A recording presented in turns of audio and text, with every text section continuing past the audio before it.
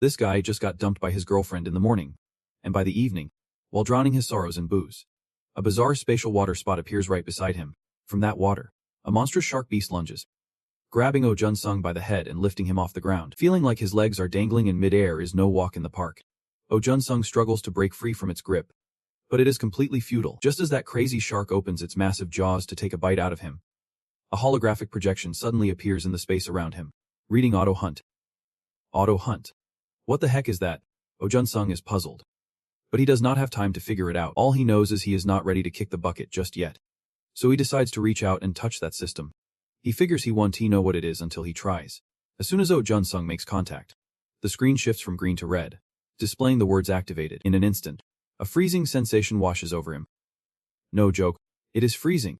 His body feels completely paralyzed. It seems like he has lost control over his own brain. Meanwhile, that insane shark is still pouring on the pressure. Oh Jun-sung feels like his skull is about to be crushed, but his body just won't cooperate. Then, as the beast readies its final attack, somehow, Oh Jun-sung manages to raise his hand to block its strike. This is definitely not his doing. His body feels like it has become a puppet. Even though he is moving, it is not by his own volition. For reasons he can't explain, Oh Jun-sung's body is acting on its own, as if someone else is pulling the strings. And even more surprisingly, he is overpowering that monster. His body is now bursting with strength, a kind of power he has never felt before. Oh Jun-sung is being optimized to hunt down this enemy. And the truth is, he really can defeat that beast. Without the so-called auto-hunt system, he is a force to be reckoned with. After landing a punch on the shark beast, Oh Jun-sung hears some commotion not too far away. Other hunters are closing in, and he could leave the situation to them and make his escape. But Oh Jun-sung's body refuses to listen. As the monster rises, he automatically falls into a combat-ready stance. Even though he desperately wants to run, the beast roars fiercely and charges at him. Oh Jun-sung does not hesitate. His fist swings out. In this auto-hunt mode, the monster stands no chance against him, and once again, it is sent flying by Oh Jun-sung's strike. But he does not stop there.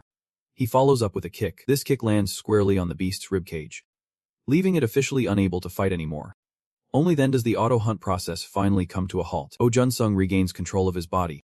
He stares at his hands in disbelief. It is truly hard to believe he just took down a 2-star monster. Oh Jun-sung has no idea where that system came from, but clearly, with it, he could live a much better life than he is now. Just as he thinks this, his muscles suddenly cramp up in pain. The pain was overwhelming, causing him to collapse right next to the shark-like monster. After what felt like an eternity, Oh Jun-sung groggily woke up to find himself in a hospital. He replayed the recent events in his mind. First, a spatial rift appeared out of nowhere. Then the monster showed up, and while trying to protect his brother, Lee Sang, he managed to defeat it. As this thought crossed his mind, Oh Jun-sung shot up in bed. Right. What happened to Sang Haik? Anxiety washed over him. But as soon as he sat up, the pain surged through his body, intensifying. His pain was still severe. It would be best for him to avoid any sudden movements. Oh Jun, a strange voice broke in, and Oh Jun-sung turned to see a new face in the room. The person introduced themselves as Chi Sinjin, the head of the 2nd Welfare Administration Department of the Special Defense Bureau. Due to the unexpected rift causing damage to Oh Jun-sung and Lee Sang Haik, she had come to discuss compensation and how to process it, along with a reward for defeating the monster. She then handed Oh Jun-sung a business card. If it is the Special Defense Bureau, is not that the agency linked to the Sansao Hunters Guild? He took the card and asked, "That is right. It seems you were aware of it from your time in the military. The government will fully cover the victim's damages when unexpected rifts occur. Medical expenses, loss of income, and the costs to repair Lee Sang Haik's shop will all be taken care of by the government." Chi Sinjin replied, handing him a stack of documents. These are the documents related to compensation. Once Oh Jun-sung signs them to confirm everything, he will swiftly receive a payout. But right now, that was not the most important thing. He then asked Chi Sinjin about Lee Sang Haik's condition. Fortunately, due to the sudden shock, he just fainted, and all test results came back normal. Hearing this, Oh Jun-sung finally breathed a sigh of relief and started reading the documents. The shark-like monster he defeated was valued at 500,000 regular coins. Although Oh Jun-sung thought that price was a bit low, it was still a compensation standard per the Hunters Guild. In return, Chi Sinjin stated that the monster would belong to him, and if he wanted, Oh Jun-sung could sell it in the hunter's market. Since he currently did not have a license for that, the Welfare Administration had even created a temporary account and granted him ownership. After relaying all the details, Chi Sinjin got up to leave. Before she left, Oh Jun-sung had one more question. "I am not sure, but the value of an average 2-star monster is not that high. Just like you mentioned earlier, It really is too cheap compared to the danger hunters face. Usually, that is true. But given what I said, should not you check for yourself? Chi Sinjin just left behind vague words and walked away. Oh Jun-sung lay in his hospital bed, pondering, feeling that these words held some deeper meaning. But if he is not a hunter, why would he go to the hunter's market? While lost in thought, Oh Jun-sung seemed to have forgotten something crucial. That would be the automatic hunting system. Just as he thought of this, that old image popped up before him again. The system was still there, always appearing when he thought about it. And what happened earlier was not just his imagination. However, at that moment, the image looked dull and unresponsive. No matter how much he pressed it, the system can't activate without an enemy present. The system can't activate without an enemy present. Oh Jun-sung was too lazy to think about it. Telling himself he would look into it later, before lying back down, he went online to check the value of that monster. Earlier, Chi Sinjin mentioned that the value of a level 2 monster was quite low, so he did not expect much. But when the number 4,650,000 popped up in front of him, Oh Jun-sung's jaw dropped. Is this really considered low? What do other hunters usually make, even if he caught the monster alive? Its price could soar to 600 million. It felt like a revelation. Oh Jun-sung remembered Chi Sinjin's earlier advice to check the monster's status himself for certainty. No way, he thought, as he easily clicked on the status of the monster he had hunted, bolting upright in shock when he saw that the shark beast was actually still alive. This means Oh Jun-sung had just hit the jackpot. The first thing he did after leaving the hospital was head to the hunter's market. The target had been thanking Oh Jun-sung repeatedly because this monster was so aggressive. It was tough to catch alive. The hunt was completed very quickly, and Oh Jun-sung sold his trophy for 420 million. After taxes, he walked away with 320 million. This was truly hard to believe for Oh Jun-sung. After working tirelessly for 9 years, he had not even saved up 100 million. But now, just by catching one monster, he had over 300 million. He should have been over the moon. But for some reason, he felt an emptiness inside, and his purpose in life seemed to vanish. He did not know what to do next. Should he continue to run a restaurant as planned, or become a monster hunter with that mysterious system? Oh Jun-sung was not even sure if that was feasible. Even after defeating a level 2 monster, the words of his ex-girlfriend weighed heavily on him, making him truly believe he was just an ordinary guy destined for a mundane life, running a run-of-the-mill eatery. Faced with such a crucial decision for his life, Oh Jun-sung felt like his head was going to explode. But either way, he needed to make more money, so he might as well give it a shot. Oh Jun-sung could not believe he would not be able to become a hunter, so he decided to hit the gym, even with the automatic hunting system. Physical strength was still incredibly important. We are here, and once again, the system is all gray on the screen. When I faced the shark monster, was blue. But ever since I woke up in the hospital, it has been stuck in this dull gray. Oh Jun-sung is not sure if this difference comes from harboring hostility, or if it is just the system reacting to nearby enemies. He decides to run a test, treating the punching bag in front of him as his enemy. The moment that thought crossed his mind, the gray screen shifted to blue, and the auto-hunt mode activated. This proved Oh Jun-sung's theory right. The system reacts to what he perceives as threats. He touched the screen just like last time, and the blue turned red as the system switched to hunting mode. His body began to lose control, reacting physically to that punching bag. After the day's training ended, Oh Jun-sung felt a wave of pain coursing through every muscle in his body. This pain was even more intense than last time. So this is the side effect of the auto-hunt mode. He is always on high alert when danger is near, and he can activate it with just a button press. Then it stops once the enemy is defeated, leaving him to deal with this muscle soreness. Oh Jun-sung tries to move his legs, only to end up collapsing in agony. To alleviate these side effects, he realizes he first needs to toughen up his body. Over time, he becomes more aware of the rules governing the auto-hunt system. Employs ideal combat skills suited to his physical abilities. If the enemy is defeated or Oh Jun-sung gains control, this mode gets disabled. Additionally, deactivation occurs when his body hits its limits, since the auto-hunt mode never exceeds his physical capabilities. In other words, it is like an auto-fight mode in an online game, but the power to operate it still lies with the user. Oh Jun-sung dives headfirst into intense training to boost his strength. After some time, as he bulked up significantly and his strength skyrocketed, that is when Oh Jun-sung felt ready to become a hunter. A hunter, simply put, is someone who tracks down monsters coming through rifts. The government has strict standards regarding knowledge, physical fitness, and survival skills if someone wants to become a hunter. They must pass rigorous tests and meet these tough criteria to receive their certification. Oh Jun-sung has passed his first written exam.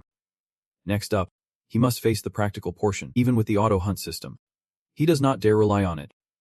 So lately, Oh Jun-sung has been living at the gym.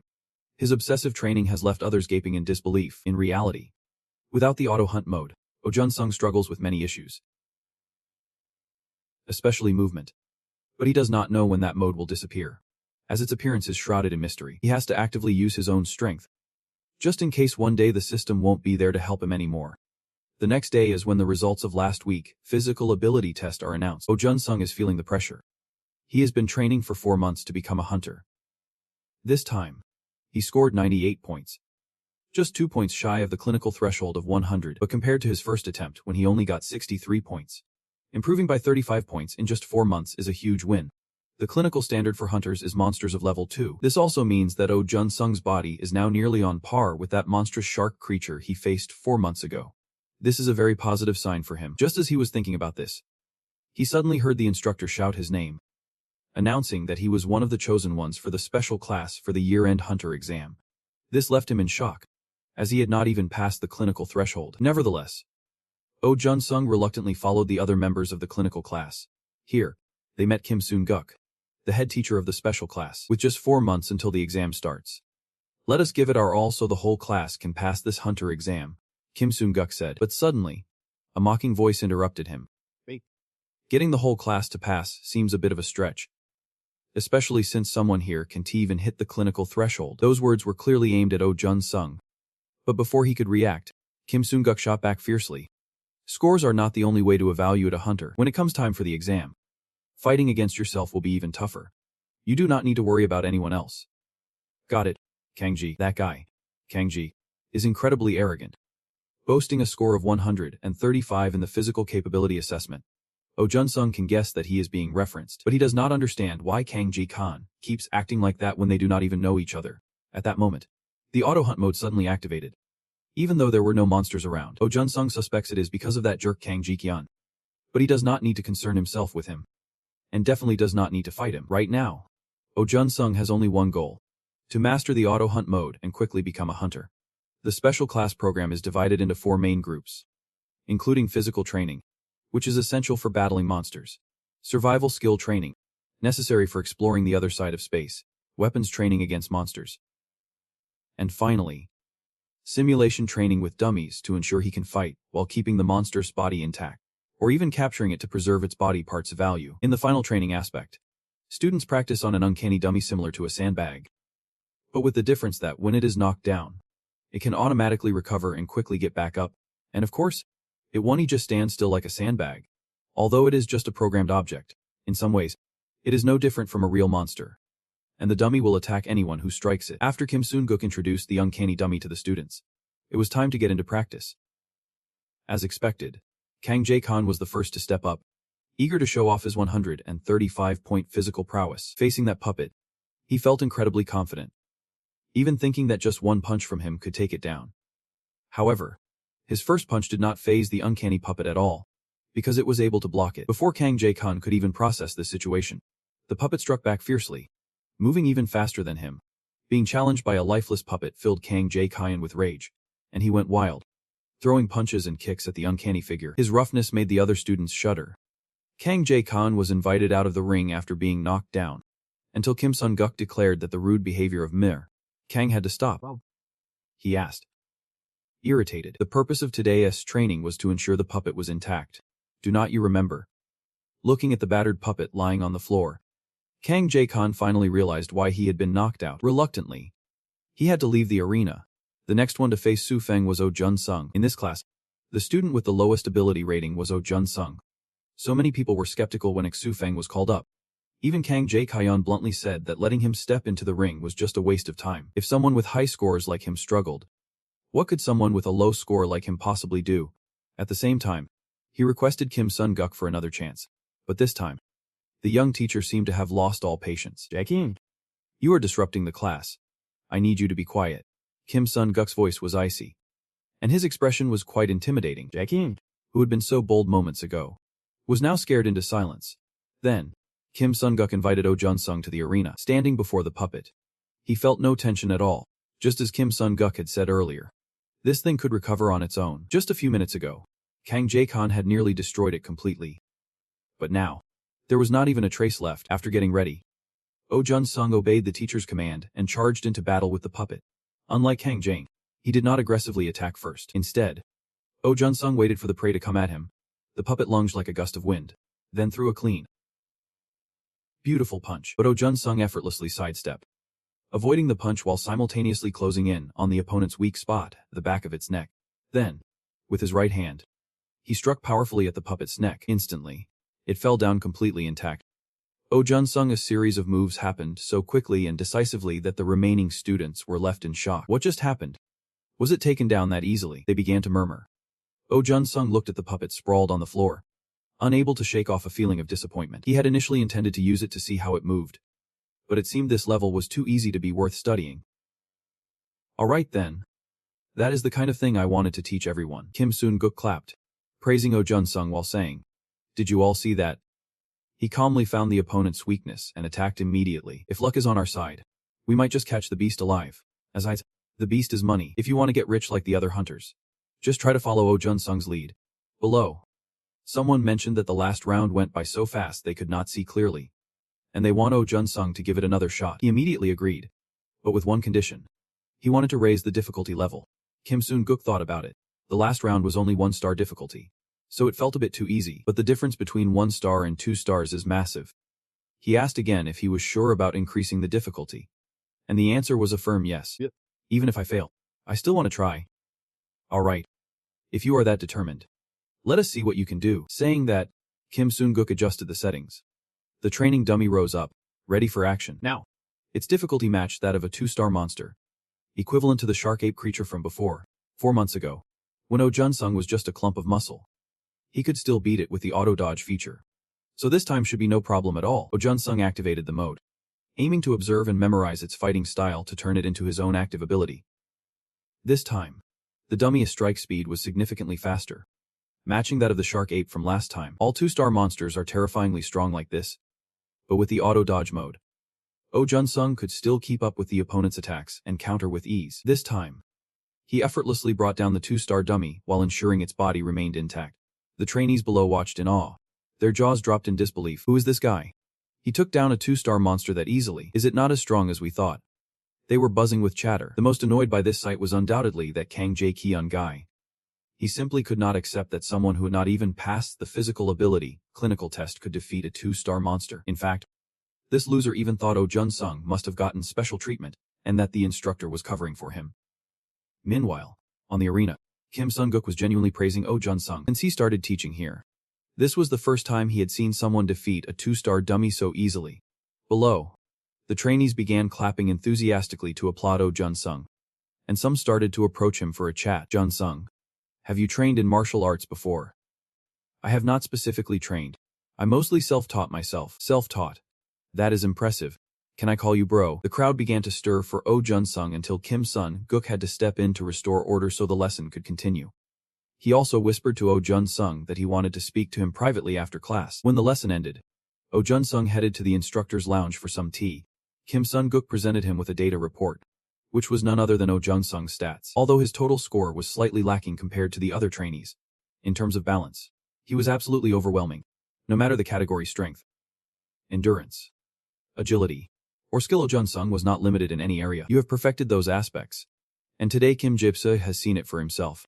That is why he wants to make a beneficial proposal to you, though it is still unclear what exactly that proposal is. However, after that, Oh Jun-sung kept grinding hard at the training center. That night, the trainees decided to go out for some fried chicken and beer to bond and to wish each other good luck for the upcoming exam. Oh Jun-sung joined them, but he did not drink because he had vowed to stay away from alcohol until he passed the exam. Just then, someone suddenly spoke up. Hey Jun-sung. Thinking back, you were really cool when you took down that dummy in class. Have you decided which agency you are joining once you get your hunter's license? When asked this, Oh Jun-sung hesitated a bit. He did not know much about agencies. He only vaguely heard that they managed multiple hunting teams, and he had not thought that far ahead. But the other trainees thought someone as talented as Oh Jun-sung must have received plenty of offers by now. When they mentioned this, Oh Jun-sung remembered Kim Sun-guk's earlier proposal. He only intended to stay here a little longer as an instructor, then resign and start his own hunting company. Kim Sun-guk was looking for talented hunters to sign contracts and lay the foundation for his company. But most promising candidates were already taken by other agencies. And then Oh Jun-sung caught Kim Sung-guk's eye. So his proposal was for you to be among the first members of the company. Oh Jun-sung was stunned, wondering why he was under consideration when he had not even gotten his hunter's license, and his scores were not that impressive. Of course. Scores are not what caught my attention, Kim Sun-jiki slowly explained. Because if we are talking about scores, he should be paying more attention to Kang Jae-kyun with his 135 points. However, what impressed Kim Sun-gaki was the consistency of Oh Jun-sung's abilities. His physical balance was absolutely perfect. Every part of him was trained ideally, even comparable to members of the world team. It is the perfect movement that utilizes skills for maximum power while respecting the body's limits. That is why I am making this offer to you. In short, it is like love at first sight. Haha, Kim Sun-jae laughed heartily. Even though Oh Jun-sung had not officially become a hunter yet, and was still just a promising trainee, since he had not passed the final exam, but Kim Sun-jae said that as long as you accept his proposal, the issue would be resolved immediately. And the solution he referred to was neatly contained in a folder. What is this? Oh Jun-sung looked at the folder, unable to contain his curiosity, and asked. This is the dossier for the final exam categories this time, Kim Sun-jae replied. And that answer left Oh Jun-sung in shock. The final hunter exam is always backed by a significant investment from the government. Therefore, its content remained sealed until the exam day. It was so tightly secured that even the judges could not get a sneak peek. Oh Jun, of course, and knew this, which left him shocked and curious about how Kim Sun-jae had managed to find it. But he said, you do not need to worry about that. Just know that the content of the document is 100% accurate, and it details exactly how you should tackle the exam. Basically, if you skim through it, Oh Jun-sung would definitely breeze through the final test. Oh Jun, if you accept my proposal, you could easily become a hunter who stands above thousands of others. What do you say? Oh Jun-sung's train of thought was abruptly interrupted. The call of his friends brought him back to reality. They were talking about their training methods and wanted Oh Jun-sung to share his approach. I just focus on the basics, he casually replied. Really? That is what he said when he took down that dummy, so it must be true. Right. While everyone was chatting, suddenly, with a bang, Kang Jae-kyun slammed a beer mug down on the table and barked loudly. What nonsense are you spouting? You should not be lying to everyone like that. Oh Jun, it seems like your family is loaded, and you have been taking extra classes somewhere else. But when you come here, you want to show off like you are a natural genius who does not need to study. Kang Jae-kyun's attitude killed the vibe for everyone. Oh Jun-sung knew that the other guy did not like him, and with the added alcohol, he did not want to engage.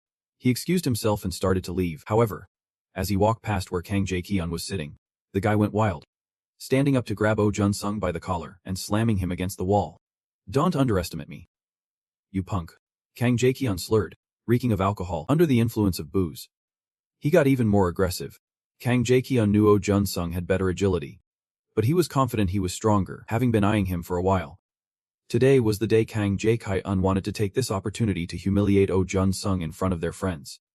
But he did not expect that this foolish move would actually provoke someone as gentle as Oh Jun-sung. Jae-kyun, I genuinely do not understand and do not want to know why you are acting like this. But you are looking for a fight with me, are not you? As he spoke, Oh Jun-sung grabbed Kang Jae-kyun's wrist, then continued to threaten him. You and I are the same age, so I get where you are coming from. That is why, before facing consequences you can handle, I advise you to think twice and let go of my collar. It is true that if a tiger does not roar, people might mistake it for a Hello Kitty. With Oh Jun-sung's presence now incredibly overpowering, Kang Jae-kyun was so scared that he not only let go but also fell backward. At that moment, Oh Jun-sung dropped the terrifying demeanor and turned back to the other students, looking as calm as ever. Sorry for causing a fuss. Thanks for having me. With that, he quickly left the chicken joint. Standing outside, still lost in thought about the memory that had been interrupted earlier. At that moment, after giving it some serious thought, he turned down Kim Sun-guk's offer. Of course, as he was about to leave, the guy still insisted he should reconsider, because once he stepped out that door, he would never get a chance to become a hunter so easily again. Little did he know, Oh Jun-sung was seriously determined and replied, I never thought I could become a hunter easily. But I have made my decision. I will become a hunter on my own terms, without anyone else's influence. And just like that, Oh Jun-sung confidently walked away. Kim Sun-guk watched him go, a satisfied smile spreading across his face. Next, he pulled out his phone to call someone named Jang Hun, announcing that he had found a qualified candidate. Who could it be? The voice on the other end asked. Who's it? A freshly hatched chick. He might not be a hunter yet, but I am sure he will be the #1 hunter in the future. Time is flying by, And there is just 1 month left until the final exam. Oh Jun-sung wanted to prepare thoroughly to tackle whatever challenge lay ahead. He pushed himself harder than ever to improve his weaknesses. Right now, Oh Jun-sung's biggest weakness was his overall physical fitness, especially his stamina. So he needed to focus all his efforts on that. Today, while training, Oh Jun-sung noticed something strange on the hunting mode interface. It looked exactly like an item slot from a game, the place to store items, but right now, he did not have any items at all. So why was this thing even showing up? The more Oh Jun-sung thought about it, the more puzzled he became. Then, an idea flashed through his mind. He brought the water bottle in his hand closer to the item slot, and to his surprise, the bottle was instantly sucked inside. Wait, can real drinks go in there too? So how do I use this? Oh Jun-sung mumbled. The system read his thoughts, and immediately provided an answer to his question. Use slot 1 by winking once while looking at it. Oh Jun-sung could not help but admire how clever this system was. Following the instructions, he looked at the slot and winked. In an instant, Oh Jun-sung's throat was flooded with the refreshing taste of mineral water. This sudden occurrence caught him off guard, leading to a bit of a choke. Seriously, a heads up would be been nice. Just casually looking down someone's throat like that. Oh Jun-sung coughed and sputtered, trying to regain his composure. But I can't deny this is pretty cool. No need to do anything. Just wink, and the water flows right down my throat. Plus, the amount of water displayed in the item slot decreased afterward. Oh Jun-sung wanted to examine this further, so he started testing with different types of items. From that, he figured out a few rules about this. First, each slot can only hold 1 item. Second, items in the slot can be taken out. Third, the items contained in the slot must be consumable. Fourth, those items can automatically be consumed. And finally, even if Oh Jun-sung is using the auto-roll mode, he can still automatically consume items. Simply put, it is like carrying a bag of goodies without feeling heavy or cumbersome. Oh Jun-sung was totally thrilled with this new discovery. A month flew by in no time. And finally, the final exam for the hunter selection competition had arrived. Kim Sung-guk led the trainees to the exam site, and Oh Jun-sung was the last to get off the bus. Among the group, a sharp-eyed girl noticed how much his physique had improved recently. Yeah, he had changed his training method a bit, so the results were better. Oh Jun-sung replied, intentionally raising his voice to make that jerk Kang Jae-kyan fume. In front of him now was a massive arena, and the crowd attending this competition was way more than he had imagined. It was not just the contestants. There were also spectators, Kim Sung-guk explained. Since the results of this exam would be announced immediately, people from mid-sized and smaller teams had come early to scout out the competition against the big companies. But looking closely, it seemed the turnout was indeed larger than usual. When Kang Jae-kyan heard words like scouting, potential, or priority, he felt his confidence surge like he was pumped with adrenaline. He let out a roar and started warming up, aiming to perform his best in the exam. Oh Jun-sung was too lazy to stick around and watch this idiot show off, so he wanted to find a quieter spot to warm up. However, just as he was about to leave, he was drawn in by the sight of a flashy red supercar. Not just Oh Jun-sung, but this car had captured everyone's attention, including Kim Sung-guk, because stepping out of the car was Lee Jae-hak. Lee Jae-hak is known as the best solo hunter in the nation, a figure with achievements enough to compete with even the mid-tier teams. Next to him was his sister. Kim Sung-guk had heard she would be competing this time, and it was true. Then it seems his trainees are in for a tough time. Finally arrived. How do you feel? Nervous. Lee Jae-hak asked his sister, but she responded with a fierce and confident glare. Nervous? No way. Just wait and see.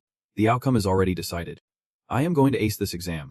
We do not know how skilled she really is, but when it comes to arrogance and looking down on others, she is definitely number 1. Lee Jae-hak's sister. All the other candidates this time are just low-level losers. She does not even hold back from saying what she thinks out loud. This has driven Kim Sung-guk's group of trainees absolutely insane. What the heck, low-level losers? Do not get carried away. Seeing things were getting tense, Lee Jae-hak quickly jumped into mediate. Sorry. My sister can be a bit hard to listen to. I apologize on her behalf. Unlike his arrogant sister, Lee Jae-hak seems to know how to handle people. While he is apologizing to everyone, he suddenly notices Oh Jun-sung chilling by himself in the distance.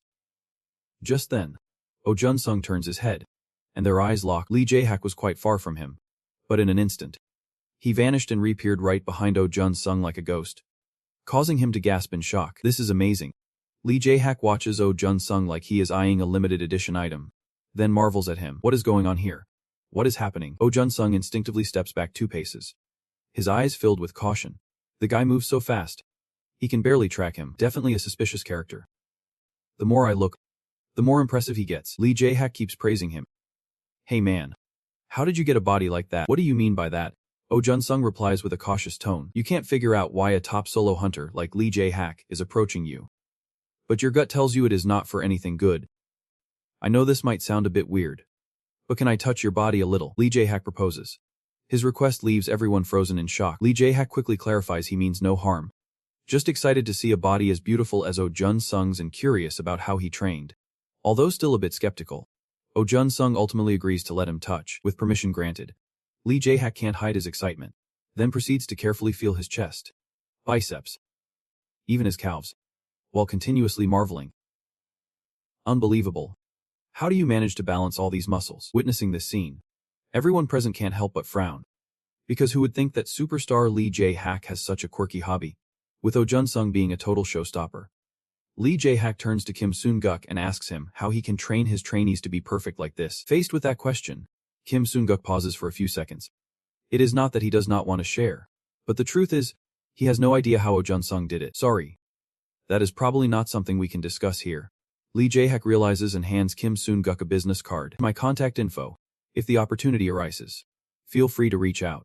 Kim Soon-guk sheepishly accepts the card from the superstar. After that, Lee Jae-hak turned back to Oh Jun-sung and flashed 2 thumbs up, once again praising how perfect his muscles were. He kept bouncing around like that until his little sister could not take it anymore. And only then did they both leave. Instructor Kim. Is he always like this? Oh Jun-sung could not help but ask. I am not sure either. But he is known to be quite eccentric. Let us head inside first. The competition is about to start, Kim Soon-guk urged.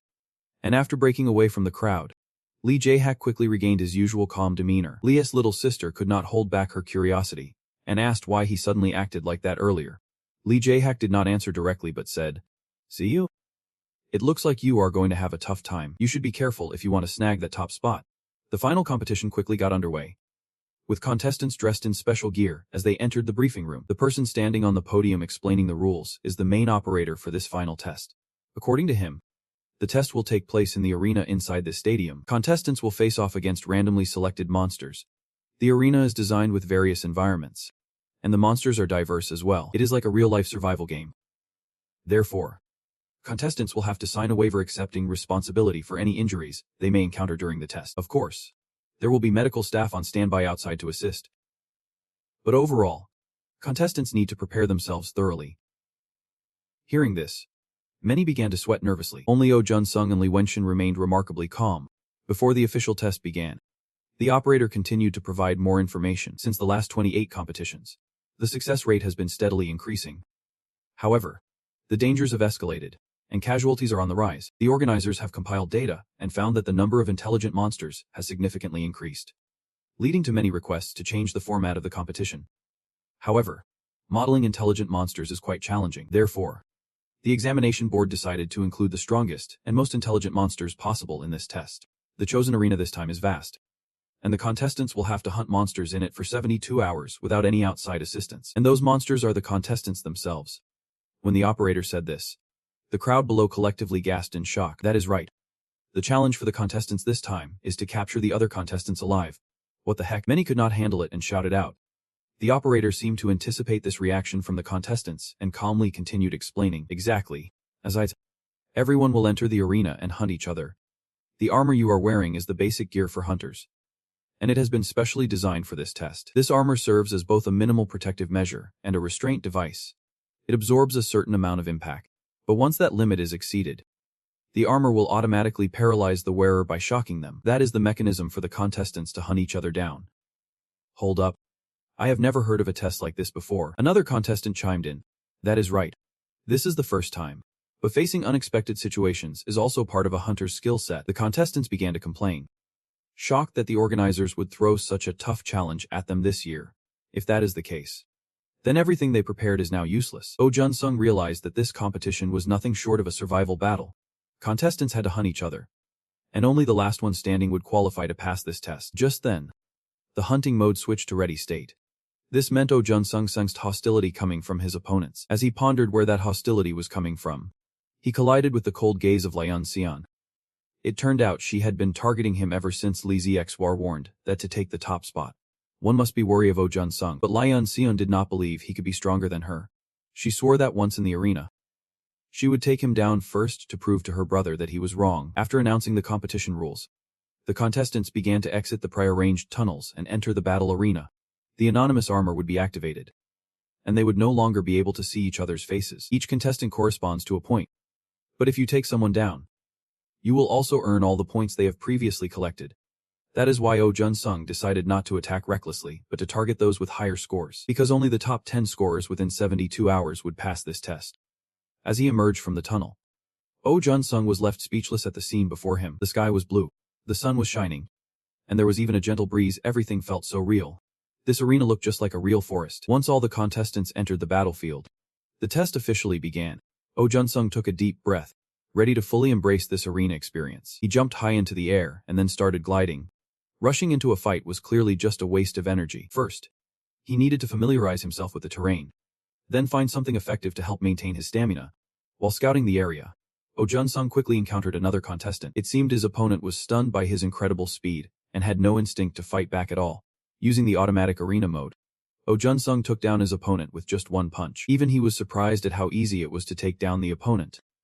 They seemed too panicked since it was their first real combat experience. Oh Jun-sung felt lucky that his previous battle with the VNUCVM beast had steadied his nerves much more than those other guys. Plus, this armor was way more effective than fighting barehanded. You have just scored your first point, and this is a major boost for Oh Jun-sung's mindset during this intense 72-hour competition. Of course, thanks to the surveillance cameras, all the contestants' every move is on full display for everyone to see. Among them, a few standout factors catch everyone's attention, like Lee Ji-hak's little sister, Lee. Not long after the match begins, Lee Eun-seon finds herself cornered by two other contestants. However, a 2-on-1 situation is no match for this young prodigy. Lee Eun-seon remains incredibly calm, moving with agility and striking decisively, taking out both of her opponents in mere seconds. That is pure talent right there. She is truly a gifted girl. Even the onlookers monitoring the contestants can help but be amazed. I am not sure, but I have heard rumors that she has teamed up with some company to unleash her potential. But honestly, I do not buy it. There are also rumors that genius Lee Ji-hak took a 3-month break just to train his sister. That is why she can take down a level 3 beast even in her pure state. It is also why everyone is completely focused on Lee Eun-seon's camera instead of the other contestants. Who would not want a rookie like that on their team? Of course, not everyone feels that way. Take Kim Soon-guk, for example, who is intently watching his number 1 seed, Oh Jun. Besides him, another pair of eyes is fixated on his camera. That is Lee Ji-hak. This guy is a skilled hunter, is not. He is following all the teachings to the letter. With enough experience, that solid foundation will make him a formidable competitor. Lee Ji-hak takes the initiative to strike up a conversation with Kim Soon-guk. In fact, these two have known each other for a while, with Kim Soon-guk being Lee Ji-hak's senior. Earlier, they pretended not to know each other in front of the trainees, since Lee Ji-hak did not want to make Kim Soon-guk uncomfortable. It has been a while. I have heard about your tutoring sessions. After observing the footage, it is clear that your sister's skills are impressive. Kim Soon-guk replies. Being polite, Lee Ji-hak chuckles, not denying that his sister has extraordinary talent, and admits to having trained her a bit. However, this test won't be easy for Lee Eun-seon, as Oh Yoon-sung is her biggest threat. Lee Ji-hak seems quite interested in him and keeps asking about Oh Yoon-sung, but the latter only responds vaguely. Just keep commenting. Ji-hak, knowing he can squeeze more info from his senior. Lee Ji-hak obediently turns back to watch the surveillance of his sister, but inside, he is eagerly anticipating Oh Yoon-sung's performance. Curious to see who will come out on top, Kim Sun-guk is not in a rush. The test has only just begun. To find out who the strongest contestants are, they will have to wait at least another 24 hours. Yoon-sung, I will be watching you show me your talent, Kim Sun-guk thinks to himself. For those inside the arena, time drags on endlessly. But for the observers outside, those 72 hours seem to fly by. There are only about 4 hours left until the competition ends. The people in the observation room are wide-eyed, all staring intently at a single screen. Just a few minutes ago, Oh Yoon-sung was tirelessly gathering materials in the forest, using his item slot feature. He just found a rice cake made from wild plants growing in the dense woods. It has a bit of heat retention and pain relief effect.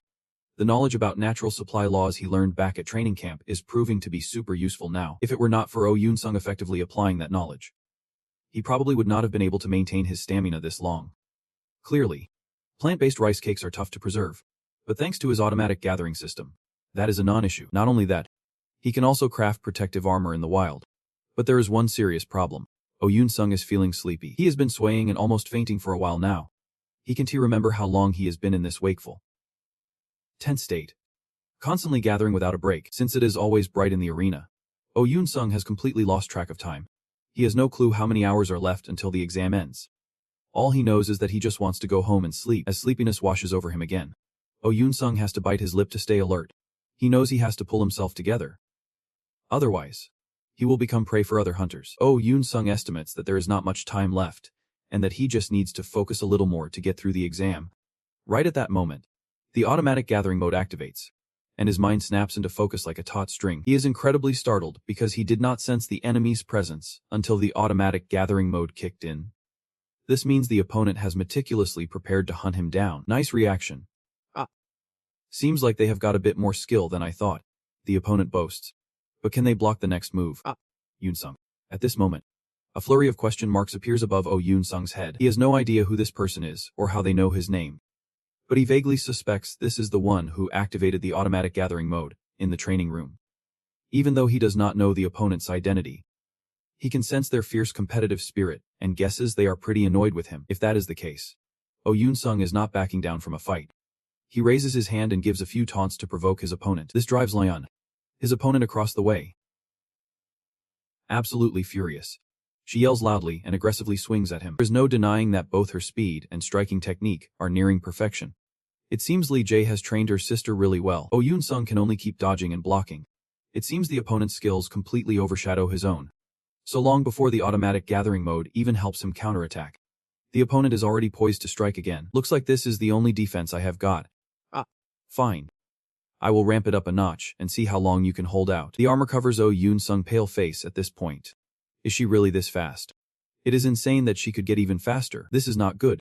The battle between the two is incredibly intense. That is why the outside supervisors are glued to their screens. All of them in shock and awe. Only Lee Jae and Kim Sung, the parents of these two contestants, seem calm, but deep down, they are also holding their breath, waiting for the outcome of this nail-biting match. Yoon-sung is panting, leaning on his thighs. Yoon-sung, across from him, grips the sword with a smirk, looking so relaxed it is almost infuriating. But right now, it looks like this might be the end. No need to push it, just wrap it up gently. Yoon-sung does not respond. He is deep in thought. It is already the third hour of this one-on-one showdown between the top two, Oh Yoon-sung and Oh Yoon-sung. Just an hour left before the hunter competition wraps up. Yoon-sung narrows his eyes at the opponent in front of him, feeling a wave of respect. The strength and speed are terrifying. And with that armor, their stamina is off the charts. There is no weak spot. It seems like Yoon-sung wants to try something, but his body cannot keep up, so all he can do is brace himself. While Yoon-sung contemplates, Oh Yoon-sung suddenly speaks up. Alright. I have to admit Je's words. Honestly, I did not think you could be this strong. You could totally be number one if you were not facing me. With that, she raises her sword again, her gaze unwavering as she locks eyes with Yoon-sung. She coldly declares, "Let us start with that flimsy armor of yours." Hearing this, Yoon-sung knows Seon is about to attack, so he quickly braces for impact. Sure enough, within 3 seconds, Seon lunges at Yoon-sung. Her sword swings down, but an unexpected twist catches her off guard. The wires wrapped around Yoon-sung's arms snap from the force of her strike, but they fly through the air. This blindsides Seon. In front of her, everything goes dark. Yet, Seon refuses to give up. She recalls Ji-He's earlier words, there is still a chance to turn things around. With that thought, she quickly moves behind Yoon-sung. He seems to sense it and whips around just in time. Seon flashes a smug smile. Can he react to this? But it is too late. At this point, Yoon-sung can't help but panic. There is no avoiding it anymore. And Seon lands a blow on him. Yoon-sung feels like it is all over. He might as well lay back and relax. This is not a situation he can win. But just when despair sets in, Sun Guk's words echo in his ears. He once asked Sun Guk what a hunter should do when cornered. Sun Guk shook his head, saying he did not know. It is tough to answer such a broad question. But for a hunter, all dangers are imminent. They can become isolated and face powerful monsters. Food supplies might run low, or the environment could change and create hazards. It is vital to adapt strategies to each situation. But for Sun Guk, the most important thing is understanding oneself and enduring. Yoon-sung was taken aback by this, wondering what it meant. All he could see was Sun Guk's smile getting deeper, and he said seriously, no matter the circumstances, if you can endure it, even take just one more step, you will definitely find a way to survive. Exactly. Why not try just a little harder? Yoon-sung thought to himself as he pushed with his legs to block Seon's sword. This caught Seon completely off guard. Yoon-sung told himself to be patient. He had to hold on, no matter what. What is the point of giving up if you are going to lose anyway? At that moment, Seoon's eyes widened in disbelief as she muttered. Finally. But before she could finish, Yoon-sung coldly interrupted her. Let us have one last match and see who wins. Starting with this lossy wooden sword. As soon as he finished, Yoon-sung's arm shot up suddenly, under her shocked gaze. He punched the wooden sword in half. Seoon's eyes widened in disbelief. What the how did you suddenly stand up? This exam was just a formality for her. Yoon-sung was merely a stone in her path. After all, Seoon was Lee Jae-hak's sister. Did Yoon-sung really think he could surpass her here? With that thought, Seoon yelled, "You think you can walk away unscathed here?" Just as she finished speaking, Seoon's legs suddenly trembled. She panicked. What was happening to her strength? Was her stamina really that limited? While Seoon was in shock, Yoon-sung lunged forward and grabbed her wrist. He said coldly, "Let us end this." And then he swung his fist. Seoon felt like her life was over. She could not block this blow. Meanwhile, Jae-hak outside could not help but sigh as he witnessed the scene. Others were bewildered. No one expected the situation to flip so quickly. Sun Guk, however, was unfazed because he knew Yoon-sung's skills. Inside the competition, Seoon was sent flying by Yoon-sung's strike. Yoon-sung, on the other hand, was confused. He had not expected things to end this way. Was she still holding on? Conversely, Seoon was shocked that Yoon-sung had not been electrocuted. She could not hurt him enough to make him slip. Even though he had lost all his strength, his will was extraordinary. It had to end here. Just then, an announcement blared. 72 hours have ended. The competition is over. And Yoon-sung was taken aback. Yoon-seoon breathed a sigh of relief, grateful she had not been humiliated by losing too badly. Since the competition was over, all contestants ceased their actions and followed the instructions to exit. Yoon-sung looked up, unable to suppress a sigh. He had missed out again. Thinking this, he released Yoon-seoon's hand. He then dashed off. It was no surprise that Yoon-sung and Yoon-seoon scored the highest in this round. Outside, people began discussing upon hearing the announcement. An incredulous man shouted, "Wait, so Yoon-sung is the top scorer." Another person shook their head in disbelief. That will be decided by the cumulative score that is about to be announced, since it includes both survival points and hunting points. The other person nodded slightly and replied, "So if the accumulated score is overwhelming, Lee Yoon-seoon still has a chance to take the top spot." Just then, the announcement rang out. "We will reveal the final scores of the contestants." Moments later, the scoreboard appeared before everyone, and the one in first place is Yoon-sung. Upon seeing this name, people began to murmur and gossip. How could someone with no prior info suddenly pop up and take first place? Even Lee Yoon-seoon was defeated. No one understands where this contestant Yoon-sung came from. On the other side, in the contestants' lounge, the room had been quiet until someone burst through the door. Shattering the atmosphere, they rushed in, constantly hyping up Yoon-sung, but because they were pushing and shoving, some people started to get annoyed. Soon enough, angry shouts erupted, leaving the contestants in the room a bit speechless. It escalated quickly. They started fighting, making noise like a bustling afternoon market. Just then, someone hesitantly approached, awkwardly speaking up. "The person you are looking for, Yoon-sung, is not here." As soon as those words left his lips, the room fell into a stunned silence. After a moment, someone angrily gritted their teeth and exclaimed, "What did you just say?" Once one person spoke up, it was only a matter of time before others joined in. They started questioning each other in turn, trying to figure out who had laid a hand on him. What kind of team has no manners? If it were now, they would not get far. They need to chase him down. They have to catch Yoon-sung. They can't afford to lose their chance to score big. Once everyone left, the lounge grew quiet again. One contestant sighed, thinking about how just getting first place already had so many people on his tail. The others started chatting, not noticing Yoon-sung's face turning as dark as a pot bottom behind them. She recalled the sharp words she had thrown at Yoon-sung earlier. The more she thought about it, the worse her expression got. Meanwhile, inside a bathroom, a door remained firmly shut. That is because Yoon-sung had fallen asleep inside. He was sleeping like a rock, oblivious to the noise outside. It was not until night fell that Yoon-sung finally woke up. Stepping outside to find no one around, he sighed, thinking, seriously, just a quick nap in the bathroom, and I completely lost track of time. Is it already 3 a.m.? If I go home, I will have to call a taxi. Just as Yoon-sung was about to make the call, a blinding light suddenly shone in. When he looked closely, he saw Jae stepping out of a car. Of course, he recognized him. He just could not understand why he was here at this hour. Under Yoon-sung's suspicious gaze, Jae suddenly turned to the passenger seat and shouted, "Lee!" The car had been silent all along. And just when Yoon-sung thought no one would respond, a pair of legs suddenly appeared. He looked suspiciously at the person who just stepped out. This was a bit awkward. On the flip side, Yoon Sung was quite surprised. He did not expect this girl to be the one who fought against him at the end. While Yoon Sung was puzzled. Just Yoon Sung. My sister has a favor to ask. Hearing this, Yoon Sung was even more surprised. So she is his sister. Seeing the person next to him not talking, Jai fearably reminded. Unseon. Come on. Hearing this, Unseon immediately shouted out loud. Honestly, I really learned a lesson. Thank you so much. She bowed her head to Yoon Sung. Unseon's action startled Yoon Sung. He quickly waved his hands to refuse. What? I did not do anything to you. However, his words did not make Unseon lift her head. She remained bent over there. I sincerely apologize. And I am sorry for the arrogant words I said earlier. It is.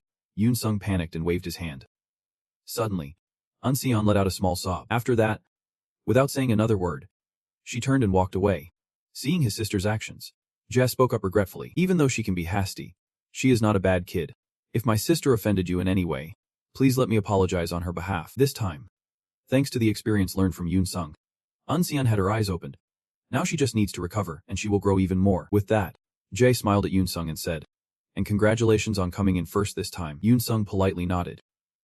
Thank you. Jay chuckled softly in response. But right now, there is no car to go back. Do you want to ride with me? Yoon Seon can sit in the back seat. Yoon Sung thought about how awkward it would be to share a car with Yoon Seon. Just then, his phone suddenly beeped with a message. Yoon Sung quickly checked it. Then he shook his head to decline. Actually, I have a car already. Hearing this, Jay did not. He smiled and said, that makes sense.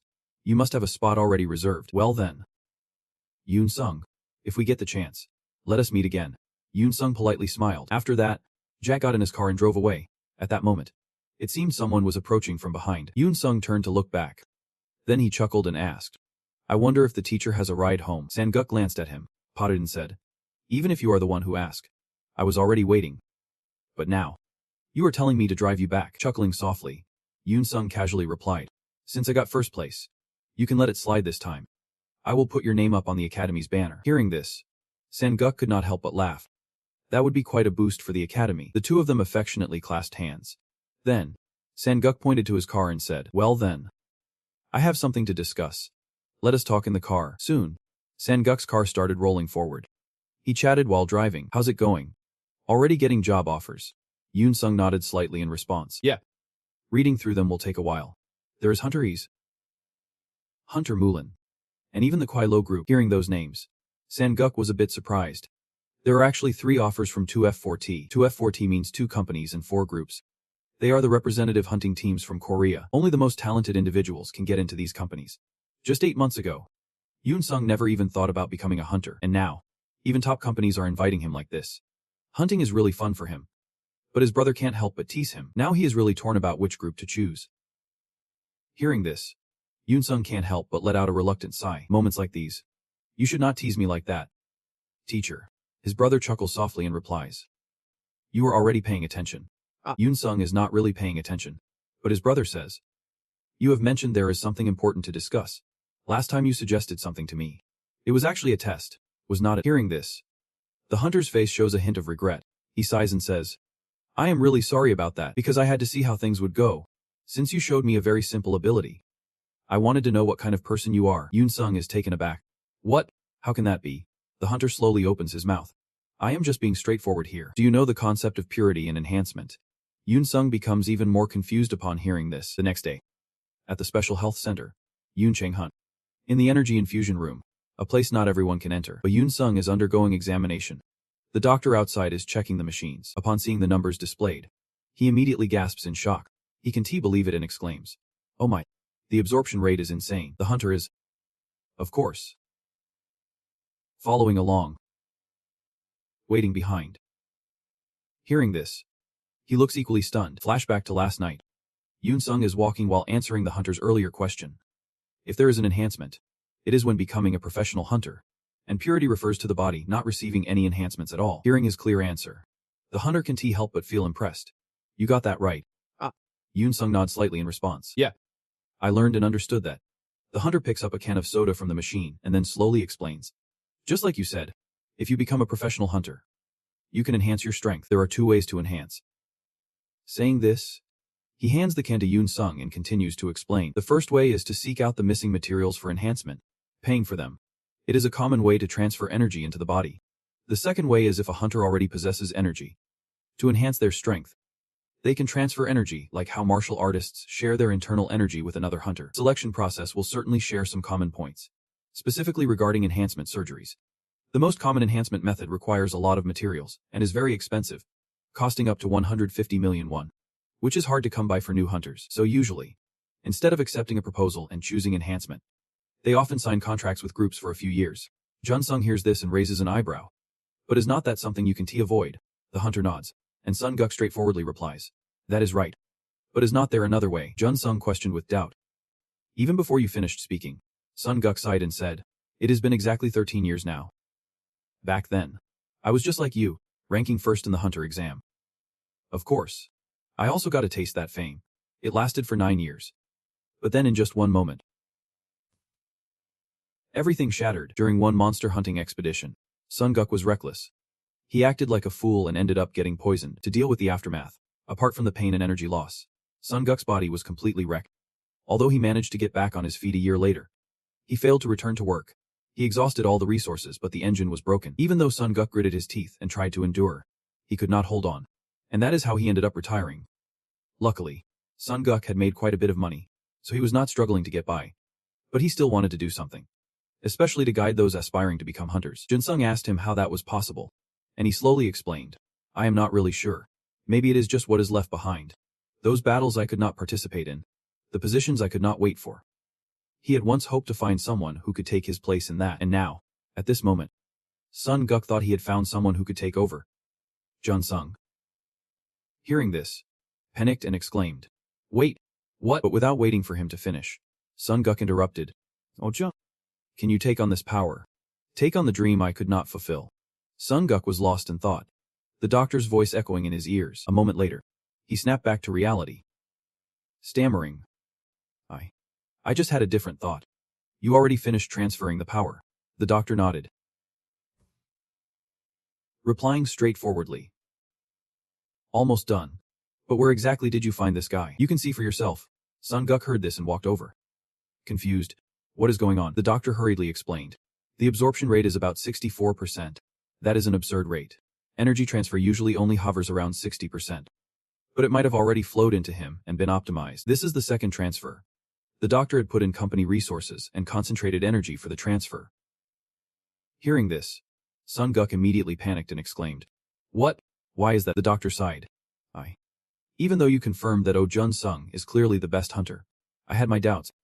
I thought it would not be easy to transfer energy to just anyone. Because I know how hard you have fought for it, I decided to test it. If it is a fresh transfer that has not gone through a human body, the absorption rate is only 20%. The lower the absorption rate, the more useless it becomes. So the doctor intended to convince Sun Guk with a low rate. But a 64% absorption rate is something he was very skeptical about. Sun Guk was astonished to hear this. So right now, Jun Sung is in the state of having been transferred twice. From Jun Sung's expression, he seemed to still be safe and sound. Just then, the doctor suddenly exclaimed, the second absorption rate is in. Oh my. It is 100%. Sun Guk felt a wave of joy and quickly asked, Jun Sung, how's your body feeling? Any pain or weird sensations? Jun Sung shook his head and replied, it is not anything too strange, but I do feel a bit disoriented. The doctor explained, once that feeling completely fades away, you will move on to the next step. Your absorption rate is incredibly high, so there is no need to rush, just take it easy. Sun Guk nodded in agreement. Jun Sung, do not feel any pressure right now. Jun Sung gently shook his head, saying, no way. You have already helped me boost my stamina and transferred energy to me. This is more than generous. Receiving it for free like this is a huge favor. Hearing this from him, Sun Guk could only smile awkwardly. He then spoke up. I understand that you still have some shortcomings, but I will do my best to turn you into a skilled hunter. Although it is unexpected, I can only rely on Jun Sung. Jun Sung nodded with a smile. Yep. Teacher, I am counting on you too. Just at that moment, the ground suddenly trembled, sending all three of them into a panic. A red alert blared throughout the city in an instant. Warning of a fissure monster. Moments later, as the bus set off to handle the fissure, Jun Sung also got involved. Spotting him, someone could not help but shout, is not that Jun Sung, the newcomer who ranked first just a few days ago? But one thing surprised them: he did not have the badge of any team. Could it be that he is just a trainee and not part of a group, merely a reserve? Some speculated that Jun Sung could not possibly be just a trainee. Hearing this, a middle-aged man could not help but sneer, even if he ranked first and felt proud. That is all there is to it. If that is the case, as a scene, he would better give him a few words of advice later. Jun-sung overheard their entire conversation. But he was not too concerned. He was focused on the announcement about the fisher monster. This time, it was a swarm of gray ants, responding to the queen ant's orders and moving out. After listening, Jun-sung fell into silence. In the control center, information about the monster escaping from the crack zone was being sent out. Just a few hours ago, at the hospital, after Jun-sung left the examination room, Sang-guk came over to ask how he was doing. He shook his head and replied he was not sure either. But he still felt something was off. Sang-guk slowly explained that since he just transitioned to energy, he had not had a chance to adapt yet. He did not know he already had protection. If Sang-guk said he needed to use a lot of strength, then it was time to shake off that discomfort and see what he could do. Moments later, at a corner of the city where the crack appeared, a swarm of gray ants began to gather. Did you know that Sang-guk came over to ask how you were doing? He shook his head and replied he was not sure either. But he still felt something was off. Sang-guk slowly explained that since he just transitioned to energy, he had not had a chance to get used to that body yet. Did you know you already had protection? If Sang-guk said to use a lot of strength, then it was time to shake off that discomfort and see what he could do. Did you know that? Sang-guk replied. At the place where the crack appeared, a swarm of gray ants was gathering. The hunters who had just arrived were stunned by the sheer number that seemed to fill the entire area. Did you know that? Sang-guk replied. If Sang-guk said it, then at the place where the crack appeared, a swarm of gray ants was gathering. Jun-sung just stood there doing nothing. The leader immediately expressed his dissatisfaction. Hey, Jun-sung, gear up and get going. It has only been a few days, and you are still dazed. He questioned whether Jun-sung had even transitioned yet, and if he had, did he know how to activate it? This left Jun-sung standing there, confused, and it took him a while to respond. I have not tried it out yet. Those words only made the man more irritated. He shouted, if you can do anything, do not strut around here like you are hot stuff. You do not even know how to use your weapon. Hearing this, Jun-sung stood there stunned, and after a moment, he finally reacted. Maybe I was wrong about that, the man scoffed coldly. A rookie like you should not be so careless. Just stand back and watch us. But before he could finish, Jun-sung interrupted. Maybe I won't need a weapon after all. Those words left the leader flabbergasted. He could not believe it and shot back. What? What are you talking about? Jun-sung ignored him. Crouched down, placed his hands on the ground, and got ready to launch himself. Jun-sung instinctively reminded himself that facing those ants did not require a weapon. With that thought, he took off. His speed was so fast that it was almost invisible to the naked eye as he dove into the swarm of gray ants in front of him. Seeing this, the hunters behind him were immediately alarmed, thinking he had lost it. But Jun-sung did not care. He was already starting to attack the swarm of gray ants. Seeing him, they charged in, ready to stab him. Jun-sung swiftly dodged, avoiding the gray ant's attack. Then he lunged forward, kicking its body. Just as he took down one, two more rushed at him. Spotting the sharp pincers lunging towards him, Jun-sung panicked. He quickly leaned back to evade. But it was not over yet. The next scene left him in shock. The massive pincers of the gray ant were thrusting toward Jun-sung again. But he refused to back down, swiftly dodging and then twisting the pincers, throwing 5 punches at it. His actions caught the gray ant off guard. It stared blankly as Jun-sung used its own pincers to stab at it. In an instant, the gray ant was taken down by Jun-sung. He looked at the lifeless body before him, his eyes void of any emotion. However, there were just too many gray ants, and he was now surrounded. But suddenly, Jun-sung's gaze shifted towards a direction. Without missing a beat, he dashed toward it. Behind him, the hunters watched in awe as Jun-sung executed his every move. One guy could not believe his eyes, shouting, "Holy crap! Is he really taking them down one by one?" But just then, another shouted in panic, "Wait! That is the queen ant." Just as he said, Jun-sung was now face to face with the queen ant. It glanced at the swarm of gray ants, and in the blink of an eye, they turned and fled. The hunters immediately panicked, shouting, "They are running. Stop them, or we will lose it." Jun-sung shot them a glance and whispered, "Guess I will just avoid the fight by using my head." Either way, it seemed like that monster was signaling something. He looked at the queen ant and asked, "You must be the queen, right?" The queen ant did not answer, just stared back at him. Jun-sung did not say anything more. He lunged forward, ignoring the warnings regarding the queen. He grabbed her head firmly in his hands, but her strength was immense, forcing him to grit his teeth in effort. The queen was quite stubborn, resisting fiercely. Unfortunately, he could not hold on for long. He yanked her head off her neck. This brutal display left the hunters speechless in shock, especially the leader, who had thought Jun-sung was just some kid. But it was clear he was more of a monster. How could someone barehandedly decapitate a beast like that? Jun Sung did not care what they thought. He walked forward, holding the queen's head in one hand. The closer they looked, the more horrified they became. Whispering among themselves, the lead hunter, hearing their chatter, was furious, yelling, "Shut it and focus. The queen is dead." He then commanded, without a leader, "Those are just a disorganized mess. Let us find and wipe them all out." As soon as he finished, the team began their assault on the gray ants. Jun Sung stood aside, observing, choosing not to join in. The regular ants had other hunters to deal with, so he could finally catch his breath. Everything seems easier than you think, but it is true. Even a mission like this is crucial for low-level hunters.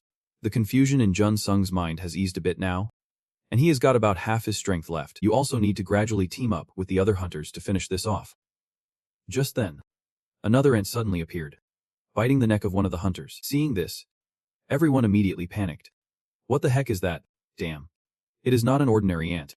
We have no intel on that thing. Jun Sung was wide-eyed with suspicion, shouting in shock. What is going on? What the hell is happening? At this moment, the lead hunter also screamed in fear. What the hell is that doing here? The ant in front of them was a queen ant, ranked 4 stars. Quite a tough opponent to deal with. The lead hunter immediately ordered everyone to regroup. Quickly call for backup. Get out of this area, and establish a no-go zone right away. We have to leave the queen ant, and those who came into contact behind. The whole team needs to prepare for an attack. No sooner had he finished speaking than everyone began firing at the queen ant. Once they had enough firepower, they turned and ran from the scene. They never expected to encounter a queen ant here. Being slow could cost them their lives. The queen ant was faster than they thought, charging like a gust of wind toward a hunter who had fallen behind. How can it be so fast? Over here. The queen ant had latched onto that hunter, slowly moving forward. The hunters in front immediately fell back. Their guns went silent because it had turned that guy into a shield, and no one dared to shoot. Just then, the queen ant suddenly made a move. It hurled the hunter forward, his body crashing into the group ahead. Seizing the moment, the queen ant surged forward. The hunters behind panicked, firing continuously at it, but it did not stop. The queen ant's sharp claws were pointed straight at the commander, sending him into a frenzy. His face turned pale, and the commander felt like he was done for. But at that moment, a figure suddenly rushed in. It was Jun Sung, sensing the danger and coming to the rescue. Seeing him, the lead hunter looked shocked.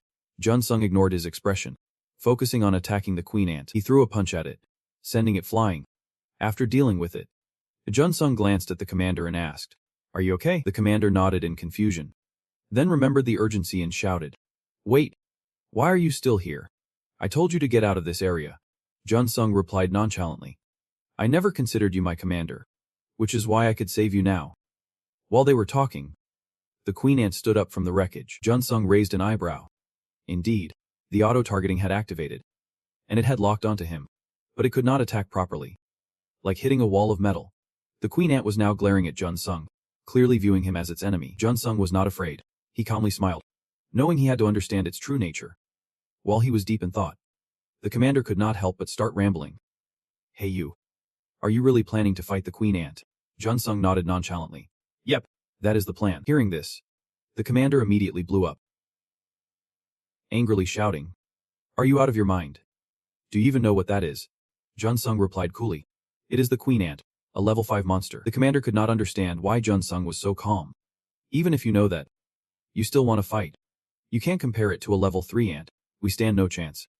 He pointed out that no matter how strong Jun Sung thought he was, this was their first hunt, and if he wanted to play hero, he should at least assess the situation. After hearing that, Jun Sung could not help but say, "Honestly, I want to do it because the queen ant won't let them escape easily.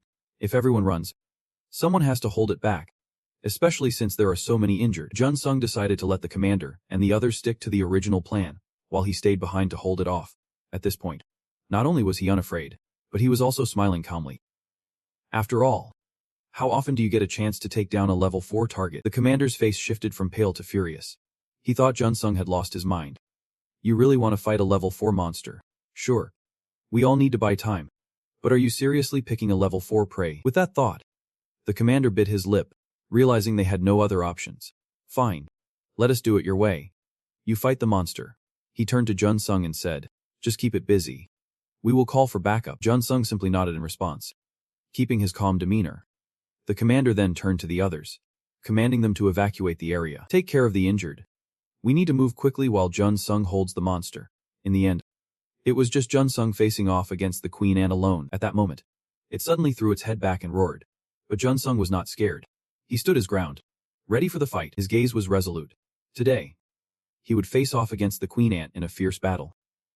Just then, the queen charged forward. Seeing this, Jun Sung clenched his fists tightly.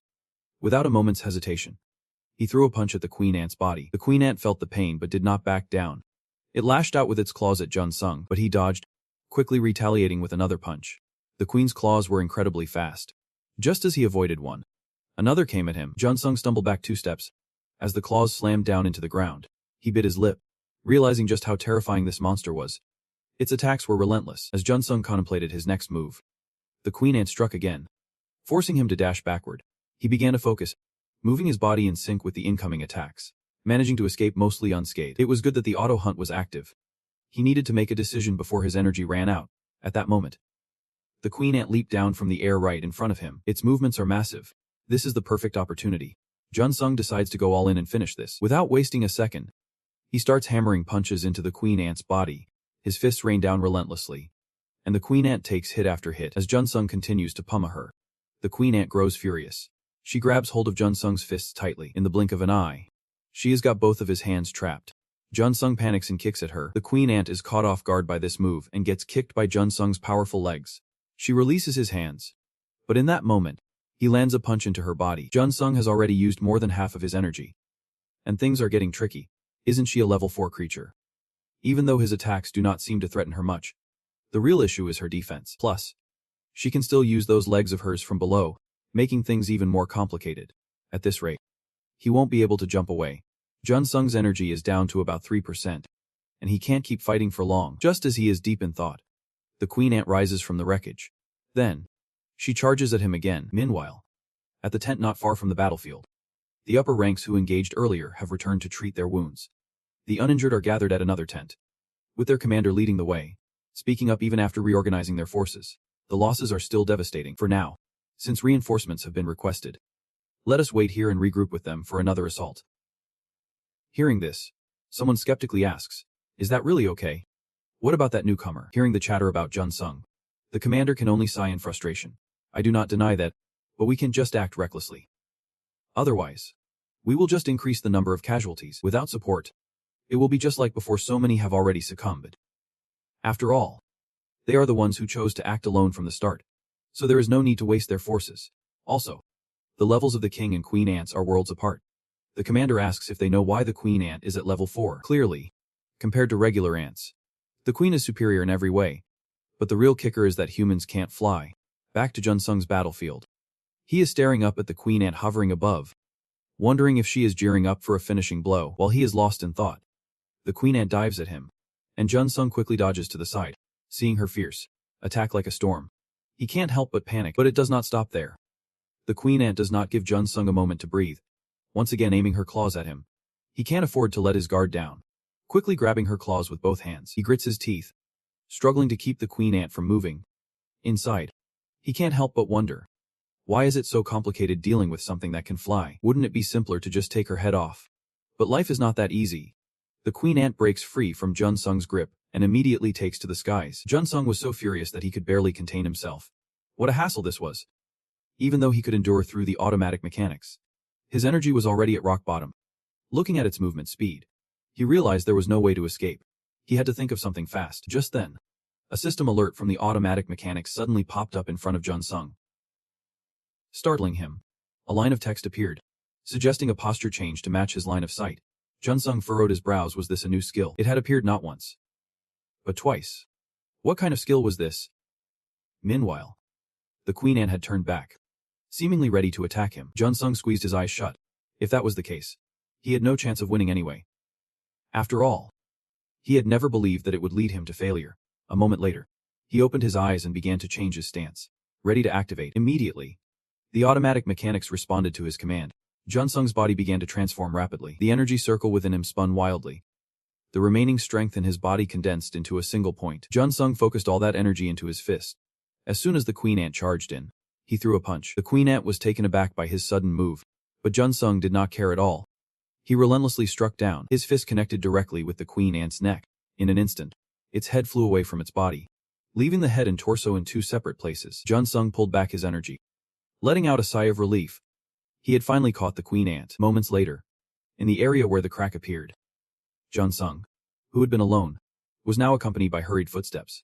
It was the commander from before, rushing in with reinforcements. But as they saw Jun Sung standing there, frozen in surprise, they were all left dumbfounded because right in front of him lay the decapitated queen ant. Someone could not believe their eyes and shouted in disbelief, "No way. The queen ant was dead." Had a rookie really taken down a level 4 monster? Even the previous commander looked equally stunned. He actually did it. But on the flip side, some still refused to accept the reality. How could this be? Did he really catch it? Something felt off. And another person nodded in agreement with that thought. Soon after, someone clueless spoke up, questioning Jun Sung. "Wait, what just happened? You need to explain." Hearing this, the commander's face turned pale. What was going on? Why was the atmosphere suddenly so charged? Was it because they had not witnessed the rookie's power firsthand? Thinking quickly, he rushed over to calm Jun Sung down. "Wait. First, just be honest with us." But before he could finish, another voice cut in from the side. "The one who took down the queen ant is Jun Sung. If you find this hard to believe, you can check the footage." Hearing this, everyone turned to look.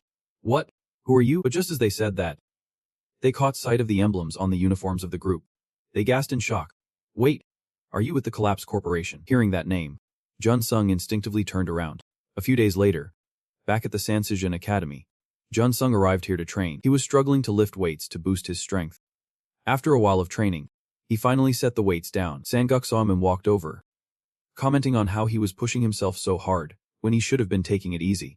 He advised Jun Sung to take a break. Jun Sung sighed and replied, "That is just how it is living a quiet life." The power he used when fighting the queen ant is called Asiform, a technique that amplifies strength at a moment's notice. It is a level far beyond what Jun Sung can do now. A technique only usable when channeling the flow of energy. He can only train it, needing to practice repeatedly to expand the range of his automatic energy abilities. The potential of his automatic energy is limitless. The only way to develop it is through personal effort. While Jun Sung was deep in thought, Sanguk spoke up seriously, saying he was managing his expression really well. Now he needed to talk about the achievements Jun Sung made during his first San expedition. With that, he started pulling out some documents for Jun Sung to see. Jun Sung stood there watching him, feeling a mix of emotions.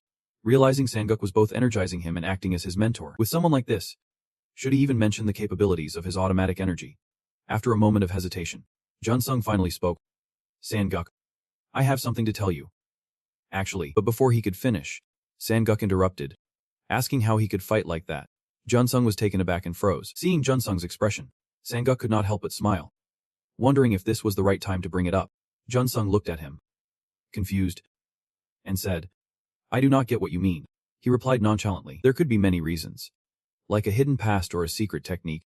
Perhaps a talent that is rare in this world. But those are not why Sanguk chose Jun Sung.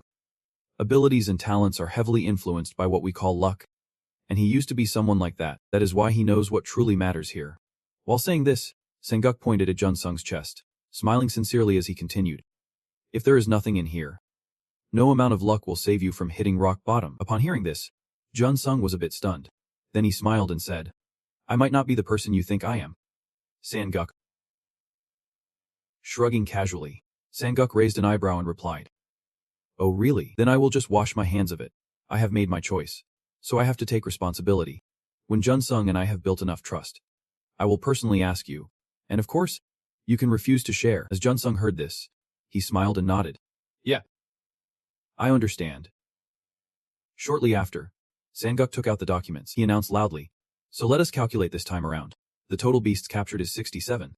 None were taken alive. There are 65 level 2 beasts, 1 level 3, and 1 level 4, with a total reward of 53,550,000 credits. Specifically, 1 level 2 beast is worth 550,000 credits. The level 3 beast is worth 4,100,000 credits. And the level 4 beast is worth 13,700,000 credits. They collected powder from 66 soldier ants and the queen, totaling 1,400 kilograms of exoskeleton, all of which has been listed for trade at the sand market." With that, Sanguk handed Jun Sung a piece of paper, insisting that he absolutely had to see this. Jun Sung took it, bewildered, not knowing what it was, and Sanguk slowly clarified that it was not an order yet. "If you want, I can just sell it outright. If you like, I will do exactly what it says in there. What do you think?" Jun Sung stared at the paper in his hands, lost in thought for a long moment. Finally, He spoke up. Please, make it for me. Sanguk seemed to have predicted this reaction, responding with a straightforward smile. I knew you would say that, by the way. Is not it almost time for your meeting today? Damak nodded, and Junsung replied quietly. Yep. It is the time that the people I met when we captured the Queen Ant mentioned. Just then, Sanguk's phone suddenly buzzed in his pocket. He quickly picked up the phone. What is going on?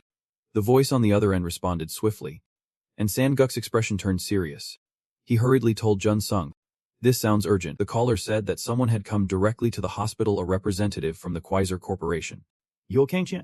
12 years ago.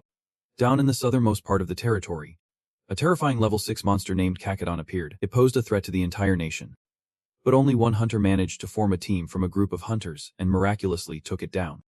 He holds the second highest achievement in Asia and the fifth in the world. He received the highest certification, a platinum seal for that feat.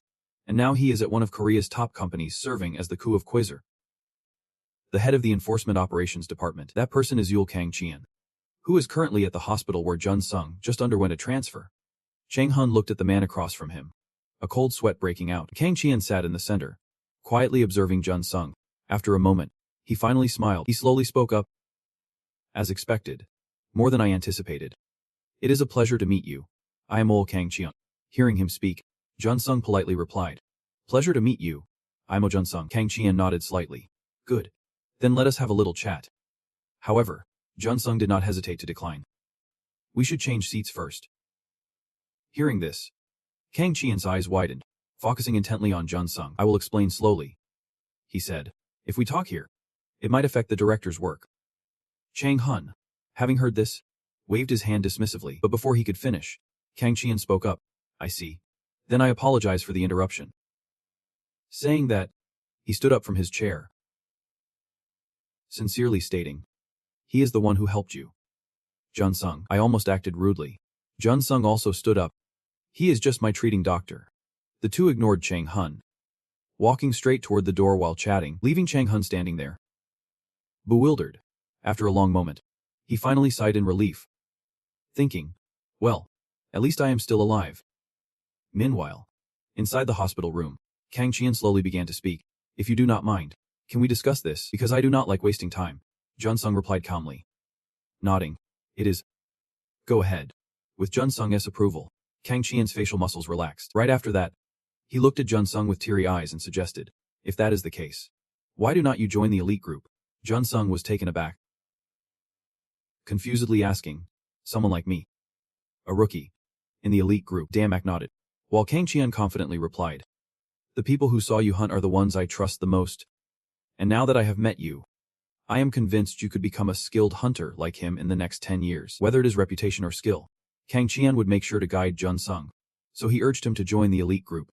Junsung looked at the outstretched hand filled with good intentions, hesitated for a long time, then spoke up. Thanks for the kind words about me, but I have no intention of joining the elite group. As soon as those words left his mouth, Kangqian's expression soured. Although Junsung did not mean to sound pitiful by wanting to go solo, he just realized something. A hunter who can act independently does not fit in with a forced organization at all. Thinking about that, Junsung calmly added, luckily, someone has my back while I operate solo. If I tag along with him, I think I could really make it work. Kangqian closely observed Junsung, who looked back at him calmly, without any rush. After a moment, Kangqian sighed in frustration, saying, well, that is a shame. Then please. Just as he was about to finish, Kangqian suddenly cut in. Are you telling me, Junsung, that you do not want to become someone like Lee Jae-hak? Hearing this, Junsung's eyes lit up as he quickly held the elevator door, asking in disbelief, Lee Jae? Damak nodded, and Kangqian slowly explained. Exactly. My goal is to create the next Lee Jae-hak. You know that the best hunter organization in the country, to F4, is not just about the good stuff. Right. In the 10 regions of China, glorious 7 of yours. Even with such elite teams and companies in the world, what people often talk about is not the organization but rather personal heroism. Or in other words, the stars. Kangqian could quickly give examples from Korea, beyond to F4T. There is someone everyone knows. Do you know who that is?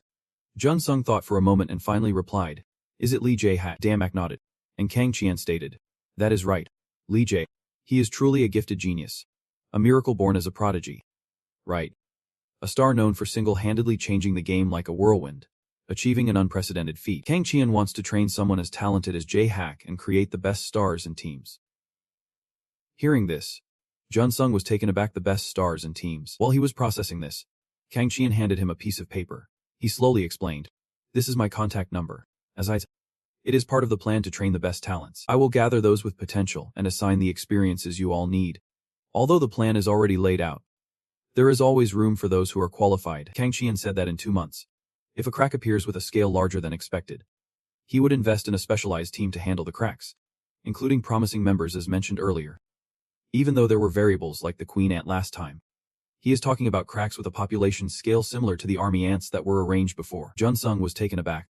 The closer the cracks were to each other, the tougher the hunt became, especially since the center would be assigned to elite soldiers, and newbies would not be allowed in. Kang Qian continued, saying that if he wanted, he could include him in the proposal, and it was not necessary to sign with them. Profits would be clearly divided, and after the hunt, it would be a free relationship. Jun Sung did not respond. He was still thinking. Even though there was a risk factor, the potential rewards were clearly substantial. Hunting experience with cracks of that scale could lead to invaluable hunting techniques, which was definitely worth considering. Seeing the hesitation in his eyes, Kang Qian smiled and then said, "Well, if you change your mind, just contact me this month at the number I gave you. It is my direct line."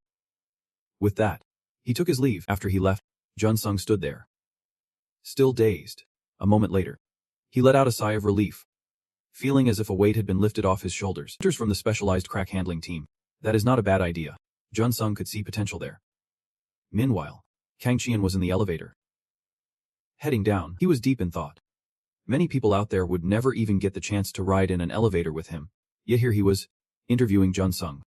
And now he found himself being interviewed in return, standing in front of the elevator, contemplating whether he should close the doors or not. Thinking about it, Kang Qian could not help but smile. He really struck gold there, dealing with a bold and ambitious young guy. After all, if it were not for the hospital director, who would be behind Jun Sung? Just then, the elevator doors opened, and Kang Qian quickly stepped out, only to run into Sun Guk, who was walking towards him. Sun Guk saw him and bowed slightly, waiting to speak. Kang Qian just nodded coolly in acknowledgement, but as Sun Guk stepped into the elevator, he suddenly realized something. He quickly turned around to call out, "Wait, hold on a second." But before he could finish, the elevator doors closed, and all he could see was Sun Guk's enigmatic smile. It dawned on him that he had not seen him since his retirement, so he could not quite remember right away. But Jun Guk was clearly the genius with abilities like Jiish from 4 years ago. The one behind Jun Sung must be him. Thinking of this, Kang Qian could not help but smirk. He really hit the jackpot again, just out of the government, and already planning to snatch up talent. Meanwhile, upstairs, Sun Guk had listened to Jun Sung's recounting and did not hesitate to suggest, "I think you should give it a shot." Jun Sung looked confused and hesitated, saying, "But I do not want to sign with Bank or anything." Sun Guk laughed and replied, "You just said it was a free deal, right? So what is stopping you? Aren't you curious about what the hunt is like, and how the experience would be?" "Yeah, that is true," Jun Sung admitted. Realizing it as he scratched his head awkwardly, Sun Guk was watching him closely. It was obvious he wanted to learn, but he was thinking so hard he nearly crushed the snack in his hand. By the time you realize it, it is already too late. Sun Guk can only brush it off and get to the main point. The next 2 months are going to be intense. But if you really go for it, I've got something to show you. Suddenly, he flashes a mysterious smile, and a moment later, we find ourselves in the academy's training room. Sun Guk has changed into his training gear and seriously opens his mouth. "In class, I shared how humans can harness energy. Right?" Jun Sung nods in agreement. "Yep. There are 3 ways to do it. The first way is Ki, a combat technique that uses energy martial arts that enhance strength by enveloping it around the body or weapon. The second method is the ability, a special supernatural talent that awakens in individuals with a natural gift. This ability can manifest in diverse forms like freezing, shooting fire, and the elemental manipulation is so significant that very few hunters possess it. The third method is technique, which refers to skills passed down through generations that are not innate. It is said that many cultures and secret organizations have used energy in this form over generations. It is learnable, but extremely rare. At this moment, Sun Guk chimes in. "You remember well. What I am about to show you is the key I have created." He says he will only demonstrate it once, so pay close attention. With that, Sun Guk suddenly places his foot on the wall, causing Jun Sung to be taken aback. But what happens next is even more astonishing. Sun Guk is actually walking on the wall. As Jun Sung witnesses this, he stares in disbelief, exclaiming, "How is this even possible?" Sun Guk jumps down from the wall and asks, "Did you see it clearly?" Jun Sung nods slightly. "Yep. That was wild."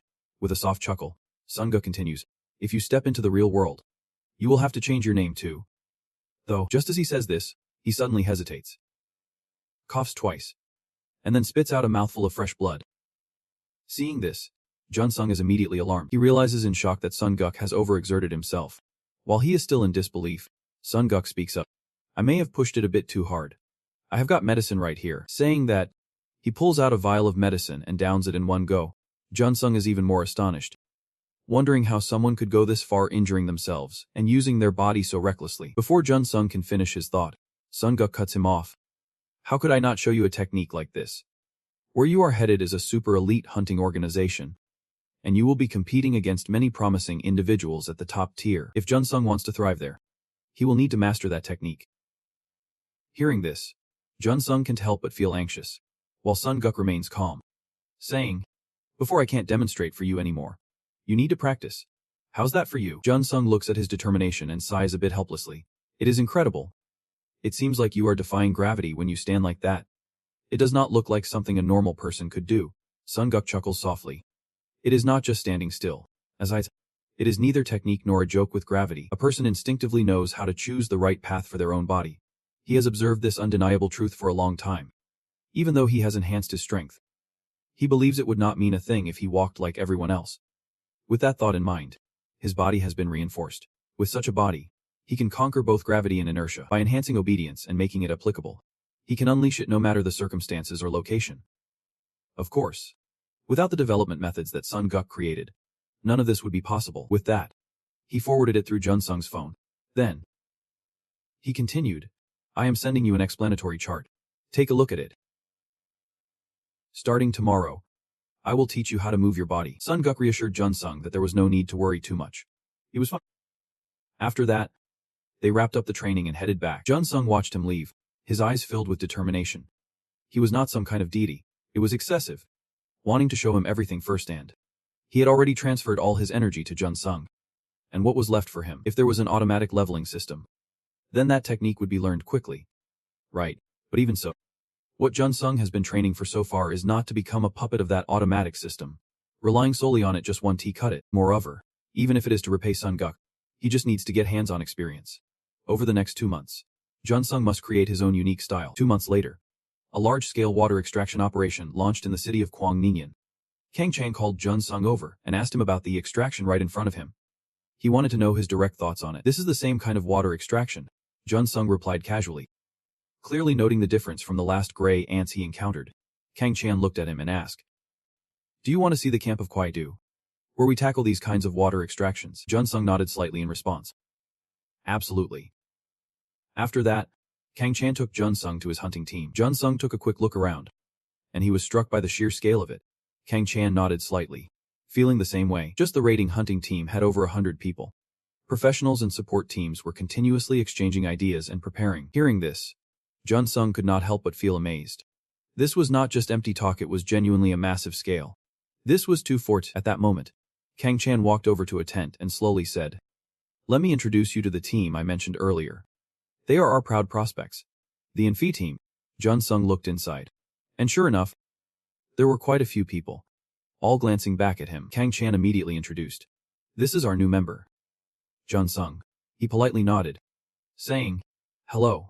My name is Oh Jun-sung. The members of Team Infia glanced at him, murmuring, Hello. Jun-sung watched them closely. Although he had kept his cool, he could feel the annoyed stares from the latecomers like him. Kang Chan sensed that they needed to talk, so he asked to step aside. Of course, he realized that Team Infia was not pleased at all, as someone unsuitable had been given a special pass. But there was nothing they could change. Jun-sung had placed his hopes on Kwaija.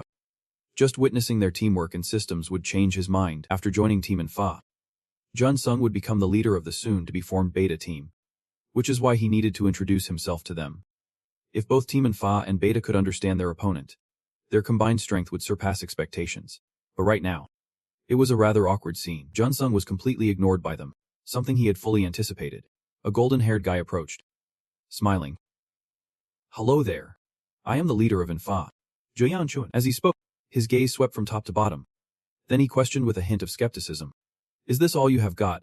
It seems like just basic gear. Jun-sung, hearing this, was confused and asked, Isn't this outfit good enough? With a faint chuckle, Sanchuan replied nonchalantly. It is not that it is not good. But you are heading to the Central Division to handle those cracks. Right. Usually. Weapons and gear are part of the preparation. But basic gear like this is kinda lacking at this point.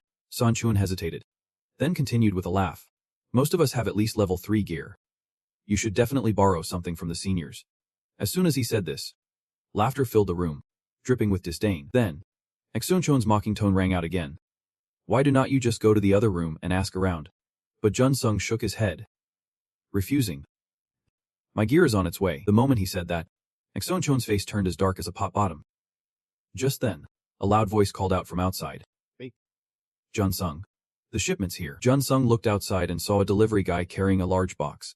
The guy apologized, saying, sorry for being late.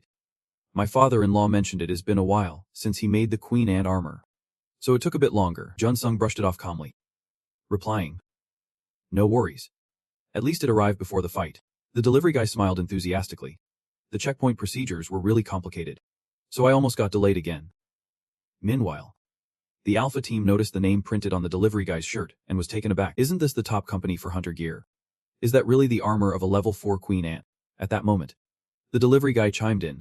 Just wait till you see it in person. If it takes longer to craft, the quality is top-notch. Junsung nodded slightly. Yeah, it is a bit late, but if the quality is as good as custom-made gear, that is fine. Honestly, I could have bought something ready-made, but I really wanted to wear gear for my first hunt. The Queen Ant armor in front of him genuinely excited him. Of course, the Alpha team was just as stunned at the sight of the armor. In an instant, chatter erupted all around, but it did not take long for the whispers to die down. Because Junsung had stepped out wearing the Queen Ant armor from head to toe, Junsung was fully equipped, looking incredibly impressive. Someone could not help but comment. That is quite the outfit for a beginner. Watching everyone gather around Junsung, Exunchon felt frustrated. He had tried to put him in his place earlier, but it had all backfired. He bitterly gritted his teeth, thinking, fine, let us see how this goes. This time, Junsung's role is just to learn the ropes. Meanwhile, Junsung was completely unaware that he was being targeted. He was simply enjoying his first piece of gear. It felt comfortable, like he had worn it many times before. Didn't someone say it is named after a special product? Thinking about it, Junsung could not help but glance at his wrist. And sure enough, he saw a line of Latin text there. It meant embrace of the queen. Junsung could not help but smile, thinking, it must be Sun Guk who has a knack for naming things. Even so, you still feel quite satisfied. Today, you are going to throw yourself into action and see what happens. A little while later, the Alpha team's vehicle sets off. Sanchuan stands in the center, boldly declaring that they will now begin the summary briefing. Everyone, please confirm the information you received. Junsung hears this and pulls out his phone to check. The monster they need to hunt is 3 Gai-P vehicles, and the combat zone is a level 4 area. Sanchuan gives them time to read through everything before speaking again. We will hunt each one in turn. The 2 of you will pair up, and when hunting, you will use the large monster hunting arrows. At this point, Sanchuan, whether intentionally or not, glances at Junsung. Besides him, the Alpha team has 10 members, so with pairs, they form 5 teams. That leaves no room for a lone wolf like you. According to the plan, the bait will lure the monster forward. If they can draw the monster to the ambush site, they will spear it with the prepared harpoons and then deliver a final blow. Sanchuan warns them not to be reckless, as this is a level 4 monster. They need to be quick and precise to capture it. Right after that, they get out of the vehicle to prepare for battle, and Junsung does the same. But as soon as he steps out, Sanchuan calls him back. Hey, Junsung, since you are not part of the team, just observe. Got it. With that, he gives Junsung a look filled with malice. Junsung knows exactly what he wants, and with a slight smirk, he replies, got it. A little while later, at the sight of the crack, the monster has turned the place into ruins. The level 4 beast relentlessly attacks everything around it. However, at this moment, its gaze catches something below. As a member of the Alpha team, with no time to waste, it charges forward to attack. Its long vine-like limbs strike with lightning speed. The other member rushes away, but the vines dive down toward him. But the monster does not give up, continuously chasing after him. Meanwhile, Sanchuan watches from afar, and seeing this scene, he smirks with satisfaction. Truly, the fastest team around, running at a terrifying speed while luring the monster into a trap. Alpha team truly is the best. Jun's representative is in for a rough time. With that thought, he immediately gives the order. They have successfully lured it, and it is time to head to the ambush. Everyone get ready. A moment later, the monster indeed runs into the ambush. The Alpha team quickly takes cover above and prepares their harpoons, waiting for the perfect moment. Xian Chuan shouts, "Now! Fire the harpoons." Just as he finishes, the Alpha team shoots their arrows. 2 arrows zip through the air, striking both sides of the monster's face. The pain sends it into a furious thrash, trying desperately to escape. At this point, Xian Chuan calls out again, "Now! Attack its legs. I will finish it off." The Alpha team nods in agreement. Without hesitation, he slashes at the monster's leg. Its body writhes in agony from the blow, then it collapses to the ground. And in this moment, Xian Chuan darts forward like an arrow. He drives his blade into the monster's head. He flashed a smug smile, thinking to himself, "Perfect. I must have hit their weak point. So one strike was all it took. This is how a leader should operate." But just then, the radio blared a warning. "Hey, Xian Chuan, get out of the way." Unfortunately, Xian Chuan did not have time to react, and he got slammed by the monster's vines. He was sent flying, painfully spitting out a mouthful of blood, and another beast appeared in front of him. Xian Chuan was taken aback by this shocking turn of events. How can this be? The briefing clearly stated there was only one monster here. The Alpha team members were equally frantic, shouting, "Damn it, what do we do? Someone go save him." Just as they were about to act, another commotion caught their attention. When they looked over, yet another monster had appeared. Seeing this, they gasped in disbelief. But the briefing said there was only one. Why are they all converging here? We can't do anything. We have to give up on Xian Chuan. Meanwhile, Jun Sung, watching from behind, could not help but sigh. They told me to just sit back and observe. With that thought, he activated the machinery on his head. He then covered his face with a helmet. It was time for him to gear up.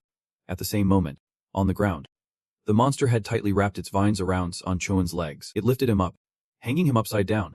Suddenly suspended like that, Xian Chuan could not help but feel terrified. "I can't die like this. What the hell are my team members doing? Hurry up and send someone to save me." No matter how tough Xian Chuan thought he was, the monster was preparing to swallow him whole. Staring at the sharp teeth before him, Xian Chuan felt a chill run down his spine. I can't end like this. He hated the idea of being eaten by a monster. In that split second of hanging by a thread, Jun Sung dashed forward and sliced through the monster's vine. The pain made the beast release Xian Chuan, but from that height, if he fell, it would mean certain death. Yet, Xian Chuan closed his eyes, bracing for impact, but he felt nothing. When he finally opened his eyes, he saw a hand gripping his leg. Jun Sung was hanging onto a metal sign with one hand, while the other held onto Xian Chuan, who was upside down. Even from below, Xian Chuan recognized the armor and realized it was Jun Sung. He never expected him to come to his rescue, but facing not one, but 2 monsters, how could they possibly escape? Just as Xian Chuan was filled with dread, Jun Sung suddenly shouted, "Hey, Xian Chuan." It might get a little dizzy. Those words snapped him out of his fear. Before he could grasp what was happening, his head spun. And then Xian Chuan shot backward like an arrow, but in front of him stood the monster, blocking his path. Meanwhile, Jun Sung had secured himself to the metal sign. Just before the monster's vines came crashing down, he quickly dodged. Immediately after, he dashed towards Xian Chuan. Reaching out to pull him closer, he kicked off the monster's vines, using their strength to propel himself forward. But still, he could not carry Xian Chuan and fight them off at the same time. Jun Sung decided to leap over to the adjacent building. Without a second thought, he jumped toward that building with Xian Chuan in tow. But at that very moment, a shocking scene unfolded before him. A monster, moving at incredible speed, was charging straight at him. Jun Sung panicked and accelerated his jump into the building. The glass shattered as he broke through. Debris flew everywhere, hitting both Jun Sung and Xian Chuan. But danger still lurked behind them, and Jun Sung quickly got back on his feet and ran. He glanced at Xian Chuan and asked, "We need to go deeper inside. Can you move?" Xian Chuan nodded slightly, and they hurriedly ran in. At that moment, the monster had caught up, standing next to the building. The two quickly hid in a corner. Only then did Xian Chuan dare to let out a sigh of relief and ask, "We are alive. I thought we were done for." Jun Sung shot him a glance and asked, "Are you okay?" He nodded subtly and replied, "Yeah, thanks to you." "How are you feeling?" Jun Sung replied nonchalantly. "Just a little shaken up. As long as I catch my breath, I will be fine." "You hesitated back there, which put us in danger." Xian Chuan knew he had messed up and did not argue, but he curiously asked, "How the hell did you manage to run like that through its tentacles?" Jun Sung replied straightforwardly, "I picked it up somewhere." Hearing this, Xian Chuan panicked, saying, "That sounds easy. Just picked it up somewhere." While he was still pondering, the walkie-talkie suddenly crackled to life. "This is Tima from Anfa. Captain, are you okay?" Xian Chuan immediately responded, "I am. How about you guys?" The voice on the other end sounded frantic. "The team members have regrouped. Sorry we could not come rescue you. Captain, there is another monster, and the danger level has increased. Upon hearing this, Xian Chun could not help but bite his lip. Damn it. This is not the time to be fighting. After a long pause, he finally said, yeah, get. The capture plan failed, so the entire team is retreating. Jun Sung, overhearing their conversation, could not help but interject. Are we just going to end the hunt like this? Xian Chun sighed and replied, yeah, with 2 more Gu-uppers outside. How can we handle that? As he said this, he was so frustrated he could rip his hair out. Damn it. How did we fail like this? I will have to explain this to the director later. Just as he finished, Xian Chun noticed Jun Sung had stood up. He curiously asked, where are you going? Jun Sung replied casually, I am going outside. As soon as those words left his mouth, Xian Chun gasped. What are you saying? I just said to retreat. Jun Sung replied with a grin. You did not say anything about that when we got out of the vehicle. I am an outsider here. The expression on Xian Chun's face twisted at these words. Jun Sung did not care, his smile growing wider. Whether his team retreated or not was none of my business. There are injured people over there too. So before you can retreat, make sure to hide well. Got it. With that, Jun Sung stepped away, realizing he had not used his auto skills earlier and had relied on his own powers, which still had some rough edges, almost landing him in danger. Your abilities only go this far, and this training test ends here. From now on, it won't just be a simple win or lose test. If that is the case, there is no need to hold back. This is a battlefield, a place to either go all out or get taken down. And if you have a strategy for that, use everything you have got. With that thought, Jun Sung activated his auto skills. The time to go all out had begun. Meanwhile, at the main command center of the Kwai Love Corporation, Kang Qian received the update about Team Alpha's battle at Water Gap. After hearing this, he fell silent, recalling the technique he had seen earlier used by the Grey Ants. It was clearly a skill that the Xangokshide had used in the past, while he was not at that level yet. With practice, he could reach that level in just 2 months. Impressive? Truly. Jun Sung needs to be in the Kwai Leopard team. While Kang Qian was deep in thought, his earpiece crackled to life. Director, this is Jian Choi. I apologize about the mission. Kang Qian interrupted sternly.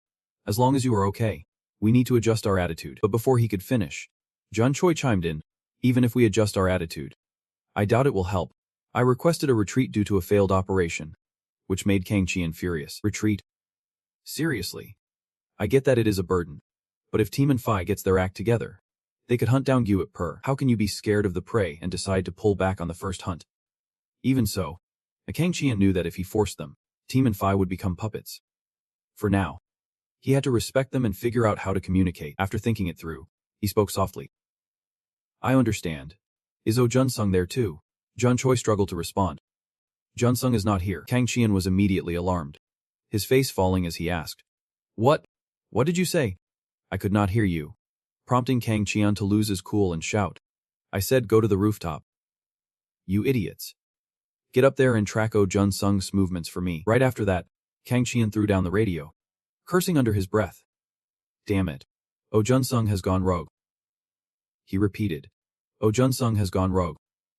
Frustrated, he tossed the radio again, growling about their terrible attitudes. Just then, an employee rushed in to report. Director, we have connected with the captain's camera. And although Kang Qian said nothing, his face clearly showed his displeasure, even though he had pulled Jun Sung into the Infes promising group, hoping to help him out while showing him all their failures. Kang Qian had not even had time to feel upset before his eyes widened in shock. 2 monstrous creatures appeared on the screen, entangled with each other, and Kang Qian could not believe it as he shouted. No way. How did it come to this? Flashing back a few minutes, in the area where the cracks appeared, Jun Sung leaped down from the building, just as he was getting ready to hunt. The moment they spotted him, the 2 monsters roared ferociously, but Jun Sung did not care. He charged right at them. He clenched his fist and slammed it hard into the body of one of the beasts. But then something unexpected happened. Just as the intel suggested, when Jun Sung sliced through, the tentacles were severed cleanly. Conversely, if cut vertically, the number of tentacles would increase. And now he was surrounded by a massive swarm of them. Yet Jun Sung did not panic. He calmly stepped on one of the monster's tentacles. Jun Sung moved so fast that he was a blur to the naked eye. In an instant, he started throwing wild punches at the 2 monsters. After finishing this, Jun Sung quickly took to the air.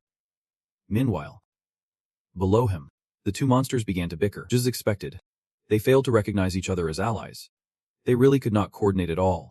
Aside from the slow tentacles, if used correctly, all of this would not be a problem. While Jun Sung was deep in thought, the tentacles of the 2 monsters lunged at him, with no other choice. He had to spring into action and dodge those tentacles. His speed was incredible. The two monsters could not catch up. Jun Sung darted along one of the monster's tentacles. He recalled his conversation with Sun Guk that day. He had asked if the technique's name was 3D maneuver. Right. Sun Guk replied that it was not anymore. It felt more like an old-school collaboration. So he changed it to make it sound cooler. Sun Guk had thought a lot about this. And this time he decided the technique would be called Spider Step. At that moment, Jun Sung was moving just like the name of the technique. He spun around in circles on the monster's tentacle, causing the two beasts to crash into each other repeatedly. Watching his moves from the control center, everyone started to gasp in awe. Oh my. That move there is a newcomer. Looks like the rumors are true. Why is he just dodging like that? At the same time, Kang Chaewon was taking in all of Jun Sung's movements, though not flashy. He was skillfully using what he learned from Sun Guk.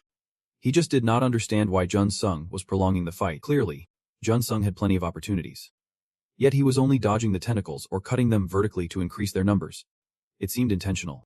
But he had no idea what Jun Sung's plan was. But in that moment, Kang Chaewon suddenly thought of a bold idea. Could it be that Jun Sung wanted to capture the monsters alive? While he pondered this, the roars of the two monsters echoed once again. They were now tangled together and could not move. At that point, Kang Chaewon realized what Jun Sung intended to do with those monsters. He cut off their mobility, stretched out their numbers, pulled on the tentacles, and combined them. On top of that, he used the surrounding water to smash them or trap them in the debris, effectively halting their movement. The Amphi team members, standing not far from the battlefield, were watching this whole scene unfold. They looked on in shock, unsure of what to say. Just then, the radio crackled to life with Jun Sung's voice. This is Jun Sung. I have captured the tentacle monster. Please report this to command. Jun Chuan heard this and was taken aback, taking a moment to reply. Yep. Good job. Jun Sung calmly added. You all did great too. Amphi team. With that, he hung up, feeling a bit uneasy. Was this really a central hub for the water incident? It was not nearly as chaotic as he imagined. At that moment, Kang Jun's voice came through on his radio. Hey Jun Sung. It is Kang Jun. You really did a great job. He praised Jun Sung for his excellent work. From rescuing Jun Chon to capturing the tentacle monster. He had seen it all and then asked if Jun Sung was injured. Jun Sung calmly replied. Kang Jian sensed the displeasure in his voice and began to think deeply. Was he disappointed by the appearance of the Amphi team? No matter the excuse, he had to keep Jun Sung engaged. Thinking this, Kang Jian said seriously. First, I want to thank you for saving Jun Jun. You have brought a great light to our team and saved our future. So personally, he wanted to repay Jun Sung in some way. To do whatever he could. Now, no matter what, Kang Jun had to keep Jun Sung involved. He should offer a substantial reward, or information and support related to hunting in the vast region. Whatever Jun Sung wanted was not important, as long as he could keep this person around. Kang Jun was willing to listen to it all. At that moment, Jun Sung slowly spoke up. If that is the case, I have something to ask. Kang Jun eagerly replied. Yep. Go ahead. Jun Sung quickly laid out his wish. But once Kang Jun heard it, he was taken aback and suspiciously asked. What are you talking about right now? At the same time, in the second combat zone of the Huzhou industrial area, a monster appeared there too. It was a Z4 type. The Huzhou task force had just taken it down, and everyone cheered joyfully, saying, it is team leader. The strategy worked. However, the female team leader seemed to hesitate, slowly saying, it ended quicker than I thought. Now we will wait for the Amphi team's hunting results. One hunter happily chimed in. Captain, looks like we do not have to wait any longer. The female team leader asked in surprise. What? Did they finish over there too? The other hunter nodded and continued. Yep. But they said it was a huge failure. Luckily, the kids in the Amphi team were all okay. Soon after, they began to gossip about the Amphi team because the Amphi team was heavily invested in. Failing their first mission was hard to accept. Some even knew about the rookie Jun Sung wearing the queen armor. Some admired him while others were displeased. The female team leader heard it all. After a while, she interjected. Enough already. The director must have a plan. Stay alert and wait for orders from control. Everyone nodded in agreement. At that moment, Kang Qian's radio buzzed. Captain, this is Yui He. I'm Yui Hun Kang Qian. Yui He immediately replied. Yep. Director. A new recruit. Got it. His name is Jun Sung. Kang Qian called to inform Yui He that Jun Sung would be joining her combat team. After finishing her call with Kang Qian, Yui He headed to the water site. She stood there, lost in thought. Going out to hunt was dangerous, and directly facing monsters came with lethal risks. The danger was that she could die at any moment. Because of this, the business had changed. Monsters were no longer just considered disasters. In the hunt, it was hard to distinguish between destruction and gain. avoiding risks and ensuring safety all according to a predetermined strategy. Hunting had become a trend, much like in the past, where everyone had to take responsibility for their safety, just like Yue He, driven by the loss of her family to monsters. Everything now felt like a relic of the past. While she was deep in thought, someone approached from behind and spoke up. "Excuse me. Yue He. Right." Without turning around, Yue He calmly replied. "You are here. I got a message from Director Jun earlier." She extended her hand for a handshake. Team leader of Ob1 from Choir. "Nice to meet you." Yue He. Jun Sung nodded in return. "I'm Jun Sung. Looking forward to working with you." Yue He studied him closely and after a moment said, "I heard you want to try hunting at the water site." Jun Sung did not hold back and replied straightforwardly. "That is right." Before heading out, Jun Joan warned him that he might be a hindrance, so he should observe from a distance and learn. Jun Sung got lost in thought, and Yue He noticed him zoning out, prompting her to ask, "What is it? Did I startle you?" Yue He narrowed her eyes at him and flatly repeated her question. "Why do you want to come here?" She heard that he would already hunted 2 monsters and even saved Team Alpha. If he stopped now, would not that be enough for him? Kang Jun would reward him handsomely. Jun Sung listened to her words, unsure how to respond. After a long pause, he finally spoke. "Clearly, I have already hunted."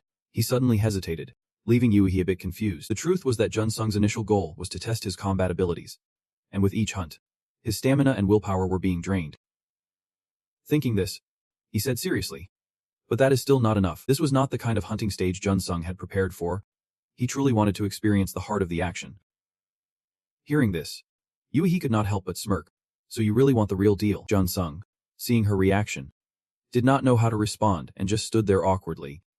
Just when he thought Yue He would not continue, she suddenly spoke up. "I understand now," and her words took Jun Sung by surprise. Yue He focused intently on him and after a moment continued. "See now.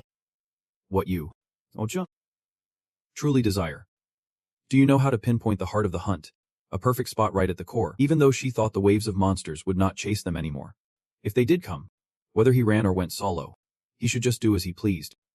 Jun Sung, hearing this, asked skeptically, "Other than that, is there anything else I need to protect?" Yue He shook her head and replied, "There is one thing I definitely need to tell you." She suddenly hesitated for a moment, then glanced at her teammates as she spoke. "I know that Jun Sung is capable, but everyone here right now is also incredibly skilled." Yue He said that she might make Jun Sung uncomfortable, but she would definitely say what needed to be said. As she spoke, she shot a glance at Jun Sung, giving him 2 gentle pats on the shoulder as a reminder not to hurt the ones we care about. Hearing this, Jun Sung felt a strange familiarity. Was not Xian who told him something similar before? He was more than willing to respond, saying, "Get it?" Receiving a satisfying reply, Yue He smiled. But at that moment, one of her subordinates suddenly shouted about a water crack. Yue He rushed over and, sure enough, another crack had appeared. She frowned and asked, "What is going on?" Compared to expectations, the water seal was closing quite slowly. Her subordinate immediately reported, "This is bad." Team Maru-chan and 2 other teams went in and have exceeded their return time. Yue He furrowed her brow and murmured, "It is not just any team, but Team Maru-chan that has failed to return on time. If the seal breaks, the monsters will pour out." Outside, the hunters were already ready, and the teams that went in were supposed to seal the crack. But those monsters were not too tough. Maru-chan and Kwaijer were like the F4T teams, with very few members but top-tier abilities. In this hunting mission, Kwaijer was assigned as the ambush team while Maru-chan was tasked with going inside. Yue He had a bad feeling what was happening inside that seal. At that moment, something suddenly burst out of the seal. As it got closer, Yue He's team realized it was something belonging to Captain Maru-chan. They immediately breathed a sigh of relief. It seemed like things were wrapping up a bit late. However, they could not celebrate for long as that strange object crashed down to the ground. This scene sent the OB team scrambling backward in shock.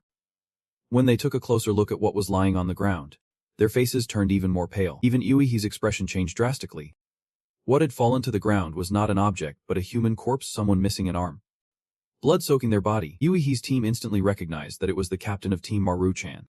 Realizing things were dire, Yue He shouted urgently, "Everyone, prepare for a special attack." Hearing this, everyone in the OB team immediately got into formation, weapons at the ready. Yue He glanced back and called out, "Jun, I really think we can just stand by for this operation." But before she could finish, she noticed that there was no one behind her. Not thinking too much of it, she felt a sense of relief since it was more dangerous here. Just then, something else burst out from the seal. It was a horde of level 4 monsters charging out. Seeing them, The OB team's expressions instantly turned grim. Those were not just any monsters. They were Santigaso, creatures that are only seen in books. And even in the mountains of North America. They rarely show up. What were they doing here? While they were in shock, Yui shouted, "Everyone, hold your positions. Advance towards the seal as quickly as possible." Hearing this, they were thrown into confusion, unsure why she was giving such orders. Was she really planning to confront monsters they had just encountered? But there was no time for them to think. Yui had already taken the lead. They had no choice but to follow her. Though doubts lingered in their minds. Just 2 steps in, someone spotted something in the sky and shouted in panic, "Look up." Oh my. By the time the whole team looked up, the sky was filled with hundreds of monsters. Yui sensed the situation was dire and quickly called Kang Qian. "Director, this is Yui," she said urgently. Kang Qian responded quickly, "I am watching." "Go ahead," Yui hurriedly reported. "Our OB1 team is set to take on the first mission." Kang Qian listened silently to her report, waiting for her to finish before responding. "Got it. Good luck." In the combat zone, a swarm of monsters engulfed the sky. This was a level 4 danger. Their size was massive. Grouped tightly, and they could take over a series of areas in no time. On the ground, Yui was running while issuing commands to her team. "Forget about capturing them. Eliminate as many as you can. Don't let a single one slip by." If these monsters broke out of the area, countless civilians would be at risk. Yui had to stop them immediately.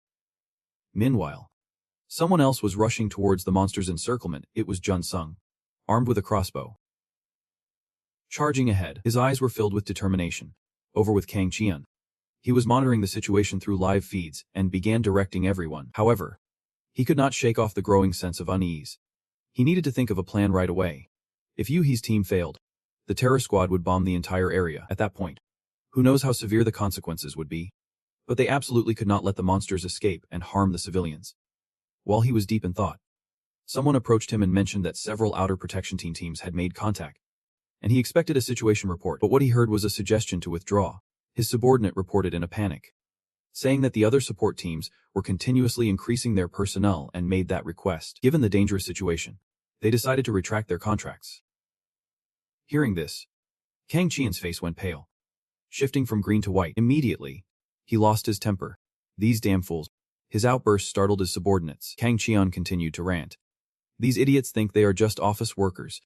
Do they even know what this job is about? This is not just any money-making gig. This is a job dedicated to managing the threats posed by monsters. It is precisely because this work is so perilous that only skilled hunters survive. Right? Who is going to take responsibility for their lives if they do something so foolish? The most important thing now is to do what a hunter must do. They can shy away just because it is dangerous. That is the only way forward."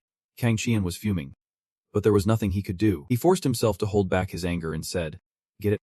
If they want to back out, let them back out." Then he ordered, "Get the gear ready. We will go out there ourselves to help." As soon as he said that, everyone around him panicked and tried to stop him. "Director, this is a bit hasty. If you go out there directly, the command center will be left empty." But before they could finish, Kang Qian snapped back. "What do you mean hasty? Do my words sound reckless to you? If anyone's responsible for this, from now on." They had to do everything they could. The support team needed to head out. Meanwhile, on the battlefield, Yui was firing her gun at the monsters, but there were just too many of them. As she took one down, another one would come charging in. Their roars seemed loud enough to shake the very sky. Yui narrowed her eyes at them, determined not to back down. And of course, the monsters felt the same way. Rampaging straight toward her, Yui let out a cold grunt, then fired her gun.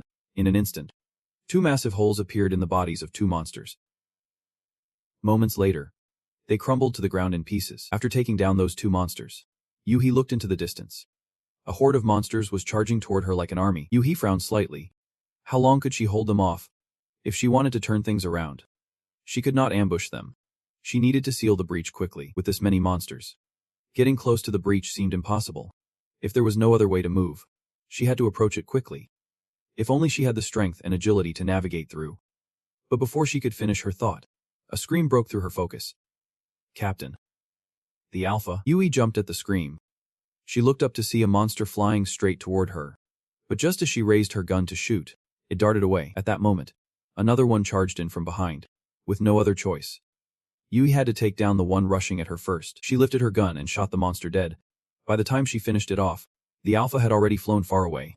But just then, an arrow appeared out of nowhere, piercing straight into the Alpha's body. Seeing this, Yui's eyes went wide in shock. When she looked closer, she saw the arrow had come from Jun Sung, who was hovering mid-air. The alpha fell helplessly from the sky, and one of the monsters, seeing this, charged toward Jun Sung. But he did not panic. He calmly held onto his bowstring. Then, using his momentum, he lunged forward and kicked the monster right in the head. Just like that, Jun Sung smashed the monster into the ground. Yuhi rushed over from a distance, puzzled. Aren't you going to run away? Jun Sung shook his head calmly, replying, I have not found anything I need yet, so I came back. Hearing this, Yuhi looked even more confused and mumbled, if it is something essential. Then, before she could finish, Jun Sung confirmed her thoughts. That is right. I managed to get this gun. I hope it will come in handy in this situation. I have no idea where you even got that gun. But what Yuhi really cared about was not that. She skeptically asked, wait, are you planning to join this mission for a newbie like you? It is incredibly dangerous. Jun Sung replied casually, I am here because I have a job to do. And Yuhi raised an eyebrow, asking, what do you mean? Jun Sung smiled slightly and said, we need more than one person for this situation. Since we are here, helping you is just what I need to do. Yui's expression shifted when she heard this, and after a moment, she chuckled softly, saying, I see. Well, I guess we can't chat any more than this. At that moment, Jun Sung suggested, to seal that water gap, we need to get to it quickly. I need to see if I have enough strength to handle it. Yuhi shook her head and said, I am going with you. 2 heads are better than 1. Going alone and risking a run-in with monsters while trying to seal the water gap. Victory would be impossible. With 2 of us, we can split the tasks. 1 person can hold off the monsters while the other seals the gap. Jun Sung thought that made sense and curiously asked, I wonder if Captain Shin has any abilities related to movement. Hearing this, Yuhi sighed and said, unfortunately, it has nothing to do with my team. But if you go alone, you won't accomplish anything. Jun Sung did not seem too bothered and replied nonchalantly, then I guess we have no other choice. With that, he suddenly knelt down on one knee. He wanted Yuhi to climb on his back. Seeing this, Yuhi paused for a moment, but then burst out laughing, saying, sorry, but this image is totally unexpected. Yuhi had not imagined it would turn out like this. But fine. She would trust him. With that, she turned around and called out loudly, and Vice Captain Lee Jin Kai immediately ran over. She commanded in a steady voice, from now on, you will be in charge of monitoring the scene. Hearing this, Jin Jie asked in confusion, wait, what did the captain just say? Yuhi did not hesitate to jump onto Jun Sung's back, saying, I am going with Jun Sung to seal the water gap. Jin Ji became even more bewildered, urgently advising, wait, are you 2 really going there? Hold on a second. Captain, you are going with a newbie. But before he could finish, Jun Sung took off into the sky with Yuhi. As soon as they spotted the monsters, Jun Sung fired without hesitation. Yui's gun also started firing. And together, they skillfully took down the monsters blocking their path. Just then, Yuhi suddenly shouted, Jun Sung, there is the entrance to the water gap ahead. Let us go. Jun Sung nodded immediately and took off with Yuhi into the opening. Moments later, Jun Sung stepped into the inner area of the water gap. He set Yuhi down and scanned the surroundings. All around were dry, rocky terrain, hot and quite humid, resembling a tropical climate. The air felt thin, making it a bit hard for Jun Sung to breathe. At the same time, Yuhi was also observing and suddenly spotted something in the distance. Among the rocks lay the corpses of the Maruchan team and also a monster's body. Yuhi's expression immediately darkened. Indeed, Maruchan had done their best to seal the water gap. They had failed to stop the monsters from breaking in. If that is the case, there is a circuit breaker nearby. Thinking this, Yuhi started scanning the area and sure enough, she spotted a machine in the distance. It is the circuit breaker for the water mark. If just enough energy is fed into it and then discharged, the circuit breaker will close the water mark. Maruchan's team had recently charged it up. The remaining energy needed can be supplied by just 1 person. If they charge a little more, it will definitely have an impact. Yuhi realized this and prepared to step forward to charge the circuit breaker. But before she could do anything, a monster appeared behind her. This is the Santiga 66 monster. Yuhi stared at it in panic. This is the leader of Santiga, the one who wiped out the infiltration team. She has to take it down. But when facing it, will Yuhi be able to conserve enough energy to charge the circuit breaker? But there is no other choice. As she was deep in thought, a hand suddenly appeared right in front of her. Jun Sung boldly spoke up, I will handle that thing. Team leader, you focus on charging. Hearing this, a flicker of hesitation crossed Yuhi's eyes. I get what you mean, but the truth is, she had almost used up all her energy getting here. And it seemed she did not have much left to charge the circuit breaker. She would rather face the monster herself. However, Jun Sung insisted, I have got this. This is my job now. Left with no choice, Yuhi reluctantly agreed. She ran to the circuit breaker and said, "It will take 5 minutes to charge. Hold on tight. I will definitely handle this with my life on the line." Jun-sung nodded in agreement, positioning himself in front of her so she could charge the circuit breaker. At the same time, the monster approached them. It bared its sharp teeth at Jun-sung. Yet, he stood there unafraid, calm as ever. It was almost laughable. After all, there was nowhere left to run. Right, Jun-sung's remaining energy was running low. He had to dodge its attacks with the auto-defense system. Just then, the monster lunged forward to attack. Seeing this, Jun-sung was instantly alarmed. The beast charged at him like a gust of wind. Jun-sung hurriedly activated the auto-defense system, but it was useless. Its massive body slammed straight into him. Jun-sung quickly scrambled to his feet. His eyes were filled with disbelief. Even the auto-defense could not save him. If it were not for the Queen's bracelet, Jun-sung would have been shattered. It felt like being hit by a bulldozer. The moment the monster's skin glowed, it was a sign of its enhanced hardness. This monster is going to be a tough one. But Jun-sung can't afford to lose like this. Yui Hai is still charging the circuit breaker behind him. Gritting his teeth, Jun-sung stared resolutely at the monster. He needs to switch up his strategy. Going hit for hit is not going to cut it. The monster was startled by Jun-sung's sudden movements. It did not understand what he was planning to do. Jun-sung did not care. He activated the auto-defense system again, determined to break its attack and do whatever he could. Finally, he decided to use Asafoam, gathering all his remaining energy to blast everything away. This way, Jun-sung would strike at the monster's weak point, knowing he might die and exhaust all his energy in the process. Even if you can't stop it, it has to end, because Yui can't defeat it either. The moment you fall, everything will fail. You have to push through for Yui more than anything. Jun-sung is determined to see this through. At that moment, the monster let out a deafening roar and charged toward Jun-sung. Of course, he did not panic, standing there calmly. The creature's body emitted a flash of light once again. In Jun-sung's hand, a surge of energy appeared. He clenched his fist and thrust it forward. In the blink of an eye, man and monster zipped past each other. The energy in Jun-sung's hand began to wane, and soon after, he collapsed to the ground. It seemed that at the same moment, the monster sensed something was off. Its body had been slashed, blood gushing out like rain. The pain-filled roar of the monster echoed through the desolate area. Jun-sung smirked, feeling victorious. But he could not bask in it for long. Dread suddenly filled his eyes. Jun-sung's body refused to cooperate. He had reached his limit. His body could take no more. Meanwhile, Santiga still stood tall, roaring fiercely. In that moment, it suddenly flapped its wings and soared into the air. Jun-sung looked up at it, realizing it was trying to escape. Gritting his teeth, he knew he could not let it get away. With that thought, Jun-sung pulled out his crossbow, shooting without a second thought. Each bolt struck home in Santiga's body in an instant. Jun-sung dared not slacken his grip. He fought to hold on with the last of his strength, as the wound's blood. The creature roared in agony. On this side, Jun-sung continued to pull tight, but the rope was stretching dangerously. He could not hold on much longer. Being dragged forward, Jun-sung's eyes widened. If this continued, he would miss his chance. Just then, Yui's shout startled him back to reality. Jun-sung, it is all set. Yui has reactivated the power switch for the portal. Right at that moment, it powered back up. In an instant, energy surged from the switch, and the portal began to close. Seeing this, Yui immediately shouted, "The gap is closing. We need to get out now." Jun-sung was still holding the crossbow tight, refusing to let the creature escape. Jun-sung's mind began racing. He realized the monster was desperately trying to escape, so he could use that against it. With that thought, his grip on the crossbow suddenly loosened. He released it, and the monster broke free, wildly charging forward. Jun-sung followed suit, leaping up as it dragged him along. Seeing this, Yui was taken aback. In that moment, Jun-sung suddenly reached out. "Captain, grab my hand." Eager to obey, reached out toward him. Jun-sung successfully grasped her hand, then pulled her up into the air. Just like that, before the water could seal up, Santiga had jumped out with both Jun-sung. Looking down at the towering buildings beneath them, Yui let out a sigh of relief. "We made it out. This is the world we were meant to be in." But Jun-sung's voice turned serious, saying, "It is not over yet. We need to wrap this up quickly before that guy gets here." He had already injured Santiga, so he suggested aiming for that stab wound. If Yui fires an energy bullet, it could take it down for good. Hearing this, Yui pulled out her gun. She spoke up, "I do not know how to land in a high place like this. But now's not the time to discuss that."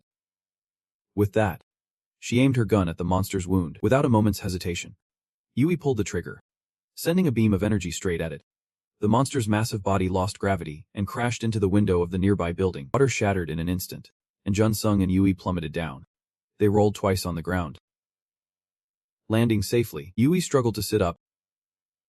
Looking ahead, the enormous monster had now breathed its last, falling like a severed axe. Seeing this, Yui cheered. We did it. Jun-sung. We really did it. But when she glanced back, she saw Jun-sung lying still beside her. A sense of dread washed over her, and Yui quickly lifted Jun-sung's helmet to check on him. Feeling her steady breath, she exhaled a sigh of relief. Thank goodness. He just passed out for a moment. At this point, Yui had the chance to observe Jun-sung more closely. She could not tell if he was incredibly skilled or just reckless. With that thought, she let out a resigned sigh. But still, there were things to do. Yui looked at Jun-sung, offering a sincere smile as she murmured, "You did great." Jun-sung. What an amazing hunt. Meanwhile, down in the city, Kang Qian had arrived at the scene. His subordinate was reporting to him, confirming that the waterway was completely sealed off, and the remaining Santigas were being cleaned up. I have called for emergency services. They will be here soon. Kang Qian nodded slightly, then glanced at the monster's corpse beneath him. He could not help but smile. They really did it. A few days later, at Changhun's hospital, Jun-sung had been brought in for treatment and was now awake. He stared at the ceiling for a long moment before realizing he was in a hospital. Then, he sat up with some effort, his body still aching, probably from being hit by that monster. Just then, a voice suddenly rang in his ears. Was he really alive after being attacked by a level 6 monster? Jun-sung glanced over and saw Santiga standing there, holding a box of pastries. He smiled and asked, "How's your condition after the examination?" Changhun was really upset. Hearing this, Jun-sung just laughed and replied, "Haha, with all that." Santiga nodded slightly. "Well, that is lucky. You are going to be even busier from now on. If you got seriously hurt, that would be a big deal." Saying that, he handed Jun-sung a box, and Jun-sung blinked, asking, "What is this?" Santiga replied nonchalantly, "You will find out when you open it." Jun-sung, filled with anxiety, opened the box, and as soon as he caught a glimpse of what was inside, he was left utterly speechless in amazement. Inside was a hunter's badge, classified into 5 tiers based on achievements. White is the lowest, followed by bronze, silver, gold, and platinum.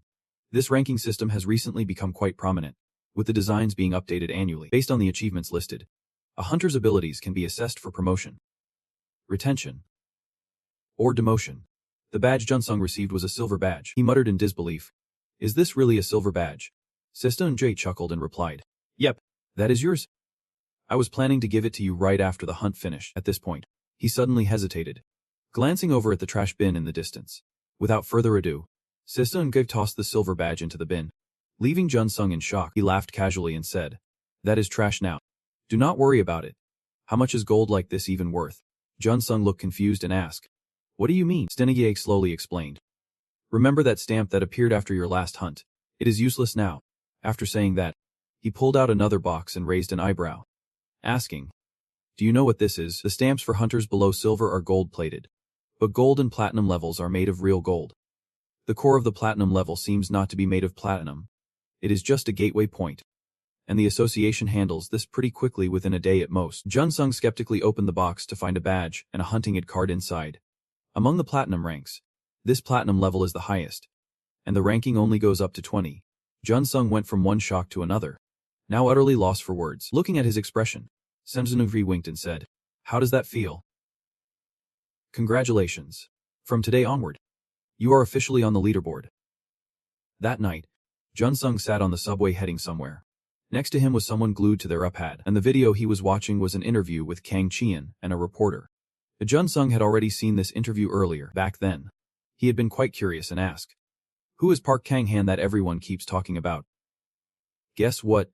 Stenigane flashed a mysterious smile and said, making Jun-sung almost choke on his snack, but he did not care. Speaking enthusiastically, although his tone seemed a bit off, "I have already given you a stage name so that regular folks can recognize you. If you look at the hunter rankings, the name O Jun-sung won't appear. Instead, it will be Park Kang-han, and that will be public if Jun-sung wants it." Setting aside the name issue, the reporter asked Kang Qian if Park Kang-han and Shin Yui were the ones who handled this matter. Kang Qian hesitated slightly before admitting it. The reporter continued, "But there is a question that everyone is curious about." Kang Qian frowned and asked him, "What question are you referring to?" The reporter slowly replied, "People are curious about the promotion in the rankings of Park Kang-han. There has not been a precedent of a newcomer being promoted in the rankings. What do you think about that?" The reporter's question was a bit tricky, But Kang Qian answered it like a pro. What is the problem with that? All of Park Kang-han's activities are laid out in the quiz video. You can check it right now. Truth be told, he did not really want to say this, since Park Kang-han was not the one in charge of the risky situation. But he bravely stepped up to tackle the danger head-on, in such a critical moment. If it were not for people like Park Kang-han, things would have been really tough. Many at the scene even wanted to back out. People like that just can't shine. They have shirked their responsibilities, and even changed their identities. But Park Kang-han, he is truly worthy. As Kang Qian said this, his voice grew fierce. So why is not he on the leaderboard? Shouldn't someone with enough skill and responsibility be on the leaderboard? Through the screen, Sang-guk could feel Kang Qian's frustration. He sighed, saying that things really had not changed. Jun-sung asked skeptically if the results would be in the quarterly report. Damak nodded, and Sang-guk casually replied that in reality, Park Kang-han, oh wait, Jun-sung, his reputation is spreading everywhere, which could elevate Jun-sung's status in the quarterly report. It is definitely something to celebrate. Right now, everyone's talking about Park Kang-han. It has been ages since someone like that emerged in the scene. He said, you are already famous. If you have jumped in, you have got to go all in. But Jun-sung shook his head in denial, saying no way. He got the top rank because of his support role in the crisis, so now he wants to focus on that. Without solid achievements to back it up, he would drop ranks fast. Once you jump in, you have to fully commit. Hearing this, Sang-guk smiled with satisfaction, saying, I knew you would say that. So does not that make my recognition of you meaningless? You should be happy about that news. Then, he suddenly pulled out an invitation card and nonchalantly spoke. The Hunter Association has sent you an invitation to the welcome party for Park Kang-han. Lately, the association has been brainstorming solutions to address the damages. Back in the present, Jun-sung stepped out of the subway, deep in thought. The price of fame is being widely recognized, and of course, he wants the world to know him. But if he blindly chases after the glitz of fame, it would definitely slow down Jun-sung's recovery, making training a hassle. Right now, he needs to focus more on improving his skills. A little while later, he found himself in front of a bustling building. Before he could step inside, a security guard stopped him, saying it was inappropriate. If he wanted in, he needed an invitation and Jun-sung pulled out the necessary items from his bag and handed them over. The security guard took a moment to look them over before finally saying, you are a hunter. Right. If you are, you need to wear your badge to enter the hall. Jun-sung nodded slightly and then put on his badge. As soon as the security guard saw it, he gasped in shock. Wait. Are you the one who ranked up? Park Kang. Jun-sung chuckled softly and replied. Yeah. That is. Upon hearing this confirmation, the security guard could not help but shout. Oh my god. It is really Park Kang-han. The commotion immediately drew everyone's attention. Jun-sung's face turned pale. Oh no. This is going to be a disaster. Just like that, someone approached to greet him. Slightly rude. You are Park Kang-han. Right. It is great to meet you. I am Ji-hun. Jun-sung seems a bit lost on what to call himself. Ji-hun was still cheerfully chatting, surprised to see him at this party. If you are here alone, why do not we sit together? What do you think? As Jun-sung was feeling awkward, a shout rang out from behind. Sure enough, Jae had also arrived. Jun-sung turned at the sound and saw Jae walking over. He smiled. It has been a while, has not it? About 6 months. Right. Without waiting for Jun-sung to respond, Jae cheerfully continued. What luck. I suddenly had to come here and did not know anyone. You must be here alone too. Right. Then, Jae threw his arm around Jun-sung's shoulder, pulling him along. Come on. Let us sit together. It must be awkward to be here solo, like a scene from a play where he is playing both roles. He glanced back at Jae-hun and said, sorry. I need to borrow this guy for a bit. Hope that is cool. Jae-hun did not dare to hold him back and waved it off. No problem at all. And just like that, Jae successfully pulled Jun-sung away from the crowd. A little later, in a quieter spot, Jae finally let Jun-sung go, who gratefully said, thanks for helping me get out of that awkward situation. Jae smirked and replied, what are you thanking me for? I was a bit awkward myself, so just roll with it. I occasionally find myself in uncomfortable situations too. Being surrounded by so many people can feel pretty uneasy. It is really nothing special. Kind of like a stray animal surrounded by a pack of wild dogs. If suddenly a lion appeared, would those wild dogs run for their lives? That is the question. Until the lion shows up quietly, what would those wild dogs do then? Jae glanced at Jun-sung and said with a chuckle, the lion has arrived. And they are not even making a move to flee. The lion and that animal are just a metaphor. You know, Jun-sung could not help but smile, shaking his head. That comparison is a bit much. How could you compare me to a lion? If I really were a lion, I would not need help from others like this. Hearing this, Jae suddenly said with a mysterious tone, is that? Then I guess that lion is not fully grown yet. It might mature pretty quickly. though Jun Sung was confused by his words, wondering what he meant. A moment later, in the conference room, someone stood at the podium, representing the Special Defense Agency Chairman Jang Chang-guk. He declared loudly, "This conference will begin immediately. As you know, the locations where monsters appear are typically suited to their respective habitats.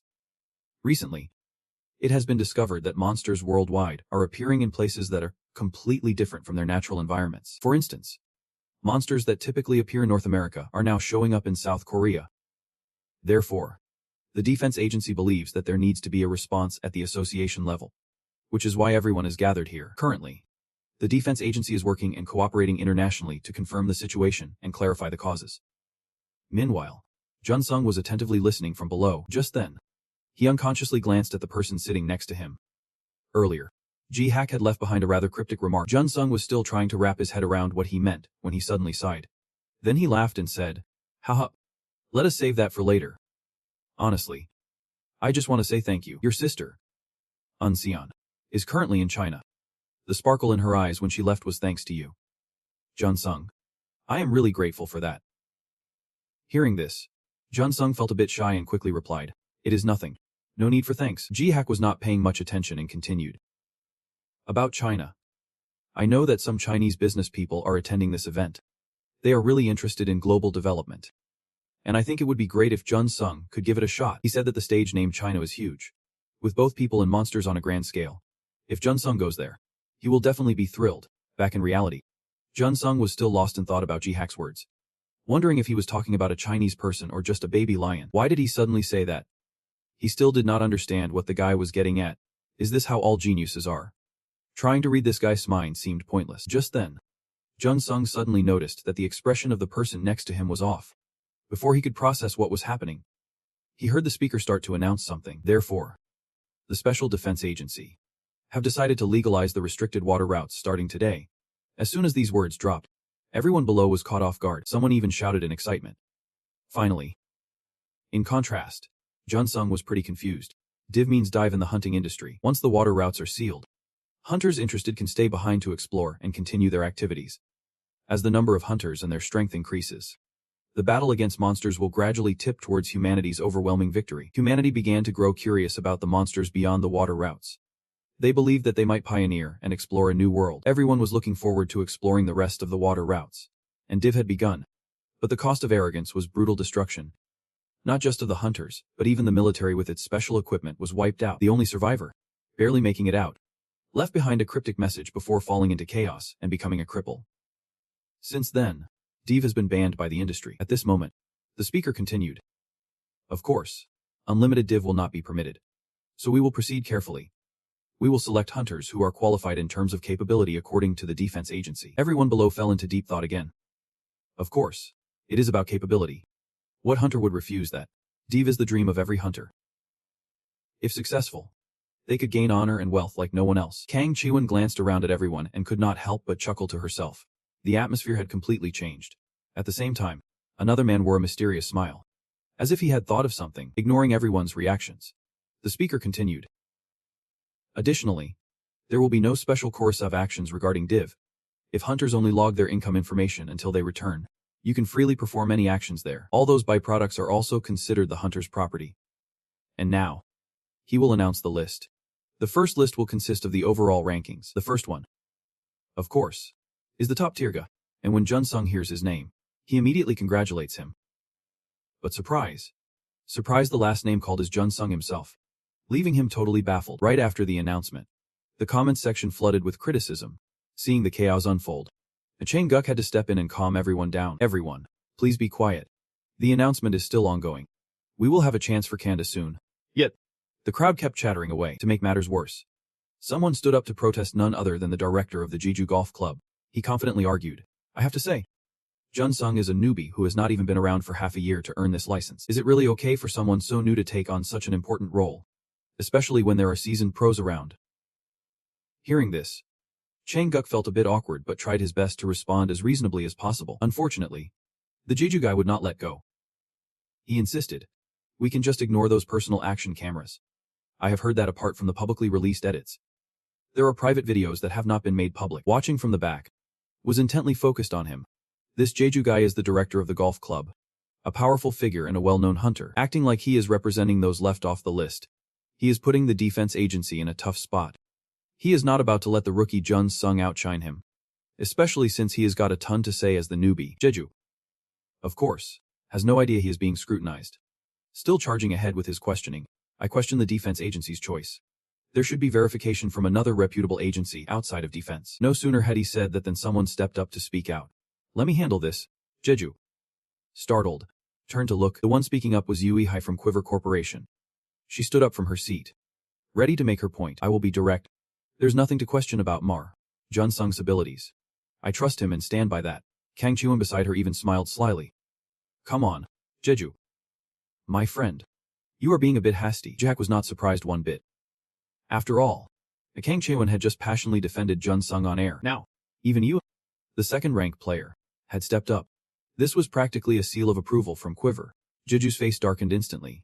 Yui is not just capable but also experienced and famous, so if it is her endorsement, the other ranks can be overlooked.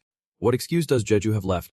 Still, he clung on like a leech, refusing to back down. He pursed his lips, stating, I am not saying this to undermine Jun Sung's abilities. But the most crucial skill for a Devlaji hunter is not just how to handle attacks and defenses in various situations. Yui raised an eyebrow at this, temporarily holding back her rebuttal. Seizing the moment, Jeju continued his tirade. However, if you look at the released videos, Jun Sung's attack strategies are all close range. A hunter can excel at everything. Is not he lacking in that regard? As soon as he said this, Z was left speechless. What a low blow. This feels like a total setup. And the atmosphere has turned thick with tension. Almost unbearable. Just as he thought, everyone is now dragging Jeju's ancestors through the mud. Z feels that this is enough. He can't take it anymore and has to speak up at this moment. Just when he had not even made a move, Jun Sung stood up. Surprising him, he boldly declared, I am Jung, and I completely understand the objections from my seniors. I apologize for this. I also want to thank those who stood up to support me. Let me clearly state my position. Seeing him speak up, you felt instantly cheerful. While that jerk Jeju was not so happy about it, ignoring everyone's reactions, Jun Sung confidently declared, I have no intention of turning down this opportunity. Instead, as a hunter, I will do my utmost to meet the expectations of the association and the National Defense Agency. Of course, he understood Jeju's concerns. If possible, he wanted to showcase his long-range skills right here. Jun Sung asked Chief Trang Aishi for permission. Trang He nodded without hesitation, agreeing that it was a great idea. If you do this, we can wrap this whole issue up right here. I agree. Show us the skills you mentioned. This made everyone below buzz with excitement. Everyone wanted Jun Sung to show off his skills and make Jeju look foolish. Meanwhile, a man standing in a corner heard the commotion but smiled. Finding it boring though it had been a while since he would seen such an interesting scene. Had not at that. He glanced at the person standing next to him, seemingly asking for their opinion. Moments later, in the shooting range, Jun Sung made his way there. He scanned the two guns laid out on the table. These were all designed to attack large monsters, with available energy that could boost blood damage. This is one of the most basic weapons for hunters, aside from those with special abilities like salt and alcohol. Thinking of this, Jun Sung picked up one of the guns ready to fire. Watching from behind, could not help but feel skeptical. Jun Sung definitely was not someone with the power of alcohol or salt, so he could use it. But why had not he shot yet? At the same time, Jeju looked down on him, thinking, show off your skills. Is this just a shooting range? You want to make a spectacle out of this? Jun Sung, of course, was unaware of their thoughts. He was still focused on aiming. Remembering back, he had participated in a shooting training session with Sun Guk before. He had taught Jun Sung so many things. He said anyone could talk a big game, but if you did not practice hard, you would quickly fall behind. Plus, their country did not have a historical bridge like China or Japan. Sun Guk thought, I will do something about that. He organized the training system throughout the country. Spine and Zit was part of that outcome. He had done so and used it for hunting. At that time, Jun Sung felt confused and dropped. But Sun Guk did not care much. He put on protective gear and then said, make sure to wear safety equipment. This is now the second lesson. Shortly after, he began aiming at the target in front of him. Jun Sung was currently mimicking his movements, firing around. In the blink of an eye, the target in front of him was sent flying. It crashed onto the table, starting to deflate. Seeing this scene, everyone instantly felt a wave of panic. Even Yui was no exception. Jajil, on the other hand, was quite pleased, secretly looking down on them, thinking they were nothing special. If they were not using special tools or poisons, there was no way they could control the energy released from their bodies. However, the aircraft at a distance was newly developed by Sun Guk and continued by Jun Sung. The energy that Jun Sung shot at the target was constantly swirling in the blink of an eye. They enveloped the entire target. And just like that, they exploded. Everyone watching this was left wide-eyed in shock. Jujul's face was as dark as a pot bottom. He never imagined it would come to this. Meanwhile, the mysterious man could not help but smile mysteriously. Tan was clearly just enjoying the show. Jun Sung ignored the chatter around him, calmly standing there. Over here, Yui was observing the bullet that had just exploded. She was wondering how Jun Sung could cause such an explosion. Could it be that he created and maintained the lubricant in the gas with a special form? It also seemed to have been ripped apart from the inside by multiple blades, rather than just a single shot. It definitely was not salt, and without alcohol. It could not be liquor either, meaning it could only control pure tiles. Jun Sung was still standing tall there. He glanced at everyone speaking. And that was it, and that is it. This proves I have a strong resistance. Right. As soon as he said this, Gigi's face turned sore. He could not even get a word out. The guy next to him reminded him. JG. Jun Sung is asking you. The one who needs to prove it has to answer. Jeju was caught off guard by the crowd's attention. But he could not do anything else. He could only purse his lips and admit, I do not acknowledge Jun Sung's qualifications or the Defense Bureau's selection process. I admit my objections were wrong. Hearing this, Jung smiled in satisfaction. Thanking him. With everything wrapped up, the guy spoke up. Then I will conclude the meeting here. The meal is ready, so let us move to the banquet room. Soon after, everyone moved to the dining room. Compared to the previous event, more people were gathering around Jun Sung. Naturally, Jeju was not happy about this. He stood in a corner, keeping an eye on everyone. He gritted his teeth, cursing under his breath. Damn. What an embarrassment. This was supposed to stop earlier. While Jeju was lost in thought, someone called out to him. Startling him, Gigi looked over at the two newcomers and exclaimed, Isn't that Director Seo Jin? I did not know you were coming. Seo Jin chuckled in response. Haha, I also got an invitation this time. Nice to meet you.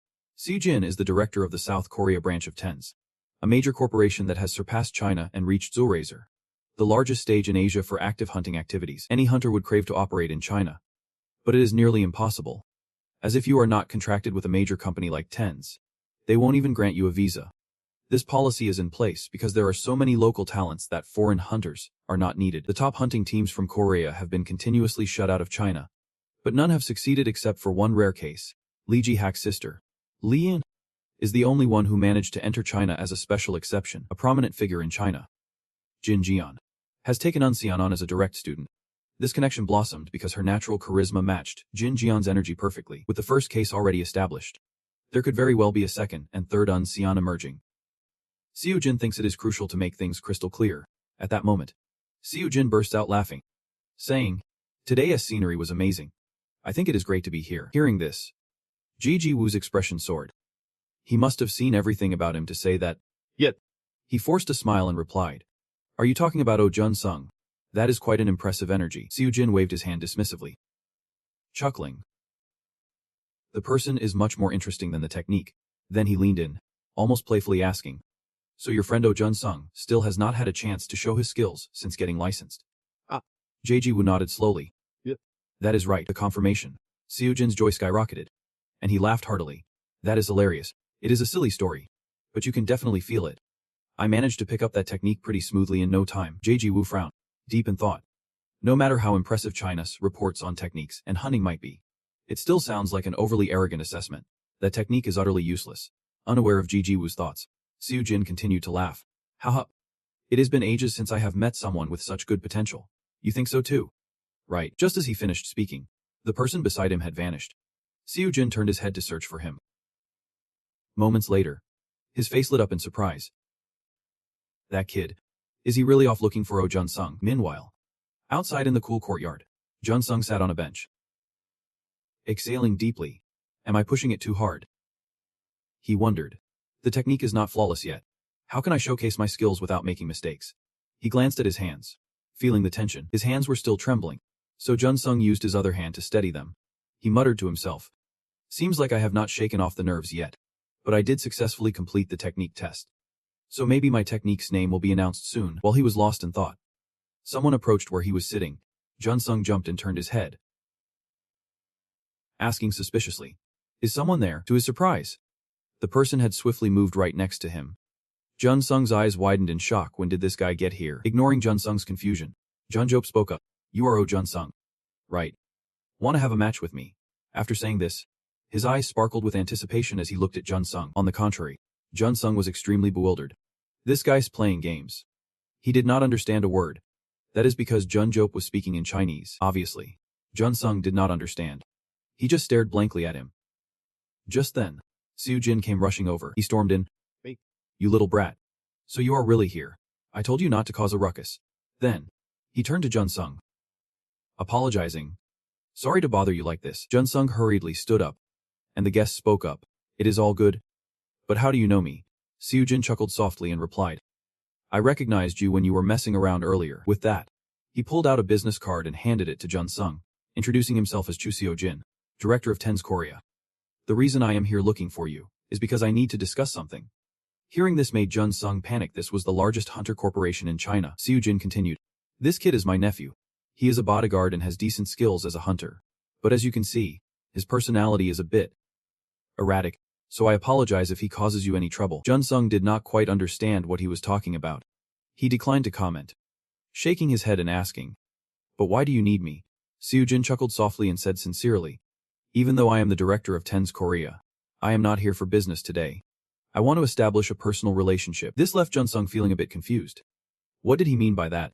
Noticing Jun Sung's silence, Siu Jin continued, "You are a hunter, so you must know about TENS Korea. Right? But you might not be aware of this because it has not been widely shared. In reality, all the owners of TENS are hunters. And every here takes pride in this long-standing tradition. Plus, both Seo Jin and Jun Jot are disciples of that person." While watching Jun Sung demonstrate earlier, Seo Jin had a thought he was totally qualified to inherit their legacy. Jun Sung just stood there, listening, as this info was quite a lot to digest. Ignoring Jun Sung's reaction, Seo Jin continued. "It might be a bit rude, but I recorded your demonstration and sent it to my master. Ga. I have answered your questions." Jun Sung was stunned, and he skeptically asked, "Wait, what? Really?" Seo Jin confidently replied, "That is right. The number one in the world wants to see your potential." Jun Sung froze at that. Shocked. "You mean the number one in the world is referring to Shi Mine?" "Right." Seo Jin did not answer directly but responded mysteriously. "He is one of them. This is confidential, so I can disclose more. But of course, he is the strongest among them, a once-in-a-millennium genius. For you to become his disciple, there is one condition." "What is the condition?" Jun Sung asked. Seo Jin replied straightforwardly. "For you, Jun Sung, to become his disciple, you have to completely become him. This teaching won't strip away your freedom. But while learning those skills, using any other techniques is absolutely not allowed. The methods you use during your demonstration, everything that person forbids, you would be able to use." Upon hearing this, Jun Sung could not help but smirk. "I know what you are going to say next." His words left Seo Jin surprised, and he asked in astonishment, "What do you mean?" Jun Sung ignored him and calmly said, "As of, I have cut ties with my master." "Right." Seo Jin furrowed his brows in shock, murmuring in disbelief, "That is right. I have never told anyone that. Could it be?" But before he could finish, Jun Sung coldly interrupted. "Thank you for your offer, but I have to decline." Seo Jin gasped in shock, asking if he had really thought it through. Why was he refusing such a golden opportunity? This was a once-in-a-lifetime chance, and it would not come around again. Meanwhile, Jun Sung was left confused, mumbling, "What is with this atmosphere?" Seo Jin frowned slightly, thinking it might be better to just drop it altogether. After some thought, he spoke in Chinese, revealing that the other guy had turned down the proposal. This made Jun Sung's face darken, and he grit his teeth, cursing, "What the heck? That idiot." Seo Jin, enjoying the chaos, added that he claimed the skills he had learned so far were more than enough. "No need for any more foreign techniques," he said, which only fueled Jun Sung's anger. Without missing a beat, he shouted, startling Jun Sung into turning around. Jun Sung was yelling curses, but to him, it sounded like a dog barking. Seo Jin kindly asked, "Need a translator?" Jun Sung nodded slightly, and Seo Jin began to translate his insults, feeling a bit smug about it. "With just a little skill, you are already showing off and throwing away this golden opportunity." After hearing those harsh words, Jun Sung sighed in exasperation, glancing at Seo Jin and saying, "I think I do not need to hear this anymore. I'm out." But Seo Jin was not about to let Jun Sung walk away that easily. He kept translating Jun Jop's words for him. This successfully infuriated Jun Sung, who coldly asked, "What are you saying right now?" Of course, Jun Jop did not understand the Korean that Jun Sung just spoke. Standing there perplexed, Jun Sung faced him, his expression darkening. He ground his teeth and shouted, "You dare say that in front of me?" Seo Jin translated his words for Jun Jop to hear. He scoffed dismissively. "If you are so confident in your skills, How about a showdown? Seo Jin was a bit confused, wondering why Jun Sung was getting so worked up. Quietly advising, sorry, but if you meet him once, you might change your mind. But before he could finish, Jun Sung cut in coldly. Let us fight then. With that, he stepped up to stand across from Jun Jo. He raised his voice, dripping with disdain. Let us see how good you really are. You punk. And just like that, the three of them headed to the training room. Both Jun Sung and Jun Jop were geared up and ready. Right now, Jun Jop was overflowing with confidence, quietly asking Seo Jin, what should we do? Uncle, wrap it up quickly. Or take it slow to really showcase the skill difference. Jun Sung basically did not understand what he was talking about. He was just getting ready. Seo Jin, hearing Jun Jop's words, felt a bit uncomfortable and reminded him not to belittle others. Jun Jop was slightly perplexed, retorting, but that guy disrespected us first. Seo Jin, feeling a bit awkward, thought to make this fight fair, they needed to ensure clear communication. However, in terms of skills and techniques, most top-tier fighters throughout history have had limited moves. This has existed in China for a long time, even for thousands of years. Given this opportunity, how could Jun Sung refuse it? Despite all the persuasion, what kind of person is this young man? Really, thinking about this, Seo Jin lowered his voice, saying, after all, he is still a talented guy. Jun Jop, dissatisfied, asked, still thinking about enlightening him. You do not like that. Shrugging it off, Jun Jop replied nonchalantly. But I am not bowing down to that guy. You can tell just by looking at him. With a soft chuckle, Seo Jin reminded him, it will be fine, as long as he submits. Everything will change. Now, clearly, Jun Sung is a genius. So if you want to break through this wall, you definitely have to challenge him to a match. After some preparation, both Jun Sung and Jun Jop stepped into the ring with confidence. Jun Jop declared, I will even let you off 3 times. Seeing Jun Sung's confused expression, Jun Jop remembered he did not understand Chinese. So he switched to English. Jun Sung understood the words, but he just stayed silent, not saying a thing. Just then, the sound signaling the start of the match rang out, and Jun Sung immediately took an offensive stance. Jun Jop remained extremely confident, standing there with a calm smile. As Jun Sung attacked, he dodged effortlessly, thinking to himself, not bad. Faster than I thought while throwing punches. He even had time to reflect. Man, that was dumb. As Jun Sung landed a hit on him, he was stunned. Eyes wide. No way. He actually let Jun Sung's move slip by. While Jun Jop was deep in thought, Jun Sung threw another punch. This time, he did not dare to slack off, quickly dodging as he realized the third round was already upon him. Jun Jop began to unleash his moves, throwing a palm strike at Jun Sung. But then, something shocking happened. Jun Sung actually blocked his strike, though he was still pushed back a few steps. Of course, Jun Sung would not accept defeat like that. He took a step back, then he charged forward again, fist clenched, moving with impressive speed. Seeing this, Jun Jop felt a twinge of annoyance, shouting angrily, do not show me any difference in class. I am not like you. As soon as he said that, he lowered his center of gravity, taking an attacking stance, and the two rushed at each other again, making Seo Jin below the ring watch in awe. He even used his phone to record the entire fight between the two. In the ring, Jun Sung attacked like a storm towards Jun Jop. The more Seo Jin watched, the more amazed he felt. This is unbelievable. Jun Sung's strength exceeded all his expectations. No matter what he expected, the battle between the two in the ring was still raging on. At this moment, Jun Jop was the one attacking Jun Sung, but Jun Sung leaned back to dodge, conveniently kicking his right calf with his foot. Jun Jop let out a curse. That little trick.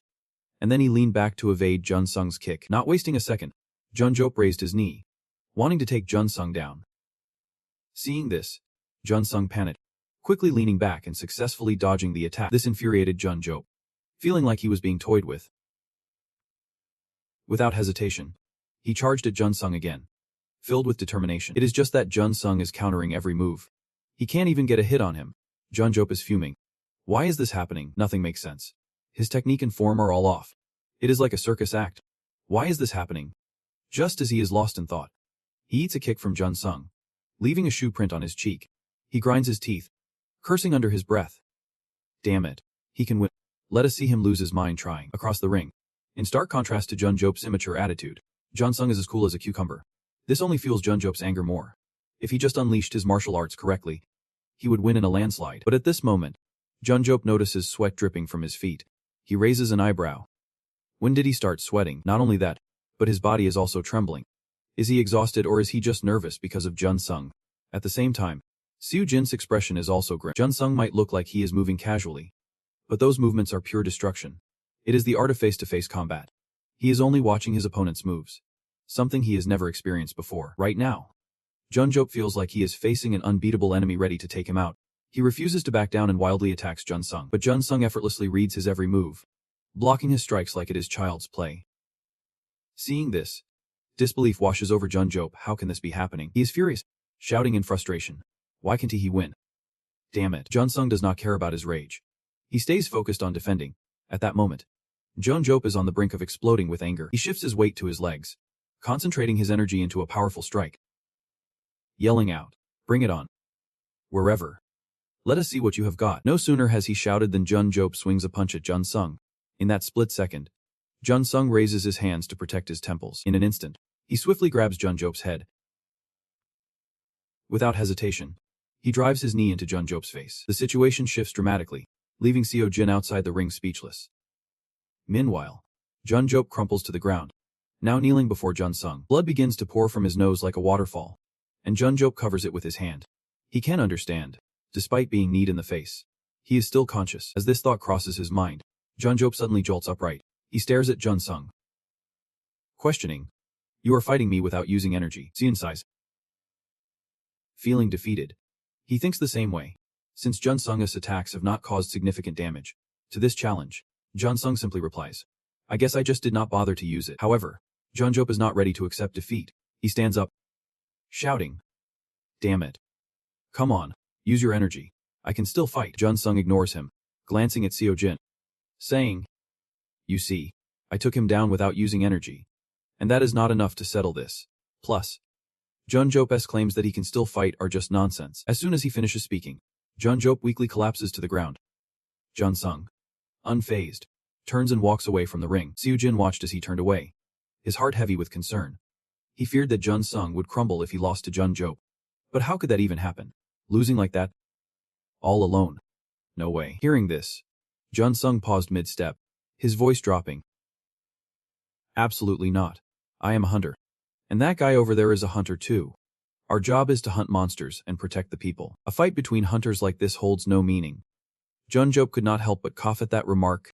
Jun Sung shrugged it off and continued, "It is just personal squabbles. I'm still getting used to not losing my cool." He advised them not to focus too much on the competition results, whether it is him or Jun Jop, or even Seo Jin. Just then, Jun Sung suddenly halted, casting a cold glance at that phone, saying chillingly, "The person on the other end is watching too." Seo Jin flinched at this, and at that moment, a deafening crash erupted from the phone. Jun Sung scoffed lightly, coldly stating, "Tell that person on the other side to listen up. If you want to do something with me, contact me through the company or come see me directly. At the very least, try to avoid unnecessary arguments that hurt people's feelings." With that, he said goodbye to the two and walked away. Seo Jin rushed to call after him, but just then, a low voice came from the phone. "From what I just heard, I can't believe I got roasted like that." Seo Jin shuddered, quickly turning back. He whispered, "Sorry. It is all my fault for misjudging. What can I say?" Before he could finish, the person on the other end interrupted. "All right. No need to say more. I am not mad. I found it entertaining. And that is enough for me." Seo Jin was taken aback. His master found it entertaining, after 30 years of training. Hearing this was a first for him. Meanwhile, Seo Jin's master chuckled softly and said, "Okay, let us move on to the next topic." Then he started rambling about his plans. Jun Jop, who was on the ground, shot up like a shrimp, while Seo Jin was in complete shock, stammering, "Wait, what?" A few days later, Jun Sung was all over the media, like the North Kanghan hunter who successfully hunted a star-rated monster. Whether it was during a hunting broadcast or an unexpected interview, he boldly claimed the #1 spot. Of course, Kang Chiwon saw the news about Jun Sung. He could not help but feel a mix of admiration and annoyance, thinking, "Seriously? He has still got that spirit. Just stop bothering me. Will you?" At this point, Kang Chaewon lifted his head to look at the person across from him, winking and saying, "He really is an interesting guy. We need more friends like him to keep this industry alive." Right. Director Joe Kizik. The person sitting across from him was Joe Kizik, ranked 3rd on the leaderboard. Hearing Kang Chiwon's words, Kizik smirked and replied, "If you have seen enough, put your phone away. We have other issues to focus on right now. Shrugging nonchalantly, Kang Chae-won pouted and said, "Sorry. I thought Director Joe would care too." With that, he put his phone away, sighed, and added, "I already told you I have arranged everything." Kang Chae-won suddenly paused for a moment, then stared intensely at Kisik, questioning, as Joe's representative, "Am I crazy for thinking about selling the rights to China?" Hearing this, Kisik was taken aback. "Not China. It is tense. Plus, I have explained countless times that we are not selling." Letting out a soft scoff, Kang Chae-won coldly replied, "Did you really say that? If you are talking about building a big system between Korea and China, then I do not see how that is any different from selling the company." Kisik narrowed his eyes at him, offering no reply. Kang Chae-won raised 2 fingers and declared, "So you just need to remember 2 things. First, Kang Chae-won is not your guardian angel. Second, Tencent and Nabin. I am not selling the company that I have dedicated my life to and turned into my own empire." Kisik could not help but sigh, reluctantly saying, "Do you even know what opportunity you are looking for?" Kang Chae-won coldly promised, "At least you are finally not denying what I said. You are calling this an opportunity." Kisik did not care about his criticism, speaking in a low voice. "We have already fallen behind. If we can catch up, we can only hope optimistically. But what is the current situation?" Kang Chae-won stayed silent, just listening without a word. Kisik continued, "The next generation of hunters in our country will definitely lead in the field of primary engines. They have combined their inherent strengths and are developing at a lightning speed. Our predictions were wrong." Hearing this, Jun Sung raised an eyebrow and said, "Anyone can tell that is not right. So that is the choice you have thought about after all." Kisik clenched his fists, his eyes filled with determination, stating, "Exactly. The version of the true warrior's eyes, that is it. Outside of the decade, there are no successors in China, so it only exists as documents or graphs." A decade later, 10 suggested businesses would provide partnership results with them. Kang Chae-won scratched his head and said, "It is not that TENS is being utilized. It is an unverified copy, meaning it will voluntarily turn into a guinea pig." Kisik continued to try to persuade him, saying there is a possibility to acquire the technology that could open doors, in exchange for transferring some benefits. But Kang Chae-won was not interested. His stance remained unchanged. Hearing this, Kisik had nothing more to say. He stood up gently, saying, "So that is how it is? All right. In reality, I only came to persuade you according to Tenz's words. But honestly, it is better for me if there is no deal." With that, he slowly walked out, but not before leaving one last remark. "I have a piece of advice. There is an absolute wall you cannot cross. The new team is starting to gamble with their lives over there. The results are not good. Right. Maybe it won't be for a long time. That is for sure." This statement caught Kang Chae-won off guard, but immediately after, he clicked his tongue and replied, "Honestly, that is the wall that can be crossed. I never even thought about that." Restoring the momentum clearly suggests that the proposal itself is worth anticipating. But does Kisik really not see the downside of that proposal? The company will certainly be influenced by TENS, knowing the risks yet still accepting them well. The reasons are obvious. Thinking about this, Kang Chae-won nodded and said, "Some walls just can't be crossed. Like the J cup that Representative Jun has never managed to overcome." Those words made Kisik spray black adhesive in frustration. Seeing his reaction, Kang Chae-won could not help but smile with satisfaction. He knew that in the world of finance, there is no one who does not know. But the way Jun Sung ignited those pent-up emotions was truly remarkable. Kang Chae-won was feeling wary from the insurmountable gap with Zier, but Jun Sung, appearing as a newcomer, sparked a flicker of hope amidst his worries. Reflecting on this, Kang Chae-won could understand why Jus was so bitterly sitting there. It was evidence that the internal chaos was being rushed by the gathered proofs. After a moment of silence, Kang Chae-won continued, "Director Jung Kisik, I have got something to say too." He said he did not know whether the guy had 18 dragons, or the Energy Cup or whatever. But Kisik could not surpass. At this moment, Kisik's face was still frozen in anger. After a long pause, he gritted his teeth and replied, "You will have to see to believe." With a dismissive wave, Kang Chae-won thought to himself, "What is the industry going to be like now? Entering 10 will be a success, even if you oppose it. You can stop it with those big machines. Clearly, the industry documents will change. And if that is the case, we need some competitors on our side too. Is it really just Jun Sung alone, in this chaotic era? What kind of moves will he make in the future? I am really looking forward to it." Meanwhile, Jun Sung was oblivious to the underground battles between the capitalists, sitting back and relaxing. "Finally, tomorrow is the day for service. And I am already pumped up. Just need to put it into action now." Suddenly, a low voice came from behind him. "I am just admiring the night casually. Lately, none of my friends are answering me." And Jun Sung jumped. Turning to look, he saw an old man standing confidently next to him. He was wearing sunglasses. Still smiling. You must be Jun Sung. I was really impressed with your interview. It was a great interview that perfectly matched your status. Hearing this, Jun Sung politely nodded. Thank you. By the way, are not you Korean? The old man nodded. Chuckling softly. That is right. I often come to Korea because I have a business partner here. As he spoke, he suddenly hesitated, staring at Jun Sung coldly and said, and this time, I want to see your face a little more closely. Those words put Jun Sung on edge. And right after that, the old man's demeanor shifted abruptly.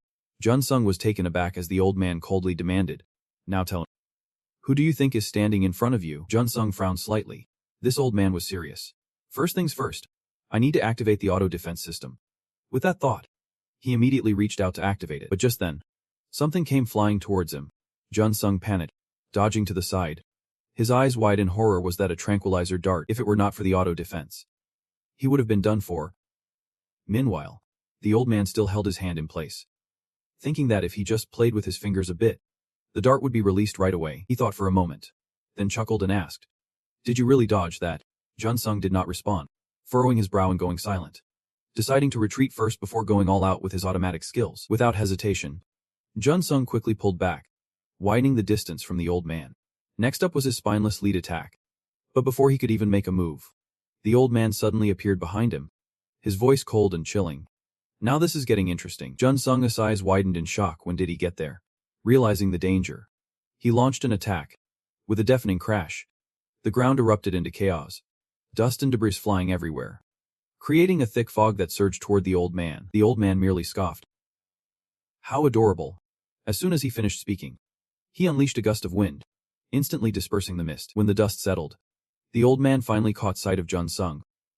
Jun Sung, taken aback by the old man's skill, could not believe he had managed to evade that. But even more surprising, the old man had closed the gap in mere moments. He landed a punch squarely on Jun Sung's back. Jun Sung barely had time to react, and he took the hit, with no other choice. He stumbled to the ground, the pain overwhelming him and halting his escape. At that moment, the old man approached and gripped Jun Sung's shoulder tightly. His voice was icy as he remarked, you have got some guts to still be moving at this point. Damn. He has got enough skill to brag about it. Jun Sung bit his lip, feeling his body betray him, as if he had been paralyzed. While Jun Sung was in a panic, the old man spoke again. Really now? How long are you going to endure? I am not trying to keep you here, but I am like a celestial horse that can chase down my opponents for 10 miles. He shot Jun Sung a knowing glance, grinning as he added, don't regret this too much. The ending is not going to be what you want. In the heat of the moment, they had ended up on the main street. Bystanders watched in awe as the two dashed and flew, murmuring, what is happening? Are they filming something? Isn't he that North Kang Han? And that old dude looks like a model from a magazine. Hearing the commotion, the old man chuckled. Well, with so many people around, I guess I will have to talk to you. But just as he said that, he noticed Jun Sung trembling, a look of surprise crossing his face. Didn't I already release your pressure points? At that moment, Jun Sung suddenly lifted his head to face the old man, his voice icy as he said, if my thoughts about you are correct, then you owe me a proper apology. Isn't your behavior bordering on illegal? Hearing this, the old man could not help but chuckle. Kid, did you just get unsealed? Your head's still not clear. Jun Sung ignored the old man's jibe. He continued, aren't I the one asking you that? Do people like you always handle things so carelessly? The old man treated Jun Sung's words like wind passing through his ears, wanting to say, why are you so worked up, kid? You came to me. After all, then, Jun Sung gasped. What the heck is he rambling about?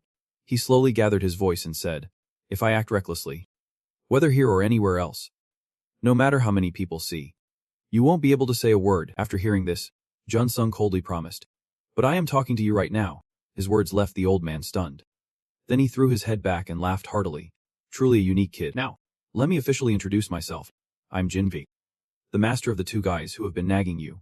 As soon as those words left his mouth, Jun Sung's eyes widened in shock. He is one of the 10 leaders, the head of 10s. Jin Kabik. But why did he come directly to find you? Just as Jun Sung was confused, Kabik spoke again. I did not mean any harm when I sealed your points. I did it just to have some extra time to closely observe your body. Honestly, those two words could easily escape my lips.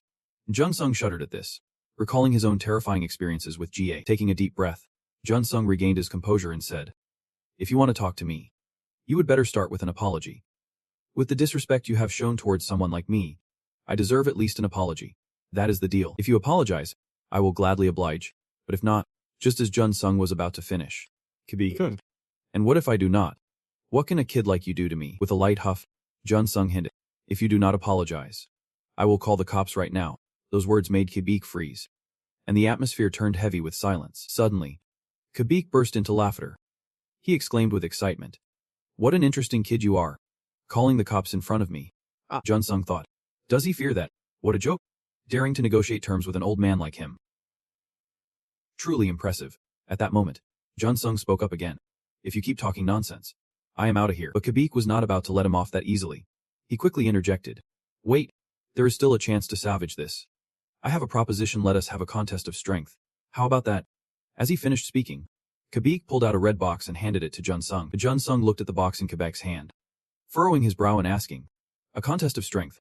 He nodded slightly, saying, Yep. Give it a try. Jun Sung narrowed his eyes at him and after a moment of hesitation, asked, Why should I compete with you? Shrugging casually, Kabik replied nonchalantly, It is simple.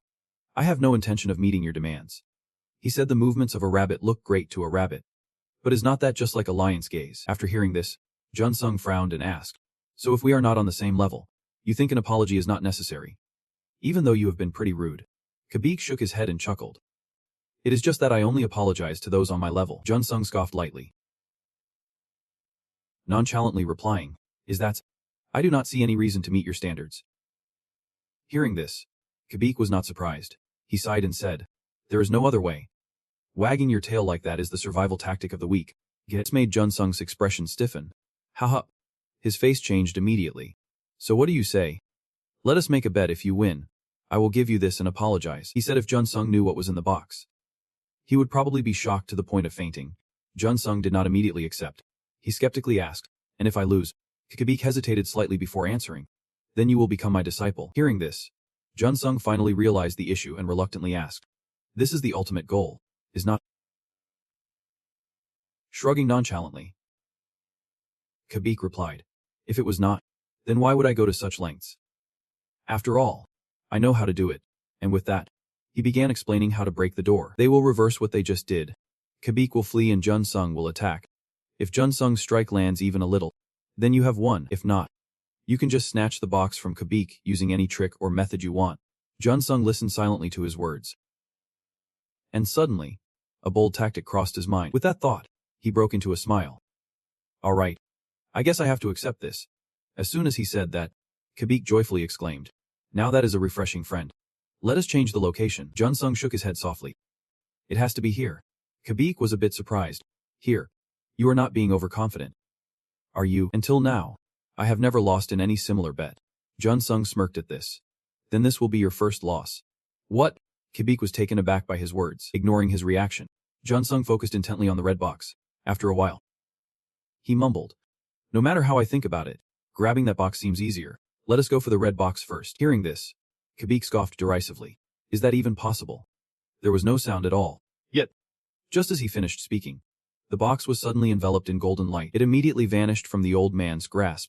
Kabik stared in shock at his empty hand. He did not even realize how Jun Sung did it before the boy lunged at him. Caught off guard, Kabik felt Jun Sung's 2 fingers pointed at his forehead. Kabik was stunned by his action. Jun Sung beamed with satisfaction. Both conditions have been met. I win. But just as he finished speaking, he suddenly felt a chill run down his spine. Kabik was now enveloped in a layer of ominous energy, sending shivers down everyone's backs. Bystanders felt this tension and began to murmur amongst themselves. Jun Sung could not help but grin. The atmosphere was intense. At this moment, Kabik asked in a low voice, Kid, how did you pull that off? With a slight chuckle, Jun Sung replied nonchalantly, As you said, using any tricks or methods. I brought out the other card I have. Upon hearing this, Kabik extended his hand out, his voice rising. Explain yourself right now, or you will lose those precious fingers. Need an explanation. Shrugging indifferently, Jun Sung pouted. If you do not agree with the result, let us go back to the starting point. Not backing down, Kabik said sharply. What starting point? You do not think that is just a joke, do you? Smiling wryly, Jun Sung replied boldly. So I wasted my time with a fraud who can't even keep his promises. His words deflated Kabik's confidence. But then, he threw his head back and laughed loudly, not entirely fooled. I suppose. No danger and no theft. So there is no answer. I wanted peace for 20 years but unexpectedly ran out of luck here. With that, he handed the box to Jun Sung. All right. I want to claim I lost to this old fool. He said he had handed over the box as promised. So hurry up and take it out. Jun Sung held the box in his hands, deep in thought. At this moment, Kabik chimed in. Did that punk take my box? What kind of trick is this? Shrugging it off, Jun Sung smirked and replied. Do I really owe you an explanation, you stingy bastard? Kabik grumbled, clearly annoyed, but still genuinely reminded him. Do not open the box too often. It is better to keep the air out until you use the medicine. Jun Sung frowned slightly, skeptically asking, is it some kind of medicine? Kabik suddenly felt a surge of vindictiveness, responding coldly. Do I need to tell you that? Jun Sung was at a loss for words. Seeing his reaction, Kabik felt even more smug. There is no point in telling you about the contents. If you want to risk it, go ahead and find out if it is medicine or poison. With that, he turned to leave, saying, well, that is done. I am out of here. It has been a while since I had this much fun. See you later, kid. But just after taking a couple of steps, Jun Sung shouted back. Wait, are you sure? Have you apologized clearly to me and my teacher yet? His words sent a shiver down Kabik's spine. He took a deep breath, turned around with a smile, speaking in broken common language. I do not know Korean. But Jun Sung was not letting it slide. He insisted, if it is inconvenient, just say sorry plainly and let us wrap this up. Kabik watched Jun Sung's determination, cold sweat trickling down his forehead. The great Kabik, #1 in the world. Say sorry. That would shake his pride to the core. With that thought, Kabik suddenly lunged to attack. Jun Sung did not expect this at all. And before he knew it, he was immobilized in the blink of an eye. He collapsed helplessly into Kabik's arms. Without a moment's hesitation, Kabik carried Jun Sung away from the bustling streets. All that remained were whispers and murmurs from the crowd. After a noisy night, the sun began to rise again, and Jun Sung finally came to his senses. Only he was not in a house but on a stone bench in the park. He sat up groggily, muttering in dissatisfaction. What the heck did that old man do to me? Just up and vanished. At that moment, he spotted the red box sitting on the bench, with a piece of paper underneath it. Picking it up to take a look, it was a note left by Kabik. Jun Sung read through it and could not help but feel impressed. This old man's Korean is pretty good. Plus, his handwriting was not half bad. Meanwhile, in a high-rise building downtown that same night, Ki was feeling very anxious, pacing back and forth, mumbling. Can't he be? Seriously? When is he going to show up? He kept checking the time. Then he started grilling Seo Jin. Has not that guy been late for hours now? Isn't he this a bit too much? Seo Jin awkwardly replied. He will be here soon. Which only made Ki more frustrated. He scoffed. You have said that several times already. I have other plans. Just as he finished, the door behind him suddenly swung open. A figure walked in from outside, dressed in traditional Chinese attire. It was none other than Ki Beek. The moment Ki laid eyes on him, his expression turned to shock. Standing before Ki was the leader of Tens. How could he possibly remain calm? Right at this moment, Ki Beek spoke up, looking straight at him.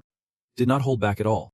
As soon as those words left his mouth, he quickly bowed his head in apology, saying it was rude, and that it was an honor to meet him. Introducing himself as Joe Ki, the director of Kongen. His calm words masked the fact that Ki was trembling with anxiety, beads of cold sweat forming on his forehead. To learn that thing, he first had to catch Ki Beek's eye. Meanwhile, Ki Beek was silently observing him. After a long pause, he finally spoke. All right, I am listening. Hearing this, Ki lifted his head, joyfully responding. It is truly an honor to meet you like this. But before he could finish his sentence, Ki Beek interjected sharply. We have met, so that is enough. He then ordered Sel Jin to leave, making Sel Jin feel awkward and wanting to intervene. Of course, Ki Beek did not give him a chance, complaining in dissatisfaction. I thought it would be a nice walk, but instead I ran into this rude kid. I'm exhausted. I think I need to go take a nap. As soon as he said that, Ki's face turned as dark as a pot bottom. He hurriedly rushed over to stop him, saying, Please wait a moment. I have been waiting here for you for hours. If you just leave like this. Ki spoke while reaching out to grab Ki Beek's shoulder. This successfully made Ki Beek's expression darken. The atmosphere in the room instantly turned icy due to his presence. Around Ki Beek, a thick aura of menace radiated, making everyone nearby feel as if they were standing in a hellish abyss. Signifying his anger, Ki's footsteps halted immediately. He was terrified by this oppressive aura. Ki Beek was now glaring at him, his eyes filled with a warning. Kai instinctively shivered, cold sweat rolling down his forehead, the pressure making him feel like he could be killed in an instant. The atmosphere had become heavy in an instant. No one dared to approach Ki Beek. After a long wait, he finally withdrew his menacing aura. He turned to Ki and said, I have nothing to say. I told you I am tired. This left Ki feeling a bit bewildered. I do want to learn from you, but if not, then I have just one thing to say. You are a dog. Those last 3 words turned Key's face as dark as dog poop. But his anger just hit the air. Key-beak did not even bat an eye. Coldly warning. A dog can only obediently eat what its master gives it. It can't just touch its master's feet whenever it wants. Key was enraged by this, his body trembling as he held back his frustration. At that moment, Key-beak grabbed his face, coldly stating, "Remember this well. I am not pleased with a disobedient dog." With that, he turned and walked away, his silhouette extremely imposing, as if the vulgar words from earlier had never been spoken by him, leaving Key staring after him, feeling a mix of emotions. A little later, at the foot of the building, Key-beak walked ahead, mumbling to himself, "That kid really has no backbone." Xiao Jin, following behind, heard this and asked in confusion, "What did you say?" Key-beak realized he had slipped up and quickly shook his head. "Nothing." "All right. Did you want to say something?" Xiao Jin hesitated for a moment before finally speaking up. "That jokey kid is truly a talent to watch out for.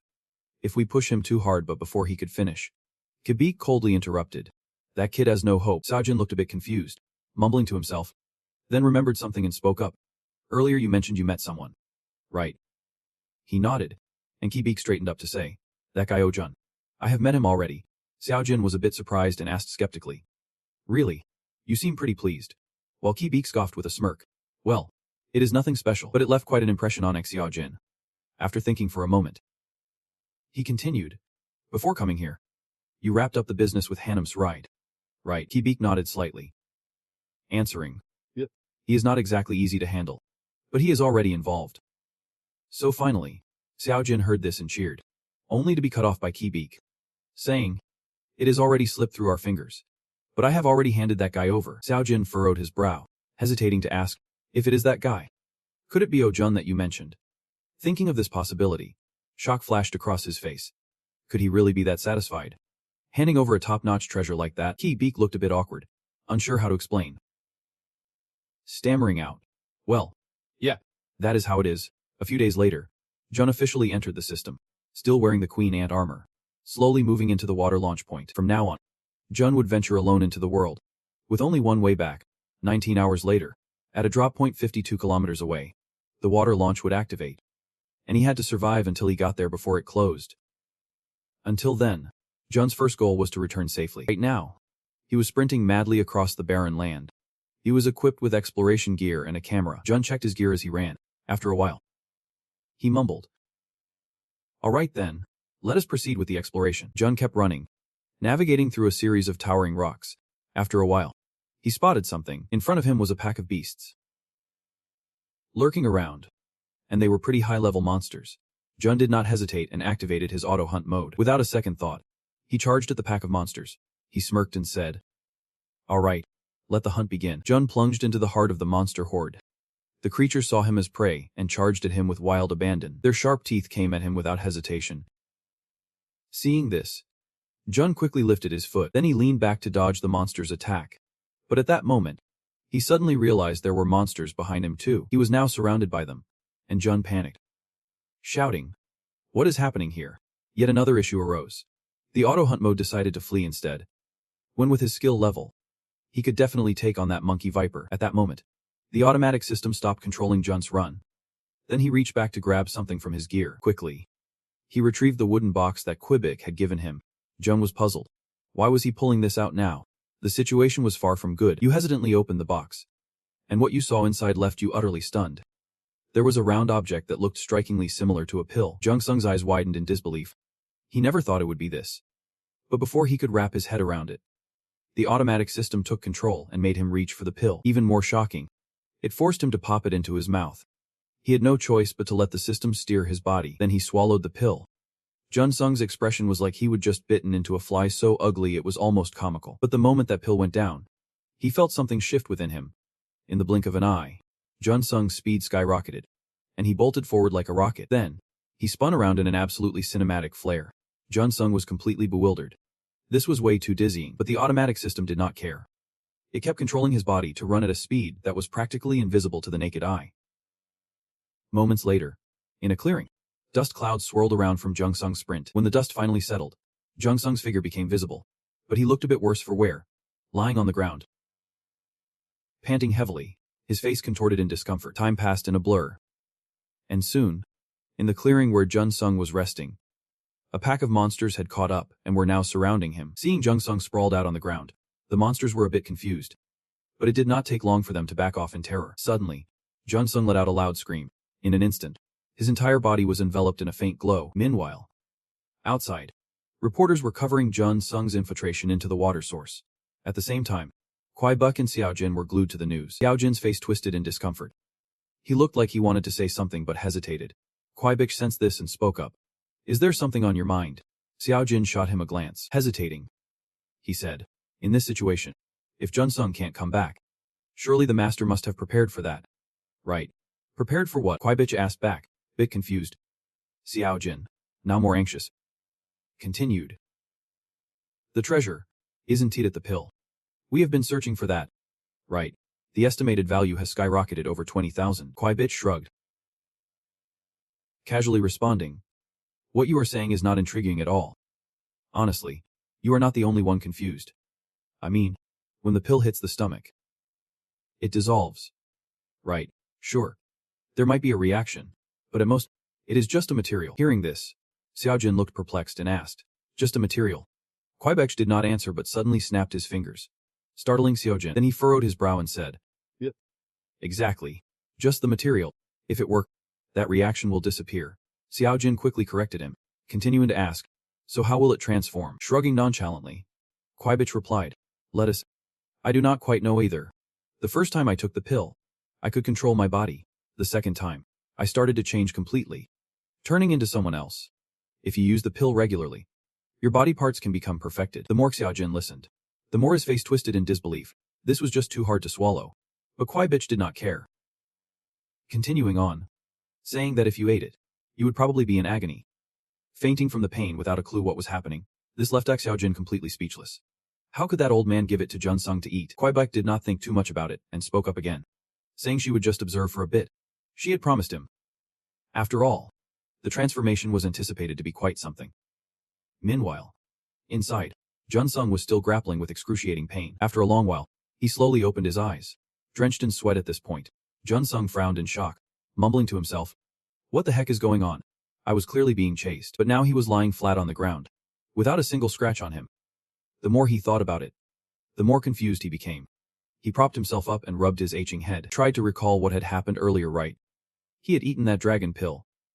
But now, an awful sight appeared before Jun Sung. All the monsters were sprawled out on the ground, blood flowing like a river. They were definitely dead. Jun Sung's eyes widened in disbelief. Did he really just go all out fighting against the monkey Viper? How long had it been? Trying to piece together the events, he realized he had indeed fought those monsters. Suddenly, panic struck him as he exclaimed, oh no. How long has it been? He quickly glanced at his watch. There were still about 4 hours left. He had to hurry back and finish this, or he would not be able to get out. Thinking this, Jun Sung quickly took to the skies, ready to leave this place. But then, his body suddenly floated there, and he felt something was off. Jun Sung landed back on the ground, doubt creeping in as he exclaimed, what the heck is happening to my body? He stood frozen, unsure of what to do next. After a moment, Jun Sung looked at his hands, checking the energy in his body. He realized something was definitely wrong. Until now, pushing himself too hard would have knocked him out, but now, the power flowed easily through him. Was this the effect of the dragon pill? Realizing the change in his body, Jun Sung removed his Queen Ant armor and took off running. His speed was so fast it was almost a blur. Jun Sung dashed across numerous small mountains. Feeling his speed, he could not help but shout in excitement. Whoa, I am suddenly so fast. He had been a little skeptical at first, but with 3 layers of armor on, he figured he would be just fine thanks to the changes in his body. The armor felt a bit tight and restrictive, making it hard to breathe, as his body had suddenly grown. But overall, his physical condition was pretty good. This was definitely the effect of the dragon pill. The more Jun Sung thought about it, the happier he became. This unusual body was amazing, if that is the case. He could get out after all. A little while later, he reached a small mountain, looked around, realizing he still had 4 kilometers to go, plenty of time to make it. It was great that he could leave with ease. But the initial transformation had been so painful that he nearly lost consciousness. Jun Sung felt pretty pitiful. After all that preparation, it all seemed to turn to dust. Reflecting on the previous situation, Jun Sung could not help but feel strange. Why did the auto-hunt system urge him to consume the elixir back then? With Monkey Viper's level, he had more than enough strength to take it down himself. As he was deep in thought, Jun Sung suddenly spotted a flare in the distance. He raised an eyebrow in curiosity. Something about this felt off. Jun Sung picked up the pace and ran forward. But it did not take long for him to come to a halt. As he found himself face to face with someone, he recognized them as the Quartz team. One of the two F4T squads. These guys were so intense they could rival a military unit. This time, they were holding their ground at a crucial checkpoint. And Jun Sung looked at them with a mix of caution and disdain. To think he was running into one of the F4T teams. The Quartz team no less, but the vibe from this team was pretty serious. Almost eerie. Just then, the leader removed his helmet. It was Seo Yang, captain of the Quartz team. He looked at Jun Sung and asked, "So you are Jun Sung?" "Right." Jun Sung nodded slightly. "Yeah, that is. You guys are from the Quartz team?" "Correct." Seo Yang seemed a bit taken aback. Curiously asking, "You know us? You look different in armor. Are you injured anywhere?" Jun Sung shook his head. "Just a minor incident. But I am all good now." Hearing this, the other person looked a bit anxious and said, "Oh really? Let me help you. We need to get you to a hospital fast." Jun Sung waved him off. "I do not need anyone to help me walk." But as soon as he finished speaking, a sharp pain shot through his body. Out of nowhere, the guy in front of him attacked. Catching Jun Sung completely off guard, he took the hit full on. His body flew backward, crashing hard into a massive tree, the impact making him scream out in pain. Stexi Wong watched this unfold, a cold, disdainful smirk on his face. The atmosphere in the area had suddenly turned bizarre. Still reeling from the pain, Jun Sung struggled to get back up. He looked up at the person in front of him and asked, "Who are you? Why did you attack me?" Stexi Wong did not respond directly, coldly stating, "Useless. Right now, you won't be able to move. You will never use your energy again." Completely cut off, he then casually shifted gears. "So tell me, where did you get that armor?" "Don't dodge the question. The evidence clearly shows you are the heir of the celestial horse." At this, Jun Sung's hand instinctively twitched. He was now questioning whether these guys were connected to Quebex. Not getting a response, XOC Wong pressed on. "Answer me, or do not blame me for making this painful." Jun Sung was not in a hurry. He stood up from the ground, dismissing the threat. "Why should I answer you?" His words only fueled Xiao Si Wang's anger. He gritted his teeth and cursed. "This punk. You have not seen a coffin yet." Jun Sung basically did not care. He was wondering what this had to do with the jerks in front of him. Is it because I am using an automatic hunting pill? Maybe these guys know about the existence of the pills. Thinking this, Jun Sung could not help but smirk. Thanks to that old man, I have been bothered too many times. Standing here arguing with you guys has totally messed up my first transformation. You know, Xi Wang glared at him furiously, his tone heavy with accusation. "What did you say?" But Jun Sung did not care. He continued, "You know about martial arts novels, right? Just going along with someone's influence." As soon as he finished speaking, he activated the automatic hunting system. Then he shouted out loud, "Where's the ancient armor? Look closely. See where it is." His actions made Xi Yang furious. He gritted his teeth and cursed. "Well done. You have crossed the line. From now on, restrain this kid for me." The formation is activated. As soon as he finished speaking, the group of Quartz began to surge forward. Their movements were incredibly smooth, and Jun Sung watched in astonishment. The speed of the Quartz team was unbelievable, and they were armed. This is what we call pressure tactics that they often use. Jun Sung watched their actions with vigilance. In the blink of an eye, the Quartz group surrounded him. This is what we call a heavenly barrier to block evil. At this moment, Stexi Wang was extremely pleased. A smile spread across his face, as if victory was already in his hands. Immediately, the formation was activated, and the Quartz team began to attack Jun Sung. He hurriedly dodged. If they land even one hit, it is game over for me. His speed was so fast that it startled the Quartz team a bit. Unfortunately, Jun Sung did not hesitate to seize the opportunity and dashed behind one of them.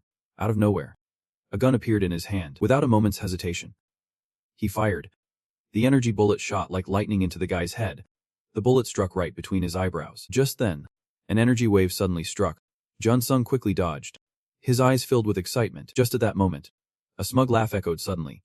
"Haha, oh Jun, you are way stronger in real life than in the videos. But this formation is not easy to deal with.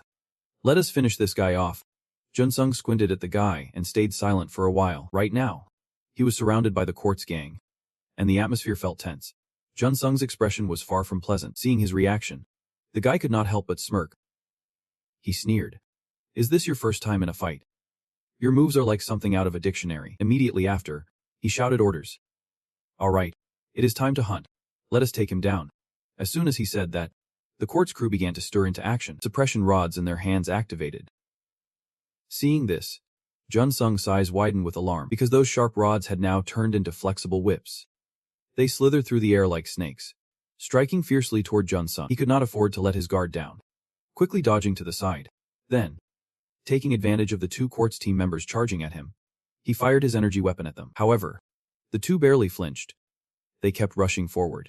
This left Jun Sung momentarily speechless. Suddenly, the whip lashed out from a distance and struck his arm before he could dodge. But he did not back down.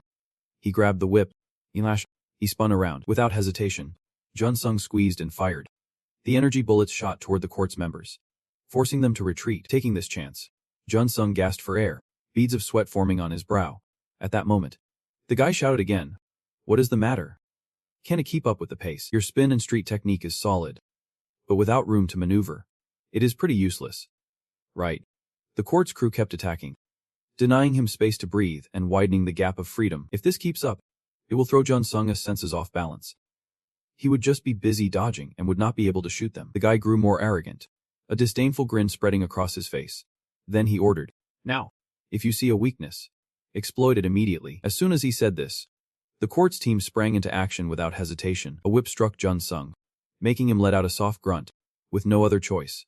He had to step back, but just as he caught his breath, a shocking sight lay before him.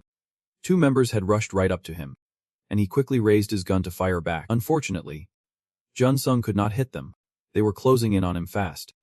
The whips in their hands rose once more to strike. This time, Jun Sung did not dodge. He reached out and grabbed it directly. In an instant, his eyes lit up with excitement. It seemed like at that very moment, the ground began to tremble. Out of nowhere, a swarm of energy bullets appeared in this place, and just like that, they exploded. Energy shot out in all directions in the blink of an eye. They moved like tiny snakes, relentlessly attacking forward. The crystal team was completely caught off guard, getting slammed by the energy blasts. One by one, they were pierced by the energy. Not only that, but they were left hanging in mid-air. This scene sent shockwaves through Saul Yang. He could not believe his eyes, shouting out, "What the hell is happening? Is that coming from the ground?" Over here, the members of the crystal team were completely under Jun Sung's control.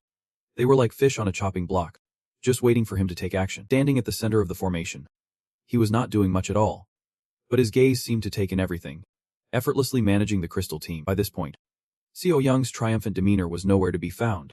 He panicked and yelled, "What is this guy doing?" Meanwhile, the entire crystal team had collapsed. Jun Sung slowly walked over to him. He spoke coldly. "This technique is called a parasitic worm. Like that thing you thought was useless earlier. Right. This is my first time controlling so many of them at once. But I am doing better than you." His words left So Young in shock. His eyes were filled with disbelief. "No way. You figured out their formation's movement." The bullets were not missing. They were deliberately shot into the ground. Furthermore, that technique called a parasitic worm. From the trial performance, there is no way it could pack such a punch. Why is this happening? Seo Yang was utterly baffled.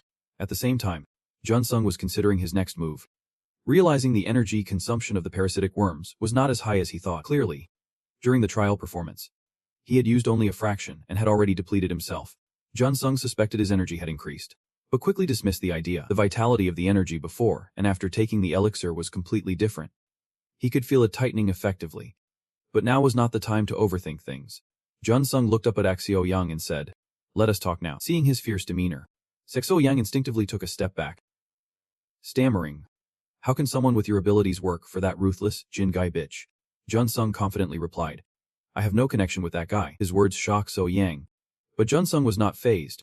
He continued coldly, "I do not know what your relationship with that old man is, but it has nothing to do with me. Creating a scar is unforgivable." With that, he aimed his gun right at the center of Seo Yang's forehead. Reacting instinctively, he grimaced and said, "Go ahead, just kill me." However, Jun Sung flatly shook his head. "After all, your actions were fully captured by my action cameras, so if it comes down to accusations, that evidence will be more than enough." This only made De Zhuang's face look even worse. But Jun Sung did not care. He spoke seriously. "I did not think I would kill you."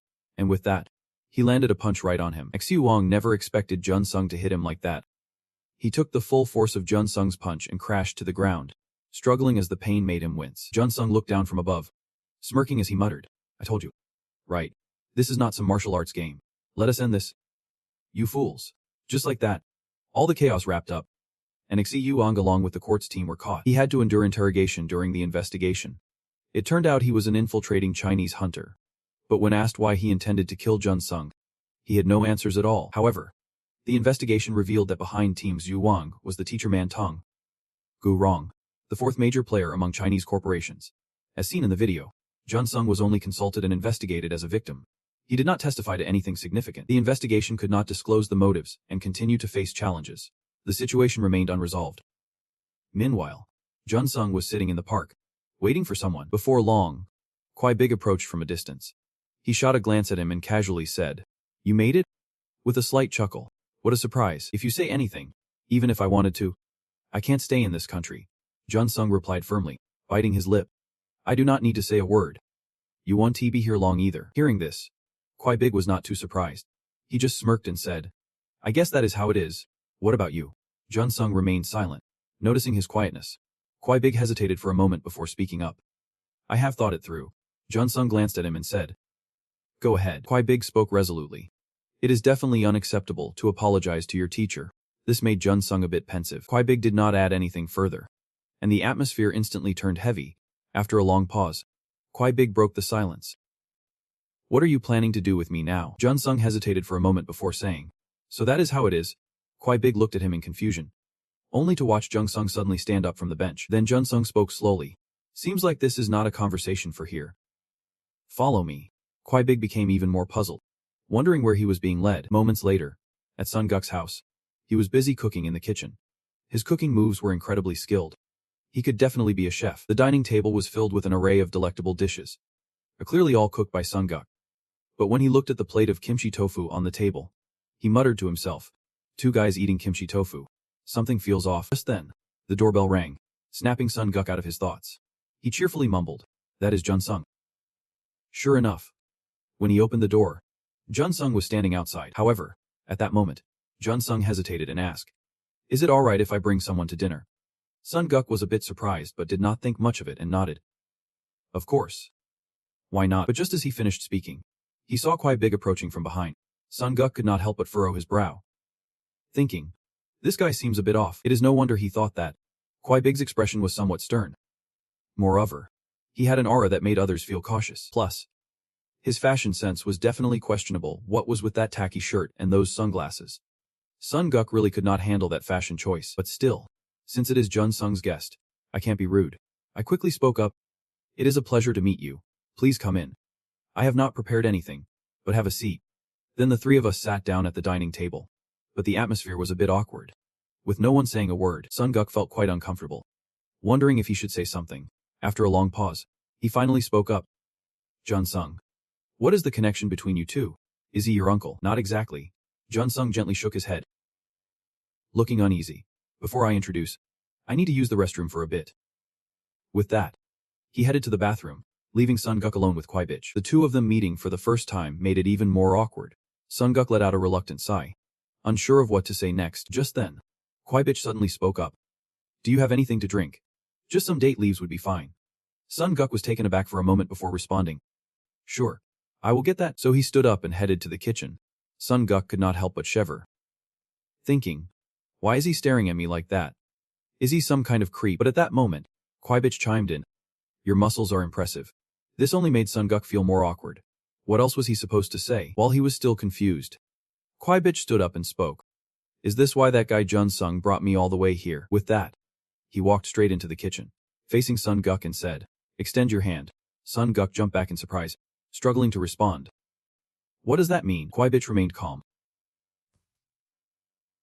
explaining straightforwardly, "Thanks to Jun Sung, I am not caught up in troublesome matters. So I think it is a fair trade. It is not a bad thing. So just try extending your hand." Sun Guk frowned slightly, doubt flickering in his eyes. This old man is really something. But in the end, he still extended his hand for Kwai Big to take. The moment their hands touched, a surge of energy suddenly erupted. Sun Guk felt something coursing through his body, his eyes widening in disbelief. "No way. It can't be? I should at least feel some pain for this to be normal." Sun Guk's blood flow had been halted, but connecting that to high-level energy control was just unbelievable. With that thought, he began observing Kwai Big, wondering who this old man really was. Just then, a foot stepped out from the restroom. Jun Sung stood there, not interrupting the two of them. Time passed, And after a while, Kwibich finally released Sun Guk's hand. After a moment, Sun Guk was drenched in sweat, thinking to himself that he could not handle this, and softly murmured some words. He then looked at his own body. Filled with disbelief, Sun Guk looked at Kwibich, stuttering. "Uncle, I can feel energy in my body right now." Kwibich nodded matter-of-factly. "Yep. What you are thinking is correct. Until all the shields he added to the lymphatic system wear off, you can use the energy. Even just a little. But it will only last a few minutes." Hearing this, Sun Guk's eyes widened in shock. Immediately after, he could not help but smile. Sun Guk tried to channel the energy within his body. In the blink of an eye, his body vanished, only to reappear at the dining table. Around him, remnants of energy lingered in the air. Meanwhile, Junsung observed from a distance. Taken aback by the spectacle, he realized there was not even a hint of magical movement. This was the real deal, the spin slate. Sun Guk, still reeling from shock, found his body moving as if it had a mind of its own. With that thought, he clenched his fists in sheer satisfaction. After a moment, he turned to the two behind him and, with gratitude in his voice, said, "Junsung, and you too? Uncle, I do not know what this is, but thank you both so much." A smile crept onto Kwibich's face as he boldly suggested, "Maybe we should take a stroll while you say all that." Without hesitation, Sun Guk nodded in agreement, and just like that, he vanished in an instant. Seeing his flustered expression, Junsung could not help but chuckle. At that moment, Kwibich suddenly chimed in. "Feeling like you have regained a lost limb. A guy like you has been living as an average Joe for 3 years." With that, he walked over to Junsung. Kwibich raised an eyebrow, smiling. "It seems you have something on your mind." Nodding seriously, Junsung replied, "Do you want to make a deal with me?" Hearing this, Kwibich seemed a bit taken aback. "You want to negotiate? I have a feeling I know what you are after, the recovery of that young man." "Right," Junsung straightforwardly admitted. "Yep. The thing I consumed. Can you give it to him?" Kwibich studied him intently, then spoke seriously. "Didn't I mention that grand elixir is quite pricey? Besides, he is catching a flight tonight to leave the country. Time is of the essence. So tell me again what you want." Junsung stood firm, replying, "As you said, treat him and I will cover the treatment costs. That is my deal." Hearing this, Kwibich could not help but snicker. "What kind of condition is that? You think Jin Kwibich would just agree to a simple deal? Are we that close? Do you trust me?" Junsung shook his head lightly, confidently declaring, "I believe in my own worth." Ignoring the tension, he added, "By the way, I won't accept unreasonable demands like your disciples do." This left Kwibich speechless. Is this the attitude of many others? He scoffed. "Let us put the deal aside for now. There is still much to resolve." Before he could finish, Junsung interrupted, "I am a hunter, not a doormat. As a hunter, I won't do the impossible. If you need something, please step out of here now." The air thickened with silence as the two locked eyes, neither saying a word. Just when Junsung thought he would not get a response, he heard Kwibich scoff. Then, in a calm voice, he said, "Fine. I will accept this deal with you." Moments later, the door of Sun Guk's house swung open again. Sun Guk walked in, drenched in sweat, but with a cheerful grin. "How long has it been?" "I ran for a whole hour." But then, Sun Guk only saw Junsung there. Looking puzzled, he asked, "Junsung, where's the other guy?" Junsung replied nonchalantly, "He is." Sun Guk suddenly raised an eyebrow. "I mean, he has not even managed to say thank you to that guy yet." It is truly an astonishing experience. This method is beyond imagination. He thought he would never be able to run again. With that, Sun Guk grabbed a bottle of water from the fridge and chugged it down. He let out a long sigh of relief. Refreshing. While Junsung looked on, completely speechless. At this moment, Sun Guk walked over to the dining table, slowly opening his mouth. He had just run for about an hour. That was the best achievement and the happiest moment of his life. With this body, he thought he might lose his mind. But just then, Sun Guk suddenly noticed a whole table of food still untouched, and he exclaimed in shock, "You have not eaten yet. Just wait a minute. It just needs to be reheated." But Junsung interrupted him, stopping him in his tracks. Sun Guk frowned in suspicion, asking, "What is it?" Junsung hesitated for a long time before finally speaking up. "Earlier, I tried talking to that person. There is a way to treat your body." As soon as he said this, the house fell into silence. Sun Guk squinted at him, obviously surprised by this news.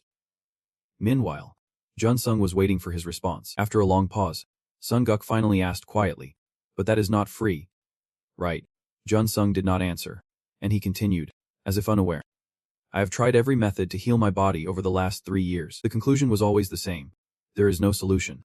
But meeting that man, the one who can manipulate supernatural powers, was certainly beyond his expectations. Anyone could guess who brought it. And it was that organization.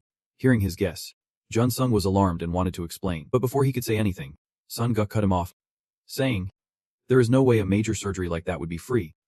Clearly, this is just bait to catch Jun Sung. Right?" So he said Jun Sung should not have to pay that price for him. And upon hearing this, Jun Sung let out a resigned sigh, saying, "Dude, it is not that big of a price." However, as soon as he finished, Sun Guk slammed the table angrily, shouting, "There is no such thing as a small price. The cost of repairing a body like this is never cheap." Jun Sung knew he was worried about him and shook his head reassuringly. Unfortunately, Sun Guk did not listen. He almost yelled the words, "I said I am fine." Sun Guk took a deep breath and said slowly, "I told you I am fine." Seeing Sun Guk being so stubborn, Jun Sung raised a hand to signal him to stop, saying slowly, "The condition is the 5th time, a freelance contract with Tencent, then participating in the 5th event in China, and with that, the contract will end. The distribution of products and profits is agreed upon as per the previous terms." Sun Guk was stunned and asked, "Participate in the 5th event in China?" Jun Sung nodded with a serious expression, saying it is the best strategy in history. This is a great opportunity to gain experience from abroad. Who would not want a chance like that as a traveler?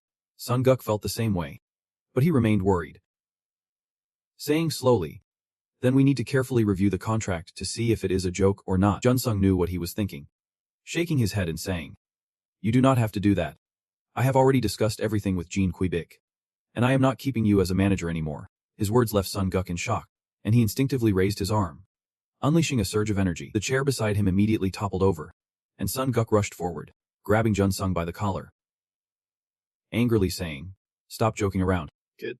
But Jun Sung remained calm. This was not a joke. Sun Guk glared at him, questioning, "You used to beg me to manage you, to help you out, and now that you are getting attention, you want to do whatever you want?"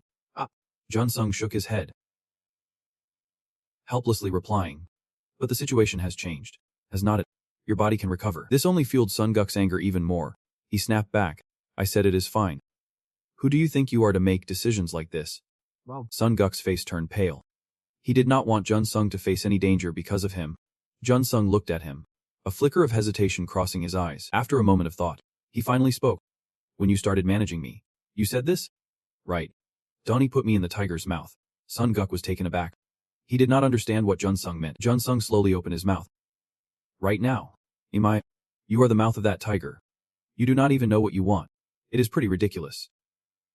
Just earlier, when you came back, instead of grabbing a beer from the fridge, you opened a bottle of water to drink. If you were not my manager, you would have gone for the beer." Jun Sung's words left Sun Guk stunned. But in that moment, Jun Sung pushed his hands away. Then he grabbed Sun Guk's shoulders, forcing him to look into his eyes. Jun Sung said firmly, "Look at me. You know what you want. Right? You want it? You want to run like you used to." Hearing this, Sun Guk lowered his head, unable to face Jun Sung, but Jun Sung would not let up, continuing, "From now on, do not stay behind me anymore. Starting tomorrow, let us go back to how it was, and as soon as I return to the country, I hope you will come back to me." At that moment, Sun Guk finally looked up at him, murmuring in confusion, "Who knows what will happen in China?" Jun Sung did not respond right away and pulled his hands away from him. After a long pause, he finally spoke. "You do not need to worry about that. Do not think of this as a debt. The contract with Tens is a great opportunity for my career. Treating you is just a side benefit." Hearing this, Sun Guk fell silent. Jun Sung knew he had his own thoughts but continued. "Where are you hunting now? No one can make me back down. Whether it is in China or wherever, I will still be strong." Jung said, "Just trust me and wait a little longer." Sun Guk was momentarily taken aback by his words. But before he could say anything, Jun Sung slammed the door shut, leaving Sun Guk weakly sitting in the chair. After a long silence, he sighed and muttered, "Telling me to trust and wait. You sound like a child." With that, Sun Guk could not help but feel a bit bored. A week later, at the international airport, after learning that Jun Sung was departing for China, reporters waited at the airport, eager to interview him. However, Jun Sung walked straight onto the plane without saying a word, leaving the reporters outside. They sighed in frustration. Just like that, he vanished into thin air. Did he really need to make an announcement right before heading abroad? One female reporter hesitated to speak up. "But is everything all right? A Chinese hunter was captured by Jun Sung during the last trip, and there has been a lot of buzz in the industry about it."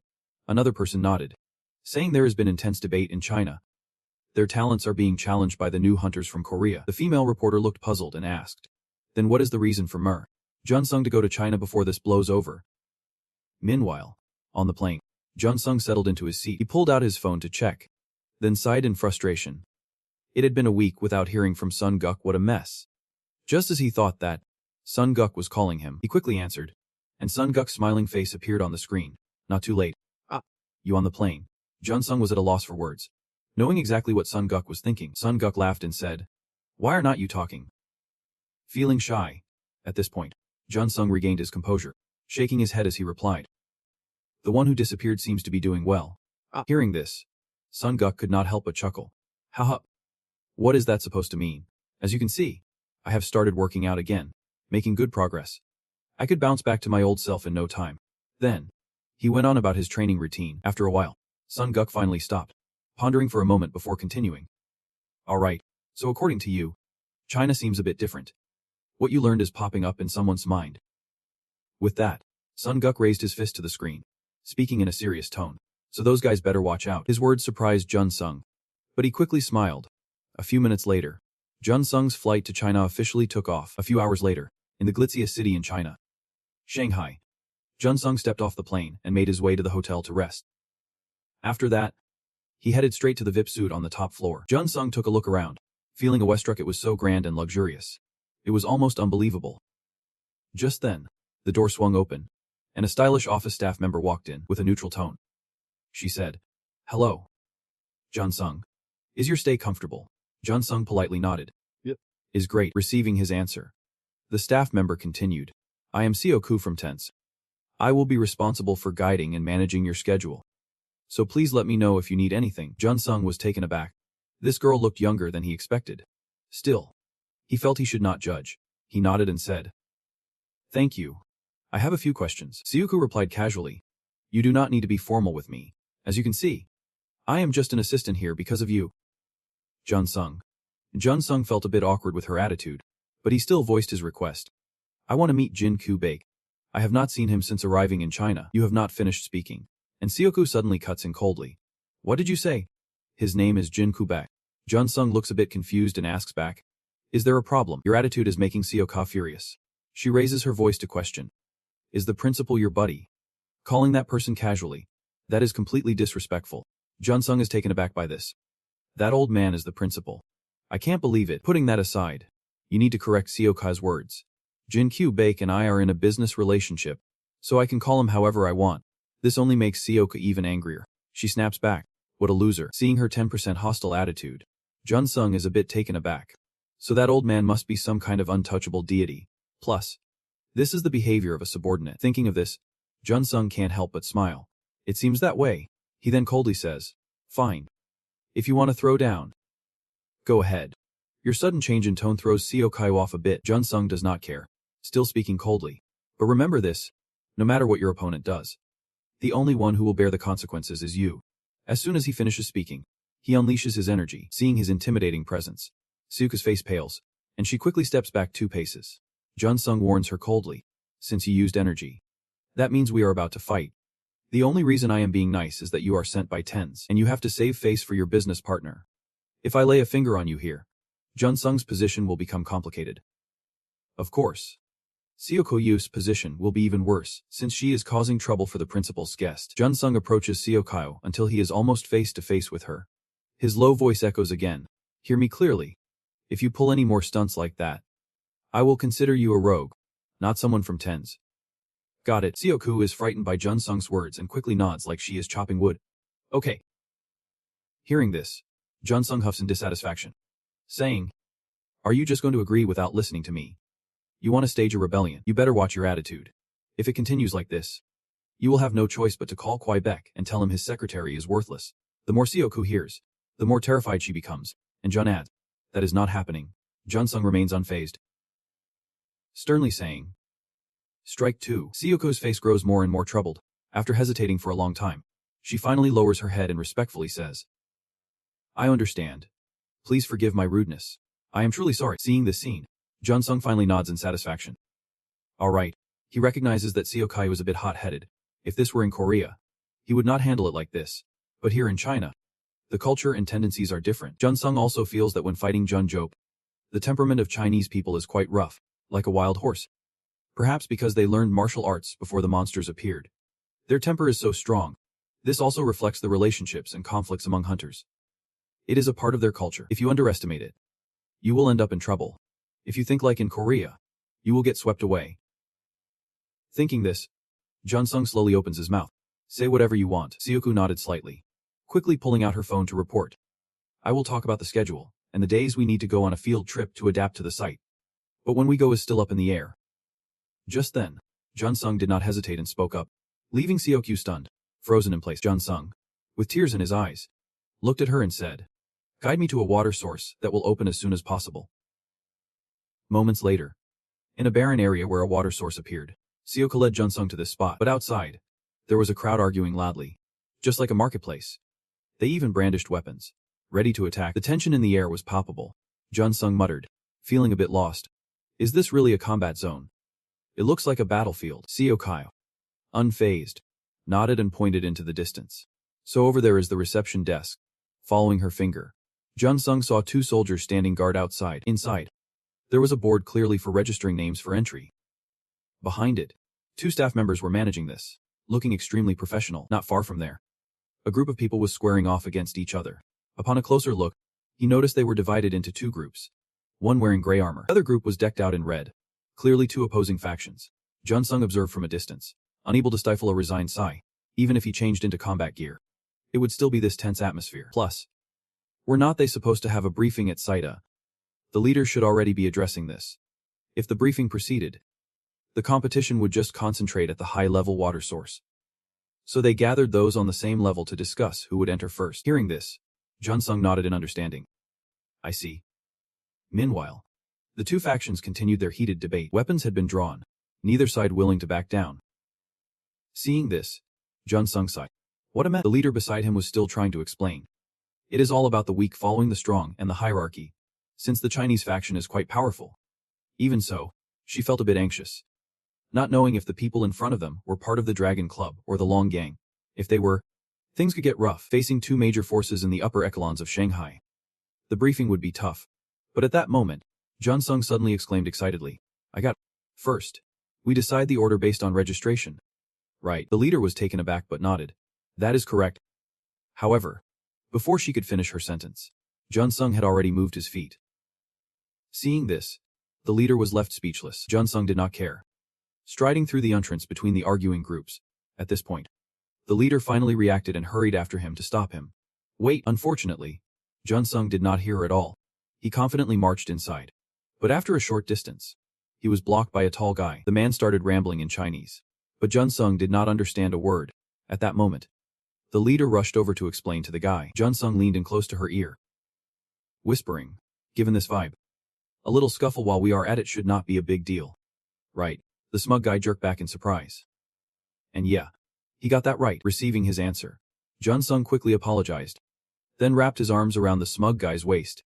This sudden move caught her completely off guard. The big guy in front was ready to charge at him, but in that moment, Jun Sung sprang into action. In the blink of an eye, he stepped on the big guy's shoulder and then jumped, pulling the smug guy with him into the air. By the time the big guy realized what was happening, it was too late. He could only watch helplessly as they took off. Even the smug guy was taken aback. She never expected Jun Sung could fly. But he did not care about them. Pushing forward relentlessly, the crowd below could only look up at him. Next straining. Moments later, Jun Sung struck a dramatic landing pose. The 2 guards looked at him, frozen in place as he approached them. Jun Sung shot a glance at the smug guy in his arms and commanded, translate what I say. Jun Sung. The entry point is inside the waterway registration. The smug guy still had not collected herself. Feeling a bit flustered being held like that, noticing her silence, Jun Sung, hurry and translate. The smug guy cleared her throat twice, reminding him to wait. They needed to think about the future. Jun Sung's voice turned icy as he warned, when it is time to bail, you will only have 1 shot. This made the smug guy swallow back her retort. Then she began translating for the Chinese staff, and just like that, Jun Sung's name was successfully written on the golden board. Seeing this, he nodded in satisfaction. That is right, but the people behind him were not so pleased. Their faces were as dark as a pot bottom. One guy was so furious he was gripping his weapon tightly. Then they moved forward, wanting to attack Jun Sung. Hearing the commotion, He glanced over. The smug guy beside him was terrified. Trouble was brewing. At that moment, the Chinese crowd started whispering about Jun Sung, but Jun Sung could not understand a word. He shot a look at the smug guy, signaling her to take charge. This time, it was her turn to translate. She looked at Jun Sung, confused about what he wanted to say. Jun Sung boldly declared, "Not just the people here. Everyone step up, one by one." His words made the smug guy turn pale. She hesitantly asked, "Wait, the principal really is the leader of the Tens. That is a secret." Jun Sung replied calmly, "I know. I will keep it a secret." But the smug guy was getting more anxious, raising her voice, "Hey, we are in Shanghai. Those people." But before she could finish, Jun Sung cut her off sharply.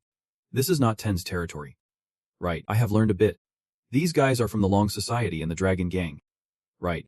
The smug guy grew increasingly nervous, realizing she was alone and still wanted to stir up trouble with Shanghai's two major powers. Completely insane. She felt it would be better to just back out. At the same time, Jun Sung was pondering a question. Had Kwai Big been keeping an eye on him since he told him to go to Shanghai? A place that is not under Ten's influence. There is definitely an agenda here. But he did not think he would be manipulated like that. Even with the free contract restrictions in place, no one just walks away. Any obstacles just vanish. It is just that simple. As Jun Sung pondered, the whispers faded away, and he frowned slightly. It seemed the big boss had finally arrived. Sure enough, he spotted someone approaching from a distance. The Q vehicle seemed to recognize the person, its eyes widening in disbelief. No way. Could that be Jun Sung? Upon seeing the figure, was momentarily stunned as well. The newcomer was a girl, clad in red armor, her long hair flowing down past her waist, wielding a weapon. Her face was stunningly beautiful. She could give beauty queens a run for their money. At that moment, the Q vehicle turned to Jun Sung and muttered, "That is the current team leader of the Sechlong Aosai. She is the daughter of the executive." Jain Baeksan ignored the curious gazes of everyone and walked straight up to Jun Sung. She did not say a word, just stood there for what felt like an eternity. Just when Jun Sung thought she would not speak at all, she suddenly opened her mouth. Of course, he did not understand a thing. The Q vehicle hurriedly translated Baeksan's words, roughly saying she was introducing herself as the spokesperson for the Sechlong Aosai. It assured Jun Sung that translation was in good hands. Her cooperative attitude pleased Jun Sung, and he nodded in agreement. That is how it should be. Just then, Baeksan spoke up again, telling him to drop the name he just registered. If you do not want to die. Jun Sung was taken aback by her words, thinking, what an arrogant thing to say. But Baeksan did not care, continuing with a sharp gaze. I know you are a hunter with weak skills. However, she believed that with Jun Sung's abilities, the standards for hunting in this continent were different from those on the peninsula he had previously visited, so he should back off. As soon as she said that, the people around them echoed her, shouting, "Yeah. Better retreat." Jun Sung listened in silence, not saying a word, his eyes reflecting a sense of helplessness. After a moment, he turned to Kok and requested, "Translate what I say." Then, Jun Sung began to express his thoughts, thanking her for speaking politely, adding, "To be honest, I have already prepared for whatever level of deceit is involved." After hearing his words, Baeksan let out a sigh of relief, glad that he seemed to understand her. However, her joy was short-lived as Jun Sung continued. "But I have no intention of removing my name from the list." This caused the person next to Baeksan to get angry, grinding his teeth and cursing. "What? This guy?" But Baeksan raised her hand to stop him, narrowing her eyes at Jun Sung and asking him back. "So you are saying you 1T back down?" Jun Sung confidently replied, "I trust my abilities, so I am not backing off. If there is another way to expel me, go ahead of course. Only within the limits of the law here." Jun Sung's words made Baeksan's expression darken. The atmosphere fell silent once more, and the members of the Red Dragon Society behind her began to look like they wanted to fight. Unfortunately for them, Jun Sung did not seem to notice, calmly standing there. As they were making noise, Baeksan suddenly shouted, "Silence." The moment her words fell, the insult ceased. Jun Sung could not help but feel impressed. As the team leader, she certainly had some authority, but he stayed quiet, patiently waiting for Baeksan to continue. After a moment, Baeksan looked at him and asked, "All right then. You are not backing down, right?" Jun Sung nodded. Hearing this, she subtly furrowed her brow, murmuring, "Then there is only one way left," he asked in confusion. "What is it?" After hesitating for a moment, Baeksan slowly said, "You do it." Jun Sung then struck a deal with the members of the Red Dragon Society to let him go first. They had now entered the water hunting zone. The atmosphere around them became a bit tense, as everyone was focusing on preparing their weapons. Those with spears readied their spears. Those with blades drew their weapons. After all, they were professionals, all trying to do their jobs. Meanwhile, Baeksan glanced over at Jun Sung, who was gearing up on the other side. Just then, Someone suddenly walked over and called to her. Vice President. She glanced at the person and asked, "What is it?" He hesitated for a long time before speaking. "Are you really going to add that Korean name to our raid team? If the water gets muddied by some undesired impurities." The moment he heard those words, the guy waved his hand in refusal. Well, not quite. But just as he finished speaking, a sharp pain suddenly pointed right at his face, causing him to break out in a cold sweat. This red dragon blade is the legendary weapon handed down through generations of the Baixian clan, crafted and regarded as the tool of hunters since her father's time. A weapon well known in the Chinese hunting community. At this moment, Baixian opened her mouth wide. "And as we both contribute, it is the blade, right?" Without hesitation, the other person replied, "It is the Red Dragon Guild." Damak nodded, and Baixian confidently stated, "That is right. I have no reason to pick up a blade just for some outsider." Hearing this, the other person quickly apologized. Baixian declined to comment and continued slowly. "Besides, did not someone mention that a new recruit just left and issues arose during the mission? That is not supposed to happen. No problems can arise." "Got it." The person quickly nodded, and Baixian warned, "So just wait until the mission begins." As soon as she finished speaking, he returned to his spot, unable to hold back his admiration. Truly the vice president, always with a plan. So impressive, Baixian in front did not dare to look back. Right now, she felt a bit anxious, her face covered in cold sweat. The atmosphere was incredibly tense. She had just become a team leader in her 3rd year, and she still was not used to such an atmosphere. Thinking of this, Baixian let out a helpless sigh. Maybe she just did not have the leadership skills.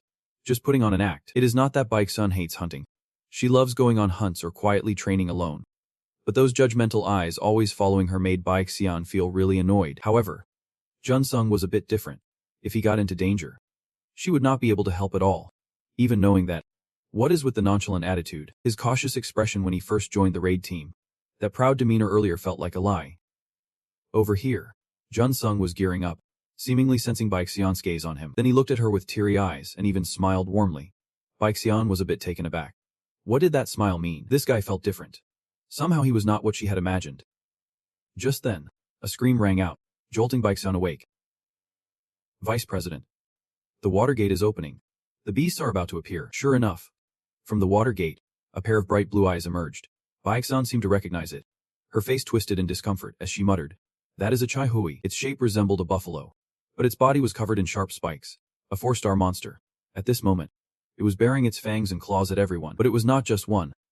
More creatures were flying out from the water gate. Baixian could not help but exclaim in shock. Not just one but a whole bunch. A horde of Chech Huri was standing in front of the water gate. Extremely fierce. At that moment, Baixian raised her red dragon blade high. She shouted loudly. "Starting now, the team is to engage. Everyone stay alert." As soon as she finished her words, the members of the Red Dragon Guild began to charge forward. Baixian then looked over at Junsung on the other side. He was already preparing to charge ahead. She also wants to see just how strong you really are. Right at that moment, the sharp spikes on the Chahua beast suddenly shot out. Seeing this, Junsung's instincts kicked in. But before he could react, someone suddenly zipped past him. The figure was incredibly fierce, and without a hint of hesitation, he swung his blade in a powerful arc. At the same time, another person charged in with a spear. The Chahua beast was frantically launching spikes at them. However, the members of the Sichlong Society managed to dodge them effortlessly. Immediately after, he stepped back and launched himself into the air, gripping the spear tightly. His gaze was unwavering. Without hesitation, he thrust the spear into the body of the Chahua beast. With that single move, he brought the monstrous creature down. The massive body of the Chahua collapsed to the ground. Behind him, Junsung was taken aback by the sight.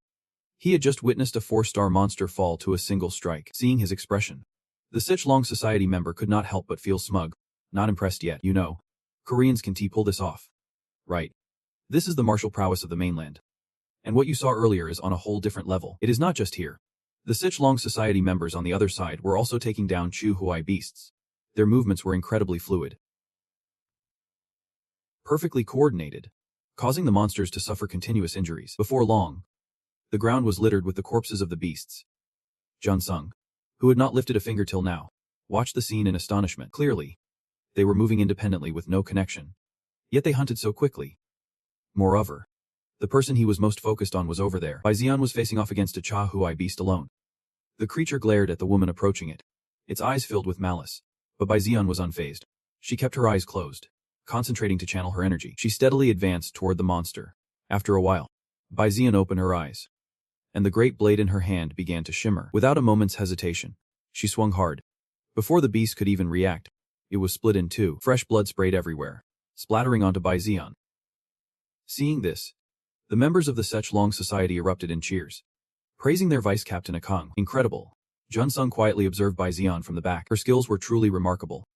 Could this be the kind of power that Chinese hunters take pride in? Meanwhile, Bai Zian over here felt a twinge of dissatisfaction, because she wanted to harness Jun Sung's abilities, but could not. Thinking about it, she shot him a meaningful glance. Jun Sung, caught off guard by her gaze, looked surprised, but just then, Bai Zian spoke up, warning that the second wave was about to hit, and everyone should get ready to board the cable car and infiltrate the water source immediately.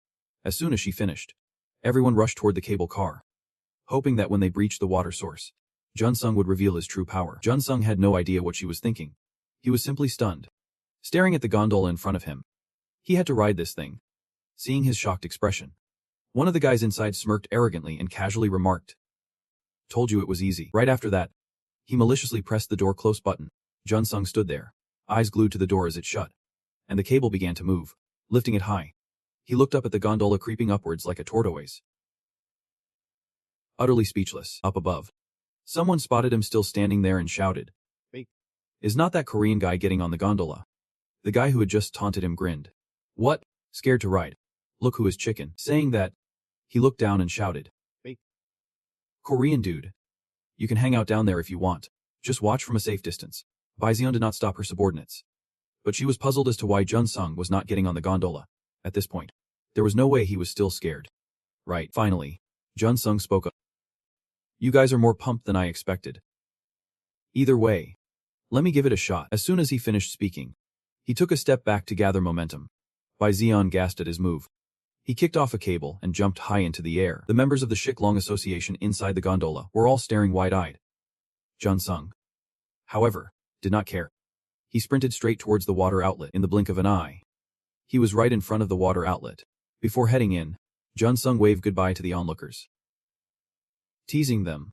"See ya." With that, he stepped into the water outlet. The scene left the Shiklong Association members frozen in disbelief. Bai Zian was equally shocked.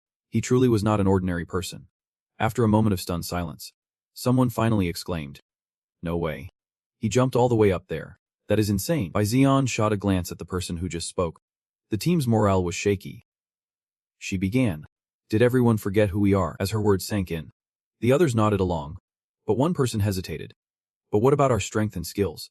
Just as he was about to continue, another member shouted, "We are the Shiklong Association. Let us show that arrogant guy what we are made of."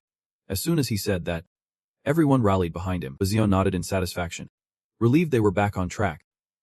Meanwhile, the gondola was nearing the water outlet. They regained their composure and prepared to charge out. Bai Zian reminded them, "Everyone, get ready to storm the water outlet." Immediately after, she led the Shiklong Association members inside. Moments later, deep within the water outlet, the area was as dry and desolate as any other outlet. However, as soon as Bai Zian stepped in, she was met with a terrifying sight. A thick cloud of dust suddenly erupted in front of them. Behind that cloud of smoke, a horde of enemies was charging at them. She gasped. "The enemies are coming." Bai Zian felt the urge to retreat, but it was already too late. Thinking quickly, she ordered her team, "Everyone, let us move out." Without hesitation, she charged ahead. The spear in Bai Zian's hand began to swing down fiercely. A powerful surge of energy burst forth in an instant. By the time the energy dissipated, a massive trench had opened up in the ground. Bai Zian turned her gaze back and shouted loudly. That was the signal for everyone to charge. The members of the Sechlong Association immediately grabbed their weapons and rushed forward. With the Sechlong Association's momentum at its peak, they clearly intended to crush the monsters with that force. Bai Zian was eager to maintain this momentum, so she shouted loudly, and the entire team began the hunt. With her command, the members of the Sechlong Association wielded their weapons and started slashing at the monsters. Thanks to their aggressive stance, the hunting process went quite smoothly. However, there was still something worrying Bai Zian. The dust kicked up by the swarm of Chach-Hori was too thick, making it hard to see clearly. After thinking for a while, she finally issued an order. The whole team should report their status every 30 seconds. No sooner had she finished speaking than she began to dance. Her movements slicing through the Chach-Hori. Blood poured out like rain. Bai Zian squinted at them. The movements of the monsters seemed to sync with their actions. They needed to take out as many Chach-Hori as possible first, and then set up a barrier.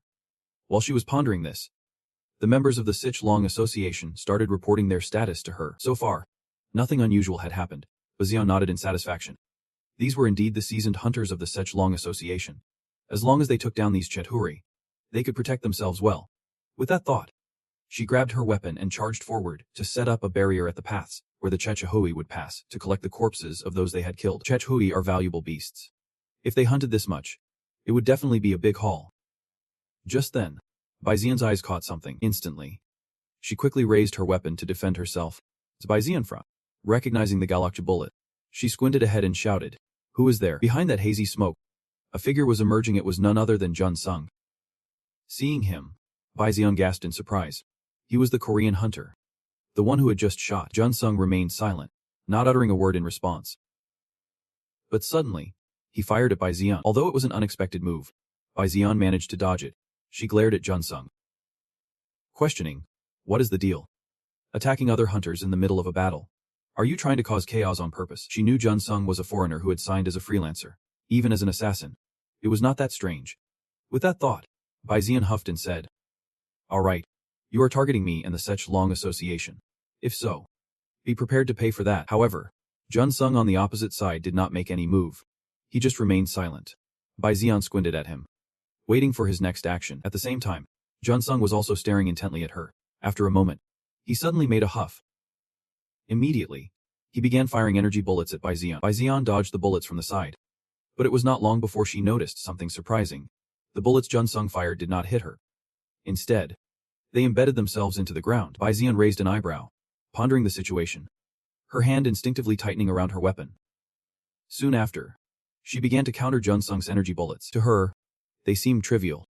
But just then, Jun Sung suddenly made his move. In an instant, you appeared right in front of Baizian. She barely had time to recover, and suddenly her body froze, unable to move. Baizian's face soured in a flash. Could this be a technique to seal movement through the bloodstream? How could this guy know that? Regardless of her suspicions, Jun Sung had already scooped her up. Jun Sung paid no mind to Baizian's reaction. With a horde of monsters charging toward them, he narrowed his eyes at them. Instead of confronting them, he instructed her to jump onto his back. Jun Sung shot away with a speed that was nearly invisible to the naked eye. Before long, he landed on a small nearby mountain. Jun Sung quickly set Baizian down. Baizian was bewildered. He brought her here but did not kill her. What was his goal? Was he planning to wash some dirty dog or something? While she was lost in thought, Jun Sung was intently watching her. Baizian became even more convinced of her suspicions about this Volume C guy. But just then, Jun Sung suddenly stood up. Baizian sensed he was about to do something, and with no way to resist, she closed her eyes, bracing for the worst. But after a moment, nothing happened. She could only hear Jun Sung's low voice saying, "Sorry, hold on a sec." Hearing that, Baizian's eyes widened in shock. Before she could process it, she saw Jun Sung dash off like a gust of wind. When he returned, he had another person draped over his shoulder, like Baizian. This person had also been immobilized. Baizian was even more confused. What on earth was Jun Sung planning? Unbeknownst to her, he was oblivious to her thoughts and was ready to leave again. Jun Sung continued jumping down to find more people, only to return each time with another member of the Sich-Long Phi Hai slung over his shoulder. Before long, he would gathered all the remaining survivors of Sich-Long Hupsi. Baizian observed everything from the side, utterly baffled as to what he intended to do. But the Sich-Long Psi members were not as composed. They were shouting insults non-stop, while Jun Sung chose to ignore them. He was counting heads and, after a while, finally spoke to them in English. "You hear that?" Baizian frowned in confusion. Was he talking to himself? Knowing they would not understand, Jun Sung gestured for them to be quiet, saying, "I am telling you the truth." However, the Sich-Long Huffy members still did not calm down. Just then, a mechanical sound echoed from afar, repeating itself. Nothing unusual. Hearing this, the Sich-Long Huffy members gasped in shock, wondering what they just heard. It was the sound of their teammates still fighting below. But at that moment, a woman's voice suddenly rang out, leaving Baizian stunned. The Sich-Long Huffy group was just as surprised. That voice clearly belonged to Baizian. But how could she be here? It was only then that Baizian realized the problem. Jun Sung knew they had figured it out. He spoke up, his voice low. "So you understand now, right?" The sounds they heard earlier were all from the monsters. They had used the fog to hide, then mimicked human voices to deceive them. How could Jun Sung realize that he had been hiding on the cliff not far away? From the first moment he saw this scene, he felt something. Clearly those Chahui were rushing in without a clue. Moreover, Jun Sung noticed a flicker of fear in their eyes. They were probably running away, according to the information he received. A Chinhui are 4-star predatory animals that move in packs. If such a strong group is fleeing, what could possibly scare them off? That is why Jung Sung silently observed the situation as B. Zeon's team charged in. Sure enough, he soon discovered the issue hidden within the mist. The incessant voice echoing around was undeniably strange. He strained his ears to listen closely. Immediately, Jun Sung noticed that this voice sounded different from the members of the Sechlong Hatan Sai. Could it be a fake? Just as he suspected, within the mist, a strange tentacle emerged. Without any warning, it lunged forward. The tentacle stabbed straight through the neck of one person from the Sechlong Sai, and just like that, one person was sent to the altar. Staring at the sky, Jun Sung watched with a furrowed brow. The monster was mimicking the sounds of its prey, blending in with the Cha Hui. And now it was hunting down those who ventured into the waterway. If that is the case, the members of the Sechlong Phi were in serious danger. Jun Sung thought for a moment, then sighed. There was no other option, especially if they could not even understand each other. As soon as he finished speaking, he activated the auto-hunting system and began the hunt for humans. Back in reality, Jun Sung looked at the people in front of him and reluctantly said, aside from using this somewhat underhanded method, there was no other way. Upon hearing this, Bai Zian finally understood. So that is it. He intended to save them from peril, which is why he acted this way. But then, the teammates who were not here must have lost their lives. Right. While Bai Zian was pondering, a footstep approached. He thought they would need to fight together now. However, Jun Sung suddenly apologized, leaving Bai Zian shocked with wide eyes. As she was in doubt, Jun Sung reached down to grab her weapon. Bai Zian was even more stunned. What was going on? Why was he taking her such lone Dao without permission? Shouldn't he be unsealing their pressure points? What was Jun Sung doing now? Jun Sung, of course, ignored them. Taking the two blades and heading toward the cliff, he could only apologize to them. His auto-hunting mode could not unseal their pressure points, and he needed these blades to fight. This meant that the creature was something they could not handle. Thinking about it, Jun Sung felt this was the best choice. Immediately, he leaped down the cliff, blades in hand as he landed. At the same time, in the mist, two massive tentacles were wriggling continuously. Jun Sung squinted at them. What kind of monster was that? When he got closer, he saw many tentacles and also spotted a gigantic body lurking in the distance. Moments later, a monster with sharp teeth and tentacles appeared. It had killed the entire pack of Chechhure. Jun Sung frowned in silence. Was that the beast? However, it did not take long for him to sense something was off, and he quickly looked up. At that very moment, Bizian also spotted something flying toward them. Her eyes widened in horror. No way. It can't be that. Just then, a sudden rumble echoed, and a portion of the ground before Jun Sung erupted. As the dust settled, a massive beast emerged.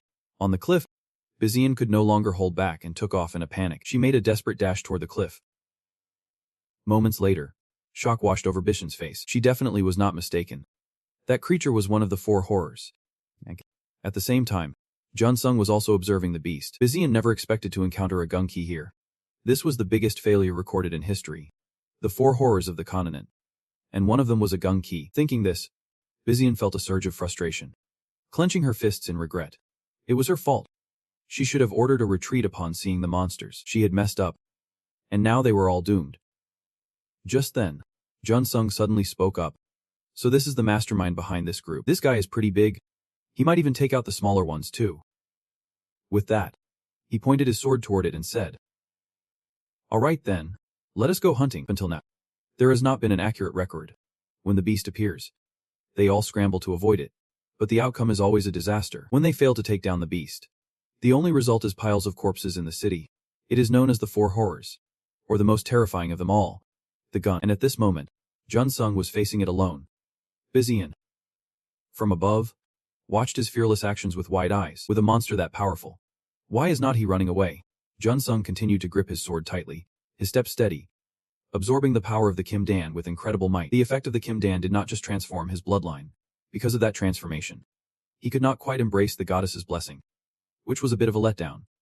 But with the beast right in front of him, he did not have time to think too much. For now, he needed to escape from that monster first. With that thought, Jun Sung began channeling energy into his muscles. His veins were bulging. In the blink of an eye, Jun Sung's body had become more powerful. With his enhanced form, he gripped his sword tightly. Without a second thought, he charged at the beast. Jun Sung's speed was unbelievable. He struck the monster several times in an instant. Bizian, watching from the cliff, was taken aback. Jun Sung's skill was truly astounding. He moved among the horde of beasts like he was dancing, and at this point, Jun Sung had also activated the automatic hunting system. He continued to slash away, the corpses of the Gung Ki littering the ground, watching his comrades fall one by one. A Gung Ki roared in fury and charged at him. But Jun Sung did not care. His sword kept swinging relentlessly. You strike with incredible decisiveness, each blow peeling away layers of skin from the monster. Under Jun Sung's fierce assault, the creature becomes enraged and lashes out with its tentacles. In an instant, it tightly wrapped around Jun Sung's weapon. Seeing this, Bazian gasps in alarm. This is dangerous. Jun Sung furrows his brow, struggling to break free from its grasp. But the creature's tentacles suddenly extend, making it incredibly difficult for him to fight back. He narrows his eyes, quickly thinking of a counter-strategy. Then, without warning, Jun Sung darts away. A loud crash. The wall in front of him shatters. The monster's body now resembles a slimy, repulsive substance. At the same time, the tentacle that had ensnared Jun Sung's weapon releases its grip. He regains his freedom and presses onward. Meanwhile, Bazian, watching from the cliff, is in a could someone be this powerful? The strength he possesses is nothing short of extraordinary. Has something changed within Jun Sung? His muscles and bones have reached their peak in the blink of an eye. The force and weight are not only breaking apart, but also unleashing inner strength at maximum capacity. This is truly hard for Bazian to believe. Below, the creature is frantically attacking Jun Sung with its tentacles. It is not just a mere shadow of the creature. Bazian senses that Jun Sung can genuinely take down this terrifying beast. At that moment, the creature moves its two massive tentacles. Without a moment's hesitation, it strikes forward with a powerful lash, sending dust flying everywhere. But it feels unsatisfied and wildly slams down on the ground again. Bazian furrows her brow as she watches from above. The destructive power is indeed extraordinary, as it shattered the entire ground. Meanwhile, Jun Sung stands there, remarkably calm. He smirks, thinking he has to chop off those tentacles one by one. As soon as he finishes speaking, Jun Sung charges forward with both weapons in hand. Immediately, he slashes at the creature's tentacle, but it seems completely unfazed. Jun Sung can't help but feel frustrated. He can't seem to make a dent. The creature retaliates fiercely, its tentacles launching at him, forcing him to raise his weapon in defense. Yet, he is still pushed back, and Bazian watches in alarm. He is quite worried, unsure of how Jun Sung is holding up what is going on. A moment later, Jun Sung emerges from the cloud of dust, grimaces at the creature, clearly having taken a hit. Seeing him step out, Bazian breathes a sigh of relief. He looks okay after all. He frowned as he watched Chan Kei speak up, realizing he must be taking a hit. Seeing him step forward, Bazian let out a sigh of relief, thinking he should be fine now. But at that moment, she also recognized something. Chan Kei had clearly leveled up, and Jun Sung could not shake it off. Meanwhile, Jun Sung was left pondering, had this creature been observing the other fighters? Could it also gauge his strength? While Jun Sung was deep in thought, a king bared its fangs at him, as if issuing a challenge. But Jun Sung just smirked, finding it amusing. The moment he finished his thought, he charged forward. He moved at lightning speed, closing the gap with Chan Kei in the blink of an eye. Jun Sung's weapon began to dance with its tentacles. He shouted coldly, "You filthy creature. Get lost." Almost instantly, his weapon slashed toward Chan Kei's tentacles. The agony quickly intensifies, causing it to scream out in fury. At the same moment, Jun Sung begins to channel his energy. Without a moment's hesitation, he stabs relentlessly into Chan Kei's body. Jun Sung's speed is so unbelievable, it can't dodge. In an instant, its massive body collapses. Witnessing this, Baeksun is left in awe. Down below, Jun Sung stands before Chikaing, muttering, "If I can cut it, I can just keep stabbing. Right? You really think this is the first time I have put all my strength into it?" With that, he wears a smug grin. Baeksun stops in shock, staring at Jun Sung facing Chang. She can't believe it and exclaims, "Oh my, that thing got blown away by sheer power." But as soon as she finishes her sentence, the ground suddenly shakes violently. Baeksun's arm on the ground is affected by the tremor. Even Jun's standing below can't escape it. It is as if at that moment, they all suddenly open their mouths to scream. Baeksun feels this scene is somewhat familiar. Panicking, she shouts, "No way. Could it be?" But Jun Sung seems oblivious, laughing coldly. "Screaming like that is really pissing me off. Fine. Let us keep going then. Give it your all." With that, he confidently strides forward wielding dual blades. The more Baeksun watches, the more terrified she becomes. She uses all her strength to shout, "Do not get closer, Izzy." But before she can finish, King K's mouth grows larger. Seeing this, Jun Sung's eyes widen in shock. But it is too late. The deafening sound from Chan K's mouth erupts. The ground starts to tremble violently due to the force of that scream. Jun Sung's body can't help but stagger. Baeksun realizes what is happening, and she screams again. If you hear that sound, but Baeksun's efforts are in vain. Everyone lying on the ground has that sound ringing in their ears. Blood starting to seep out, even Baixian is no exception. Fresh blood trickles from her mouth. Throughout history, countless hunters have faced Jing Ke, but each encounter ended in failure. The main reason being this high-frequency attack. It prevents opponents from getting close with a wall created by its tentacles, unleashing this high frequency to hunt its prey. It is a terrifying skill that damages internal organs while also causing mental chaos, and Junsung is standing way too close. Perhaps he can't withstand it. He quickly darts away, trying to create distance from Sang Ke, but the long scream from Sang Ke has not subsided. The air feels like it is being torn apart. Baeksun's anxiety grew, even from a distance. They could not hold it together, and Junsung was so close, what could he do? But soon, she saw him standing firm, unwavering. Moreover, there was not a single drop of blood on him. Baeksun's eyes widened in shock. He was unscathed. How could that be? At the same time, Junsung had just dodged Hein Ke's high-frequency attack, desperately trying to catch his breath. Unfortunately, Kong Ke had no intention of giving him that chance. It opened its mouth wide, like a bottomless pit. Without any warning, it continued to roar loudly. The ground shook again, and the boulders could no longer hold their ground, beginning to crumble. Yet, it was not long before both of the creatures fell to the ground, while Junsung still stood there, completely unscathed. Baeksun could hardly believe his eyes. How was this even possible? He was just gritting his teeth and bearing it. How could he not be in pain? Junsung felt like he could die from the pain. If it were not for the automatic hunting system, he would have already collapsed. Thankfully, he managed to avoid revealing his automatic predator mode and dodged the sonic waves that were targeting his entire body. So as long as Junsung was here holding the line, that was enough. He clenched his fists tightly, making sure not to let out a sound. But how could the creature let him off the hook? It was getting back up and starting to scream again. Junsung stood at a distance, squinting at it, reminding himself to hold on. But the creature's screams just kept getting louder. Junsung strained his eyes. Even blood vessels were popping, trying to hold on. He could not afford to fall now. If he went down, everyone here would be done for. At the same time, Bizian, perched on the cliff, could not bear the deafening noise anymore. She covered her ears, but it still seeped through, making her face grow increasingly pale. They endured in silence for what felt like an eternity. And finally, the heavens answered their prayers. The sound stopped completely. Bizian immediately opened her eyes wide to see. Meanwhile, the creature had finally exhausted itself and shut its mouth, while Junsung remained standing there. His figure was strikingly defiant, showing no signs of faltering. Bizian felt as if she had just uncovered a wonder. Junsung was unhurt, but the creature was clearly worn out. This was unbelievable. But in that moment, the creature suddenly thrust its tentacles down, launching its body into the air. Bizian gasped, furrowing her brows. It was coming down. How could it be pushed back like that? At the same time, Junsung suddenly collapsed to his knees. A small trickle of blood appeared at the corner of his mouth, and he quickly brought his hand to wipe it away. Though the movement was subtle, Bizian from afar noticed. At that moment, she realized it was not that he was not injured. He was just holding on for dear life. She yelled out, "It is dangerous, run." But Junsung paid no mind, calmly standing his ground. Meanwhile, the creature was closing in on him more and more. Just then, Junsung suddenly murmured, "Attack mode. Activate." As soon as he finished speaking, the pain in his hands was enveloped in energy. Seeing this, Bizian could not help but gasp. No way. Was he really going to face it head-on? Just as she thought that, Junsung charged forward like a gust of wind. He had been waiting for this moment for so long. The creature had no idea it was bracing for its death. It continued to scream wildly at Junsung. With a thunderous crash, a powerful wave of energy suddenly struck. The creature felt intense pain, unable to suppress its screams. Yet the energy continued to bombard it until the creature lay battered on the ground. Bizian watched the entire process, unable to hide the shock on her face any longer. Junsung did not just take it down. The dual blades in his hands were now embedded deep within its massive body. He raised an eyebrow coolly, saying, "Here we are.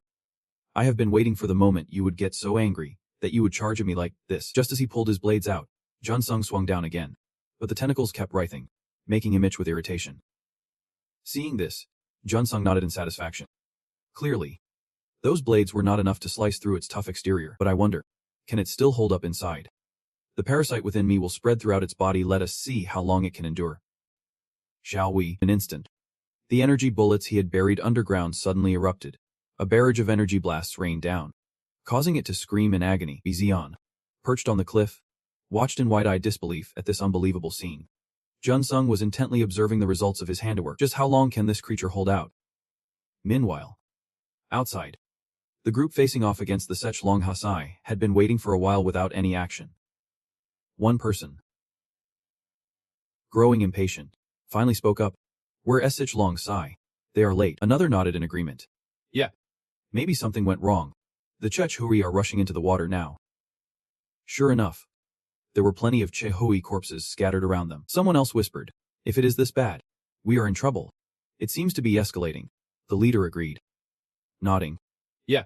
The SSS-Rank crew is probably fighting like crazy inside." They kept speculating outside the water, their tone almost sounding like they were reveling in someone else's pain. Just then, the water suddenly burst open, startling them. Before they could even process what was happening, the monster surged out of the river. Upon seeing it, the faces of the onlookers turned even grimmer. They clearly recognized it as a T Hong Kong K. At that moment, a King K opened its massive mouth and began to roar. Just like the SSS-Rank members inside the water, this group was also affected by the sound. Spewing blood, they knew this was Tang K's high-frequency attack. Immediately, the leader yelled, "Everyone, get out of here. If we stay like this, we will take damage too." But someone grabbed his shoulder, urging him, "Wait, look behind King King." Hearing this, the leader, slightly confused, asked, "What are we supposed to see?" Even though he was skeptical, he turned to look, and there, on seeing K's back, was someone. Who else could it be but Jun Sung? He was desperately trying to hold on tight. King K was howling in pain. The people below were transfixed by this scene, momentarily forgetting to run. Before long, King K crashed down from above. With the high-frequency attack no longer a threat, the crowd below bravely moved forward. Someone tentatively called out, "There do not seem to be any serious wounds. Let us get a closer look." They soon approached Song K. After observing for a long while, the leader finally confirmed that it was dead. He reached out to touch it, but just then, a voice shouted, "Don't touch it." The other person flinched and pulled their hand back, and the crowd behind them looked a bit confused. Quickly, they spotted Jun Sung peeking out from behind. As soon as they saw him, someone exclaimed in shock, "He is that guy." Jun Sung did not care what they thought. He coldly spoke up, repeating once more, "Don't touch the monster I caught." As he said this, he took a step forward, his eyes blazing with intensity, warning in a deep voice, "If you come any closer, I can't be responsible for what happens." This fierce aura scared the leader of the group. He dared not make a move, but someone beside him anxiously urged, "What are you waiting for? Grab him." The leader hurriedly tried to calm them down. "Wait, he has already caught it." However, in that guy's eyes, there was only contempt. With that pathetic identity, did he really think he had a chance? Just as he finished speaking, the crowd behind him revealed greedy smiles. What a bunch of misfits. Wanting something for nothing. At that moment, Stoku's voice suddenly rang out. "Wait!" As she finished her sentence, she rushed over, and upon seeing her, the crowd immediately stopped singing. Sok stood protectively in front of Jun Sung, boldly declaring, "It is the monster caught by the hunters of Tens. According to the rules, Gung Ki belongs to Tens and Jun Sung." She warned them, if they dared to touch even a hair of Gung Ki, Tens would officially take on the Dragon Gang. Her words made the crowd hesitate immediately. But there was still one foolhardy guy who thought that even Tens was not a big deal in Shanghai. What power did he have? He was the only smart one ready to step up. After thinking this, he looked at the leader and said, "But DA is still the one who sees the bigger picture." The leader cautiously reminded him, "Do not step up. You will be asking for death." He feared the fierce, murderous vibe from Jun Sung if they moved forward at that moment. It would be their last day. Looking into Jun Sung's bloodshot eyes, wild with rage, made anyone who met his gaze feel scared. The leader did not dare to advance, quietly warning his group, "If you take one more step, Tens will attack," threatening to go head-to-head with a hunter who has already caught something fierce. Hearing this, that guy immediately backed down, and the leader waved for everyone to fall back.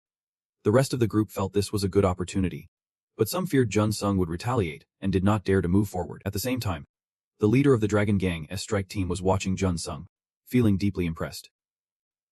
This guy, even with his wounds, is still protecting his companions and the prize he is standing with. She sighed, thinking, he is lucky. One slip up and he could have been stabbed. After saying that, she looked at Jun Sung and asked, "Are you okay?"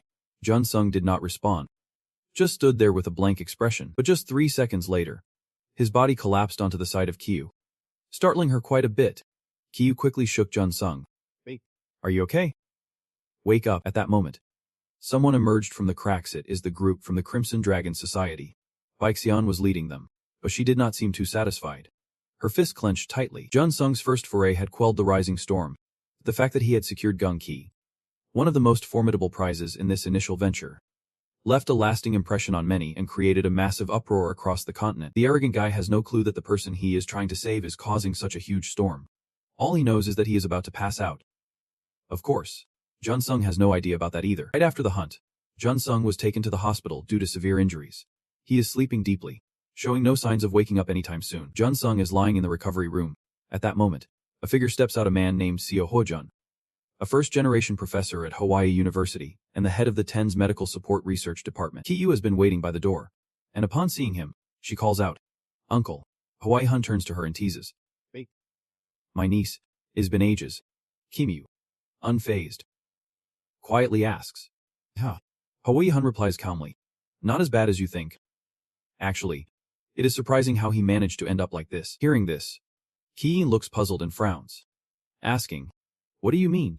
Hawaii Hun explains slowly, "He is covered in injuries, making me wonder how he could hunt monsters with that body, especially with the nerve damage in his arm. I have no idea how strong his spirit is to endure with that body."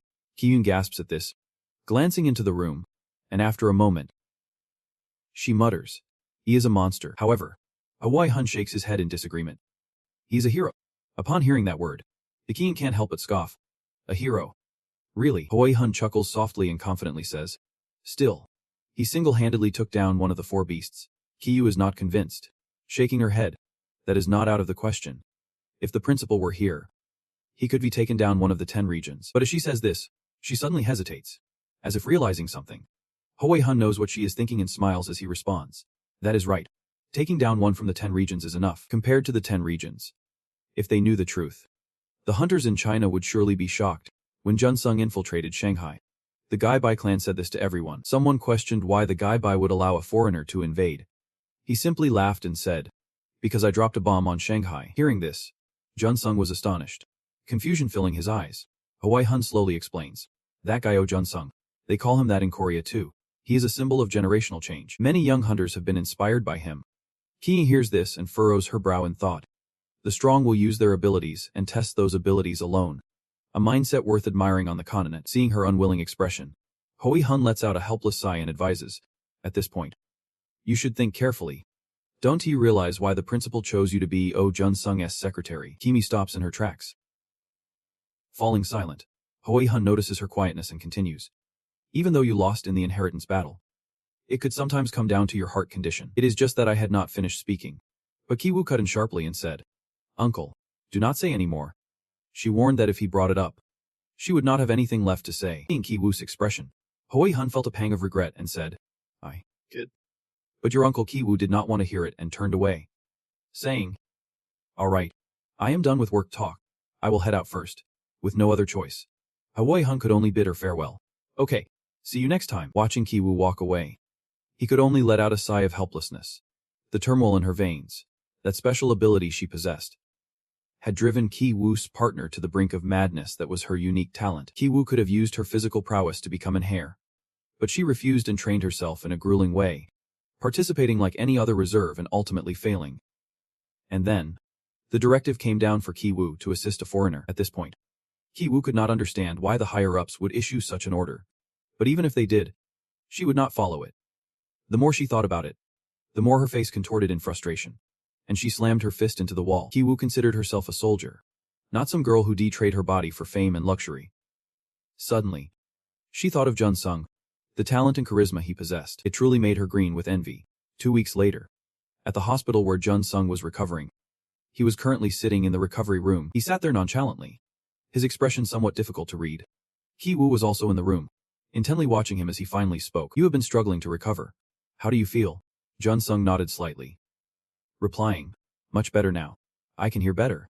But even as he said that, he sensed a change in her demeanor. She did not know what he was thinking, and continued, "While you have been lying here, there has been quite a stir." Jun Sung, astonished, asked, "What kind of stir?" Ki-woo slowly explained. The TENS group reported on the monster hunt. A lone hunter managed to take down one of the 4 beasts. Shanghai and the mainland are praising him. Jun Sung did not seem too pleased, and in a low voice asked, "Did they reveal my identity?" She raised an eyebrow, questioning him back. "What? Did you think they would hide your identity and nationality?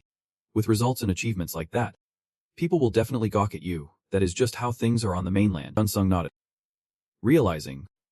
So that is the meritocracy for you. Noticing he was quiet, Ki-woo spoke again. Someone will come to visit you soon. Jun-sung frowned in curiosity. Who's it? Ki-woo replied straightforwardly. Vice President Jang Baekshon. I have heard you used her weapon. She noted that they would definitely be annoyed since Jun-sung had used their weapon, without permission.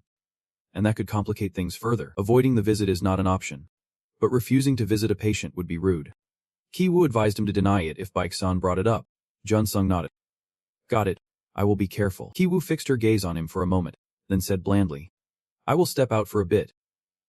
With that, she pushed the door open and left. Jun-sung watched her back as she walked away, feeling a bit flustered inside. Do you feel like Ki-woo's attitude has become a bit more polite compared to the beginning? But Jun-sung thinks that politeness is just a way of keeping distance. Thinking that way will make things more comfortable. While Jun-sung was lost in thought, a knock on the door snapped him back to reality. He looked up and said, Come in.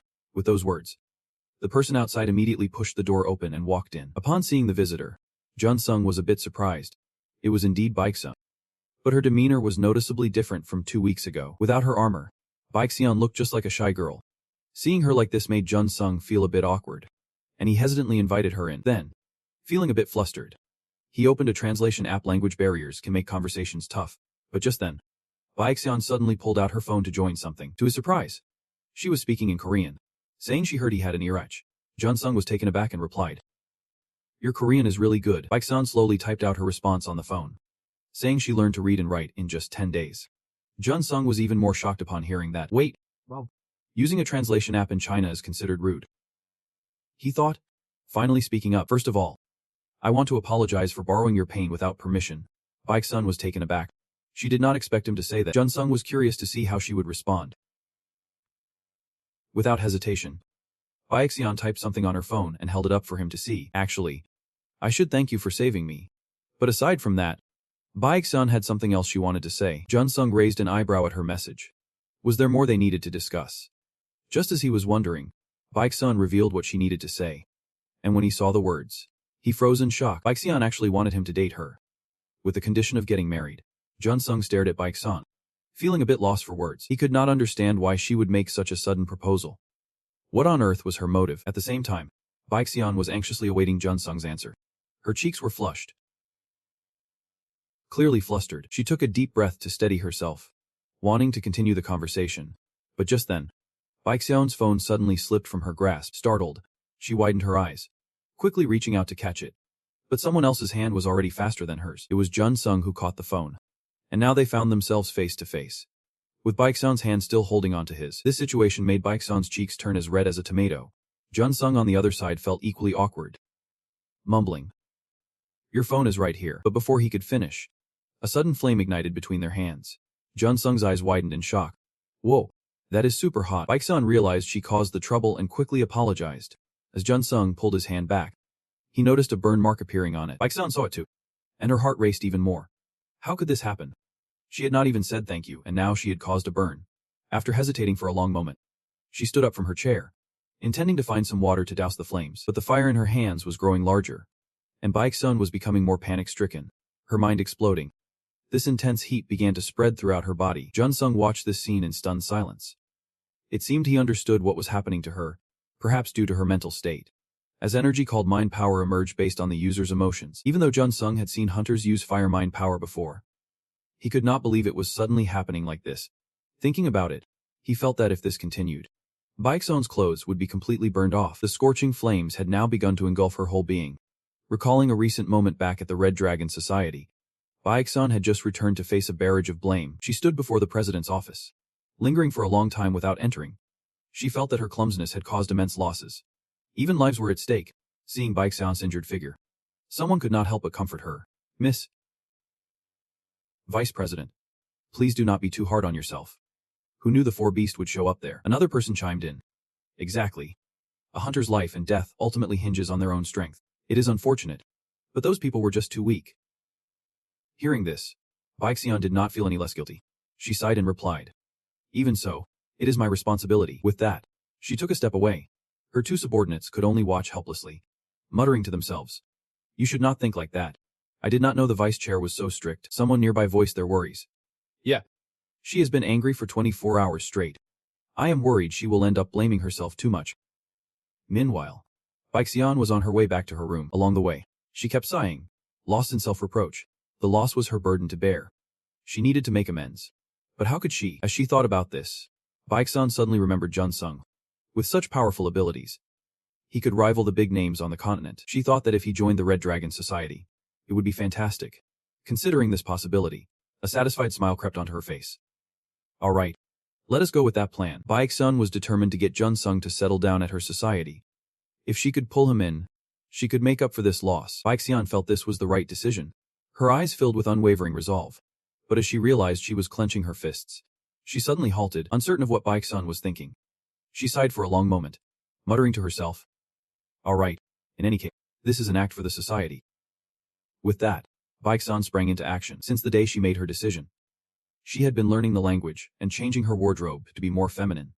She went on like this for 2 weeks before finally deciding to visit the sick. Baixian suddenly felt this was no different from going out on a limb. If she were calm, she could do it. But right now, Baixian was anything but calm. Her emotions were in turmoil, flaring up uncontrollably, the flames burning brighter. Just then, Jun Sung reached for a nearby table and grabbed the flower pot that Sioku had arranged before leaving. Without hesitation, he splashed the water from the pot onto Baixian. Seeing the water, her expression changed, and the flames began to die down. However, even though the flames have been extinguished, the energy continues to blaze. At this moment, Jun Sung reaches out his hand once again. Then, he casually points to a pressure point on Baixian's body. In the blink of an eye, Baixian stares in shock, her eyes wide open. Her mind finally starts to clear up. Baixian lets out a sigh of relief and looks up, wanting to thank Jun Sung. Unfortunately, before she can say anything, his hand covers her mouth. Baixian stares at him in confusion. What does he mean? Jun Sung signals for her to be quiet. She furrows her brow in suspicion, wondering why they need to be silent. At that moment, Baixian realizes that her clothes are completely burned off. Jun Sung's hand on her body makes her feel even more embarrassed, her cheeks flushing. Seeing this, Jun Sung lets out an exasperated sigh. Then he reminds her, just stay calm. Baixian finally understands his actions. If she screams here, everyone will come running, and her current state will be exposed. Realizing this, Baixian wisely keeps her mouth shut. Seeing her stop moving, Jun Sung breathes a sigh of relief. She is finally calmed down. He then goes to search the infirmary for some spare clothes. Sure enough, Jun Sung quickly finds some. Not daring to turn around, he hands them to her, saying, put this on. Baixian takes them gratefully, murmuring her thanks. As she puts on the shirt, she sighs, wondering how she ended up in such a shameful situation. This guy must be really disappointed too. Thinking this, Baixian can't help but let out a sigh. After a while, she finally manages to get dressed. Feeling too embarrassed to stay there, Baixian stands up, saying, well, but just then, Jun Sung suddenly speaks up. Wait a minute. Catching her off guard, he sits there, intently watching her. And from the outside, he seems harmless. So she figures it is okay. After a moment, Jun Sung slowly asks, do you want to have a meal with me? Since he spoke in Korean, Baixian does not understand. Jun Sung switches to English and repeats his invitation. Upon hearing this, Baixian's cheeks flush bright red. Now she is worried that if she hesitates for even a second, Jun Sung might change his mind. She quickly drives them away from the hospital. Jun Sung, sitting in the passenger seat, watches her driving speed and goes pale. She drives like a total maniac. Before long, Baixian stops the car in an empty lot. Baixian expertly turns the wheel while Jun Sung sits beside her. Terrified, she drifts beautifully on the ground, neatly parking the car. Baixian hops out of the car, announcing, we have arrived. Jun Sung finally gets out of that terrifying vehicle, letting out a sigh of relief. Baixian, a bit puzzled. Is something wrong? Jun Sung shakes his head, replying, it is. In reality, he is internally marveling at how fast this girl drives through the city. After thinking this, Jun Sung looks up to take in the surroundings. In front of him stands a grand mansion. Baixian glances at Jun Sung and says, this is the headquarters of the Sich Long Association. Hearing this, Jun Sung was taken aback. Clearly, the car had driven through downtown, so why was the garden so expansive? Moreover, it was just supposed to be a lunch outing. So why was Baixian taking him to the Sich Long Assai for lunch? With doubts swirling in his mind, he followed Baixian deeper inside. Before long, Jun Sung spotted a group of people practicing martial arts in the garden outside. Passing through the garden area, he entered another secluded section. Jun Sung remained silent, Observing as he walked, he could not help but be amazed by the sheer scale of it all. This was indeed the Sechlong Saye. Moments later, Baeksun led Junsung to a halt, glanced at him, and said, "I will just change clothes for a bit." Junsung nodded slightly. "Yeah, okay." At this moment, it was just him and the guide, who took him to a large dining room. Afterward, he mentioned that his master would arrive later and left. This left Junsung alone in the room, who then pulled up a chair and sat down. But just then, a loud voice suddenly boomed. "That is not your spot." Junsung flinched at the sharp tone. The voice had a commanding presence, and he thought, must be the boss. While Junsung was still puzzled, a deep voice chimed in. "You are younger than I expected." Very young. The newcomer was an old man dressed in traditional Chinese attire, a face Junsung did not recognize. He frowned and replied, "Your Mandarin is pretty good." The old man nodded with a smile. "I have traveled to many countries to do the smallest things before returning here." He was Zhang Zhongchan, the president of Sechlong Sai. Junsung was a bit surprised by his status, but still politely introduced himself. "I'm Junsung." Zhongchan observed him for a while before speaking. "All right. You are interesting, are not you?" Then, out of nowhere, he suddenly reached out to touch Junsung. Junsung did not flinch, just looked at the hand reaching toward him. Seeing him so calm, Zhongchan was a bit taken aback. At that moment, Junsung finally spoke. "Sorry, but I have to decline." "Oh really?" Zhongchan said dismissively, but internally he was impressed. Despite his quick advance, Junsung brushed it off so casually. Junsung awkwardly added, "Yeah, a lot of people want to touch me." Before he could finish, Zhongchan burst out laughing. "Haha, I see. That makes sense.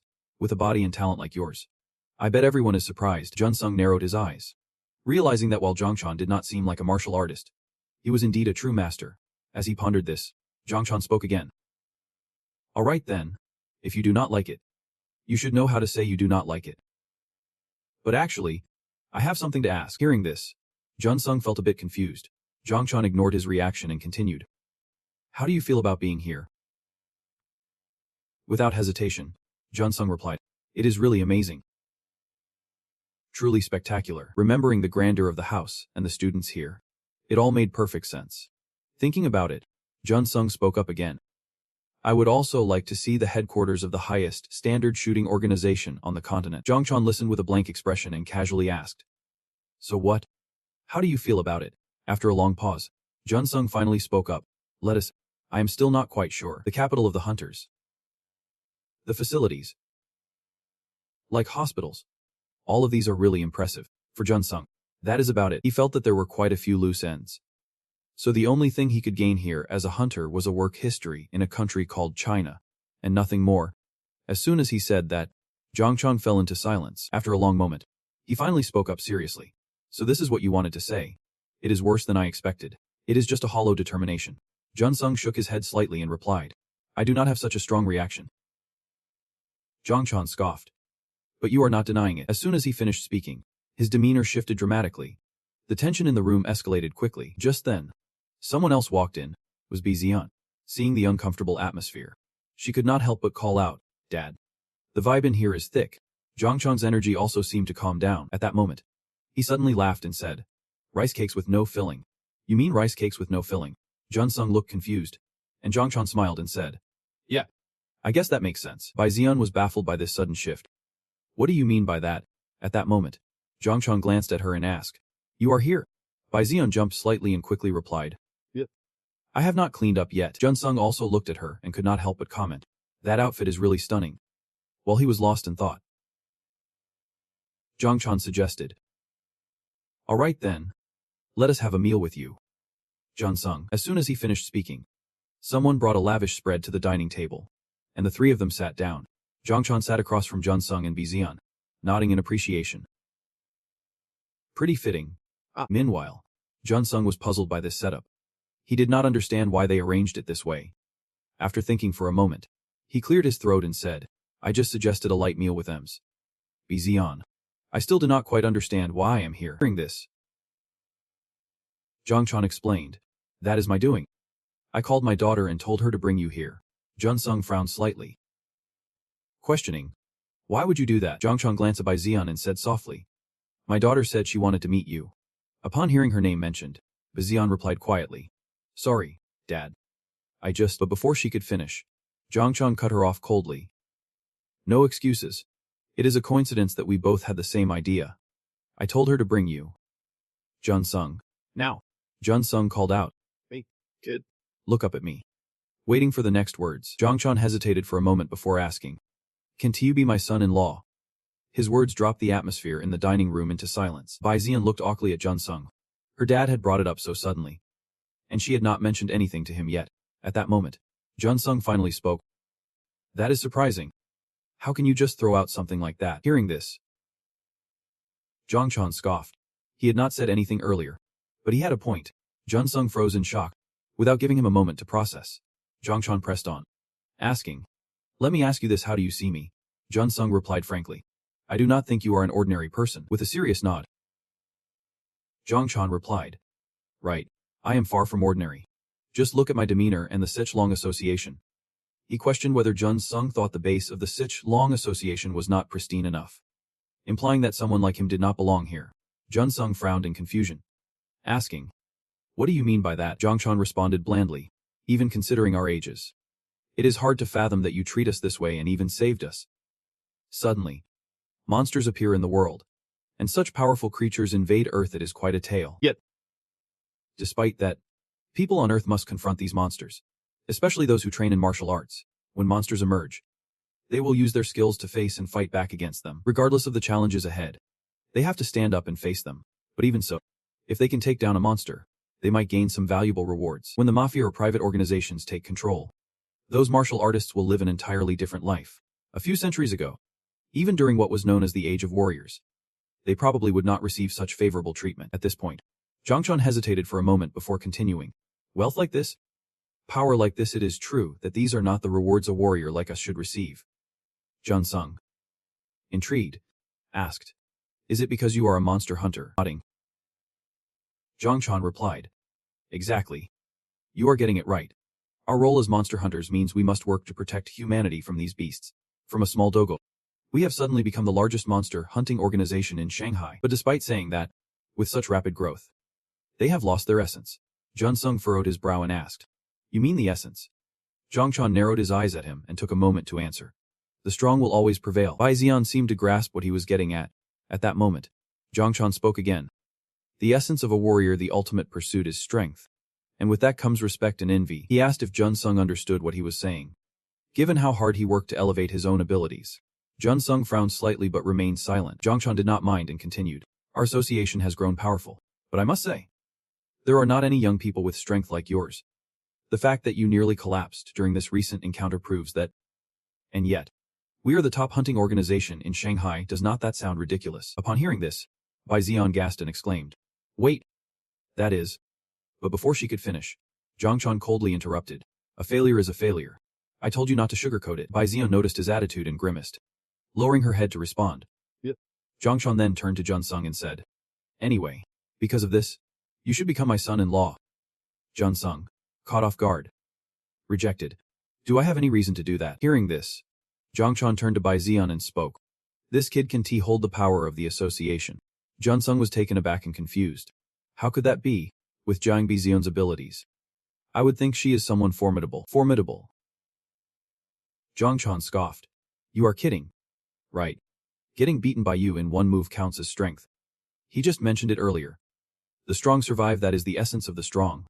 You need that fighting spirit to earn envy and draw others in. Jongchon believed Bai Zian lacked that fighting spirit, unable to uphold the association. As for Jun Sung, he had tried to investigate all of his achievements in the country. From that, Jongchon learned that Jun Sung was called the fruit bomb of the organization. He represented the hopes of all his peers and was also a catalyst for growth. His association needed those qualities. Jun Sung frowned slightly and replied calmly, As I said before, I have no reason to do that. Hearing this, Jongchon remained calm and continued, Fine. I admit, it seems Tens has invested a significant amount. Indeed, because that guy's power is greater than mine. Jun Sung was taken aback, questioning, You know the leader of that guy? Jongchon chuckled. Not only do I know him, but I have known that guy for a long time, which is why I decided to invest such a large sum. He said all you need to do is leave your name. Jun Sung was shocked to hear this. The hero of such a big organization could potentially be a future son-in-law. Is he really handing the whole organization over to me? That is a bold move. After thinking, he hesitated to ask, Is not that a bit excessive?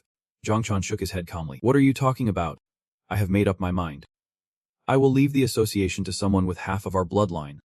All the assets and power of the association will be donated, with a portion set aside for my daughter. However, even if he does not step down, Zhongchan will leave more than half of his peak-era legacy to him. Bai Zion gasped in shock, exclaiming, Dad. Wait, you have not finished. Zhongchan cut in calmly. Yep.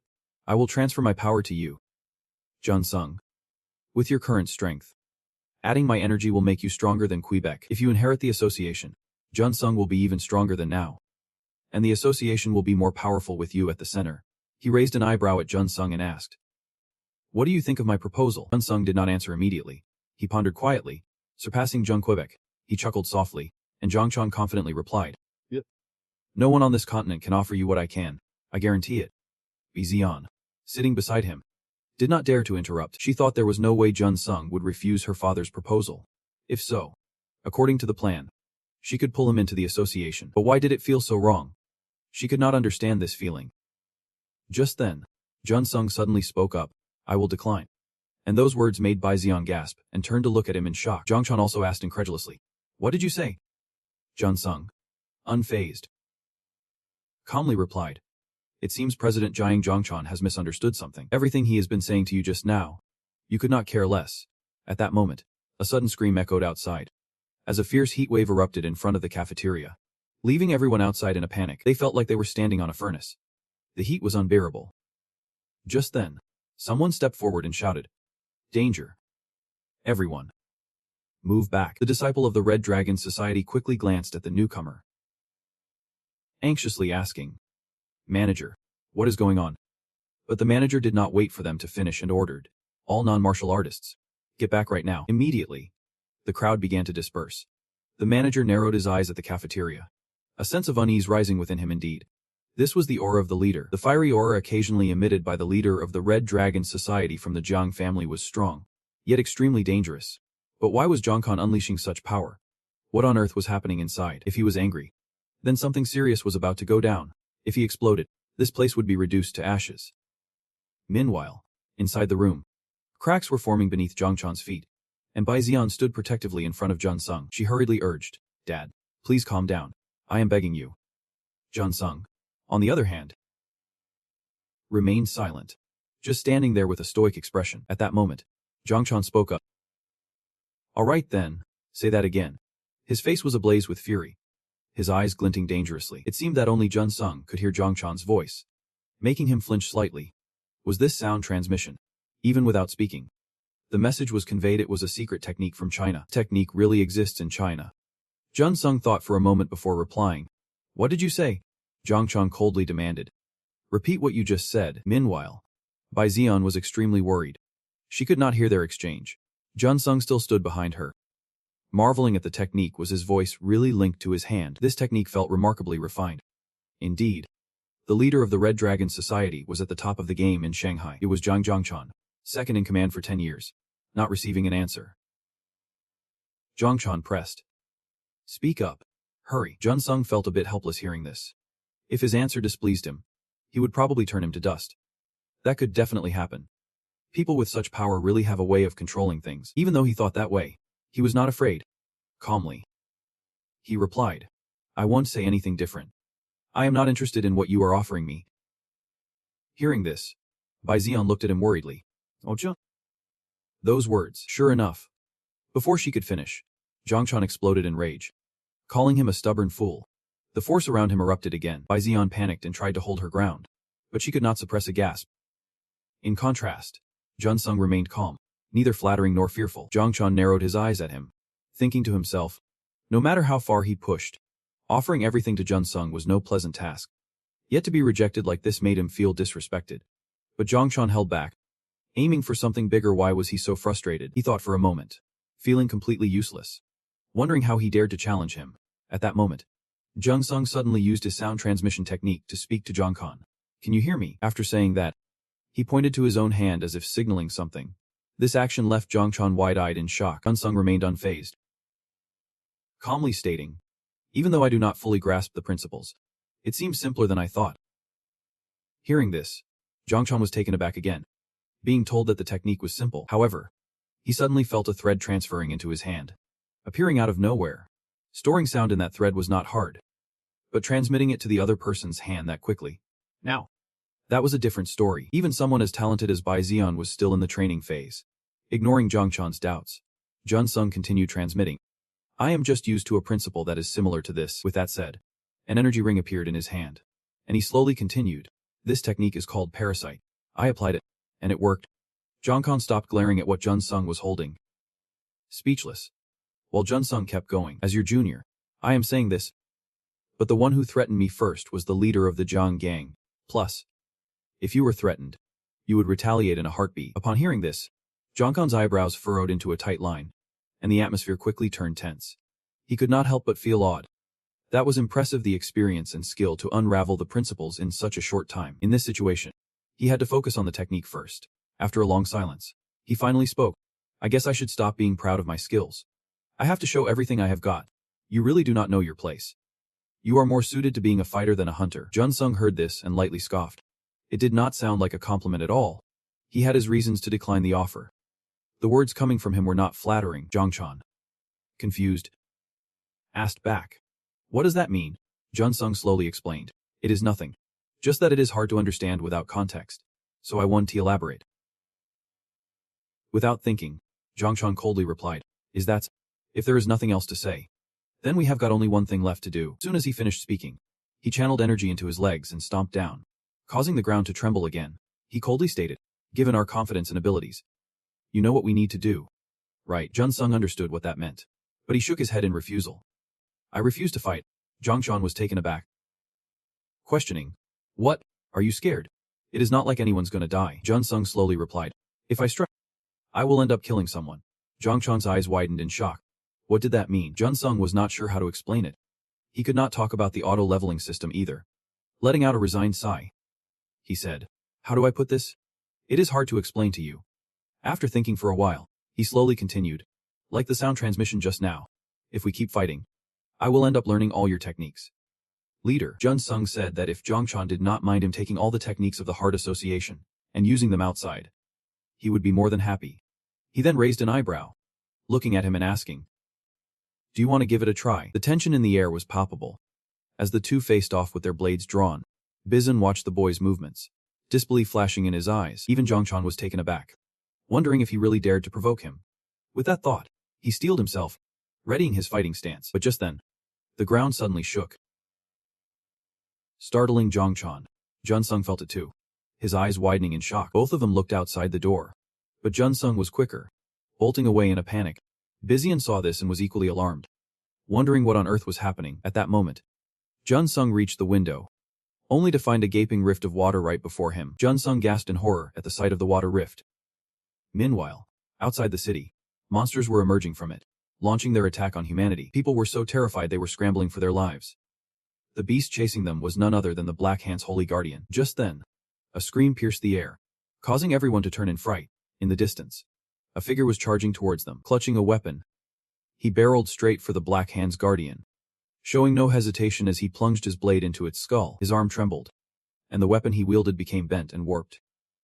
Seeing him, the ordinary townsfolk erupted in joy. Thank goodness. A hunter had arrived. They were saved. Right then, the Black Hand's guardian glared at the newcomer. This man was part of the dragon's fighting team. He glanced at his weapon, his expression darkening too weak. It was clearly a shoddy piece. At that moment, another person rushed in, shouting for everyone to get out of the way, that it was dangerous here. Quickly, the ordinary citizens fled the scene, leaving only the two members of the dragon's team. The newcomer shot a glance at his companion and complained. Damn it. It is supposed to be a day off. Why is the Black Hand's guardian suddenly showing up? It is a level 7 monster. At that moment, the Black Hand's guardian bared its fangs and claws at them. The expression on the dragon team member's face turned grim. This must have come from the water gate, and they had no idea what those at the checkpoint were up to. Just when the skies were clear, a storm suddenly erupted, throwing the whole city into chaos. What about our emergency communications? The other guy shook his head. No orders from the dragon team. Just a message at the rally point. Even if we try to reach out, there is no response. Hearing this, the guy in the blue outfit felt helpless. It is useless to talk about this now. The priority is to survive, because right in front of them was that level 7 monster. Yet aware of the challenge, they both still took up their fighting stances. At the same time, the Black Hand's guardian opened its massive maw towards them, with no other choice. The two had to charge in. Meanwhile, in the territory of the Black Dragon Guild, Junsung and Bizian had suited up in their armor. As Junsung stepped outside, he asked, "What is the situation like now?" Bizian has stopped responding, and it is serious. The whole city is in chaos, while other areas are still cut off from information. Junsung nodded, then turned to her and said, "Bizian, hold on." Her footsteps faltered as she waited for him to continue. After a moment of hesitation, Junsung spoke up, "I need a favor. I need you to bring the Ku Brain vehicle that is at the hospital over here. The entire city is in turmoil due to the sudden appearance of a rift. Thanks to Bizian's skilled driving, she can quickly pick up his secretary." Bizian frowned and asked, "Shouldn't I be out hunting the monsters that came through the rift instead?" She chuckled softly. Junsung was not joking when he said, "So do not come back too late." Bizian raised an eyebrow, questioning, "What do you mean by that?" Junsung slowly explained, "Right now, getting the vehicle is more urgent than hunting monsters. That is why I am asking for your help." Upon hearing this, Bizian looked even more puzzled. Picking someone up is more urgent than hunting monsters. "Are you serious?" She hesitated, looking back at Zhongchan for his guidance. After a long pause, Zhongchan finally nodded. "Just do what he says. He cares about you." Bizian stared at him in shock, but he remained unfazed, saying, "I guess you are about to show me something interesting." Then, Zhongchan turned to Bizian and added, "This monster only needs the Long clan and the manager to handle it with no other choice."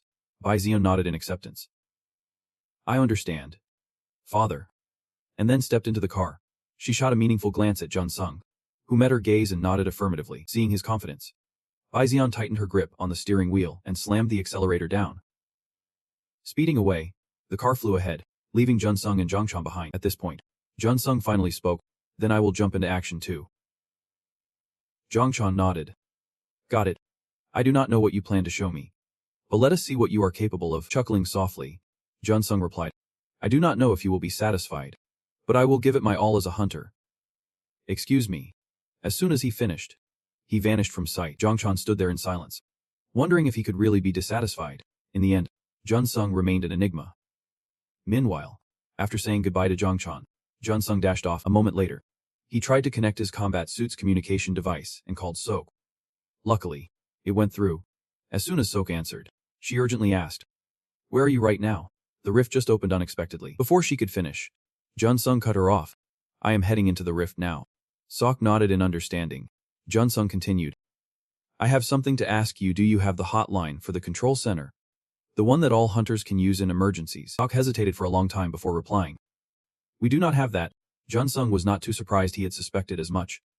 There is no way something like that would exist in a place where every hunter was competing against each other. At that moment, Sok curiously asked, "But why do you need that?" Junsung frowned, wanting to answer. But then he spotted a black-skinned saint in front of him, only slightly injured and still alive. In contrast, the members of the Long clan were seriously injured. Their weapons were completely wrecked.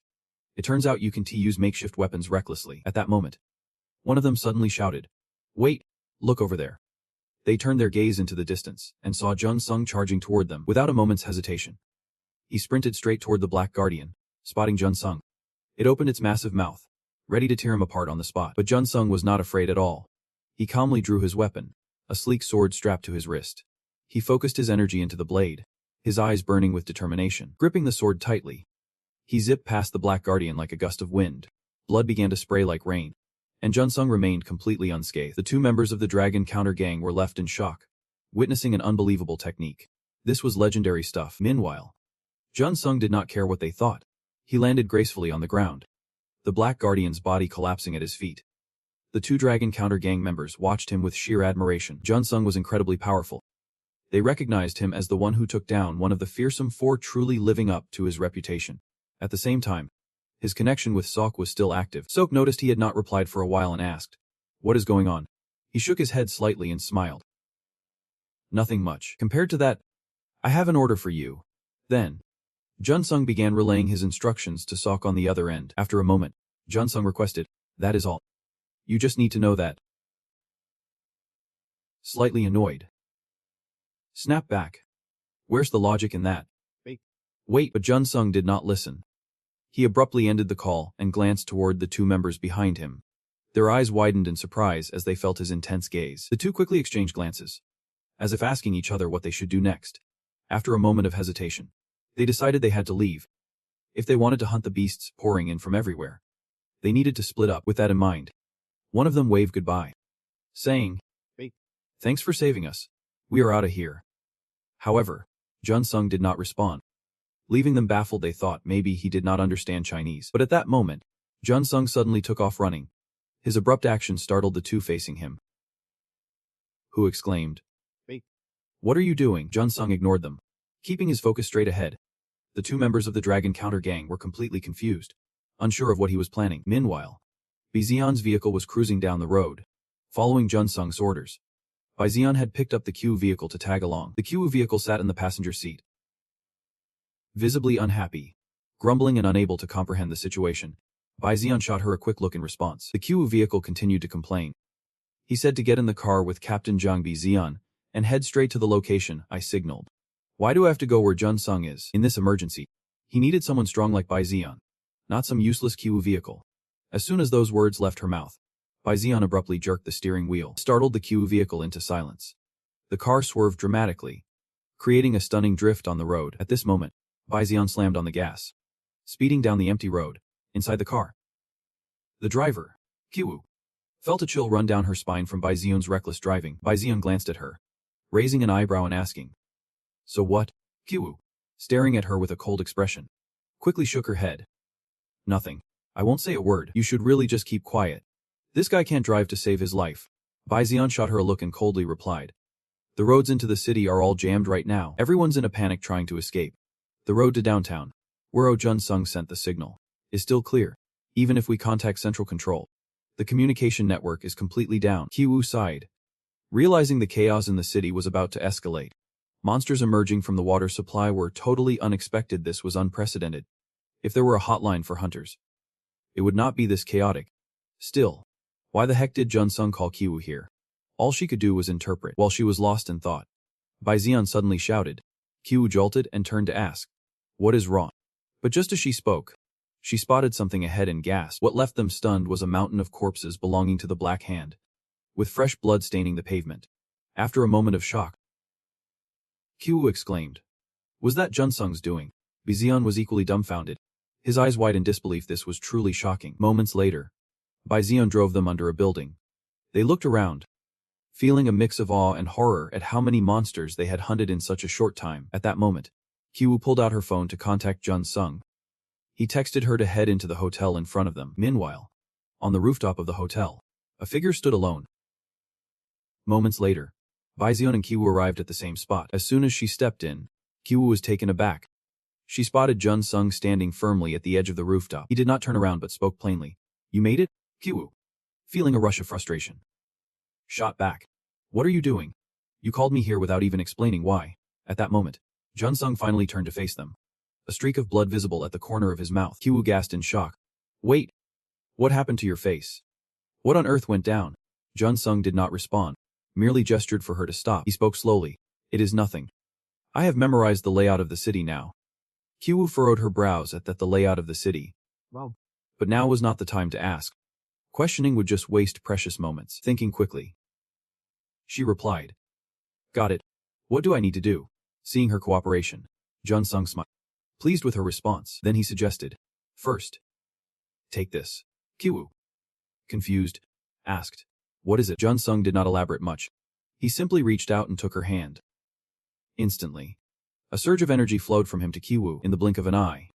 That energy transformed into tiny threads of power spreading everywhere. Kiwoo raised an eyebrow, recognizing it as aura rays. It can link to any place, taking you anywhere. Right now, there are over 20 threads, meaning it is connected to 20 districts. Bizian also seemed to realize something. Gasping, "Jun Sung, if I am not mistaken." Before she could finish, Jun Sung interjected, "That is right. This is what I created using the sound transmission technique your father used." Bizian's eyes widened in shock. Sound transmission? The Q vehicle hesitated, mumbling, "So this really is..." Jun Sung knew what she was about to say and confidently continued, "I have linked all the hunters I have met in the city. Right now, you hold the connection created with the aura ray." Upon hearing this, the Q vehicle was stunned. A sound transmission linked to over 20 people. How absurd is that? Even Bizian thought it was impossible. What kind of terrifying technique is this? While the two were still in disbelief, Jun Sung went on, "I am not asking you to fight. You can communicate with other hunters through the aura ray. receive situation reports, make judgments, and give instructions. Maybe the temporary hotline here means the QU vehicle will become that control center. If you represent tens, you have to accept following all commands. Talking is not a hard skill. Right. Junsung told the QU vehicle to give it a shot.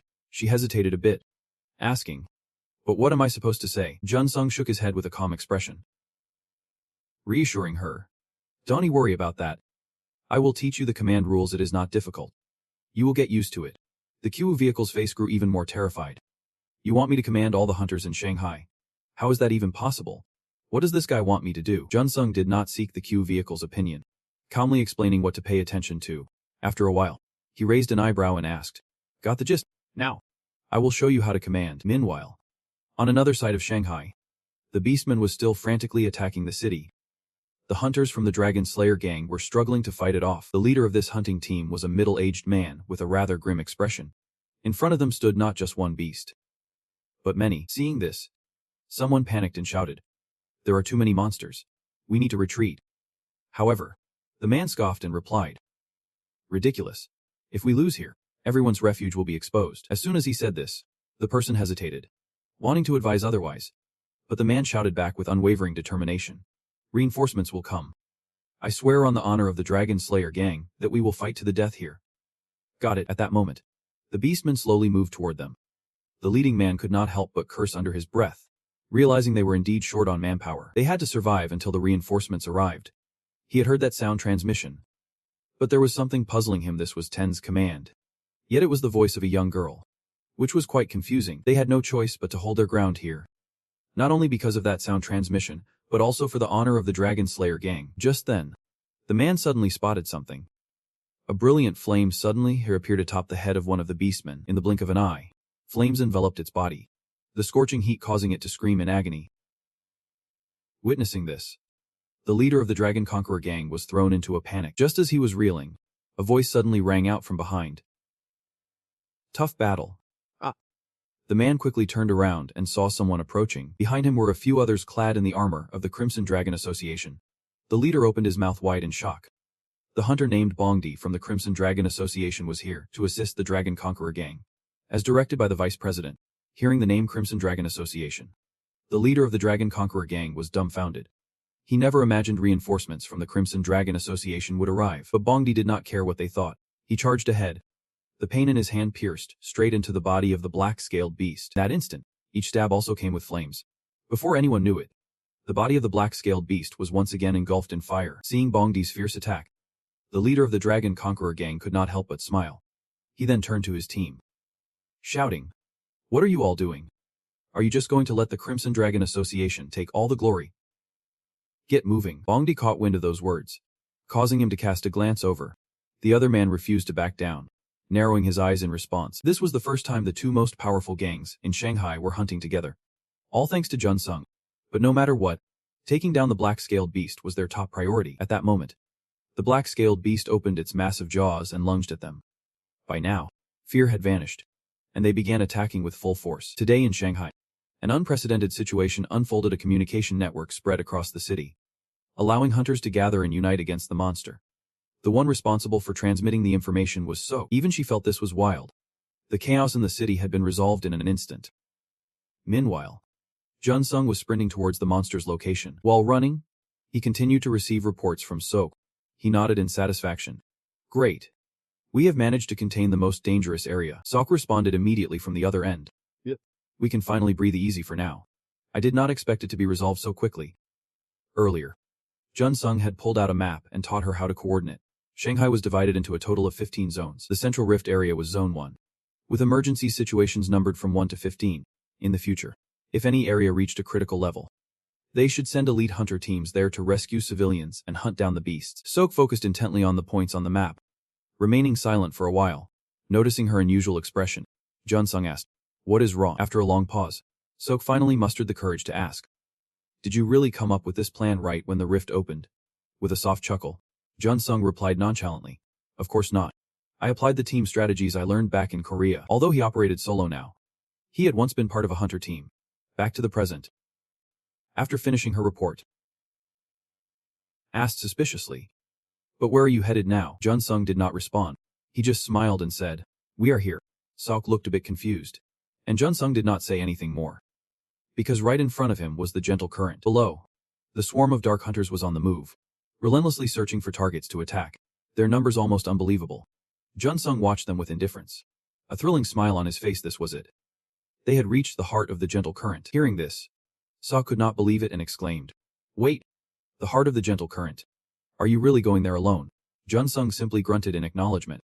As if that settled it. In the heart of the gentle current, monsters were swarming in droves. Moreover, there was a commander tightly coiling around a nearby skyscraper. Sok knew it was dangerous. She worriedly shouted, "Are you insane? There are hundreds of monsters there. And you are going alone."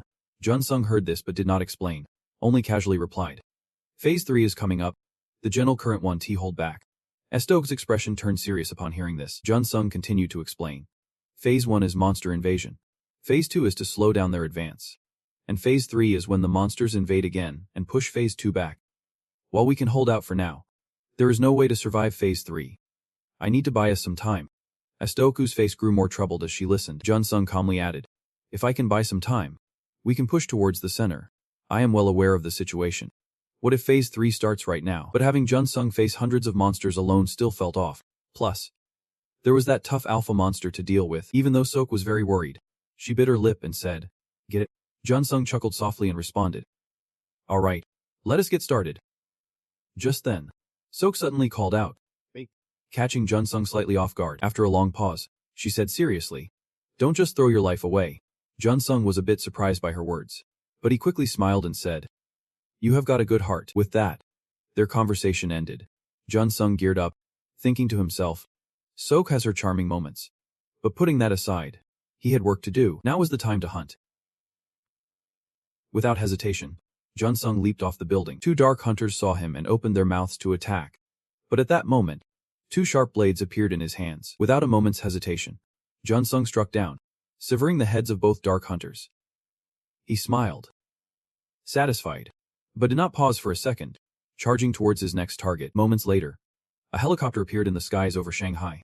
Just at that moment, the helicopter door swung open. Inside, a group of people clad in armor emerged, probably hunters. The leader spoke solemnly.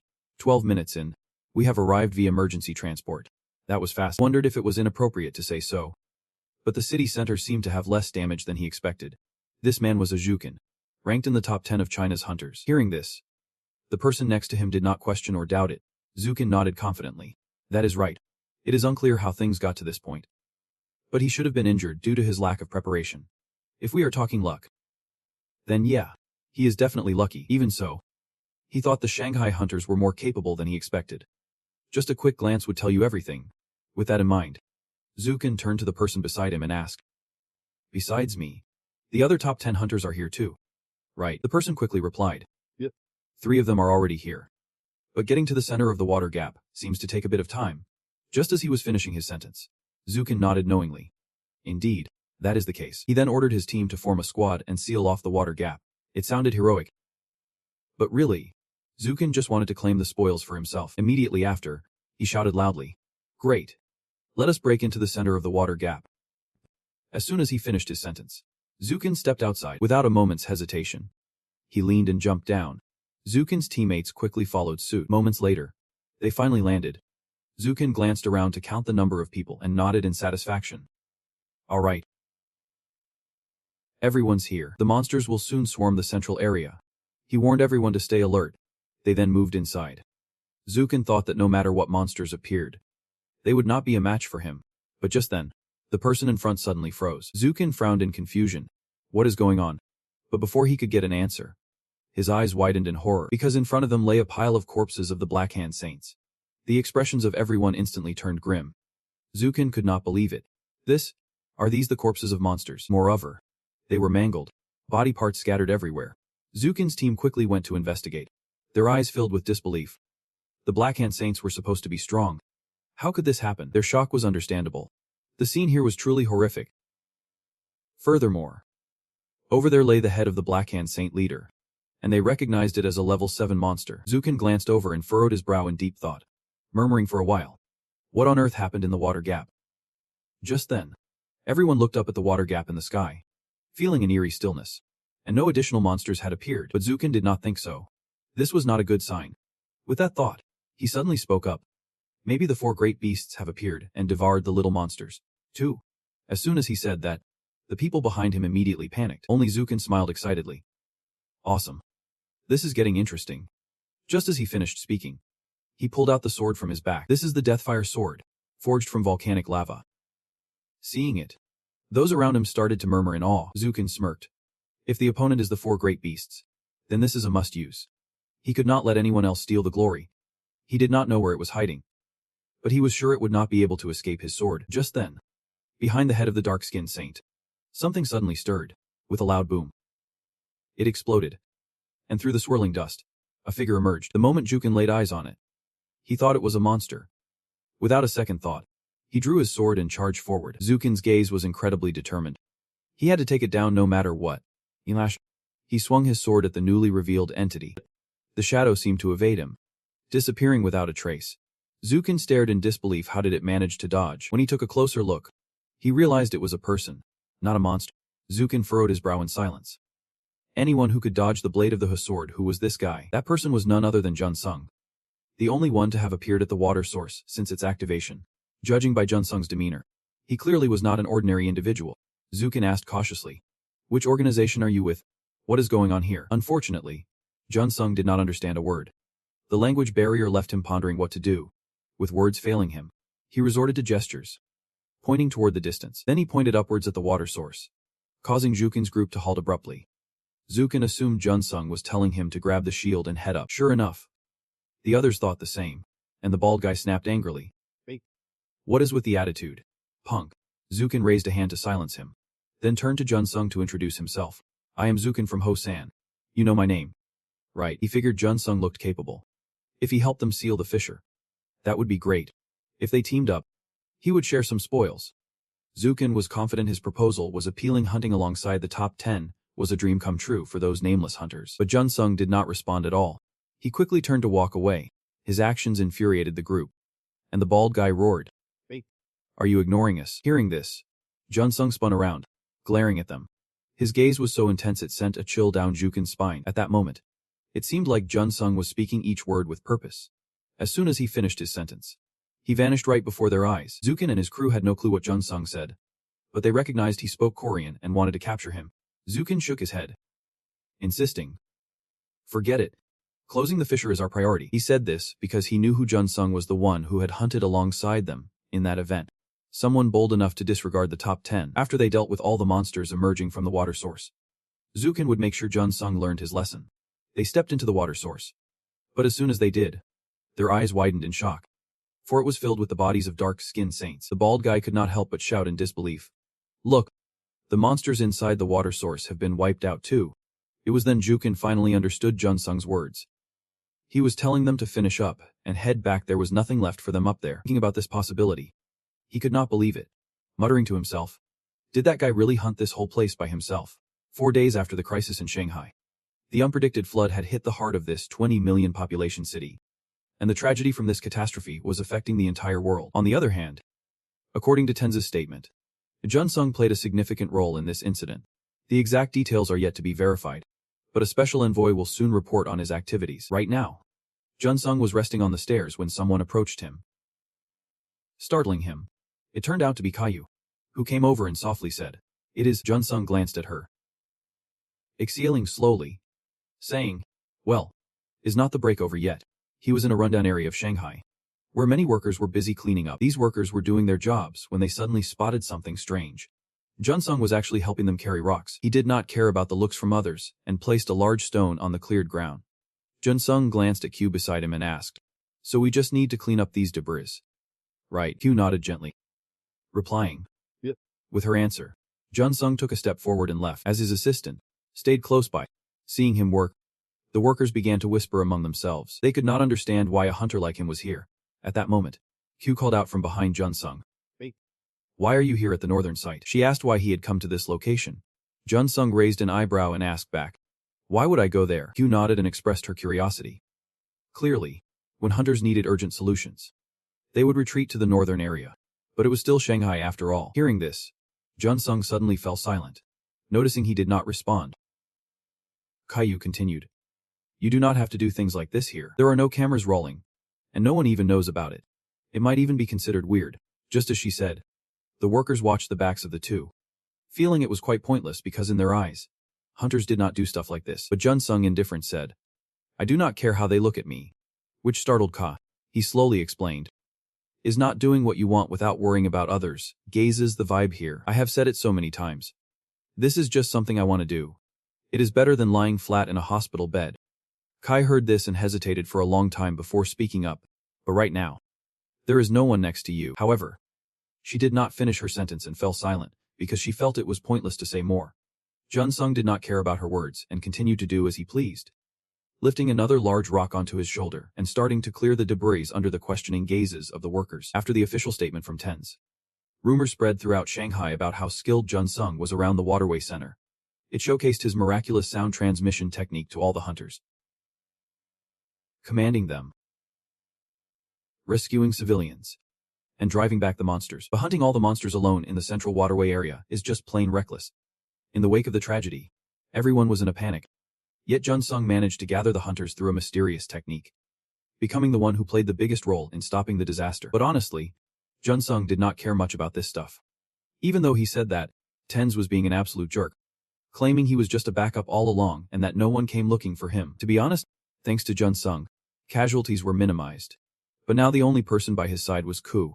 Being a foreigner, Ku felt like TENS was really shirking responsibility here, just like her, living in anonymity, dying without anyone knowing. But Jun Sung was different. He not only directly reduced the casualties for Shanghai, but was also helping to clean up the aftermath. Meanwhile, as Jun Sung continued tidying up, he suddenly felt Kuo's gaze on him. So he turned to look at her. After a long hesitation, Ku finally spoke up, saying, I will demand full compensation for you. I will gather all the evidence from the black box of the surveillance camera and fight for your rights. Jun Sung nonchalantly nodded and replied, all right, I trust you. Just when he thought that was it, Ku unexpectedly added, and I will help you too.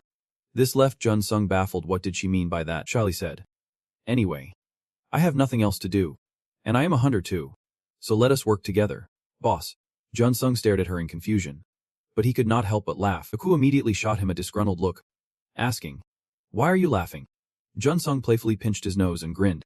You are giving me that serious face and calling me boss. Instantly, Ku turned red with embarrassment, her eyes blazing as she glared at him. Jun Sung sensed her anger and quickly turned away, thinking, did I just light a bomb? But who knew this girl would suddenly drop those words? Right at that moment, the sound of footsteps suddenly echoed from behind, and both Jun Sung and Ku turned to look. To their surprise, it was Baekseon coming in with a group of people. Jun Sung waved his hand in greeting. What brings you here? Baekseon did not respond. Instead, she suddenly clasped her hands into fists. The members of the Red Dragon Guild behind her did the same, bowing slightly to Jun Sung and collectively shouting, we salute you, the great hero. Ocha? He stared at them in disbelief, feeling awkward as he said, why the formalities? Why all of a sudden?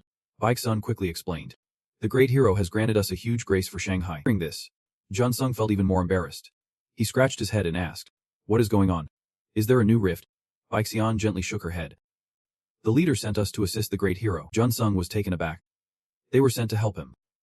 Normally, the hunters from the Red Dragon Guild would not do this kind of thing. But seeing Jun Sung like this, they could not just sit back. Even though it was the leader's directive, many volunteered to come here.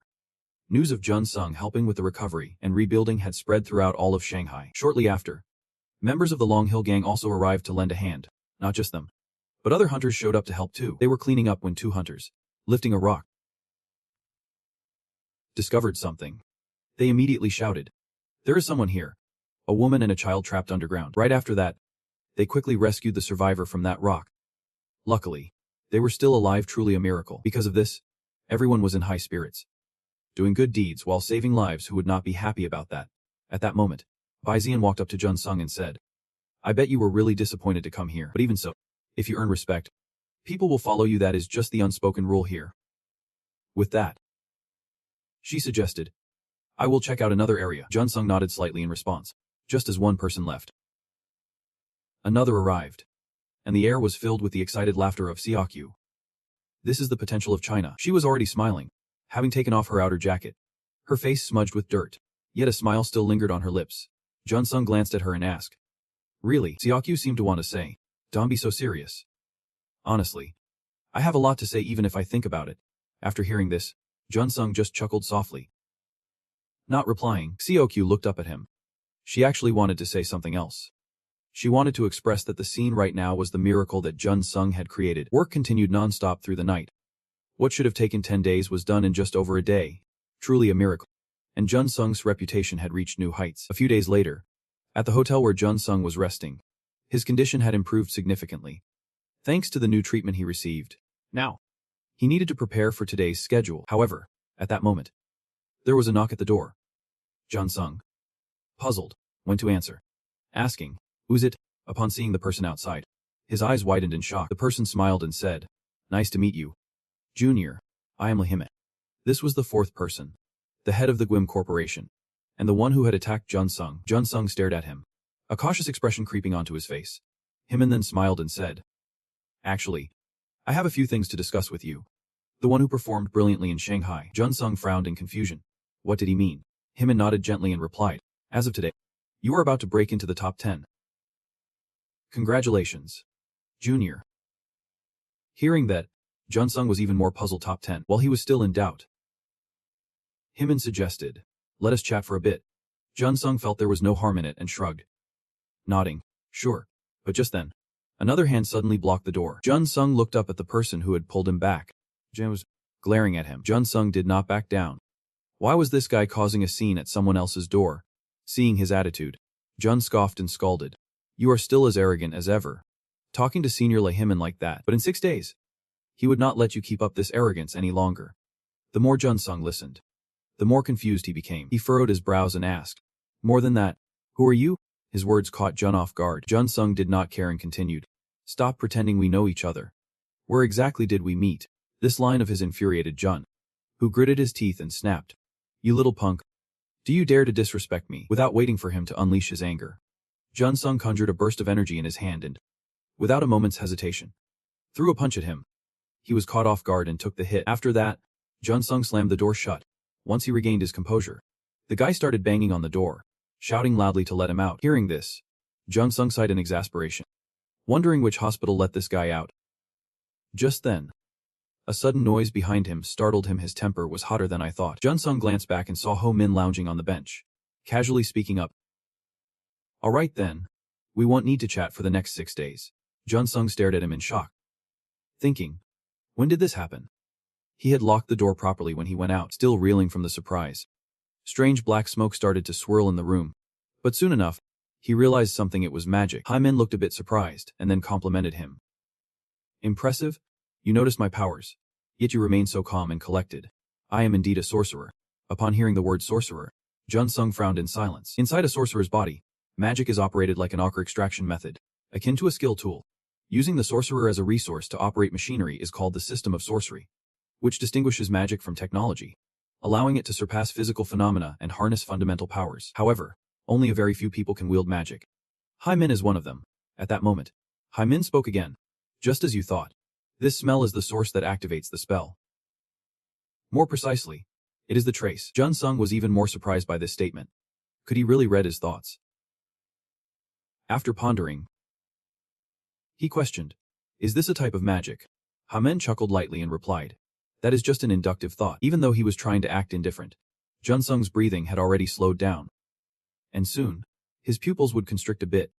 His body was sending plenty of signals to Hymin, from his pupils to his complexion, lips, hands, and feet, all screaming that he was extremely tense. Reading someone's thoughts is not hard at all.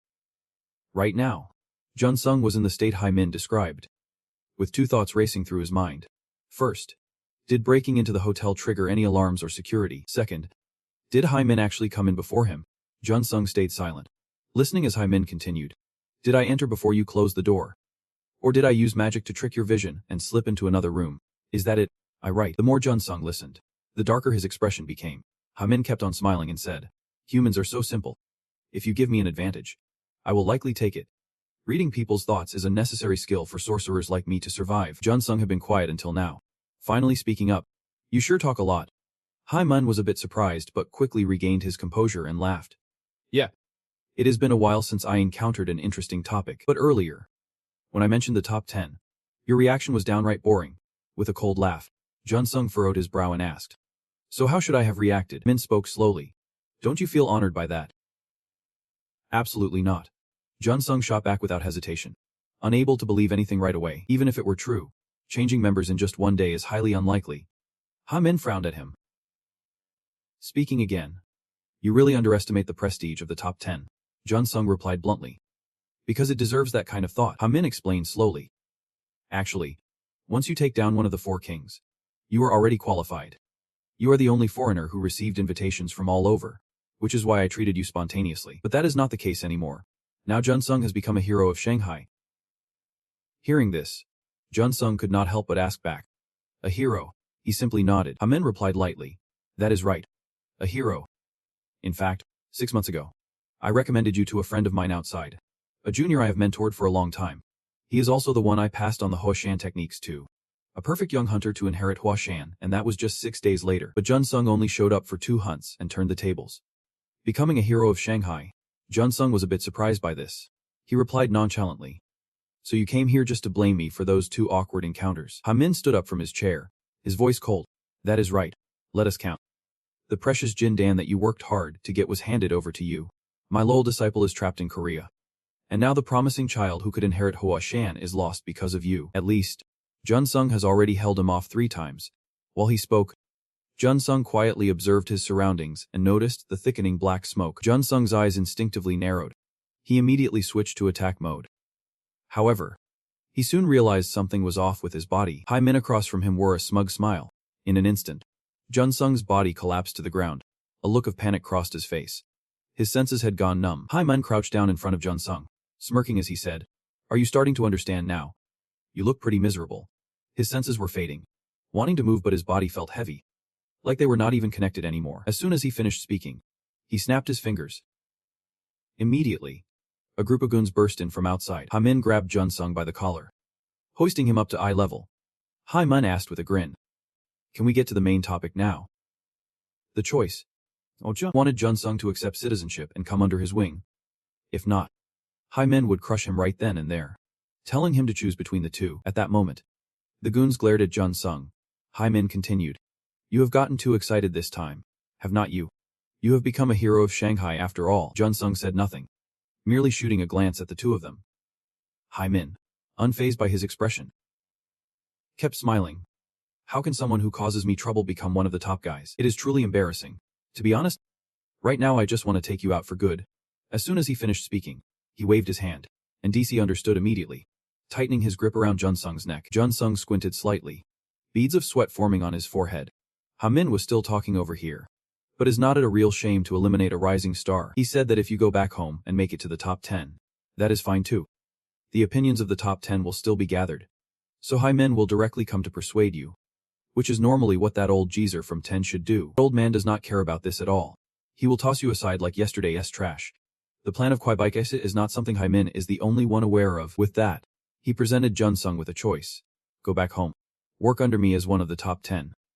While Ha Min was talking, he did not notice that Jun Sung had made a move. Jun Sung's arm was already starting to push himself up, proving that he was able to move.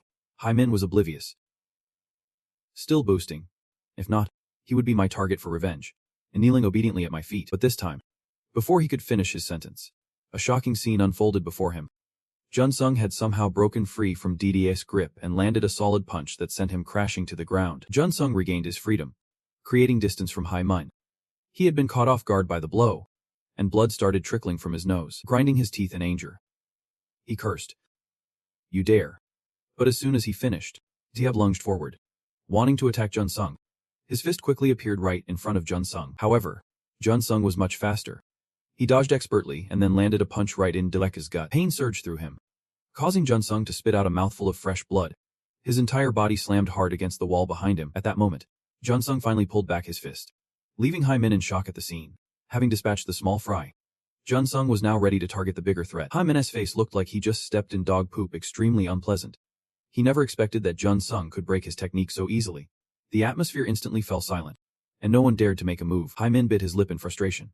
How did it come to this? Clearly, he had underestimated Jun Sung. And even if he wanted to move, his body would not cooperate. Could it be that Jun Sung had countered that? If that is the case, Ha felt like he was at a disadvantage now. This hotel was under his control, and this room was completely off limits. It was a separate world. But using such a large amount of energy at that level would weaken the body's defenses. That is why Hai brought DDoS along for protection. Yet who would have thought he would go down so easily? While he was lost in thought, Jun Sung waved at him like he was a dog. A smirk crept onto his face, forming a devilish curve. In Jun Sung's eyes was a glimmer of provocation. Sure enough, Hamin saw this and became furious, his aura flaring up in an instant. But Jun Sung remained calm, standing there without a hint of fear. At that moment, Hamin sensed that something was off. Thinking back, it is quite bizarre. Jun Sung is basically telling him to charge in first. It is all about using that raw, full-body energy. On the flip side, this technique only taps into a fraction of that raw energy, which is different from the body's energy, like a machine needing oil. But during that moment of weakness, even though Diqian was down, Jun Sung did not rush in. Instead, he taunted him in. At this thought, the old man smirked. This is the signal. He was absolutely sure of it right now. Jun Sung could not move an inch. Even if he could, he would need some time. The old man believed Jun Sung had not figured out the technique yet. The technique of distracting Hai and turning his own feelings upside down was the strongest technique of all. Theoretically, it could be broken if you understand all the limits of perception. But that is just theory. There is no way Jun Sung could pull that off. With that thought, Himan reached into his jacket pocket and pulled out a charm. He grinned smugly and said, "All right. If that is what you want, I will make my move." Moreover, the image of him in that Jun Sung saw right now was an illusion. He could not actually see where the old man was standing. Moments later, Himan snapped his fingers, and the charm ignited in an instant. He thought he had to strike fast and win quickly. Elash. The room erupted in flames, engulfing Himan's body. Then, a celestial body appeared. Without a moment's hesitation, he charged toward Jun Sung. Himan laughed triumphantly. Time to end this. At the same time, the celestial body threw a punch at Jun Sung. However, Jun Sung remained frozen, showing no signs of movement. The more Himan saw this, the more smug he became.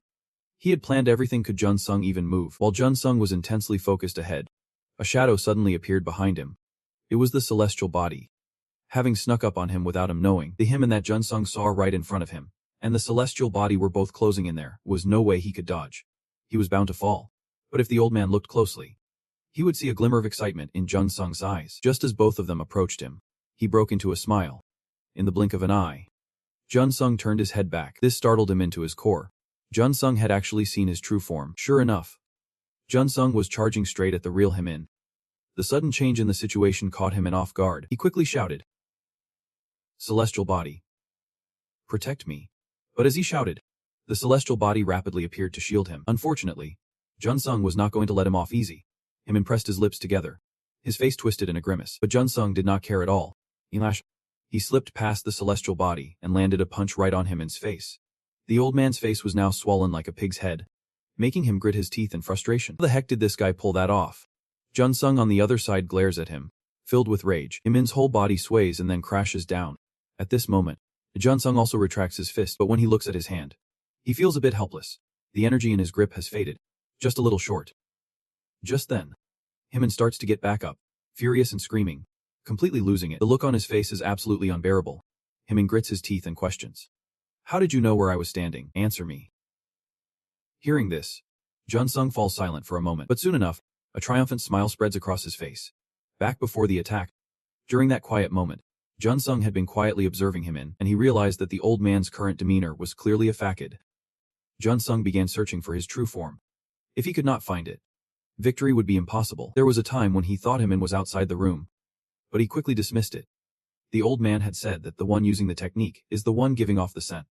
The source of the smell is definitely in this room. Himan must be hiding his true self somewhere in this very room. Thus, Jun Sung decided to test things out.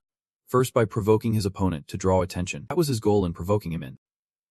Sure enough, he succeeded. The old man was distracted by his anger. Taking advantage of this, Jun Sung unleashed a wave of energy. In the blink of an eye, the entire room was engulfed. Every nook and cranny was scarred by those aura rays. Even the floorboards were not spared. Until the aura found its way to a corner of the wall. There, he discovered the shadowy figure of him in hiding. Jun Sung could not help but smirk. He found him. After hearing his method, Himan's face turned even more grim. He never imagined that Jun Sung's provocation was just a tactic to buy time and locate him. Thus, Himan had been completely played by Jun Sung. The more he thought about it, the angrier he got, and he could not help but let out a cold laugh. Then he threw his head back and laughed loudly, and gritted his teeth and said, "Well done, Junior. You have forced me to rethink my strategy." Truly a clever and sharp-minded opponent. Hearing this, Jun Sung scoffed lightly and replied coldly, I do not care how you judge me. First, you need to take responsibility for this mess. It's only infuriate him and further. He spoke in a low voice. You think I am going to take responsibility? Jun Sung glared at him and calmly replied. Of course. If you start a fight, someone has to pay the price. Hearing this, Hyman snickered. I see. And of course, I won't forgive anyone who dares to cross me. I will take care of you right here. As he finished speaking, another talisman appeared in his hand. Jun Sung noticed the look in his eyes and felt a surge of caution. Hyman narrowed his eyes at him, coldly stating, I will definitely do just that. Just as he finished speaking, he snapped his fingers, and a flame appeared. The talisman in Hyman's hand quickly ignited. Jun Sung stood at a distance, watching, but he seemed to sense something. Sure enough, Hyman's figure suddenly vanished, only to reappear right in front of Dukin. The old man glanced at Jun Sung and said, I am going ahead. I am not getting involved in a fight where the odds are definitely against us. He knew that leaving Dukin behind would leave evidence of his dealings with Jun Sung, so he had to take him along to escape. Jun Sung realized Hyman's intentions and immediately dashed forward. Hyman barely paid attention, sneering. Well then, see you later. With that, he snapped his fingers, preparing to flee. Jun Sung bit his lip fiercely. He had to stop him. Without hesitation, he quickly unleashed a strike. In the blink of an eye, a wave of energy shot forward. Seeing the energy rushing towards him, Hyman panicked. He realized Jun Sung was about to disrupt his technique's focus. If that happened, Hyman would definitely be finished. With no other choice, he decided to use the technique to escape alone. With a loud crash, Jun Sung's energy slammed into the wall. Jun Sung looked ahead, a satisfied smile spreading across his face as he thought, goodbye then. With that, he squinted at the person leaning against the wall. Dukin had become the scapegoat for Hyman. At the same time, on the hotel rooftop, Hyman had run to this spot. His expression was extremely grim. He threw his head back and shouted, Dukin, I left you behind. You bastard. In an instant, the rooftop echoed with Hyman's furious screams. Just then, the car door swung open, and a voice shouted, Boss, are you okay? But as soon as she finished, she suddenly froze because she saw Dukin lying on the ground, and Jun Sung was sitting not far away. Spotting her, he waved and greeted. You made it? The stunned girl looked at him, stammering. The one next to you is Dukin. Did you get ambushed? Jun Sung nodded calmly. Yeah, that is right. Hearing this, the girl immediately exploded with anger. She gritted her teeth and cursed. You jerk. As soon as she finished, she marched over to Dukin. She stood there silently, staring at him for a long time. But just 3 seconds later, she suddenly broke into a smile. Even more surprising, she directly punched Dukin in the stomach, waking him from his pain. Jun Sung watched in shock from the sidelines, but the girl was not done. She grabbed Dukin's shoulders and started berating him. You idiot. You just learned a few silly moves from Lai Hyman, and think you can mess around. Who do you think you are playing with? Jun Sung found this scene a bit speechless. This girl was still as hot-headed as ever, just like the first time they met. Thinking about it, he glanced at her and asked, Is this Lai Hyman guy really that famous? The girl immediately stopped cursing and then said, Everyone knows him. He is the cocky master of the Maoxuan sect. His attitude is annoyingly arrogant. Not just a little bit. As she spoke, she reached out, wanting to intimidate him, sending a chill down his spine. If you are awake, open your eyes and see. I will hit you so hard you won't be able to open them again. Dukin was so scared he nearly wet himself, hastily opening his eyes, mumbling something under his breath. Fearing she might strike again, Jun Sung interjected. Wait, let him go first. He just fought with me, so he is in pretty rough shape. He won't run anywhere. Get it? The girl nodded slightly, lowering her hand. Dukin's face was drenched in cold sweat, continuously coughing. The two of them, Jun Sung, just stood there watching him. Just when they thought Dukin would not say a word, he suddenly looked up and spoke in a deep voice. You are underlings of the old man Jin Kai bitch, are not you? What a stroke of bad luck. As soon as he said this, the girl's temper flared, baring her teeth and cursing. What did you say, punk? But before she could finish, Jun Sung cut. Wait a minute. The girl was stopped by Jun Sung, fuming. What is it? Letting this guy live is worse than death. He will become obedient in no time. Jun Sung replied calmly. I am not stopping you. I just have a question for him. The girl raised an eyebrow in surprise, asking skeptically. A question? Jun Sung nodded, replying plainly. Ten still does not know that I was ambushed. Right, of course not. The girl hesitated a bit, but quickly became resolute, saying there is no need to worry about that. This guy was caught red-handed trying to ambush the boss, which means we could demand hefty compensation. But Jun Sung shook his head, denying it. That is unnecessary. With that, he sat down across from Duck-in, causing him to look a bit flustered. After a long pause, Jung spoke. There is no need to report this to the authorities or TENS. If we can negotiate with the involved parties. Is not that enough? As he said this, Duck-in looked incredulous. And even the girl was equally surprised. Ignoring their doubts, Jun-sung continued. Of course. This guy has to meet our demands for it to work. Hearing this, Duck-in scoffed, asking, What do you want? With a slight chuckle, Jun-sung raised an eyebrow and replied, Can you give me the secret techniques of the Hua Mountain sect? The next day, at the headquarters of the Sechlong Sai, beside the emerald green lake in the garden, Zhongchan was leisurely fishing. Just then, Jun-sung approached from behind. Zhongchan did not need to turn around to know who it was. He spoke casually. You are here. Want to fish with me? Jun-sung stood quietly behind him, replying plainly, My dad loves fish. So my mom taught me not to pick up a fishing rod since I was little. Hearing this, Zhongchan could not help but smile, raising an eyebrow and asking, Oh really? Either way, you are dressed much more properly than before. If you keep this up, you won't be misunderstood as much. Jun-sung looked down at his suit, taking a moment before responding. Is that? The girl nodded, and Zhongchan chuckled, saying, You look very appealing. I heard from the manager that you are here for something I can help with. Jun-sung indeed had something to ask, pulling out his phone to show him. Then explaining, This is the secret technique documentation of the Huaden sect. I would like you to analyze the terms in this, especially the techniques related to breathing methods. Hearing this, Zhongchan could not help but raise an eyebrow. Breathing techniques. He had an older brother who taught him some basics. And that guy had mentioned that working with those Chinese hunters left a lasting impression on him. Disdain Juki said it was obvious they were outmatched, but their skills were incredibly varied and intricate. Normally, if you used those basics with such a diverse skill set, you would tire out quickly. But this guy was different. He concluded, Could it be that those Chinese hunters had training methods that outsiders just did not know about? At this point, Jun-sung sighed and said, When I met those Chinese hunters, I only noticed one common trait among them. They all valued breathing techniques. And every time they breathed like that, the power of their skills increased. If that is the case, is not breathing technique just a way to cultivate one's energy channels? Hearing your almost spot-on deduction, Zhongchan could not help but applaud. Indeed. To think it through like that. You are no slouch yourself. Just then, he suddenly paused. After a moment, he spoke up again. Though you say that breathing technique came from that flashy kid from the Huashan sect, what was his expression like when you took it? Jun-sung recalled the scene from that day and replied, dissatisfied, with an expression like, If I got this, surely anyone could learn it.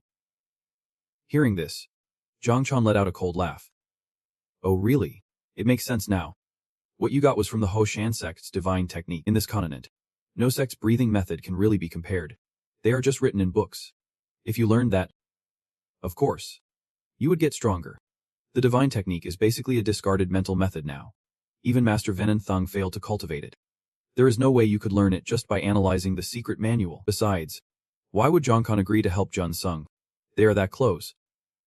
Last time, you two were almost at each other's throats. Jun-sung was not flustered, calmly answering, Even if our relationship is like that, is not it the same with me and the Sechlong Hapstai? This made Zhongchan pause for a moment. Jun-sung slowly explained.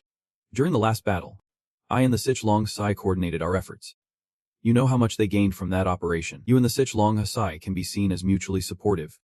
Right. This made Zhongchan chuckle a bit, but Jun-sung did not care. He lowered his head earnestly and continued, In the future, I want to be a good teammate for the Sechlong Haksai, so I hope Zhongchan can help me out. Zhongchan squinted at him, taking a while to respond. You know what you are saying. Right. In the end, it sounds like we owe you a favor. And that is not something a martial artist should say. However, when Jun-sung said he wanted to be a good teammate for the Sechlong Hapstai, Zhongchan felt satisfied. As a hunter, building relationships is a good thing. With that, Zhongchan nodded and agreed. All right, I will teach you. Actually, I was prepared for this ever since I heard you were coming. Hearing this, Jun-sung looked at him gratefully.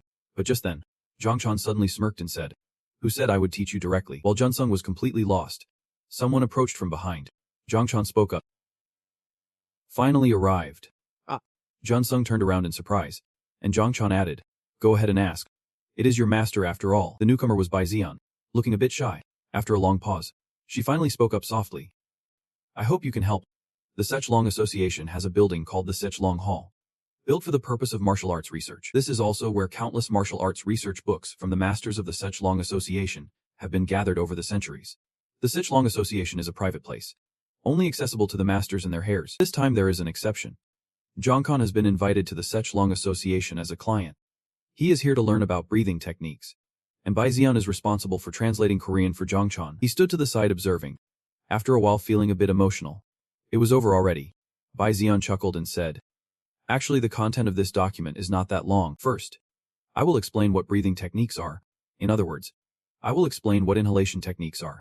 Jongchon stood by, feeling a mix of emotions. Experiencing the awkwardness of being in the same room with a girl, which made him a bit flustered. But when the topic shifted to martial arts, that feeling faded away. While Jongchon was lost in thought, Bai Xian spoke up. "First, I want to tell you something. Inhalation techniques do not enhance vein strength. Here, training veins is similar to Korea. The continuous flow increases intensity over time." Jongchon, hearing this, asked in confusion, "Then what role does breathing technique play?" Bai Xian did not answer right away. Just pulled out something for him to see. She softly asked, "Do you know what this is?"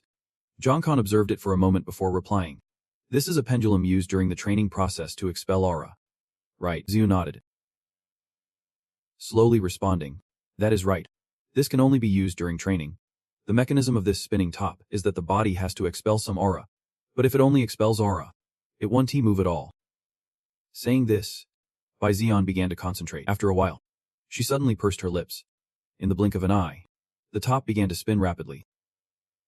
Moments later, the string of the top made a full circle, directly wrapping around Bai Xian's hand. Jun Sung, watching this from the side, could not help but widen his eyes. He could clearly feel an extremely small amount of aura. Just with that one breath, it could trigger this reaction and make contact. Thinking about it, Jun Sung finally understood and nodded. So that is it. Inhalation techniques are a way to train the veins. The basic operating technique. That must be it. Xian, hearing this, suddenly explained, "Exactly. You have got the right answer. Inhalation techniques can help you maximize the effectiveness of the basics." Jun Sung said he understood, and Bai Xian handed him a paper saying, "Also, here's the translation of the Deathly Hay technique I just finished. Please read through it." Jun Sung reached out to take it. While planning to glance over the Deathly Hay technique, he heard Bai Xian let out a breath. Jun Sung glanced at her for a moment, then looked back at the paper, his eyes going wide in shock. What is in here is unbelievable. The Deathly Hay technique. Clearly this is the result of mental arts from hundreds of years ago in the history of the Hua Shan sect. Jun Sung muttered, "This, all of this. I have recorded the necessary positions of the veins in the operation of the technique." "But you have not even finished your sentence," when Bai Xian chuckled and chimed in. "You are thinking too simply. What they call divine skills is all about the technique of earth absorption." Keeping a straight face, Jun Sung seriously said, "If we are speaking earnestly, it is kind of like soccer standards. And on top of that, it involves sound and quantity. Physique and spirit. It is not some kind of experiment." Bai Xian felt the same way, calmly speaking up, "That is exactly how it is. All the original secrets throughout the history of the clans are like that. All those so-called divine skills are written in a metaphorical manner, expressed through a short poem or a song. And then the practitioner needs to memorize it. All the manuscripts in this study room are records of the Siong Society's research into divine skills over the past hundreds of years. In other words, there is a wealth of essential research here." Jun Sung nodded in agreement. "Indeed, for sure. Even if Jun Sung trained according to the original, it would still be extremely dangerous." Hearing this, Jun Sung could not help but raise an eyebrow, questioning, "Dangerous?" Keeping a serious face, Bai Xian slowly confirmed, "Yep. That is right. As you have seen, the training methods here are quite simple. Clearly, if this technique had training methods like those here, it would be easy to talk about. According to the records, to cultivate divine skills, you must find the right meridian among thousands in the body.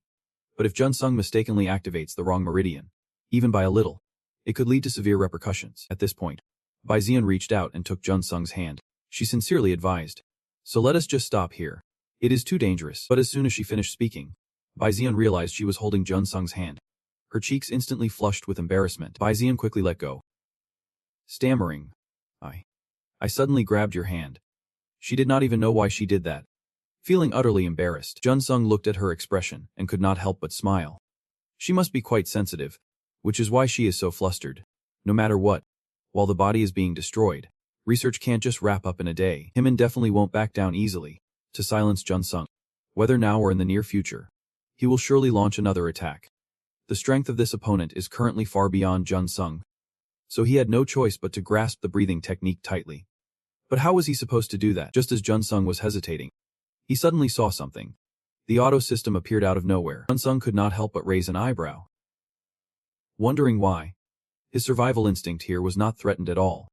Could it be that to successfully cultivate, he needs to press this button? With that thought, Jun Sung reached out and pressed the button on the system. Instantly, the system responded to him. As long as you do not give up on all the difficulties and the patience you have to endure, if you can bear it, Jun Sung will be able to possess everything. Right at this moment, the auto system turned red. In the blink of an eye, Jun Sung's body began to change. Seeing this scene, Bai Zion exclaimed his name. Jun Sung. But no one answered, and a sense of panic began to rise in her. A moment later, Zhangchan stepped into the Sechlong hall. He glanced at Bongvisa, asking if she had called him urgently. Bongvian replied hurriedly. Yep. Leader. Zhangchan furrowed his brow, murmuring in suspicion. What on earth has happened? With lingering doubts, he pushed the door open and stepped inside. There he saw Jun Sung sitting cross-legged on the floor, while Bizian stood guard beside him. Zhangchan frowned at her and asked, Daughter, what is going on? Bai Zian immediately responded. Suddenly, Jun Sung started practicing the Death River Divine technique. Just as she said, Jun Sung was now surrounded by a layer of energy. Bai Zian anxiously spoke up. He might be in danger now. Please help him. Hearing this, Zhangchan furrowed his brow and observed. Jun Sung's face was drenched in sweat. After a long pause, Zhangchan suddenly broke into a smile. He scoffed, scolding, that brat brought this on himself. Let him deal with it. Bai Zian grew even more anxious upon hearing this, and Zhangchan shot her a glance, reminding her, this is ridiculous. Do not you know? As he spoke, he moved closer to Jun Sung. At this point, the boy's condition had improved a bit, and the energy surrounding him was becoming denser. Seeing this scene, Bizian exclaimed in amazement. What kind of power is this? Before she could finish, Zhangchan, beside her, calmly explained, exactly. The legendary mental technique is indeed the operation of the Death River Divine technique. It is reconstructing a path that could open up an entirely new system of veins compared to before. That kid is really reckless. Hearing this, Bong Day was astonished, exclaiming, oh my, an entire system of veins. Is that even possible? Nifumumfu nodded, and Zhangchan replied seriously, of course it is. Although it is not visible right now, at this point, he could not help but admire. Truly impressive. After mastering the Death River Divine technique, we will witness what a new domain master looks like. He truly looked forward to Jun Sung. Just then, he slowly opened his eyes. The next morning, in the Sechlong hall, Jun Sung had been practicing all night long, while the three of them, including Zhangchan, continued to observe him. Bai Jian, on the other hand, was a bit worried, fearing something might happen to Jun Sung. Yet, a few minutes later, Zhangchan suddenly smiled relief. Finally done. It seemed that at the same moment, streams of energy began to gather in the air, flying towards Jun Sung. The atmosphere shifted in an instant, affecting all three of them, including Zhangchan. Bai Jian frowned slightly, as if there was a fragrance in the air. When she sniffed closely, she realized it was the scent of plum blossoms. After a while, Jun Sung slowly stood up. Zhangchan saw this and walked over from a distance. He smiled to congratulate him. It took an entire day and night, but you did it. Congratulations on your achievement. In contrast to his calm demeanor, Bai Jian and Bong Xian behind him were wide-eyed in disbelief. How could this be? Learning the Death River Divine technique in less than a day and night. Upon hearing Zhangchan's praise, Zhang simply smiled in gratitude. Then he bowed his head to them, sincerely saying, it is all thanks to you, leader, Bai Jian, and all the members of the Sechlong Association. Seeing his attitude, Zhangchan could not help but smile, satisfied, and said, thank you for thinking that way. You are being too polite. But just as he finished speaking, his tone suddenly shifted. He asked seriously, have you thought of a name for the new martial art you have learned? This left Bai Jian even more astonished. What did that mean? Didn't Jun Sung just learn the Deathly Harmony technique? Jun Sung was a bit surprised when he realized this. He asked with curiosity, how did you know? A smile crept onto his face as Zhangchan chuckled softly. Just looking at your expression gives it away. The Deathly Harmony technique is not supposed to be purple-green. You know. Even though he had only read about it, he recognized the distinct features of the technique. He deduced that Jun Sung had awakened to restore his martial arts. Now that he had been found out, Jun Sung did not hide it anymore. He admitted honestly, I guess you could say that when I checked the meridians to restore the Deathly Harmony technique, I realized that while it is a powerful martial art, I wish there was a way to make it more compatible with me. You transformed it into a martial art that suits your body and created a whole new technique. Hearing this, Bai Xian's eyes widened in disbelief. So it was not the deathly harmony technique, but something entirely different. How could that even be possible? At that moment, Zhang Quan suddenly broke into a mysterious smile. His smile only deepened Bai Xian's astonishment. What did it mean? Zhang Quan turned to Jun Sung and said with a grin, "Is that really?" Jun Sung, understanding the situation, sincerely replied, "I truly owe you. Leader Jiang, and you too? Bi Xian, I will repay this debt for sure." Just as he was finishing his sentence, Zhang Quan raised a hand to stop him. Jun Sung felt a bit confused. What did he mean by that? Zhang Quan shot him a glance and said in a low voice, "Are you really just going to walk away like that?" Just as Jun Sung was trying to wrap his head around this, someone entered from outside and announced, "Leader, the item you requested has arrived." Hearing this, Bai Xian quickly turned to look outside. When she saw what it was, her eyes widened in shock. It turned out to be twin serrated blades. She hesitantly asked, "Leader, you do not mean..." Zhang Quan did not let her finish and interrupted with a smile. "Today, I am in a good mood because I have found a worthy opponent." As soon as he finished speaking, he walked over to grab the blades. Without a hint of hesitation, he approached Jun Sung. Jun Sung narrowed his eyes at the pointed blades aimed at him, but there was no trace of fear in his gaze. At this moment, Zhang Quan spoke up again. "Let us settle that duel we left unfinished before. It is time to finish this." As soon as he said that, Bai Xian was taken aback. Was her father really going to fight Jun Sung? With a calm nod, Zhang Quan replied, "Yep. I want to have a match with him." Jun Sung stared intently at him and hesitantly asked, "I do not know what your reason is, and I have already said this before." Just as he was about to continue, Zhang Quan coldly interrupted, "You are a hunter, right? But remember, Zhang Quan is not just a hunter. He is a martial artist. So even if Jun Sung does not understand, he knows what strength means." After hearing this, Jun Sung was taken aback, but Zhang Quan remained firm. He furrowed his brows and continued, "Do not you want to test the martial arts skills you have just learned? Besides, you are not totally against these competitive battles, right?" His words made Jun Sung's eyes widen in surprise. After a moment, he nodded and smiled. "That is right. Exactly." Without hesitation, he agreed to fight Zhang Quan. Soon after, the two headed to the training ground, with Zhang Quan wielding a twin-chain sword. In contrast, Jun Sung came unarmed. They stood facing each other, neither making a move. Lo, Bai Xian watched in shock. How could her father, his age, do this? Zhang Quan glanced at her from the training ground. Noticing the worry in her eyes, he could not help but chuckle. "That girl seems really worried about you." Jun Sung, confused by his words, heard Zhang Quan laughing. "Do not worry. This time you might get seriously hurt, so maybe pay a little attention to her." Hearing this, Jun Sung nodded back. "Since Bai Xian is worried, I should say a few words." "Right." Zhang Quan was irritated by his response, scoffing. "Really? You are serious about that?" He felt his daughter was going to suffer a bit. And if we are talking about getting hurt, he could get hurt too. Thinking this, Zhang Quan spoke up. "Let us get started then." But just then, Jun Sung suddenly spoke. "Before we begin, can I ask you something?" Zhang Quan raised an eyebrow in confusion. "What is it?" Jun Sung slowly replied. "I heard the second strongest leader is in the top 10 strongest. Right?" Zhang Quan looked a bit puzzled but nodded. "Yep." With a slight smile, Jun Sung continued.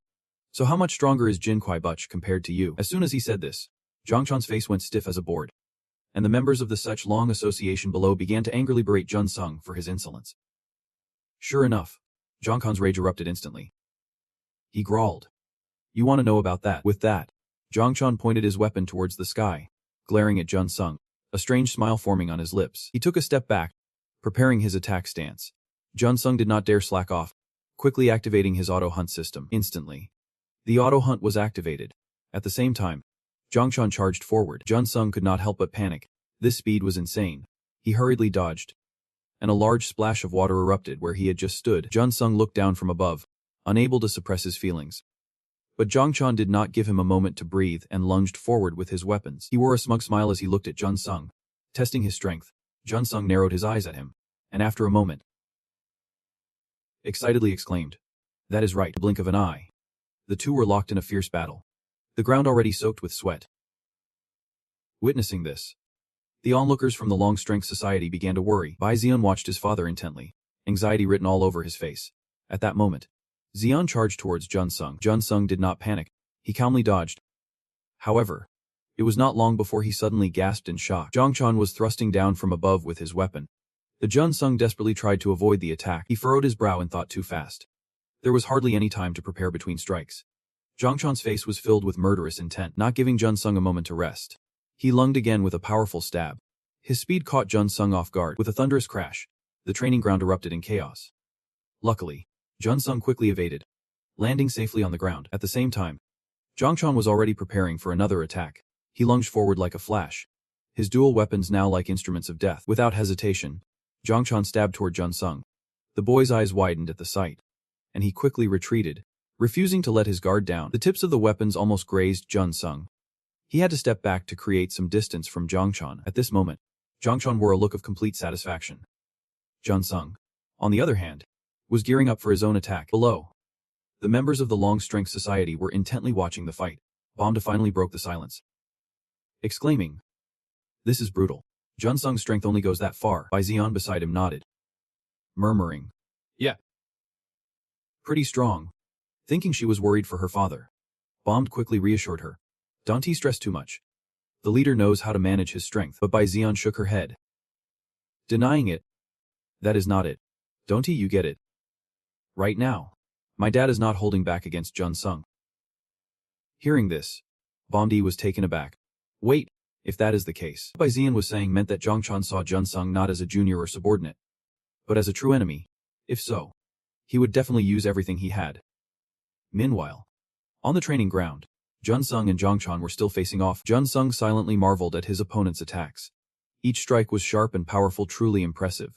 The thrusts and slashes flowed naturally, an unending barrage with no time to breathe. If he wanted to create some space, he had to rely on his footwork, but dodging was proving to be a real challenge. Just then, Zhang Chan sneered, "You sure are good at dodging." But then he taunted, "What are you doing? Why are not you fighting back? If I were you, I would have capitalized on every opening by now." Jun Sung felt that there was truth in those words. If he activated the automated field, it would not be impossible to fight back. He could use long-range weapons to target the gaps. But if he lost control, the automated field would definitely not stop. And when that happens, what is meant to happen will happen. As Jun Sung hesitated, Zhang Chan let out a cold laugh and asked, "So you are testing me?" "Ah."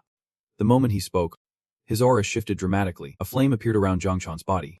He was in a state of preliminary adjustment, balancing both elegance and technique, capable of sustaining it until he had to resort to emergency measures. The heat radiating from him was proof of that. Counterattack against that assault would be sheer folly. So Jun Sung remained still, biding his time. Just then, Zhang Chan coldly stated, "No matter how much you try to dodge, it won't matter to me. But can you really keep avoiding me?" Jun Sung did not respond right away. He was quietly observing. At that moment, it seemed he caught sight of something in the distance. Jun Sung's eyes darted around, and it seemed he had made up his mind.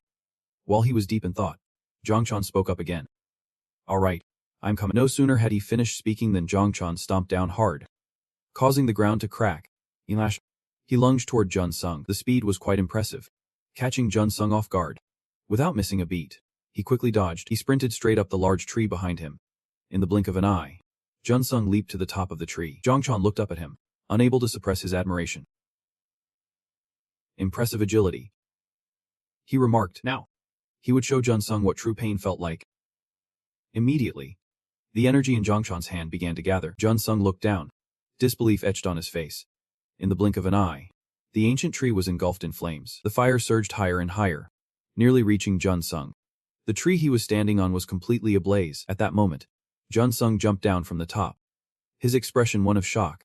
This was utterly insane. Zhang Chan seemed to have noticed that Jun Sung was behind him. He turned to look at him, his voice dripping with disdain. This is the true essence of pain. He was ready to fully utilize a weapon that absorbed thermal energy. It was like awakening two beasts within him. As the leader of the Pain clan, at the very least, it had to be acknowledged like this. As he said this, Zhang Chan suddenly paused. After a moment, he continued, "Having absorbed the heat, let us end this battle with this pain." As soon as he finished, he flashed a provocative smile at Jun Sung. Zhang Chan's power grew stronger, the flames around him continuing to blaze. He glared at Jun Sung, his voice cold as ice. "Let us finish this." With that, Zhang Can charged forward like the wind, the flames racing alongside him. Watching this scene unfold, the shadow beneath them could not help but feel a chill run down his spine. It was terrifying. It was the first time in 10 years he had seen Zhang Can like this, and his power was greater than ever before. Izian beside him nodded in agreement. "Yep. Dad is definitely stronger than before. His power has surpassed hers by a long shot." With that thought, Bizian could not help but glance at Jun Sung standing on the training ground at this point. All she hoped for was that he would not get hurt. At the same time, Zhangchan chimed in. Let us get this started. With that, he flashed a smug smile. As soon as he finished speaking, he charged forward in the blink of an eye. Zhangchan appeared right in front of Jun Sung. He could not help but panic. This speed was just insane. Even the shadows on the ground were equally stunned. Bizian was shocked by her father's speed. He could actually go even faster. At the same time, Zhangchan charged in wielding dual swords, eager to see if Jun Sung could withstand the ultimate technique of the Serpent-Dragon Association. Flames were blazing intensely at the sword's tip, burning everything in its path. The dual serpent dragons unleashed their attack. Instantly, the two swords sliced toward Jun Sung. This time, he did not dodge. He faced it head-on. Just then, an anomaly occurred. The flames suddenly split in two and flowed backward. The onlookers thought Jun Sung had been incinerated, that it was all over. Meanwhile, Bizian was worried sick for Jun Sung, hoping he was not seriously injured. But at that moment, strange plum blossoms suddenly appeared in the air, shocking Zhangchan to his core. He tried to catch a whiff of the fragrance carried by the wind. It did not take long for Zhangchan to realize it was indeed plum blossoms. Just then, Jun Sung's cold voice rang out from within the flames, sending a chill down Zhangchan's spine. When he looked closely, he saw that Jun Sung had stopped both blades. He let out a sigh of relief, having successfully thwarted Zhangchan's attack. Seeing this, the members of the Serpent-Dragon Association turned pale with shock, looking at the fallen plum blossoms in his hands. Bizian exclaimed in disbelief. What on earth is this? Bizian also gasped. Plum blossoms. Could it be? But Jun Sung was not paying attention to their reactions. He calmly rang out Zhangchan's dual swords. Zhangchan's face immediately darkened, but before he could fully process what just happened, Jun Sung charged in. His speed was so fast. It felt like he was right in front of Zhangchan in the blink of an eye. This only fueled his anger, and he retaliated immediately. The flames that had been split in two suddenly merged back into one. Jun Sung's energy was no joke. Moving like lightning toward him, the air crackled violently, and Jun Sung swiftly glided past Zhangchan. His gaze was unwavering, while Zhangchan stood there frozen. But if you look closely, a cut had appeared on his waist. Zhangchan's body swayed uncontrollably. He glanced at Jun Sung, his voice heavy, asking how much more he was hiding his true skills. Jun Sung did not respond. He just let out a sigh. At that moment, he realized something. According to Bizian's words, internal energy cultivation is not just about enhancing the meridians. It not only boosts efficiency but also alters physical properties, resembling something familiar yet being a completely different concept. Although Jun Sung still could not clearly sense the energy, it was enough to control the heat from Zhangchan's fire dragon technique. This technique enabled him to transform and harness primal energy, a new skill created from the foundational technique, though still incomplete, if Jun Sung used it. With that thought, Jun Sung glanced over to the other side, where Zhangchan stood, sensing his gaze. The man looked a bit taken aback. In an instant, Jun Sung dashed forward. Energy surged in his hand, forming a sharp blade. Without a moment's hesitation, he lunged at Zhangchan. With this new technique, victory was within reach. Seeing Jun Sung charge, Zhangchan exclaimed excitedly, "Haha, this is great." In a blink, the impacts of their attacks collided. Meanwhile, down below, Baeksan and Bong Bi were still watching the battle unfold. They were waiting to see who would emerge victorious. In the midst of the fight, Zhangchan fiercely thrust his blade toward Jun Sung. The tip glowed with a brilliant flame as usual. He raised an eyebrow in provocation, taunting him again. Jun Sung was not afraid. He used the energy in his hand to counter Zhangchan's strike. In an instant, both were locked in a stalemate. Below, Bong Bi could not help but express his amazement. This is incredible. Jun Sung can actually hold his own against the leader. Baeksan simply nodded. Feeling indifferent, Bong Bi glanced at her, a hint of doubt in his voice. "Deputy leader, what are you worried about?" Baeksan shook her head lightly, replying, "It is nothing." Despite saying that, she felt something was off. Just being near the heat radiating from Zhangchan's flame blade was already overwhelming. Blocking that heat seemed impossible. There has never been an exception. Yet, how could Jun Sung withstand it? Even though Zhangchan was attacking like a storm, Jun Sung remained unfazed. This puzzled Zhangchan immensely. How could Jun Sung possibly block his strikes, even with the Death River technique? That should not be possible. What on earth is going on? Amid Zhangchan's flames, petals of plum blossoms appeared in the air, able to brush against the flames without igniting, even pushing them back. When Zhangchan witnessed this scene, he was taken aback. The plum blossoms were cooling his fiery rage, leaving him utterly bewildered. But that did not stop Zhangchan from launching another attack on Jun Sung. Jun Sung quickly stepped back, narrowly dodging his strike. He clenched his fists, his gaze fiercely determined. In the blink of an eye, they were locked in a fierce standoff. DJ Van watched in shock, wondering what just happened. How could Jun Sung contain the heat from Zhang Chan's fiery weapon with just his aura? But he did, and it left Zhang Chan astonished. But wait, it is one thing to block it, but to actually neutralize his flames. That is some serious divine skill, is not? Zhang Chang felt he could not jump to conclusions just yet, and with a smirk, he realized this was getting interesting. Even so, his grip tightened around his weapon. Moments later, flames erupted again with every clash. As he charged in, he questioned Jun Sung about the technique, thinking a few attempts would reveal it.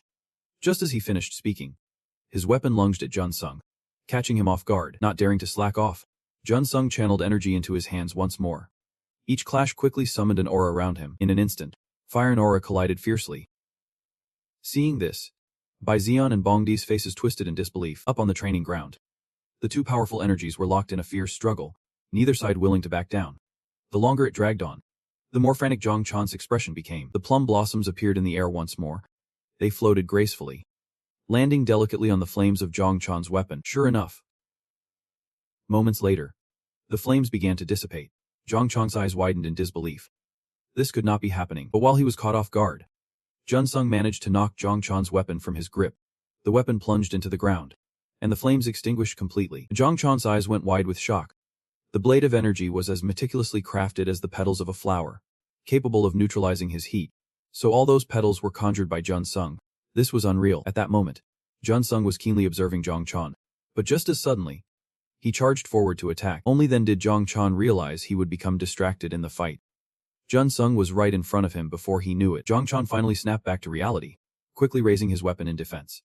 Jun Sung's energy blade swiftly met the tip of his weapon. Below on the training ground, the members of the Sich Long Hafsi gasped in alarm, wondering what was happening. My gosh, the leader's flames. Even Bazian was equally astonished.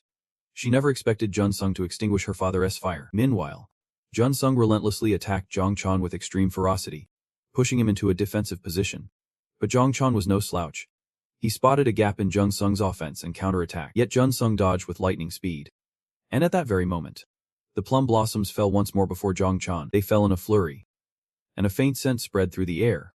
Zhang Chan's flames quickly dissipated. But in that moment, Jun Sung appeared right behind him. His gaze was unwavering, as if he was determined to take Zhang Chan down that very instant. At that moment, Zhang Chan's blade once again ignited with flames. Jun Sung was a bit taken aback. Was there really time to conjure flames? And just like that, Zhang Chan raised his sword to block Jun Sung's attack. This unexpected turn made Jun Sung step back 2 paces. Zhang Chan seized the opportunity, narrowing his eyes at Jun Sung, muttering in disbelief. Could this kid really? As he spoke, he suddenly fell silent, then roared and charged forward. The flames roaring from his blade erupted once more, with Zhang Chan's power surging again. He looked at Jun Sung, and with a smirk, declared, I can guess what your technique is. From now on, I will hit you harder and more fiercely. Hearing this, Jun Sung could not help but raise an eyebrow. At this moment, Zhang Chan stepped back to gather momentum. Then he dashed forward like a whirlwind. Jun Sung had no time to slack off. He had to dodge the incoming blade. But Zhang Chan would not give him a moment to think. Attacking furiously. Now, with an onslaught of attacks, Jun Sung was forced into a defensive stance. But Zhang Chan was incredibly fast, his strikes precise. And soon enough, Jun Sung found himself wounded. A small cut appeared on his backside as well. But it was not over yet. A brilliant flame was coming at him. Jun Sung narrowed his eyes at the fire, a flicker of caution in his gaze. Seeing this, the members of the Sich Long Hasai rejoiced. Their leader was on the offensive. Earlier, when the flames subsided, they had been uncertain about what would happen, but now Zhang Chan was overwhelming them. Senza was confident of victory. As they chatted, they did not notice the air heating up. Sweat beading on their brows, they began to speculate, searching for the reason behind it. But only the shadows knew it was not just dispersing. It was being extinguished. Aizian also picked up on this. Zhang Chan's fiery aura was gradually being snuffed out, and she realized Jun Sung's intentions. Meanwhile, Jun Sung had turned the tide, transitioning from defense to offense. The petals of cherry blossoms continuously supported him, causing Zhang Chan's flames to dwindle. After several hits, Zhang Chan could not help but throw his head back and laugh heartily. He plunged his twin blades into the ground, focusing his gaze on Jun Sung. This action bewildered Jun Sung. What was he up to? Even Bai Zion was surprised by her father's actions. As they stood there, perplexed, Zhang Chan spoke slowly. Right. If you are truly a real hunter, then I must fight with everything I have got. The battle between the two was far from over. They were locked in a standoff. Jun Sung stood opposite, confused about what Zhang Chan was trying to convey. Meanwhile, Zhang Chan mused silently. thinking he had no rival against the power that flowed through the veins of the Jiang family, including the celestial dragon's sacred arts. It awakens the maximum potential of the body. Even divine weapons like the twin sacred dragon blades can absorb the essence of modern techniques and the monstrous beasts. The overwhelming power of the celestial dragon society is forged from the unity of three beings. Yet, it is still not perfect. With that thought, Zhangchun earnestly praises Jun Sung, saying he is truly a skilled hunter. Hearing this, Bai Zian is immediately stunned. It is the first time she has heard her father acknowledge someone. Zhangchun finally realizes an important fact: this is not just a battle between martial artists. It is a fight between hunters and martial artists. With that thought, he solemnly speaks again, stating that from now on, with the tools he uses against Jun Sung, he no longer stands as the leader of the Celestial Dragon Society, but simply as an individual named Zhangchun. As he finishes, a glint reignites in his eyes. Suddenly, the blades in Zhangchun's hands start to dance through the air, radiating a fierce aura as they slash towards Jun Sung, but Jun Sung remains unfazed, calmly conjuring his own sword energy to defend against the attack. However, this time, the power behind Zhangchun's blades is greater than usual, causing Jun Sung's sword energy to tremble slightly. This unexpected turn of events startles him. The moment the blades and sword energy collide, the air suddenly vibrates. Witnessing this, the members of the Celestial Dragon Society are instantly thrown into a panic. The shadow below gasps in shock. The heat energy has vanished, and the leader's breathing has become erratic. In the midst of the battle, Jun Sung creates another sword energy to counterattack. Once again, the twin sacred dragon blades and sword energy clash. Bai Zian watches from below, her eyes widening. Her father has changed his fighting style. Could it be he is straying from the techniques of the Celestial Dragon Society? At this moment, Zhangchun begins to move again. Bai Zian quickly realizes the situation. Her earlier suspicions were spot on. Zhangchun, now filled with fury, relentlessly attacks Jun Sung with his blades. Meanwhile, Jun Sung does not dare to let his guard down, swiftly generating two parallel streams of sword energy to retaliate. At the same time, he observes Zhangchun's attacks closely. The energy has vanished, and his movements are different. It seems like he is completely dominating, making defense increasingly difficult. In this moment, Zhangchun bursts into a triumphant laugh. Shortly after, a flurry of invisible daggers starts to rain down on Jun Sung. He stares in shock, trying to defend himself, but still gets hit. Meanwhile, the shadow below watches the scene in horror, murmuring, "Deputy Leader, what on earth is happening?" Bai Zian shakes her head, responding, "I do not know either. This is the first time I have seen my father like this, breaking away from the techniques of the Celestial Dragon Society. He is just attacking based on instinct. I have no idea why he is doing this all of a sudden." Conversely, Jun Sung feels that Zhangchun's attacks are not just instinctual. Even at a glance, there are no openings. Years of combat experience and natural movements from countless battles make him the toughest opponent against an automated system. While Jun Sung is deep in thought, Zhangchun launches another attack, simply striking as he wishes. Yet, within those strikes lies the essence of a martial art honed over a lifetime. At this moment, Zhangchun unleashes a brilliant blaze. His entire being is enveloped in flames. Seeing the scene, the disciples of the Crimson Dragon Society gasped in disbelief, exclaiming that such power could be unleashed at will. On the training ground, Zhangchun was grimacing in pain as he faced Jun Sung. He silently thought that, if he were the version of himself from just a few minutes ago, he would be laughing at how pathetic he looks now. His performance had peaked, and his energy was being wasted through his power. However, the prestige of the Crimson Dragon Society and his own pride, if he could just set them aside, it would not matter. What Zhangchun needed to focus on now was his own path. With that thought, he charged forward once more. As the brilliant flames rushed toward him, Jun Sung could not help but be taken aback. He quickly unleashed a wave of sword energy to block it, then jumped back to avoid the attack. A few drops of sweat trickled down Jun Sung's face. It was clear he was struggling. Zhangchun's movements were unpredictable, and the intense heat was almost unbelievable. The fiery blaze around Zhangchun continued to rage. The air was now thick with searing heat. Everyone felt like they could be roasted alive by it. The shadow glanced at Baeksan and spoke up. "This intense heat is insane. Deputy Leader, if this keeps up..." Before he could finish, Baeksan sighed and replied, "Yeah, that heat is closing in on Jun Sung. It will slowly drain his stamina. If he keeps fighting like this, maybe..." She suddenly stopped, her gaze fixated on the training arena where the scorching heat enveloped everything. Jun Sung, standing nearby, felt the burning sensation becoming increasingly unbearable. At that moment, Zhangchun grinned confidently and said, "Victory in this duel will be mine." Just as he finished speaking, the twin blades in Zhangchun's hands rose once again. The flame still danced in the air, showing no signs of diminishing. In the blink of an eye, the flame spread, engulfing the entire training arena. The sudden wave of heat hit like a truck, prompting Baeksan to exclaim, "This heat is terrifying." At the same time, Jun Sung continued to quietly observe Zhangchun's movements. Meanwhile, Zhang Quan wore a smug smile. If Jun Sung took this hit, he would be cornered by the heat. If he could manage to dodge it, the heat from those blades would still sap his strength. That would be his victory. Jun Sung on the opposite side intently watched Zhang Quan's every move. Just then, a mysterious smile appeared on his lips, and then, unexpectedly, Jun Sung dashed forward. Seeing this, Bai Xing gasped, "Is he charging in?" On the training ground, Zhang Quan ignored whether Jun Sung charged in or dodged, and slashed down with his blade. At the same moment, Jun Sung unleashed his own energy attack. Instantly, their energies collided, creating a massive explosion. The spectators were forced to step back several paces due to the shockwave. Meanwhile, in the midst of the battle, Zhang Quan was utterly astonished. He never expected Jun Sung to block his attack. If so, the heat would. He had not finished his thought when he saw something even more shocking. Jun Sung's energy had vanished, replaced by scenes of falling plum blossoms. At that moment, Zhang swiftly glided past it. Zhang Quan's eyes widened in disbelief. Where did he go?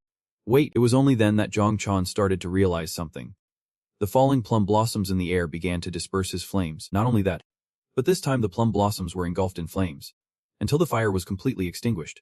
The blossoms transformed into sharp energy blades. In an instant, they darted toward him as if they had a mind of their own. This sight left Zhang Quan wide-eyed in shock. Little by little, the petals were forming a sword, something he never dreamed of. Meanwhile, down below, Bai Xian was equally panicked.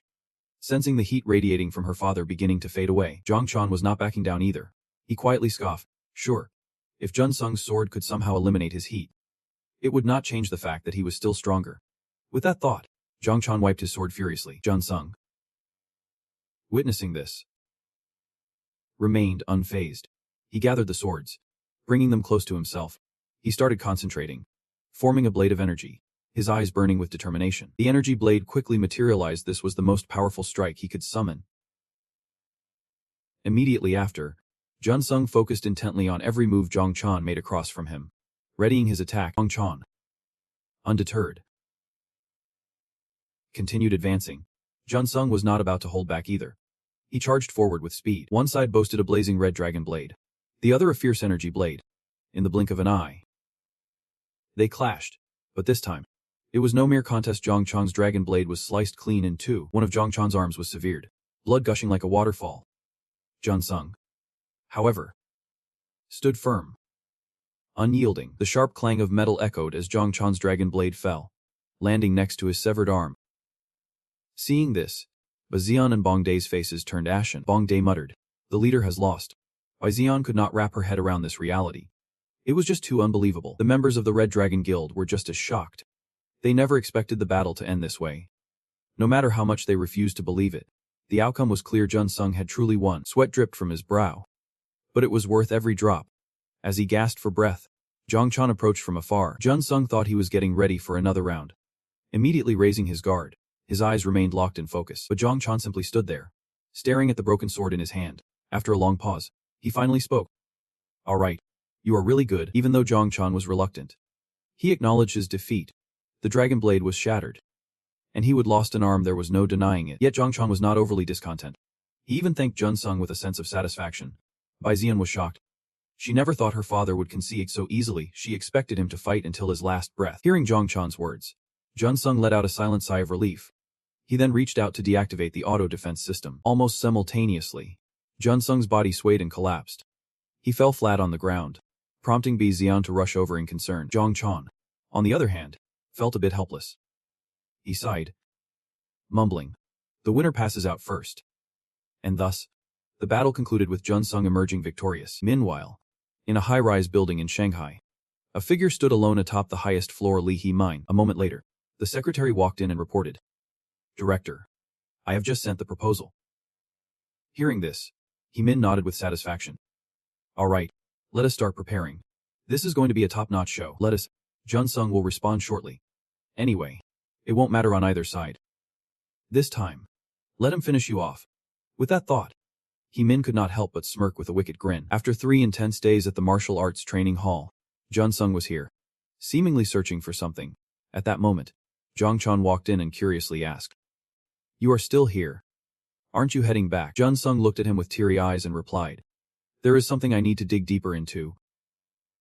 Hearing this, Zhang Quan chuckled softly. Looks like you are back on your feet. Just 3 days ago, you were still wrapped in bandages from that match. Jun Sung sighed with a reluctant smile.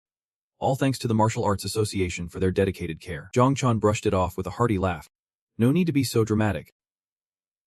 While talking, Jun Sung accidentally glanced at Jong Chan's left arm. He just realized he had severed the man's arm that day.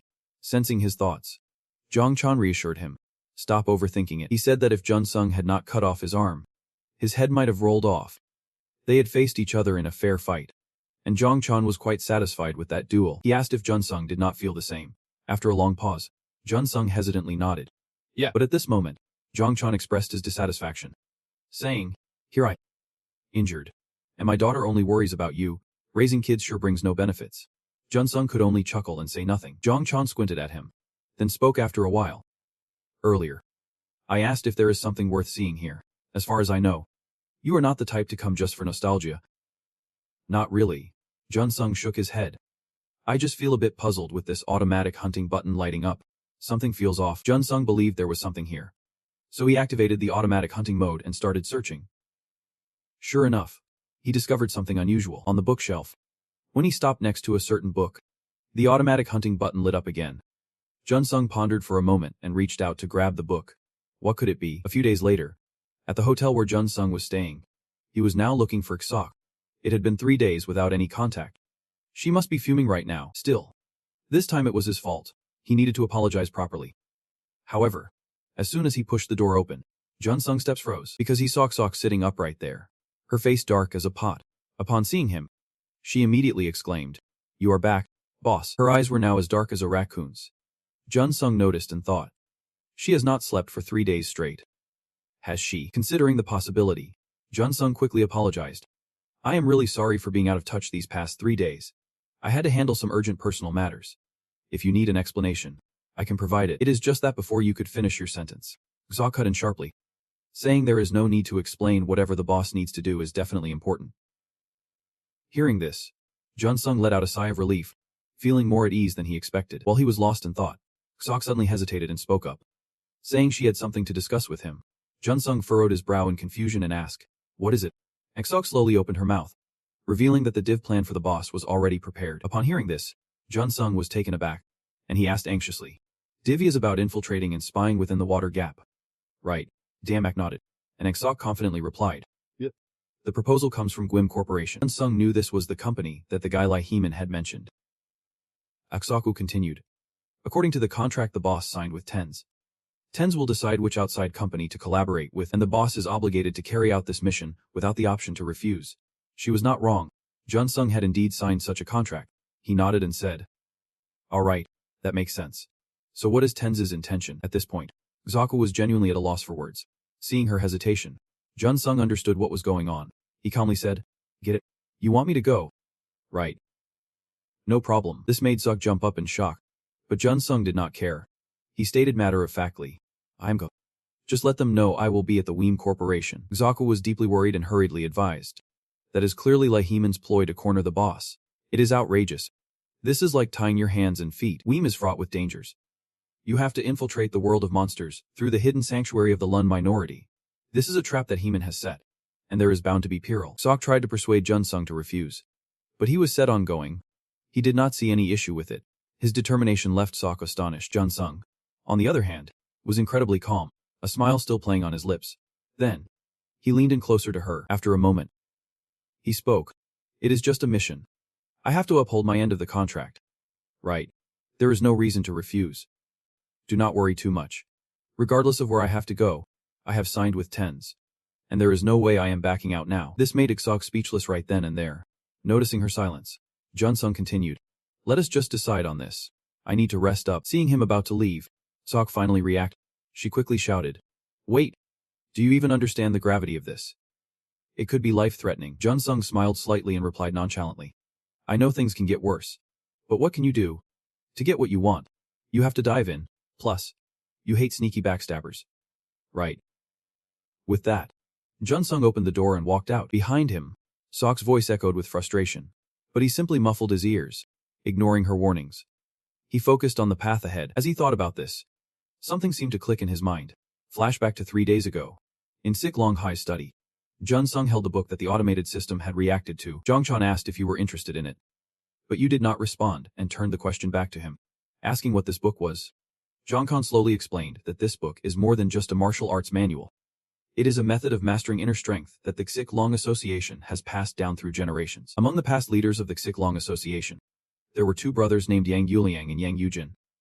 Normally, the elder brother, Yang Yuliang, would inherit the title of leader. However, this guy lacked the talent for the arts. So the leadership passed to the younger brother, Yang Yujin. Yang Yuliang was deeply distressed for not being able to master the arts, which led him to discover a bizarre method. The ancients often followed the order of yin and yang, the 5 elements, or even dark and foreign arts. Secret techniques appeared in the classic of mountains and seas, strange flora and fauna, and esoteric methods. All of these, he practiced with things that changed his destiny. Yang Yuliang claimed that once he achieved results, he would become the leader of the Xik Long Association. Afterward, the leader passed this book on to the disciples of the Xik Long Association. Jun Sung's eyebrows furrowed upon hearing this. Having this book would certainly bring about a major change.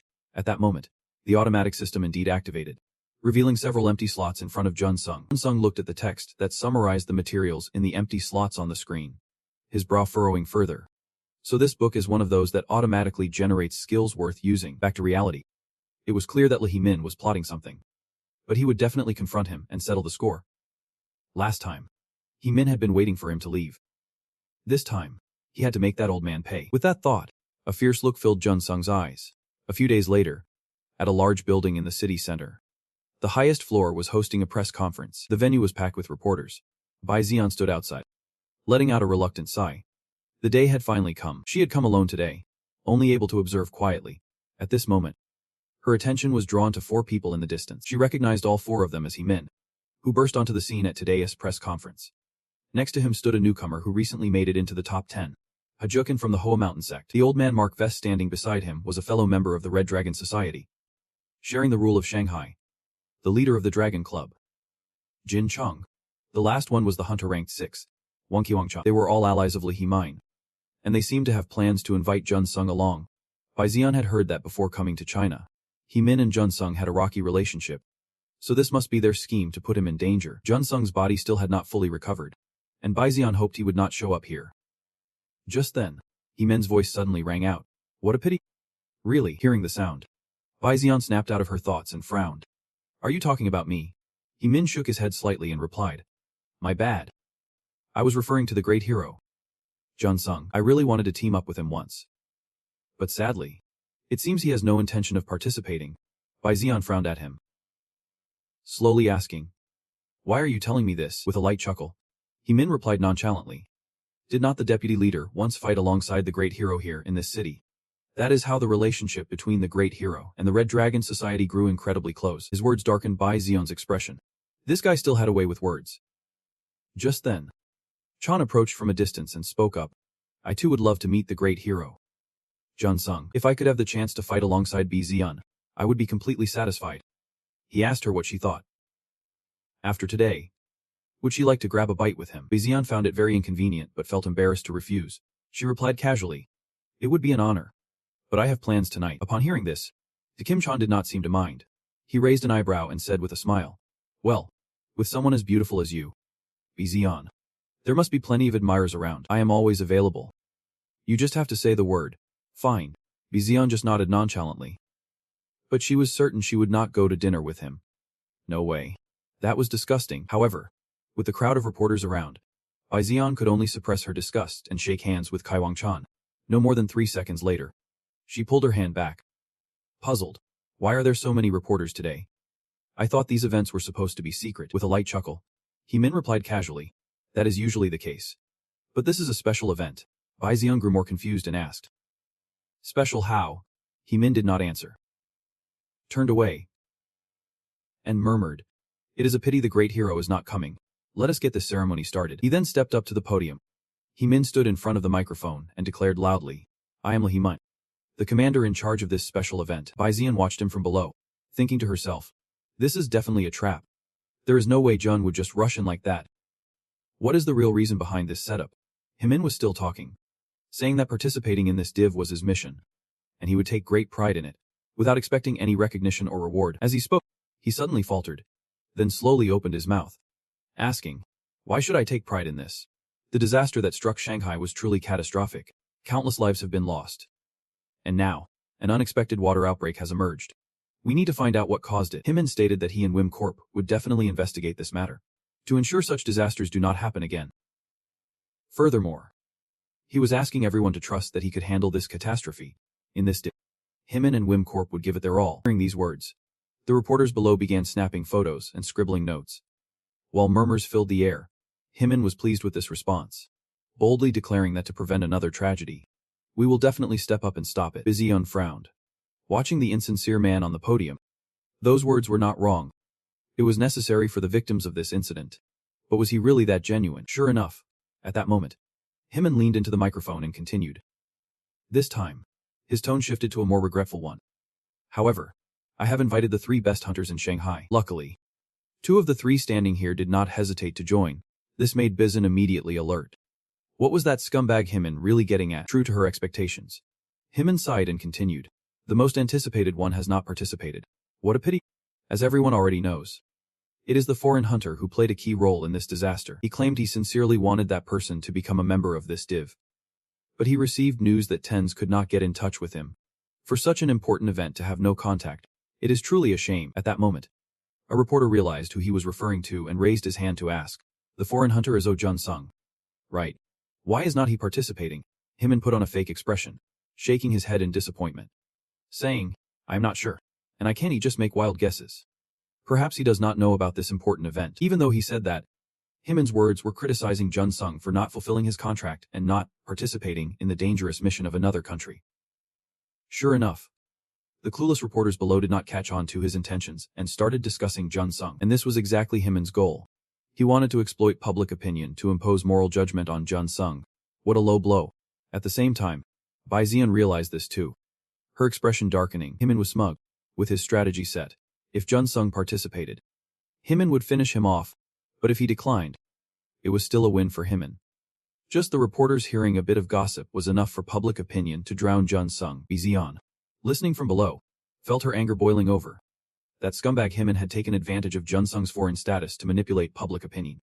This was exactly why he had summoned the reporters, not to portray himself as the hero of Shanghai, but to reveal his true cowardice. Hyman believed that before teaching Jun Sung a lesson, he needed to brainwash the public first. And before he finished Jun Sung off, he had to ruin his reputation completely. Realizing Hyman's scheme, Bizion was extremely worried. If things continued like this, Jun Sung's reputation would be doomed. But if she stepped in, the situation could get even worse. Just then, someone walked in from outside. And seeing who it was made Hyman's expression shift dramatically. Even Bizion was taken aback, her eyes wide. The person who entered was none other than the target of Hyman's attacks. Jun Sung. Hyman raised an eyebrow, wondering why Jun Sung had to show up right now, trying to ruin all his hard work by coming in late. Jun Sung did not care what Hyman thought as he strode inside confidently. Of course, Hyman would not let him have that chance. He had to stop Jun Sung and kick him out of there. With that thought, he glanced at Jokin standing below. Without hesitation, Zokin took up an attacking stance. He charged forward. And in the blink of an eye, he was standing right in front of Jun Sung. This time, Zokin was determined to settle the score for the last time he got beaten up. Unfortunately for him, his punches felt painfully slow in Jun Sung's eyes. Jun Sung smirked, scoffing at how sluggish Jokin was. Just as he finished his thought, Jun Sung vanished, leaving Jokin swinging at thin air. Zokin was left stunned, unable to process what had just happened. A sudden gust of wind swept through the room, catching everyone off guard. Moreover, cherry blossom petals began to swirl in the air. By the time Jun Sung reappeared, he was standing at the podium. Seeing this, the reporters instantly panicked. They had no idea what was happening. Who was this sudden newcomer? Jun Sung did not care what they thought. He approached Hyman, whose face was now as dark as a pot. Disbelief etched all over him. Hyman could not comprehend Jun Sung's swift movement. While he was still trying to process everything, Jun Sung reached out towards him, leaving Hyman confused and speechless. Jun Sung narrowed his eyes at Hyman and coldly said, "Microphone." Bizion, watching from below, felt a wave of joy wash over her as she saw him take control. At that moment, Jun Sung grabbed the microphone and confidently announced, "Hello everyone, I am the hunter." Jun Sung, speaking in Korean, he caught the reporters off guard. Though some began to recognize him and speculate about his identity, Jun Sung noticed their expressions and suddenly remembered that they would need a translator. Meanwhile, Hyman felt the walls closing in on him. He had not seen Jun Sung's earlier movements, only noticed a few petals drifting by. Suddenly, Himin recalled something. Was it the technique from the Hua clan? As he pondered this, Jun Sung called out, "Hey, Himin." This irritated Himin even more. "What?" "Shut up." After barking that command, Himin realized he had made a blunder. There were still reporters recording everything below. The company staff were confused and asked, "Director, what did you just say?" Himin quickly reacted, forcing a smile and saying, "Nothing. Sorry." "Jun Sung, I was just lost in thought. But what is going on?" Jun Sung furrowed his brows and spoke up. "Excuse me. Can you translate for me? You are the only one here who knows Korean." This left Himin speechless, caught off guard. However, the old man quickly nodded in agreement. "I understand. I will translate for you." But deep down, Himin was cursing Jun Sung's ancestors. Thinking, how dare this punk order him around? He could not refuse, especially in front of the reporters. After a moment, Himin suggested, "All right, let us get started." At that instant, Jun Sung began to speak. Himin was translating on the side. "Hello, Jun Sung." The moment his name was mentioned, the reporters below immediately perked up, their cameras trained on Jun Sung. Ignoring their reaction, Jun Sung continued, "I apologize for not responding to the message from 2 days ago due to personal reasons. When I heard this news while training, I rushed over here." Meanwhile, Himin thought to himself, "Keep rambling on, while I cleverly twist your words." He sensed Jun Sung might be trying to provoke the old man by asking him to translate, knowing it would backfire on him. But just as Himin was feeling smug, Jun Sung suddenly stopped. He turned to the old man and said, "Thanks for translating." This made Himin freeze in place. But Jun Sung did not care. He continued, "That was the longest part, so I will take it from here." With that, he stepped forward 2 paces. Holding the microphone firmly, Jun Sung boldly declared, "As for my conclusion, I will participate in the div." This time, he spoke in Chinese, causing the reporters below to pause in shock. Himin never expected this twist. He actually spoke in Chinese first. The old man below was taken aback but could not help but admire him. His pronunciation might still be shaky, but it was pretty solid. At this point, Jun Sung said seriously, "This divvy is a great opportunity. Once this hunt is over, everyone will know that I am the most talented among us." His words immediately dimmed the old man's smile, making it stiffen. Jun Sung did not care. He was brimming with confidence. Conversely, the others were not pleased. A certain reporter grumbled, "What an arrogant guy." After regaining his composure, the old man forced a smile, saying, "This guy knows how to make an impression." Bai Zian was also taken aback by his words. Even though just days ago, she had witnessed Jun Sung's skills, it was not just them. The reporters were also displeased. They began criticizing Jun Sung, calling him arrogant and disrespectful. Jun Sung ignored their barking, not letting a single word register, and smirked slightly. Then he hinted, "I have nothing to say about that. But I am not afraid of anyone or anything. So whether I participate or not, that is up to Director Le Himin." This remark made Himin furious, feeling that Jun Sung had ruined his plans to make him a coward. While Himin was deep in thought, the urging voices from below rang out incessantly. After a long pause, Himin slowly spoke up. His sudden appearance caught me off guard too. He stated, as the person responsible for this conflict, he had always hoped Jun Sung would join in, but at that moment, a Launaway suddenly interrupted. I objected, and Himin immediately snapped back. The one who spoke up was Jukin, who aggressively criticized, saying, as a participant in this conflict, he had an opinion. The latecomer should not be allowed to join without prior notice. This made Himin explode with rage, cursing Jukin's ancestors for 18 generations. All the major Chinese media outlets were filming, and yet he dared to say such foolishness. However, to the contrary, Jun Sung smiled and spoke up. Of course. No sooner had he finished speaking than he darted forward, standing right in front of Zukin in the blink of an eye. His sudden move caught Jukin off guard, but he still coldly scoffed. Jun Sung narrowed his eyes at him and coldly challenged, "If you have a problem with me, prove it with strength. Do not whine about a sore hand." This caught Jukin by surprise, but he quickly regained his composure and angrily replied, "Fine, I got." At that moment, the reporters began raising their cameras, ready to capture the duel between the two. The sudden turn of events left Himin scrambling to react, but the foolish Jukin had no idea the trouble he was about to cause, boldly brandishing the sword of a nearby guard. Sneering, "Let me show you what real martial arts from the Huashan sect looks like." No sooner had he finished speaking than he drew his sword from its sheath, aiming the heavy blade swiftly at Jun Sung. At that moment, something strange happened. The air around them suddenly filled with falling plum blossom petals. Jun Sung, standing across from him, remained eerily calm. Right then, Zukin charged forward. He gripped his sword tightly, a flurry of small red illusionary swords hurtling toward Jun Sung. Jun Sung stood unafraid, completely composed, Seeing this, the reporters outside gasped in shock. His power is just like the plum blossom technique. Zukin believed he had victory within his grasp because his sword could strike from 6 directions at once. He would not kill Jun Sung, but he intended to smash his face in. However, at that moment, Jun Sung suddenly sneered dismissively. As soon as he spoke, sword energy flickered in his hand, and the plum blossom petals began to materialize. Without a moment's hesitation, he slashed out with a swift strike, known as the plum blossom blood dance. In the blink of an eye, the petals transformed into illusionary swords. Raining down, they darted forward like the wind right in front of Zukin. Upon seeing this, Zukin's face turned sore. But the speed of the illusionary swords was too fast. He could not dodge in time and was pierced by all the illusionary swords. His body crashed to the ground, several meters away from Jun Sung. This scene left everyone in the venue in shock. Goodness.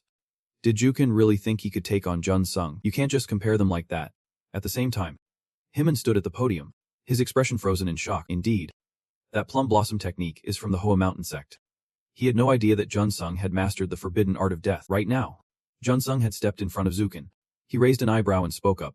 No need for bloodshed. Right. At this, Zukin stared at his own body in disbelief. Sure enough, the spots where the illusionary sword had pierced him showed no blood. Seeing his expression, Jun Sung could not help but chuckle softly. Then he continued. Is it clear now who is stronger? Hearing this, Zukin let out a huff, but said nothing. At the same time, Himan's eyes widened in shock. That was clearly a technique from the Hoa Mountain sect. How could he do that? Even the reporters began to doubt the similarity between the two. They whispered among themselves. The Wim Corporation had stated that only Hazukin knew that lost martial art. Yet, Jun Sung's technique was even more powerful than Hazukin's. Himan's face turned grim. Back in the day, during their fights, Jun Sung had not even used the Hoa Mountain sect's techniques. Could he have surpassed the long-lost forbidden art of death? But something felt off. It had only been a few weeks, and even he could not fully analyze the forbidden art yet. While Himan was lost in thought, Jun Sung approached and said, "Can I borrow the mic?" Himan grunted in affirmation but still handed it over. Then, Jun Sung grabbed the mic and took 2 steps forward. His sudden move sent the reporters into a frenzy. Even Kyong Chan and Jin Chung were eager to hear what he had to say. After a moment, Jun Sung began. I believe I have clearly shown everyone here that I am the true Hoa Mountain master. At this point, he paused. Looking confidently around, Baizian below could not help but smile, and in an instant, the hall erupted. Reporters were rushing to film and interview Jun Sung. He calmly faced the barrage of flashing lights, saying nothing more. Himan, on the other hand, was extremely irritated. Not only was Jun Sung's reputation not collapsing, but it was actually rising. The more he thought about it, the angrier he became. His eyes filled with rage. After a while, the press conference finally wrapped up, and Jun Sung stepped out. At that moment, Baizian followed closely behind, softly asking, "Why did not you call out Lai Himan as you left?" Hearing her voice, Jun Sung turned to look back. The two walked side by side down the corridor, and Baizian chatted away. "When you showed up, you really startled me. I felt bad when you left without saying goodbye." Jun Sung replied playfully, "Sorry if I startled you. But did you enjoy the show?" With a soft laugh, Baizian cheerfully responded. "Yep." Especially Li Himan's expression earlier. After hearing this, Jun Sung let out a sigh of relief. "Thank goodness you liked it." Then, Baizian suddenly asked, "But what are you really planning?" This caught Jun Sung slightly off guard. She chuckled. "Ever since you showed up and declared you would participate in the competition in Chinese. Do you know how the internet reacted after that live broadcast?" Jun Sung frowned and asked. "What happened?" Baizian smirked with mischief in her eyes and said, "It was a total explosion. It is hard to believe." Then she read some comments to Jun Sung. And while there were a few negative ones, most were praising him. After hearing this, Jun Sung sighed and said, "Just as I thought. Everything went according to plan. But I did not expect it to blow up like this." Baizian was initially just guessing. But when she heard him confirm it, her eyes widened in shock. Jun Sung slowly explained that in China, being proud and proving yourself seems to be better than being humble. So I tried to play it that way. And luckily, it seems to have worked. Hearing this, Baizian could not believe her ears and exclaimed, "Oh my god. You even calculated that?" Jun Sung nodded casually, admitting, "I had to consider that Lai Hyman would try to trap me. So I had to step in and foil his plans while putting on a completely different act than he expected." At the same time, it showed a challenge to the other top 10 contenders, making them curious about what would happen next. This way, Lai Hyman would have a hard time trying to mess with me before the vote. The more Baizian listened, the more she admired him, her eyes sparkling like stars. Seeing her expression, Jun Sung felt a bit shy and explained, "Well, I did not plan everything out. I did not expect to provoke him. It was just luck. Bai Xian continued to admire him, saying, "Still, you are really good at this. I did not think you could calculate things to that extent." But Jun Sung replied seriously, "Do not let your guard down yet. Lai Haiman clearly has a strategy as the leader of this operation. So I have something I want to propose to you." Bai Xian was shocked to hear this, and Jun Sung quickly added, "This time, I need your support. Are you not going to team up with me?" Without hesitation, Xiu nodded. "Of course. We will stand together. I hope you will support me." Jun Sung smiled back, saying, "Thank you. If you have any conditions, just let me know." The conditions? Bai Xian furrowed her brows, thinking for a moment, but suddenly her cheeks turned bright red. After a long pause, she finally spoke slowly. "My condition is that if this operation ends, can we go on a date?" With that, Bai Xian looked at Jun Sung with hopeful eyes, and her words left him momentarily speechless. That night, at the hotel where Jun Sung was staying, he finally returned to his room. He took off his jacket and placed it on the table. Remembering what Bai Xian had said earlier, he sighed helplessly, surprised by how she suddenly brought up the idea of dating him. Honestly, he thought it was fine. It did not bother him at all. However, Jun Sung needed to focus on the upcoming operation first. With that thought, he opened the auto-crafting system to check, and the empty slots were nearly filled. All of them were materials Jun Sung needed. He had asked Sok to buy them earlier. With that in mind, he immediately pressed the crafting button. In the blink of an eye, the system displayed the words, "Synthesis complete." Jun Sung quietly watched the light emanating from his own system. A few minutes later, a pair of destructive gloves appeared before him. Jun Sung nodded with satisfaction, realizing he could indeed craft equipment, at least from 5 materials. If he could synthesize using the formula he knew, who knows? He might create something amazing. There must be the necessary materials to create what is in the book written by Yang Yujin, specifically the Sichlong spell set. This trip could be a chance for Jun Sung to gather those materials, making it his mission for the journey. While he was deep in thought, Sok suddenly opened the door and stepped in. He glanced at her and asked, "What is it?"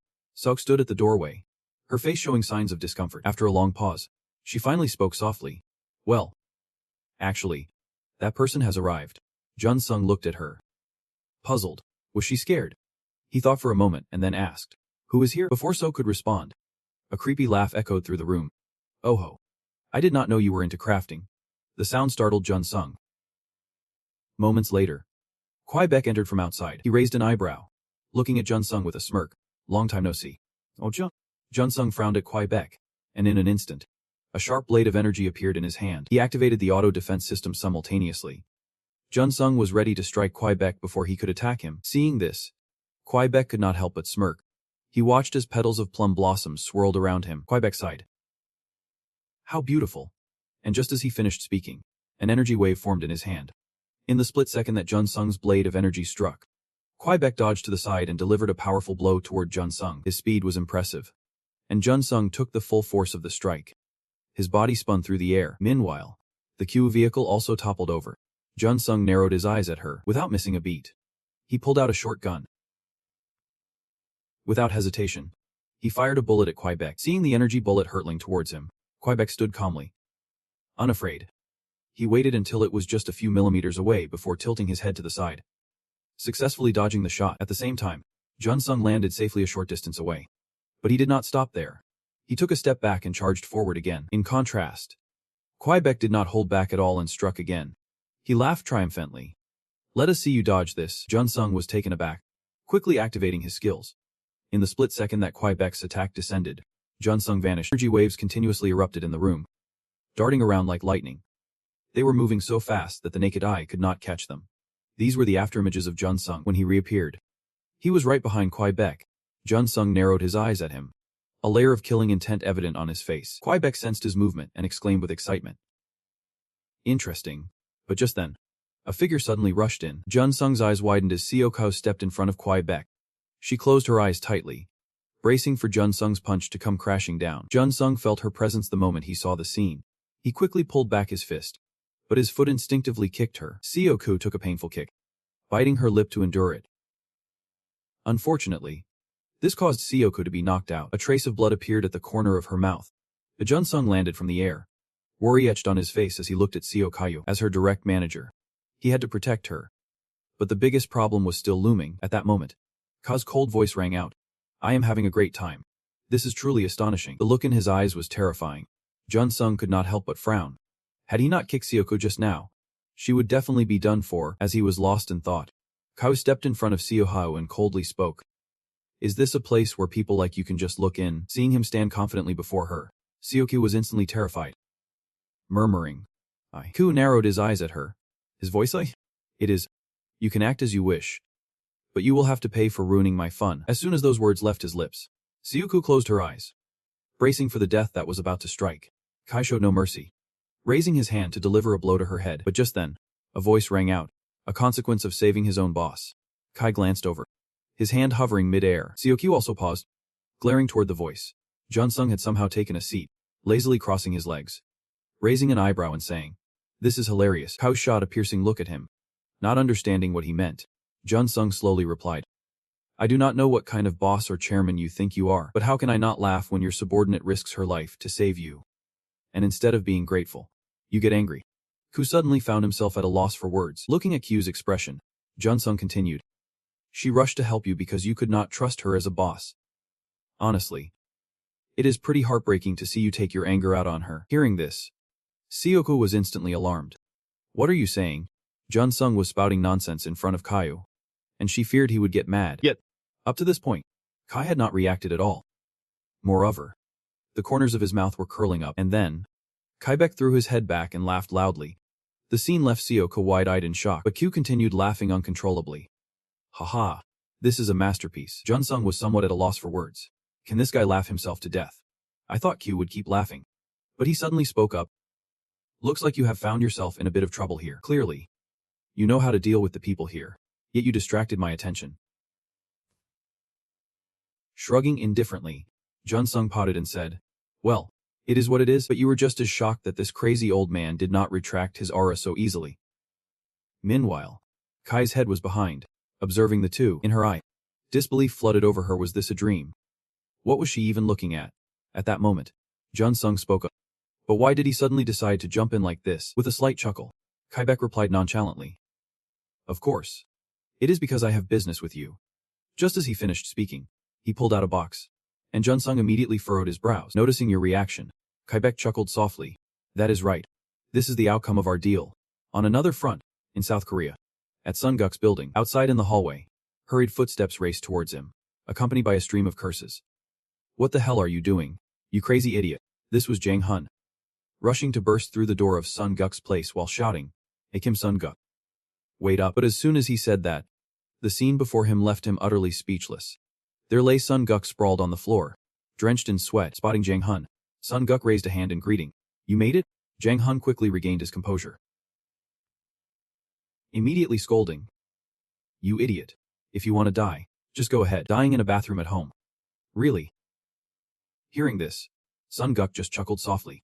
"Don't he take it too lightly?" Jang Hun let out a frustrated grunt, muttering, "Shut up. Hold it together. You trying to drive me crazy or what? Why do you have to suffer like this?" Continuously hearing his complaints, Sunguk smiled wryly. "Don't he be such a downer.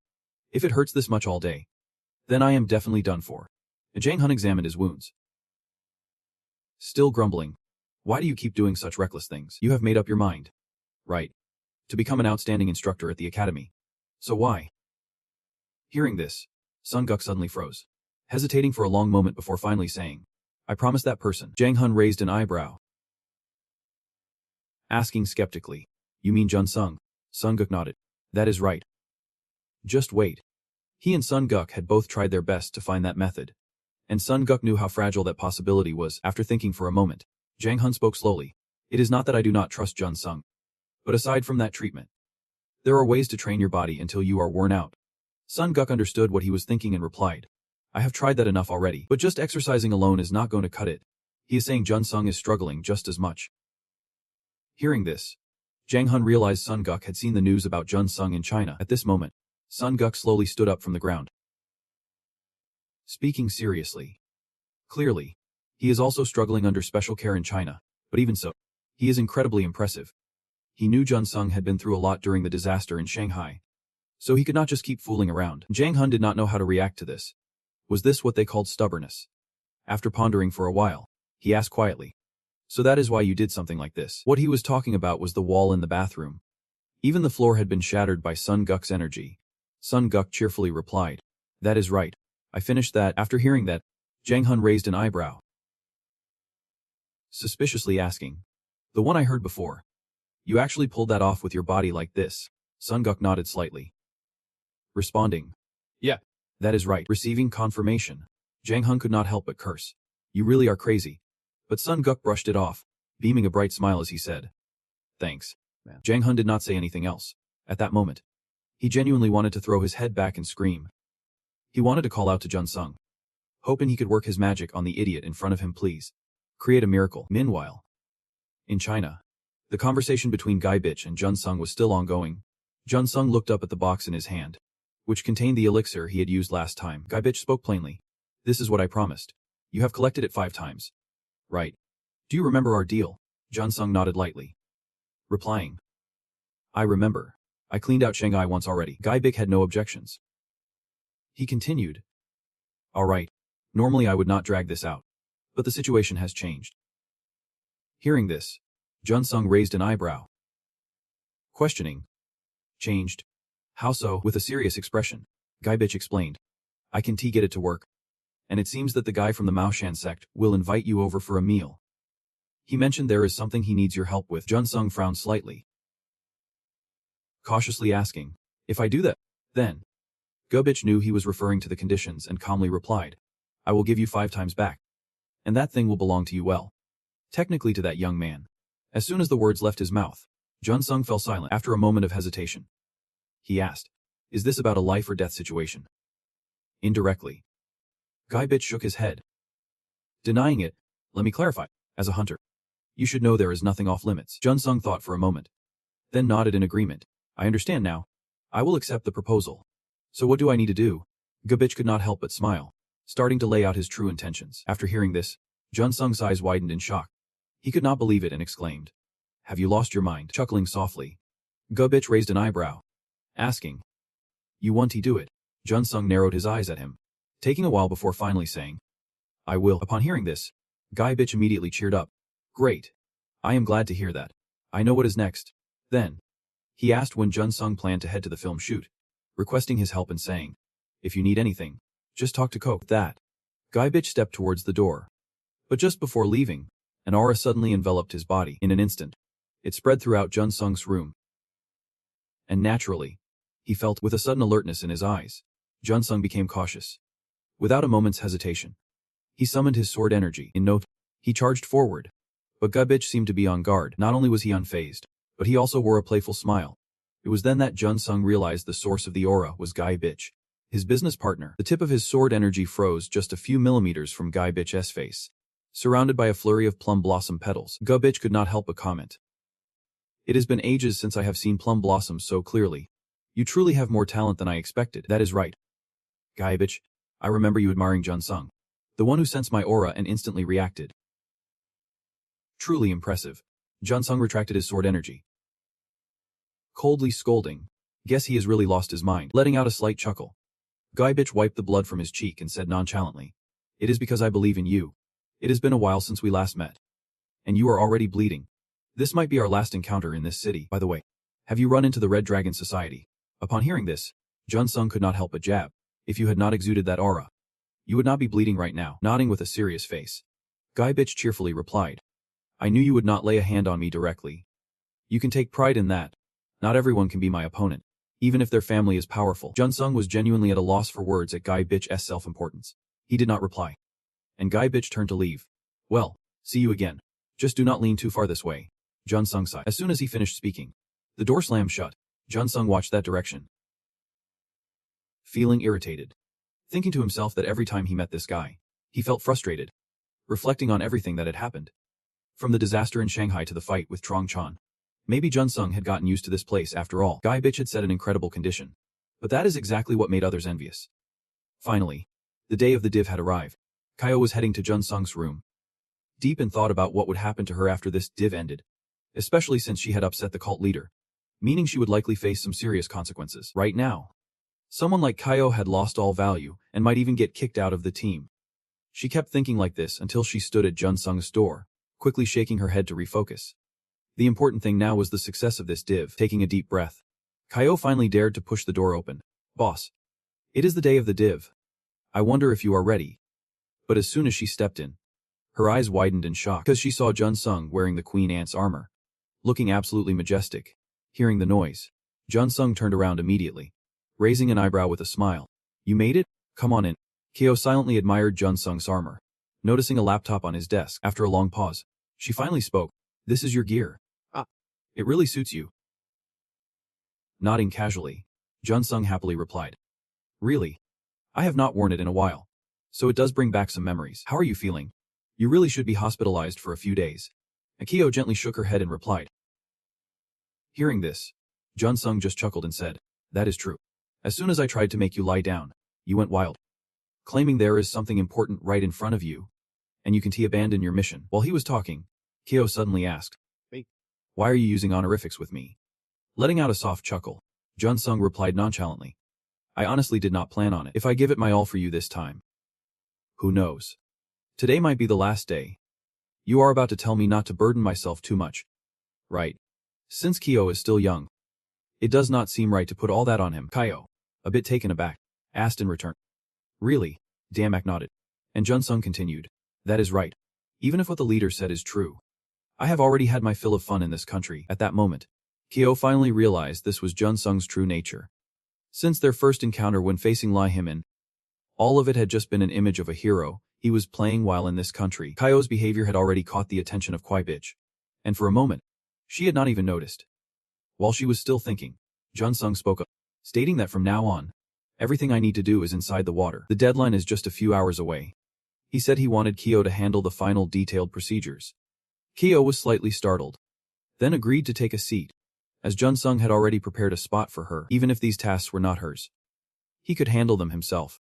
By asking Kyo to do these things, Jun Sung was acknowledging her role. Everything that Kyo has done up until now has been learned from her teachers, so she feels like nothing more than a useless piece of trash.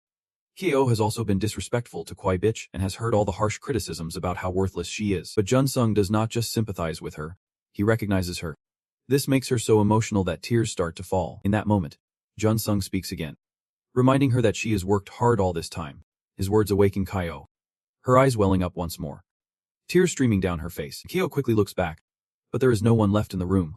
She buries her face in her hands, crying out, that idiot.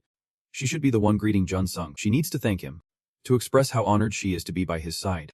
But he is gone now, and all she can do is focus on finishing that last task. Taking a deep breath, Kyo hurriedly opens the files that Jun Sung wanted her to look at.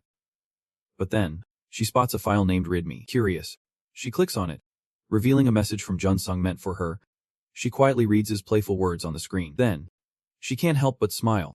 This really caught her off guard. On the other side, in the div preparation area, Himin sits on a bench, speaking with a tone of authority, saying there is no way the outcome will change. After the div ends, he will reclaim the benefits he is supposed to receive. Sitting across from him is Jun. Of course, these words are also meant for him. Himin lets out a reluctant sigh, knowing this is futile. There is no way around it. Those who are driven by ambition always end up flaking out. Then Himin speaks again. If you do not want to become a teammate for your own sake, then giving your all to support the deal is still a good option. The moment those words leave his mouth, Jun's face darkens further, but Himin does not care. He continues. You do not want to spend the rest of your life groveling at someone else's feet, do you? Instantly, Jun drops to the ground, bowing his head in submission, saying, I will do as you say. Please. You baby. Himin glances at him with a look of disdain. Meanwhile, Jun stays there, humbly bowing down. At that moment, King speaks up, reminding him that he should keep it down, even though the cabin is soundproof. There are countless eyes outside watching us. Those words make Jun fall silent, his mouth going dry. Outside, there are indeed many reporters, and they are filming. Meanwhile, the sky above them is cracking open. Inside the cabin, King continues. We are about to go out, and we will meet everyone soon. Are you really going to go out with that expression? Isn't he that disrespectful to the public and the fans? That is not it. Jun hears this and shakes his head in denial. Terrified. Just as he finishes speaking, something strikes his face. The sudden pain makes Jun flinch. King is the one who struck him, warning him sternly. I told you to shut your mouth. Jun covers the bruise on his face with his hand, internally lamenting. He did not see that coming. When did King strike? This is the reputation and power of the top 6 world king. Seeing the scene, Himin speaks up to advise. Come on. You two. Jun, Let us just chill out. The old man reminds everyone not to forget who their prey really is. Hearing this, King smirks. Because if the director says so, I will back off. As long as that a guy can keep the prey in check. The Hosen faction won't have to lift a finger. As soon as those words left his mouth, sitting beside Nun could not help but scoff. Himin, teary-eyed, looks at King, thinking this guy's off his rocker.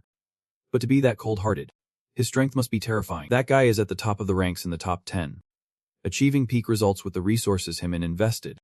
With that thought, the old man smirks proudly before giving the order.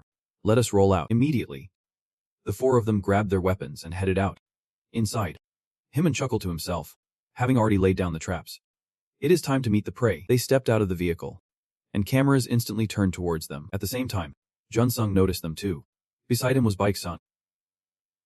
Following along, Himin approached Jun-sung with a false smile, saying, waiting for us. Sorry for the delay, but we could really use your help today. As he finished, he extended his hand for a handshake with Jun-sung. Jun eyed the hand before him, standing there in silence for a long moment without reciprocating. Meanwhile, Himin's excitement grew. The moment Jun took that hand would mark the beginning, and Jun-sung would become his prey.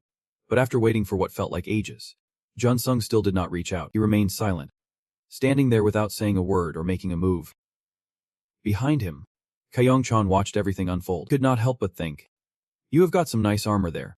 If I take you out, that armor will belong to me. Himin had said they would strike the moment Jun-sung shook his hand. Let us rewind a few days to the conference room at Gwim Corporation. Himin sat at the front, with 3 members of Kyung-chan flanking him. Jin-chung was the first to speak after hearing Himin's plan. Are we really going to do that? Himin nodded calmly, saying, yes indeed. Upon hearing this, Kyung-chan could not help but scoff. Meanwhile, Jin-chung hesitated, saying, really, that is a bit too hasty, is not? The reporters are going to swarm in. Himin was not in a rush, replying coolly, that is exactly the point. You have seen it before, that guy is very crafty, so I can't give Jun-sung a chance. You can't even imagine the attack that is coming. Your moves are not simple. The moment you step into this, you might miss your shot. Jin-chung still felt uneasy about this tactic, hesitating to voice his concerns. But the reporters will catch on to it too. With a slight chuckle, Himin said seriously, that is all good. Just do it like this. As he spoke, another Himin appeared behind Jin-chung. He gasped, asking, where did you come from? You are really good at this. He finished with a round of applause. Jin-chung's voice dripped with flattery, claiming director Guanyan's skills were legendary. Guanyan meant we will fool the reporters' senses. Himin nodded blankly, then boldly spoke up. Exactly. So do not worry about their stares. The opportunity will come when he reaches out to shake hands with Jun-sung then strike. Back in the moment, Jun-sung could not help but smirk, even though Director Lei said so. Did they really have to follow through? It seemed like no one noticed Jun-sung's movements when he stepped onto the stage, but he definitely could not slip past his eyes. With that thought, Jun flashed a confident smile. If he had been holding that bow then, he could be taken Jun-sung out with just one arrow. At this moment, the atmosphere around the water's edge felt oddly still. Reporters silently worked, not uttering a word. From a distance, Himin observed everything unfold. He wore a smug grin, fully prepared. Now, in the camera's lens, it looked like they were gearing up to dive into the water. Himin eagerly awaited the moment Jun-sung would shake hands. He would end him right there. He had to see how Jun-sung would master this deadly technique. But above the barren land, Jun-sung suddenly broke the silence. Indeed, cryptic words left him bewildered. With a slight chuckle, Jun-sung smirked.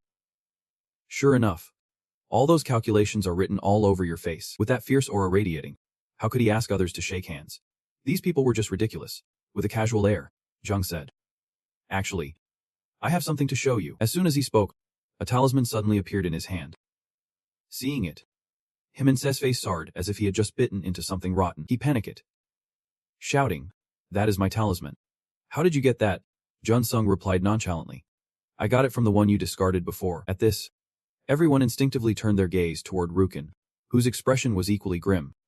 Ina remembered how he had slipped the talisman to the unconscious Rukin to escape.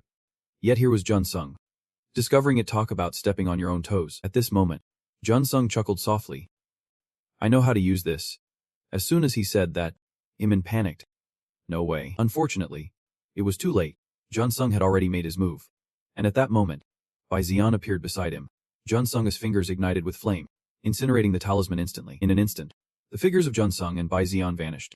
As Imin looked up, panicking, he shouted. Damn it. Above, him and his crew also looked up. And he gritted his teeth in anger. That bastard Jun-sung.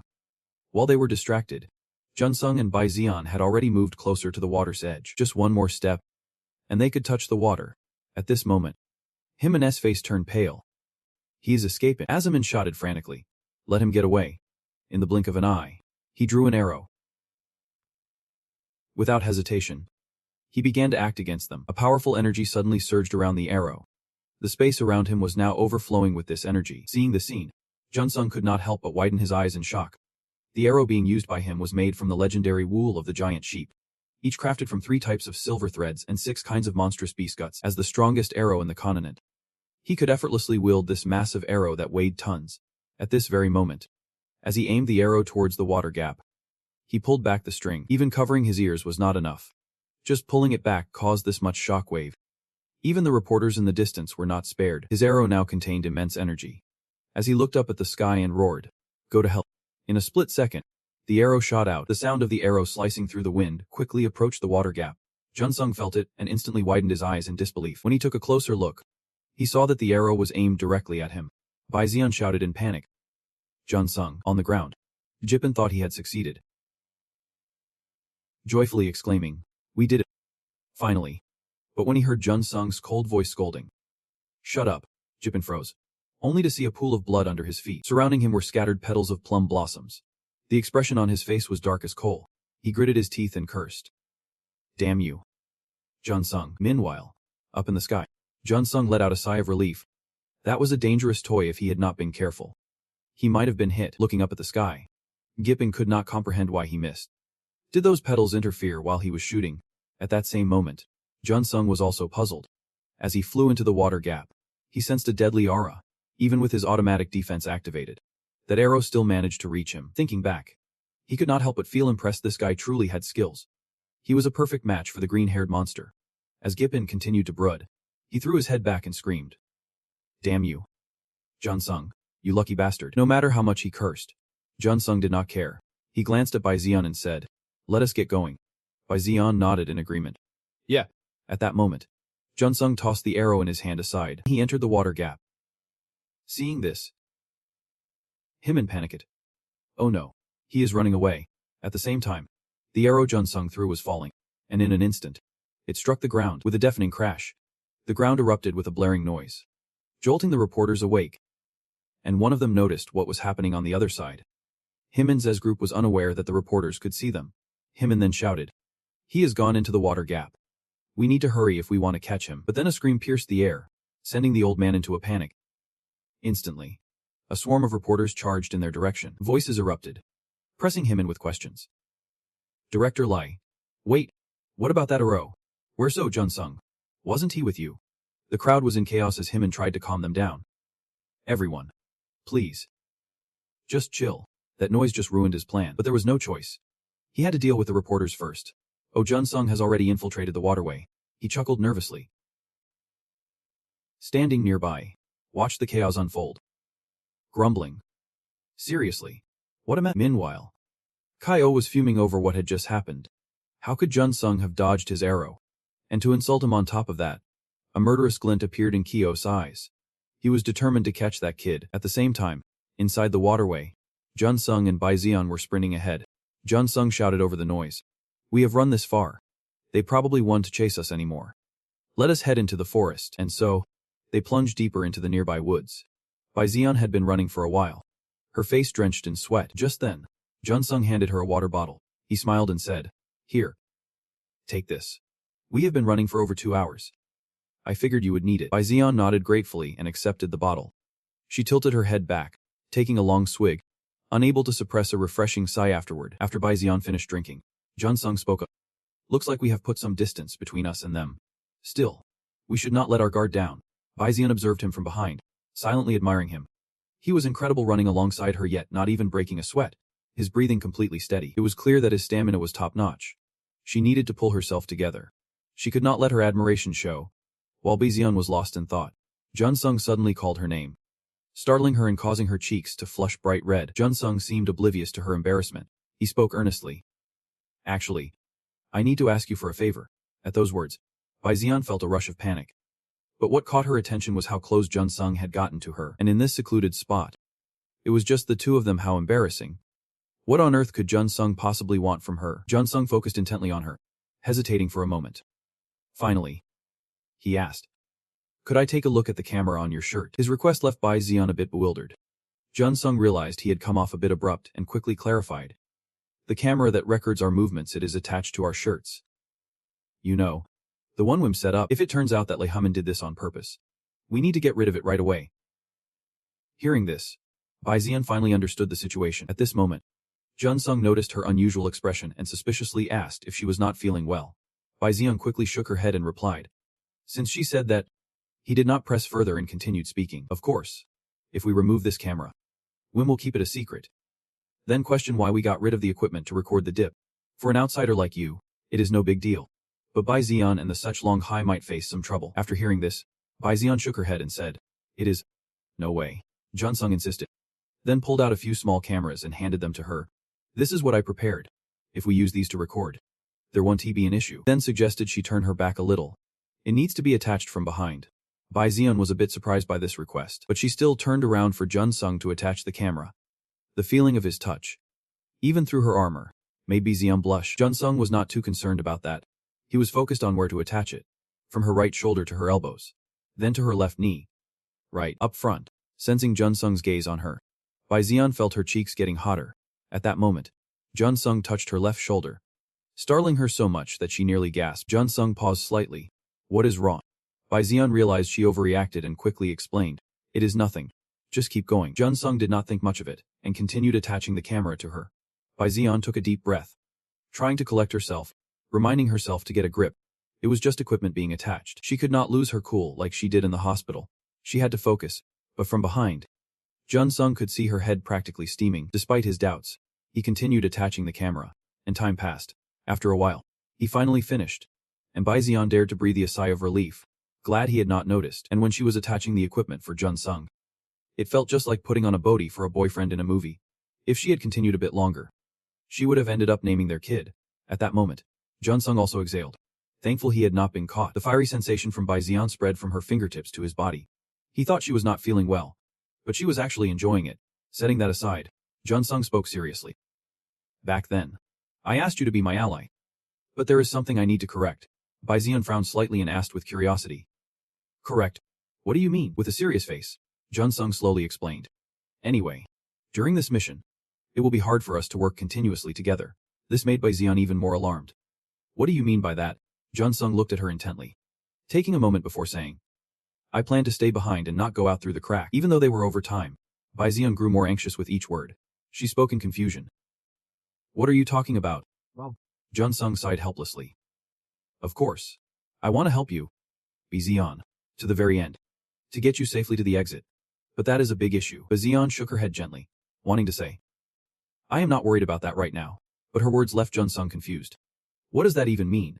Bai Zion leaned closer, speaking firmly. "What I am worried about is that you, Jun-sung, are planning to take those dangerous actions. Why would you even think of doing something so reckless?" Hearing this, Jun-sung felt a bit awkward, unsure of how to respond. He could tell Bai Zion how he got out of it, but he just could not explain it. Let us rewind to the night of the meeting between Kwai Bitch and Jun-sung. Kwai Bitch had asked her, "I wonder if you have heard about that." Jun-sung, completely lost, asked back, "What are you talking about?" Kwai Bitch explained slowly. "The world we live in is connected to another realm. Why is it that what humans know about that world seems so insignificant?" Jun-sung's confusion deepened, and he asked, "What do you mean by that?" "It is nothing special," Kwai Bitch replied with a slight smile. "On TV, there is this orphan boy who is shouting about a speech commemorating how we know nothing about that world." At that moment, Jun-sung remembered he had left the speech midway. As he pondered, Kwai Bitch continued, "But is not that a pretty funny story? In all of human history, is not there a single land that has not been discovered in just 20 years? Moreover, the entire world has fewer experienced people than 3 digits. It is almost like that. If you want to know, everyone is as self-centered as thieves. And it is not like we are in an urgent age or anything." Jun-sung furrowed his brows and finally spoke up. "Honestly, I am not sure if that is true." Kwai Bitch squinted at him, saying slowly, "Exactly. Even in 400 years, the desire to step into that world will be greater than ever." Jun-sung's expression turned serious, At that moment, he chose to fall silent, seeing his face.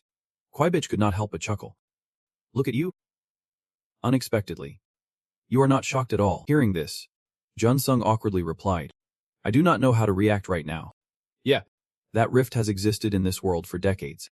But the truth has been around for centuries. Your book was at the Sichlong Hasai, and it clearly detailed this content. It talked about the world beyond the rift. When Jun-sung first read it, he was stunned. At this moment, Kwai-bitch spoke again. Let me try to explain this. It is really simple. The appearance of the door is a recent event. But there is definitely something beyond that door. He does not know when. But this world has many different names, from Yang World, Peach Blossom, Mount Kunlun, and Bunglei, to the land of the Buddhas, and the mountain of the three gods. Even if Jun-sung is not from this country, he must have heard of them. Jun-sung frowned, muttering, I did not think those pills would be that cheap. You invested to prove those impossible things. Kwai-bitch frowned slightly, speaking in a low voice. It is not impossible. It is a current reality. With that, he pulled out a ooze, saying, it has all the evidence and motivation needed. All you have to do is find the location I requested. That is my only demand. Jun-sung squinted at the USP in his hand, taking a moment before nodding in agreement. Hearing your answer, Kwai-big finally felt satisfied. But at that moment, Jun-sung exhaled, saying, honestly, this can wrap up in just one day. This job could take over 30 hours. Kwai-big replied nonchalantly. It is good that you realized that quickly. After a long pause, Jun-sung hesitantly said, this hunt is commissioned by the leader of China's top hunting team, which means I am the one carrying the risk. Div appears within 30 hours and you miss the exit window. You will be trapped inside, so by convention, that person is considered dead until they escape the crack. Kwai-big calmly stated, a person who can withstand Div for an extended period. Even a foreigner with secrets. Won't he get hurt? And even in a government-sanctioned area. You meet all the criteria, as usual. Kwai-big would hunt 4 times. Then after honing his skills, he would head to Div, but this time, everything seems to be going really well. Fantastic. He will throw in some extra for you. Hearing this, Jun-sung did not hesitate any longer, getting up to grab the USP. But at this moment, Kwai-big spoke up again. Of course. It is just that, if Div gets scared halfway through. Jun-sung raised an eyebrow at this remark. He looked at you intently, sincerely saying, try to get to the exit crack. The farther away the better. Nothing will go wrong. This pill is really valuable. So it would be a shame to miss out on it. Jun-sung could not help but be shocked. Did he want to suck it out of you? Suspecting something, you finally spoke up. I do not think you are the type to take a business loss lightly. Shrugging it off, Kwai-big replied casually. So what? Jun-sung frowned, explaining. What I am bringing back is worth infinitely more than this pill. You are not thinking I am going to just take that. Are you? Maybe I would even surpass you. With a slight chuckle, Kwai-big calmly replied. Yeah. That is one way to think about it. Is not that a given? Those who seem to have nothing but pride often hide a dark side within. Kwai-big observed your expression, noticing it was different from usual. While you were deep in thought, Kwai-big continued. But you are not like that. Jun-sung was taken aback by this statement. Kwai-big confidently stated. I do not think you are someone who would have such thoughts. And of course, I also do not think you are a righteous guy. But did not you say it yourself? You are a hunter. Right. At this point, he could not help but smile smugly, as if everything he said was spot on. Jun-sung, feeling even more confused, muttered, so what if I am a hunter? With a soft chuckle, Kwai-big cheerfully said. Exactly. That is it. Jun-sung could not help but be surprised. So he believes I would not stab him in the back. How strange. At that moment, Kwai-big tossed the USP towards you, and Jun-sung reached out to catch it. Kwai-big raised an eyebrow and said, so it is yours now. Thanks for that, hunter. Jun-sung squinted at the USP in his hand for a long time without speaking. Breaking free from the memory of that day, Jun-sung sighed helplessly. It is inexplicable. So there is only one way forward. It is, you said sternly. Why should I explain that to Miss Jiang Bizian? As soon as those words left your mouth, a look of panic crossed Bizian's face. Jun-sung maintained his serious demeanor, coldly adding, is not it obvious? No matter where we are, whether it is Miss Bizian or me, we are all in the business. I have my secrets too.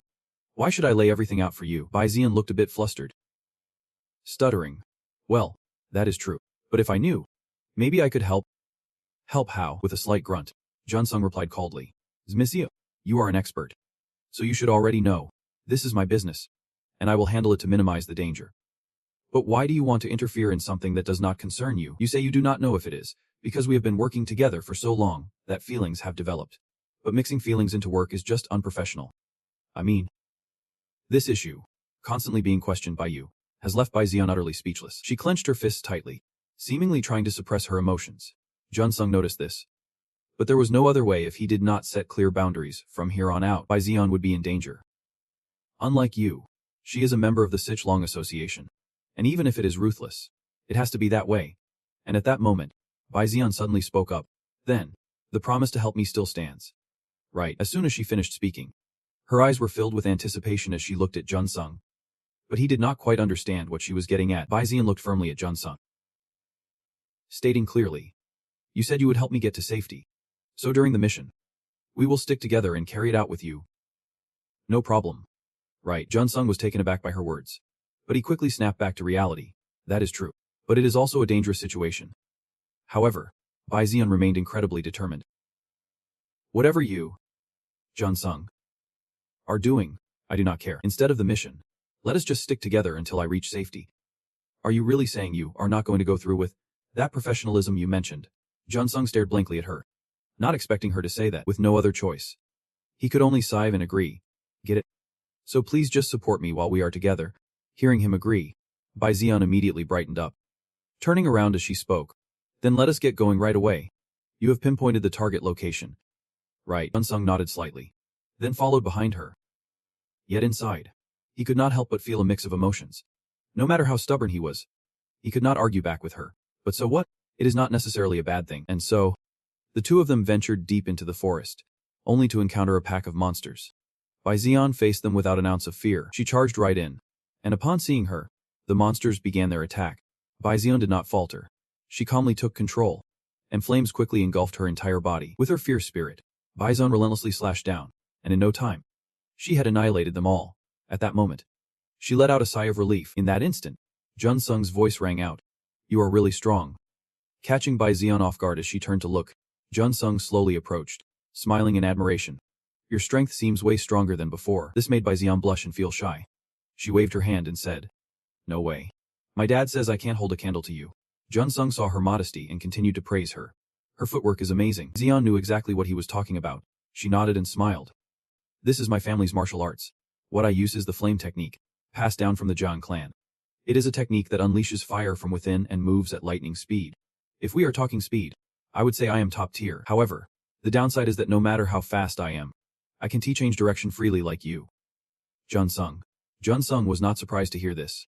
He seemed to have anticipated it, remembering how difficult it was back then. While Jun Sung was deep in thought, Bai Zion spoke up again.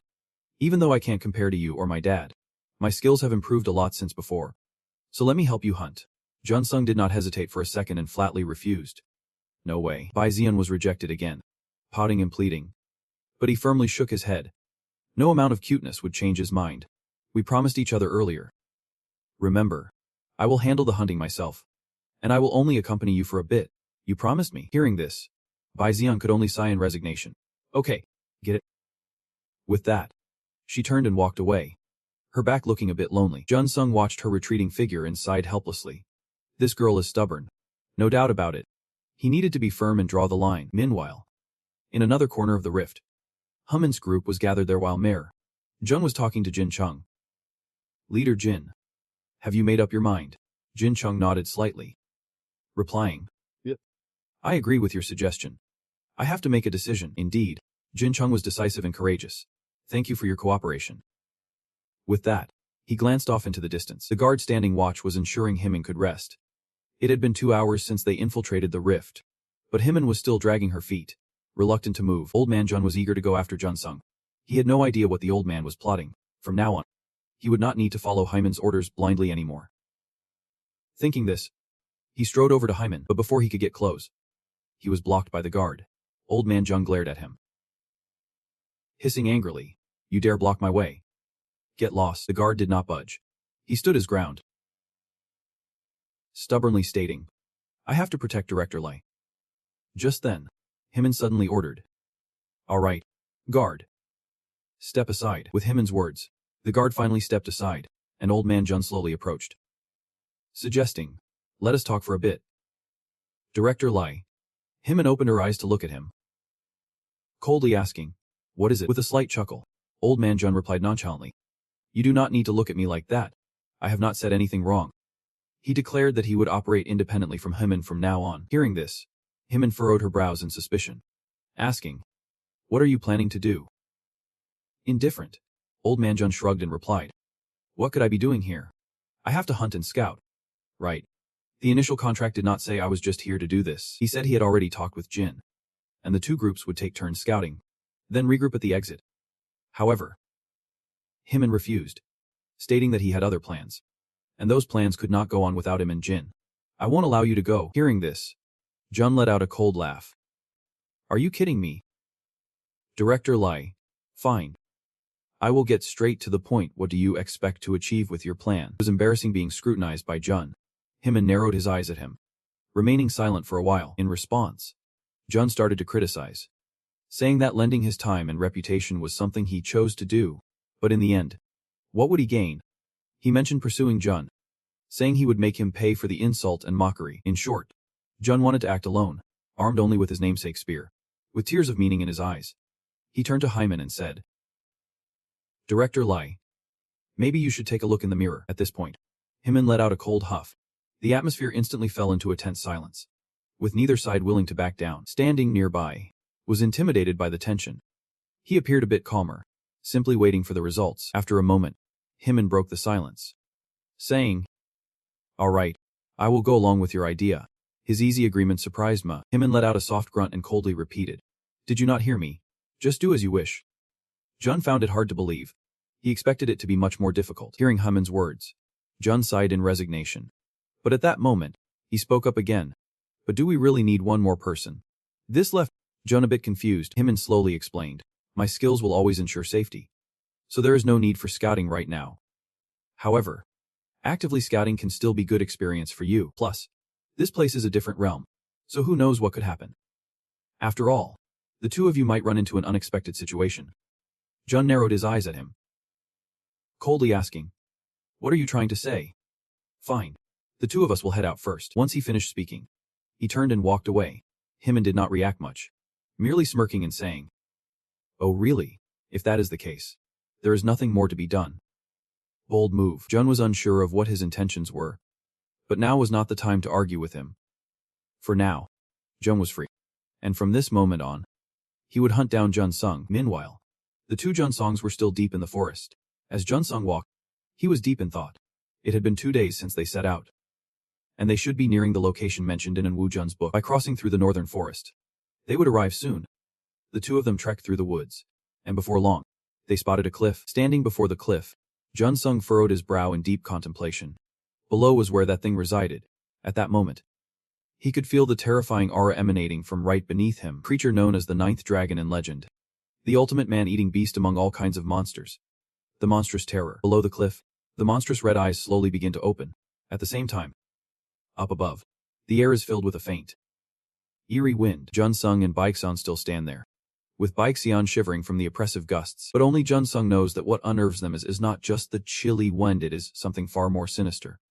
The cold dread that sends shivers down their spines is the very aura of the beast, and he can feel it lurking below. With that thought, he glances at Baeksan and declares, "From now on, I am hunting alone." Yet Baeksan remains silent, rooted to the spot. After a long pause, she finally stammers, "I want to help too. Let me join you." Jun Sung notices her trembling shoulders and sighs reluctantly. She can sense the beast's aura too, yet still insists on coming along. But he can let her join him, so he coldly replies, "This is dangerous." Baeksan shakes her head softly, her voice firm, "I will be fine." Just as she finishes speaking, Baeksan feels something shift within her. Jun Sung has immobilized her, and now she can move. Jun Sung does not care. He reaches out and lifts her, carrying her back into the woods. Baeksan glances at him, confused about his sudden actions. Moments later, Jun Sung sets her down beside a massive tree. Baeksan squints at him, asking, "What on earth is going on?" Jun Sung coolly states, "From now on, hunting is my job, not yours." He warns Baeksan to listen carefully. After a while, her immobilization will wear off, and she should leave this place. For the time being, she should scout around and figure out when the waterway opens, then head back. But Baeksan does not want to. Concern flickers in her eyes. Jun Sung watches her helplessly, biting his lip as her expression remains stubborn. "Fine then. I will make it crystal clear one more time." He tells her he hates her tagging along. Does she get that? Honestly, whether Baeksan is there or not, the outcome will be the same. To put it bluntly, Her presence would just hold him back even more. Hearing this, Baixian's expression hardens. She mumbles. That, but she can't voice it, only letting out a sorrowful sigh. Jun Sung does not care. He turns away coldly, his harsh words still pouring out. Don't he make me drag you around any longer. Just go back. We won't have to see each other again after this. With no other choice, Baixian can only watch Jun Sung's back as he walks away. But her eyes are filled with sadness. Jun Sung remains oblivious. Rushing forward, he feels he has no choice. It may be harsh, but he has to cut ties now. If not, Baixian will be in danger. The target Jun Sung must hunt now is even stronger than before. But when he reached the cliff, a shocking phenomenon appeared before him. A massive shadow obscured the sky. The giant fish beneath the cliff had awakened.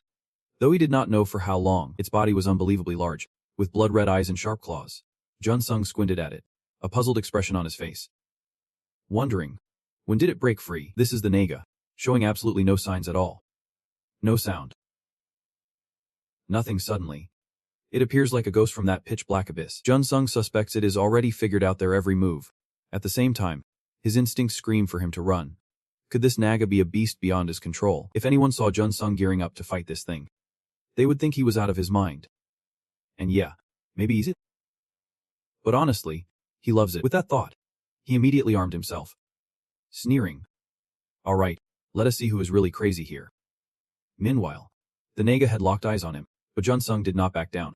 He charged forward. He sprinted straight toward the Naga's body and, in the blink of an eye, leaped onto its head. The moment it spotted him, the Naga opened its massive jaws, revealing razor-sharp teeth. But Jun Sung was not fazed. He suddenly dodged to the side. Seeing this move, the Naga's eyes widened in disbelief. Meanwhile, Jun Sung was already running along the cliffside. He used a spin and a slide to crank up his speed, running back toward the abyss to throw the beast off. But the Naga just stood there, watching him run away. As he ran ahead, he glanced back at it. But at that moment, the Naga's massive figure vanished. Jun Sung had reached the cliff edge, and he squinted. Bewildered. Where did it go? Just then, the ground beneath him suddenly cracked open. Jun Sung halted in his tracks, panic flickering in his eyes. Suddenly, a thought struck him, and he quickly activated his flight ability. At that exact moment, the crack in the ground widened. In an instant, the Naga burst up from beneath. Its gaping mouth was aimed right at where Jun Sung was running. His eyes went wide with shock. Was it trying to swallow him? Just then, petals of plum blossoms appeared beneath Jun Sung's feet, forming a circle. He quickly changed direction, and the Naga snapped at nothing but air. Jun Sung let out a silent sigh of relief. He narrowly escaped that one. But before he could celebrate, he was caught off guard again. Because at this moment, the Naga was breathing fire at him. Jun Sung gasped. Is that fire coming from its mouth? But before he could even finish that thought, the flames erupted from the Naga's mouth. In an instant, the air was engulfed in fire. Jun Sung was truly taken from one shock to another, scrambling to dodge. The Naga's flames shot straight up into the sky, and the fire grew larger by the second, as if it wanted to roast Jun Sung alive. The flames it spewed were heating up the air, while Jun Sung found himself suspended in mid-air. Thankfully, he managed to evade its flames. He let out a breath, realizing just how close he was to danger. The moment Jun Sung locked eyes with the Naga, he knew it was about to unleash more fire.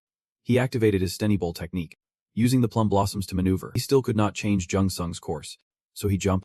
If he had hesitated even for a moment, Jun Sung would have definitely been swallowed by the fire of the sea serpent. He never expected it to be a monster stronger than anything he read in books. It was on a whole different level compared to the creatures he had fought so far. The Naga was massive, yet its speed was astonishingly quick, a truly terrifying creature. And those flames. Its breath was far more powerful than Jun Sung had imagined, a terrifying heat that could burn everything around. But realistically, hunting the Naga up front through a battle of strength was impossible. It was definitely a monster stronger than anything Jun Sung had read about, but it was not beyond what he expected. If he followed the plan, he could take it down. With that thought, Jun Sung created a foothold waiting for the plum blossom petals. In the blink of an eye, a solid stance formed beneath his feet. He spun around and landed powerfully. At that moment, the Naga spotted him. Jun Sung did not panic. He calmly said, "Next up is my hunt." The Naga squinted at him, curious about what tricks he had up his sleeve. In that instant, Jun Sung moved like lightning.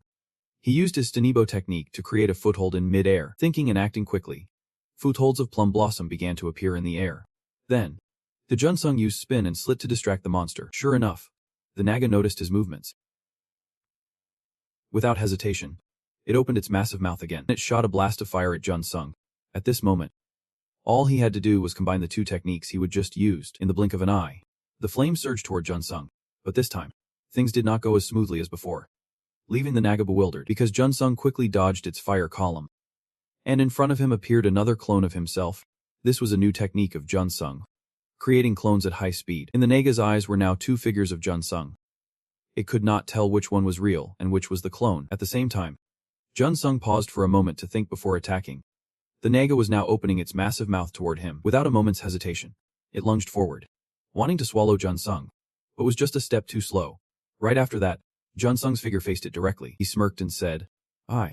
As soon as he finished speaking, a wave of energy surrounded Junsung as he activated his technique. In an instant, his figure vanished without a trace. All that remained were several plum blossom footholds in the air, leaving the Naga confused. And then something surprising happened. From just two, Junsung now had over a dozen clones surrounding the Naga. He was extremely pleased, eager to see how it would discern between them. At that moment, the Naga again unleashed a fiery attack. This time, Junsung did not dodge. He charged right in. The vision is its only weakness, so you have to pull it into that weakness. Check the status and vulnerabilities in the book Yan Yujin wrote according to the plan. Eyes said to possess the purest harmony can't be compared to anything on earth. But Junsung is about to strike at those eyes of the dragon. Of course, Junsung knows it will be tough facing dozens of clones one by one. In this moment, the dragon has unleashed another fiery attack, the flames dazzlingly sweeping through. But the only thing it can incinerate are Junsung's clones. The dragon keeps its gaze forward because Junsung's clones are still ahead. Its focus is always on the clones, but only to create a distraction. The real one has been here all along, right above it, just as planned. At this moment, Junsung has drawn a hidden sword from his wrist armor. Without a second thought, he lunges down, seemingly sensing the killing intent. The dragon glances at him, but now it realizes. It is too late. Junsung is faster. He will stab it in the eye with the sword in his hand. His speed is incredible. The dragon can't dodge in time and can only stand frozen, waiting for the blade to strike. But just then, something unknown comes out of nowhere, blocking Junsung's sword. He stares in shock at it. An arrow. Where did that come from? While he was distracted, another figure appeared on the cliff, wielding a bow and arrow. Who could it be but Kaiwang-chan? Grinning smugly at Junsung. What a surprise to see him here. He finally found Junsung. Junsung glares at Kaiwang-chan, cursing his ancestors in his mind. Kaiwang-chan tightens his bowstring, sneering, "Go to hell." In an instant, he shoots an arrow. The sound of the wind rushes as the arrow flies like lightning. Junsung frowns as he sees the arrow. It has thrown off the balance of his blade. While Junsung is distracted, the dragon has crept up behind him, flames ready to erupt. Junsung senses the heat and turns around, thinking to himself, "Oh no, it is about to breathe fire." Right now, he is caught between the arrow from that loser Kaiwang-chan on his left and the dragon's all-consuming flames on his right. The situation is dire, and Junsung quickly channels his energy. Fortunately, just in time, Kaiwang-chan's arrow hits the fire breath of the dragon. Meanwhile, Junsung is suspended in midair. He breathes a sigh of relief, thinking that is it. Then, he steadies himself using a plum blossom petal. Junsung frowns in thought, his expression serious, facing the dragon. Not only that, but he casts a glance down below. That loser Kaiwang-chan is still trying to shoot him. Completely indecisive. But what is puzzling is that Junsung is far enough away that they should not be able to chase him. How did he find him? Meanwhile, Kaiwang-chan below is feeling smug, thinking to himself, Junsung is really in trouble now. Then he shouts, "Oh Jun, you are probably wondering how I found you. Right, how is Kaiwang-chan going to find Junsung?" Flashing back a few hours earlier, these two split up to search for Junsung, with Jin Chung mumbling. This world. Predicting a direction is not easy. Hunting down a guy who bolted hours ago is like looking for a needle in a haystack. But Kaiwang-chan smirked. "I can do it. Just leave finding that guy to me." The moment he spoke, he opened a box beside his feet, revealing a fox. Kaiwang-chan cheerfully asked, "Have you heard of the celestial fox?" Jin Chung gasped. "Isn't he that a mythical creature? It can sniff out and chase down a scent from miles away." Damak nodded, and Kaiwang-chan began to explain slowly. "Yep. That is the celestial fox. Gwim Company experimented by mixing it with a razor-tongued fox to create this legendary creature. But it failed. It is too wild and has a short lifespan, so taming it is impossible. Still, Kaiwang-chan chose to take a few along for the hunt. With that, he pulled out a vial. Then, he let the celestial fox take a whiff. Jin Chung, witnessing this, asked suspiciously, "Why does the scent of the celestial fox smell like that?" Kaiwang chuckled, "I am pretty cautious, so I left a bit of its scent on the arrow." At that moment, Jun Sung grabbed the arrow I shot. Upon hearing this, Jin Chung nodded in understanding. So that scent is on Jun Sung now. Kai Wang Chan smirked and replied. Exactly. Just then, as they were talking, the malfunctioning celestial fox suddenly opened its mouth and screeched. Kai Wang Chan nodded. Satisfied. Got it. Great. We have found the enemy's scent. Let us chase him down.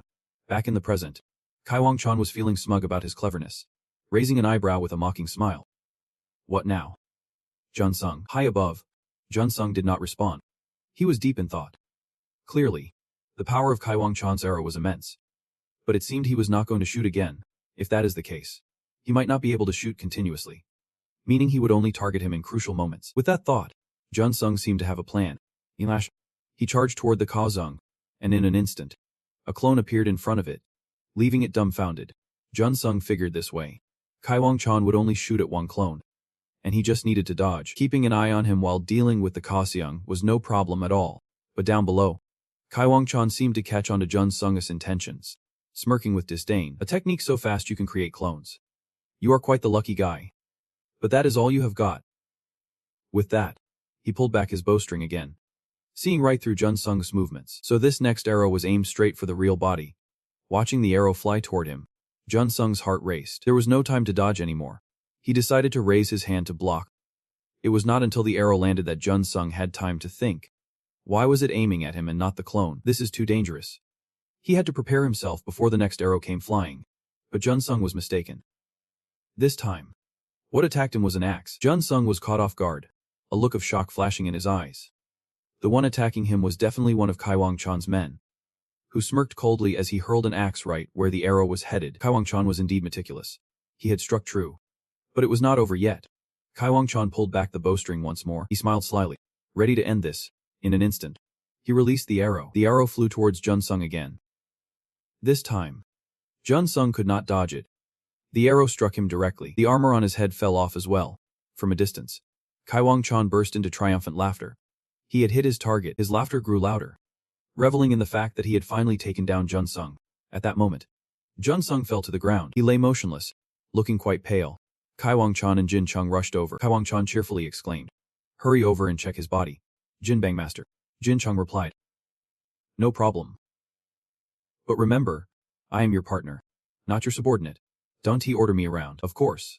"Haha," Kai Wang Chan said, a bit taken aback by those words. He quickly nodded, chuckling, realizing he had a rather proud and lofty demeanor. Jin Chung continued, "However, we can check his body later. Don't you see what we should be concerned about over there?" What he pointed to was the monstrous creature lurking in the distance, without Jun Sung.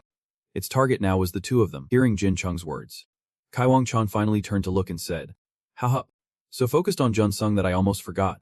Upon closer inspection, that is a huge monster." Jin Chung excitedly replied, "Exactly. The thing is definitely not ordinary. It looks like something out of legend. If they could catch it, it would clearly be a game changer for him." He recalled a previous encounter with Zhang Chan. In that match, Jun Chung had insisted on determining a winner. However, Zhang Chan had looked down on him. He thought it was a pointless endeavor. Then, with little effort, he had pushed Jun Chung's kite away. Suddenly shoved backward, Jun Chung was momentarily startled.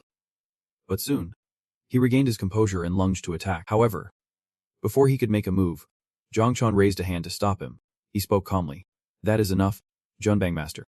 There is no reason for us to fight here." Zhang Chan then offered the first hunting rights in this rift to the Long Bang. He added that their encounter was just a coincidence, and that there was no need for bloodshed. Those words left Jun Chung completely speechless. Before he could say anything, Zhang Chan led his men away. Jun Chung, feeling frustrated, called out, "Wait! Who gave you the authority to just stop?" But as soon as he spoke, he was halted by the fierce glare from Zhang Chan. Zhang Chan huffed, asking, "Do you really want to fight?" Those words made Jun Chung hesitate, too intimidated to advance. Zhang Chan finally smiled, satisfied. Then, he led the members of the Red Dragon Society away first. Forget about Jun Chung glaring from behind. He clenched his fists in anger.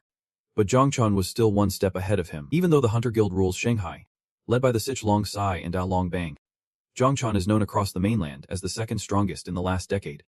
Jun Chung knows full well how the whole of Shanghai is judging him for being inferior. Although he ranks second in Shanghai, his power simply does not match Zhang Chan.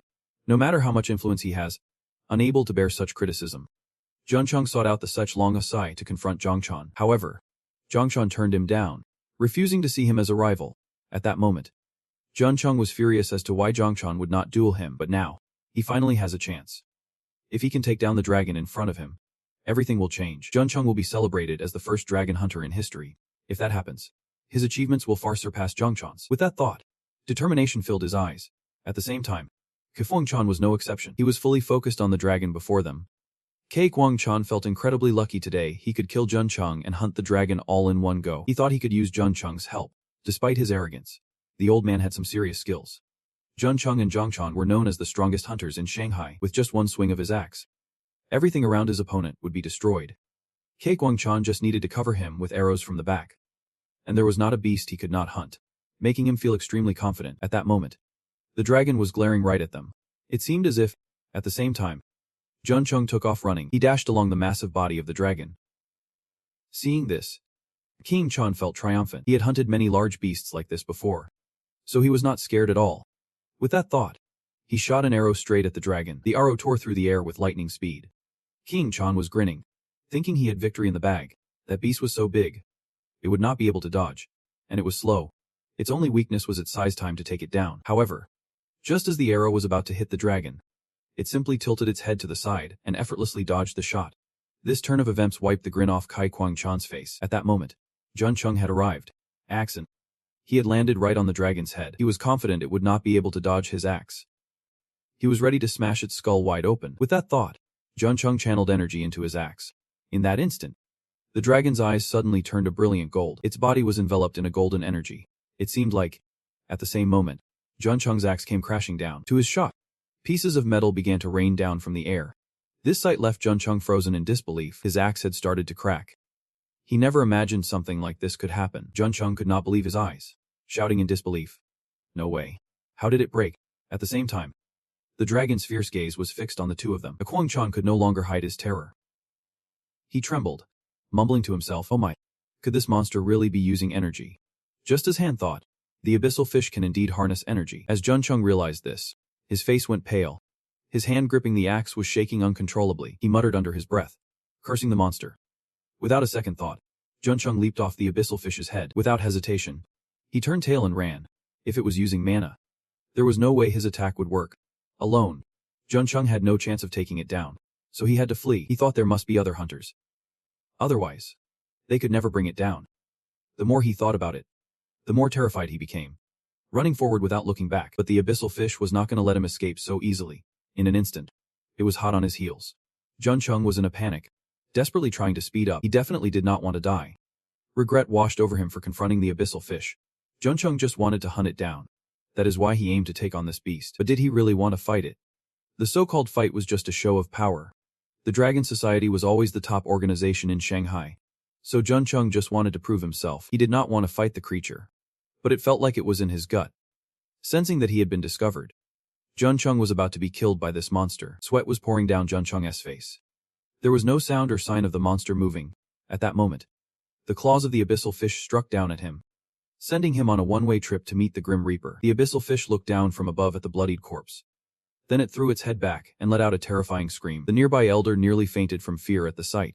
This creature was like a demon. It had killed Zhang Cheng without any warning, at lightning speed. It is not that the monster was slow. It just knew when to pause, giving the elder a chance to take aim. With that thought, he quickly drew back his bowstring. With that, he aimed to replicate what Zhang Cheng had done. The elder targeted the abyssal fish's eyes, guessing that was its weak point. For a hunter, striking at an opponent's weak spot, like their eyes, is a lethal move, especially the vulnerable area between the eyes of the prey. When he learned to hunt, that was the first lesson his father taught him. Back then, he was just a kid. His father had asked if that guy named Lai Himan was gone, and he had not understood why his father said that. But later, his father had said Lai Himan was dangerous and warned him to stay away from him. The elder stubbornly questioned his father, wondering why he would not chase down a beast like that, even though his father warned him about Lai Himan being dangerous, and that he might exploit him. He was well aware of that. But the world had changed, and the elder asked his father if he did not care anymore. Because hunting beasts could mean a fortune. If he was going to be used, then he would use him in too. He refused to live in poverty like his father, and would not let anyone laugh at him. Hearing this, the elder sighed helplessly. Be careful, Kay. He only left behind that one line. But Kei Kwang-chan could not shake it off. But after that, he managed to pull it off. He climbed to the 6th spot on the leaderboard, now on par with Lei Himan, the one who used him. All the power Kei Mung-chan had cultivated till now was contained in this arrow. He could not die here. With that thought, Kei Kwang-chan summoned every ounce of strength. He had to draw the bowstring tight and let it fly. The arrow sliced through the air, aimed straight at the eye of the Goen. It did not have time to dodge. And bam! It took the hit right on. Seeing this, Kei Kwang-chan felt a rush of joy. Gotcha. But his happiness was short-lived as he noticed his arrow engulfed in flames. Kei Kwang-chan sprayed hardening foam, disbelief flooding his eyes. The arrow, which held all his power, was melting. How was that even possible? Realizing he could not win this fight, Kei Kwang-chan immediately turned and ran. There was no way he could kill this thing. He had to get out of there fast. If he could just make it to the forest over there, he thought he could escape. With Jincheng far away, the distance between Kai Mung-chan and the Gaoenji was enough for him to get away. At that moment, flames began to flicker from the Gaonen's mouth. Instantly, it unleashed a massive fireball. The ground where Kei Kwang-chan had just stood was obliterated by the fireball. He swallowed hard, terror filling his eyes. At this point, he recalled his father's words. But perhaps it was too late. The Gaonenji's fireball sent him flying. The Noenji's fierce eyes were still fixed ahead. Then, it threw its head back and let out a terrifying roar. The sound jolted Jun-sung awake. At that moment, the Noenji seemed to notice Jun-sung lying on the ground, sensing his breath still lingered. It was determined not to let him off the hook. Another fireball erupted in its mouth. Jun-sung struggled to move but to no avail. The automatic system appeared before him, but he could not hit the button. As he thrashed about, the Noong let out a roar. Jun-sung panicked. No way. If this goes on, he would be toast. But in an instant, flames ignited in the air. At the same time, Bai Zian suddenly burst out of the forest. She reached out toward him, shouting, "Ocha!" Jun-sung jumped, startled. Seeing her, he froze. As Bai Zian rushed toward Jun-sung, the fire in the Gaonji's mouth grew larger. It was closing in on them fast. Seeing this, both of their faces turned pale. Bai Zian quickly scooped up Jun-sung and used all her energy to bolt. Her flames were not as big as the Gaonen's, but luckily, they were enough to save both of them in the nick of time. Zian had dragged Jun-sung to the side of a cliff. She let out a sigh of relief. They had just made it. However, her body was still hurt. Her legs had been burned by the Gaonji's flames. Looking at her wounds, Bai Zian let out a resigned sigh. Even though she had used everything to save Jun-sung in an instant, but her leg is injured, and moving is already tough. She just does not have time to worry about it. She looks at Jun-sung in her arms, anxiously asking, "Are you okay?" He coughs twice and replies, "I am hanging in there." But looking at Jun-sung's body, Bai Zian knows he is seriously hurt. Yet, he still wants to get up. She reaches out to help Jun-sung sit up, but as she moves, a sharp pain shoots through her leg. Despite the pain, she grits her teeth to help Jun-sung. After a moment, they finally manage to sit up. Bai Zian still worries, asking, "How are you?" Jun-sung. He meets her gaze and replies calmly, "Thanks to you, I am a..." "Thank you, but why did you help me? I told you to go back," he says. Bai Zian furrows her brow, biting her lip. "Yeah, you did say that." Jun-sung looks a bit surprised. "What do you mean by that?" Seeing his expression, Bai Zian thinks he might be angry, so she quickly apologizes. "I did not mean to ignore what you said." Jun-sung shakes his head lightly. "I do not blame you. If you had not saved me, I would be done for. I am just curious, that is all." Hearing this, Bai Zian smiles brightly. "I do not know why I could not just walk away." This just confuses Jun-sung even more. Bai Zian slowly explains. "After I unblocked the pressure point and got out of the forest, the moment I saw you passed out next to that monster, I decided I had to save you. It was the only thought in my mind, so I just acted without thinking."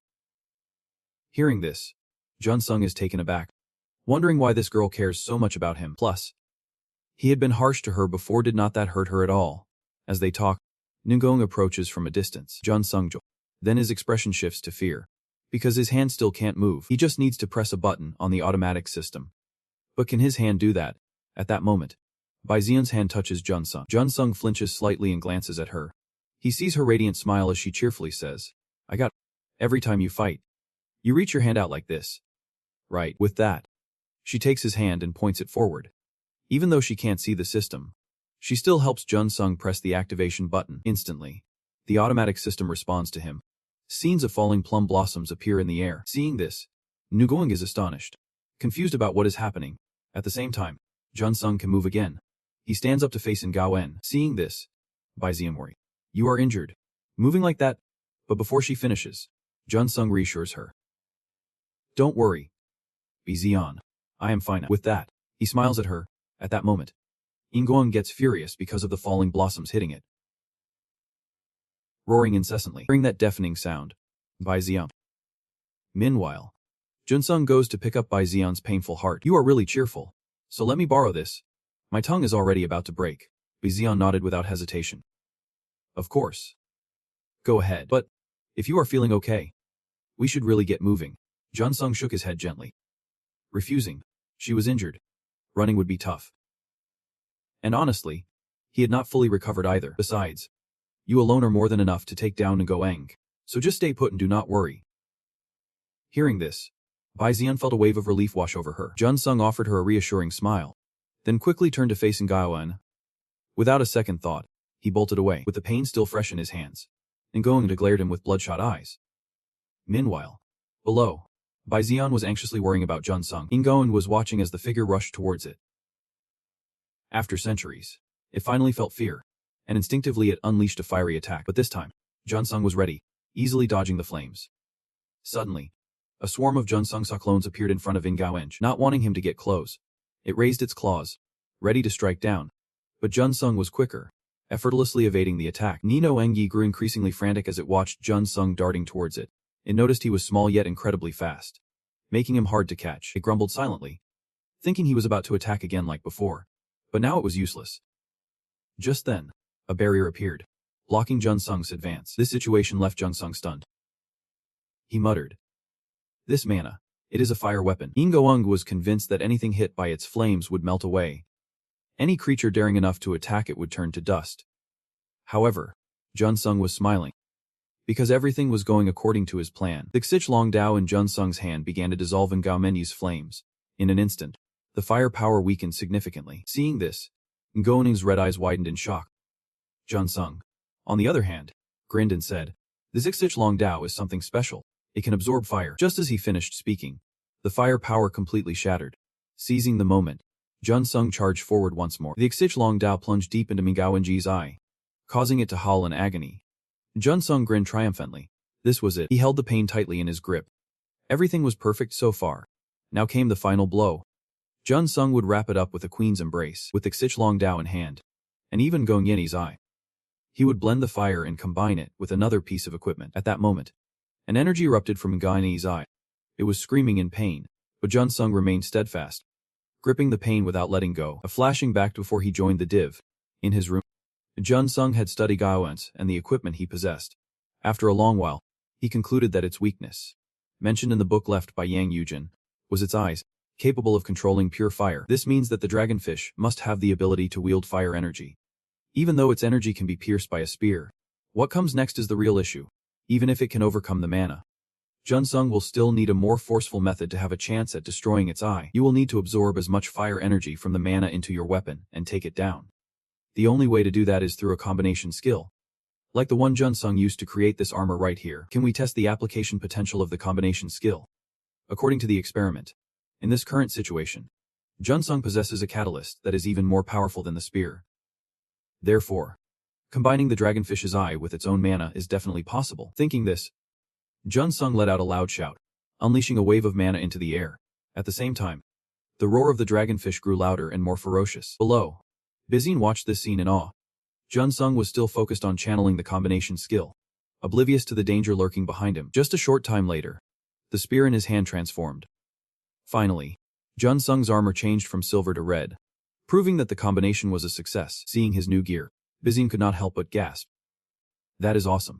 While she was engrossed in observing Junsung, she did not notice the lurking danger behind her. On the battlefield, the dragonfish was completely dazed, racked with the pain of losing its eyes.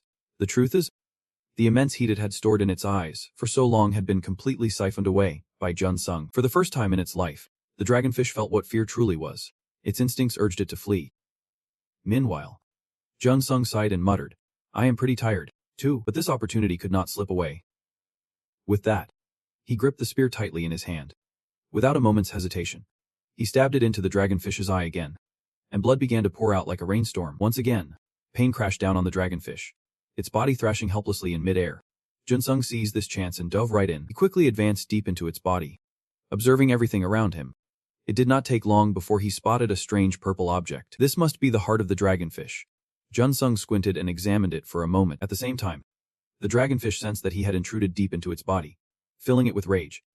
It would not forgive him, and a glint of murderous intent appeared in its remaining eye. The source of heat surged within the dragonfish's body, blasting straight at Junsung. But he did not panic at all. He calmly watched as it charged at him. The moment it got close, Junsung swiftly shifted his gaze, and he created a layer of energy to shield himself. The dragonfish's heat was effectively blocked. Seeing this, Junsung could not help but smirk.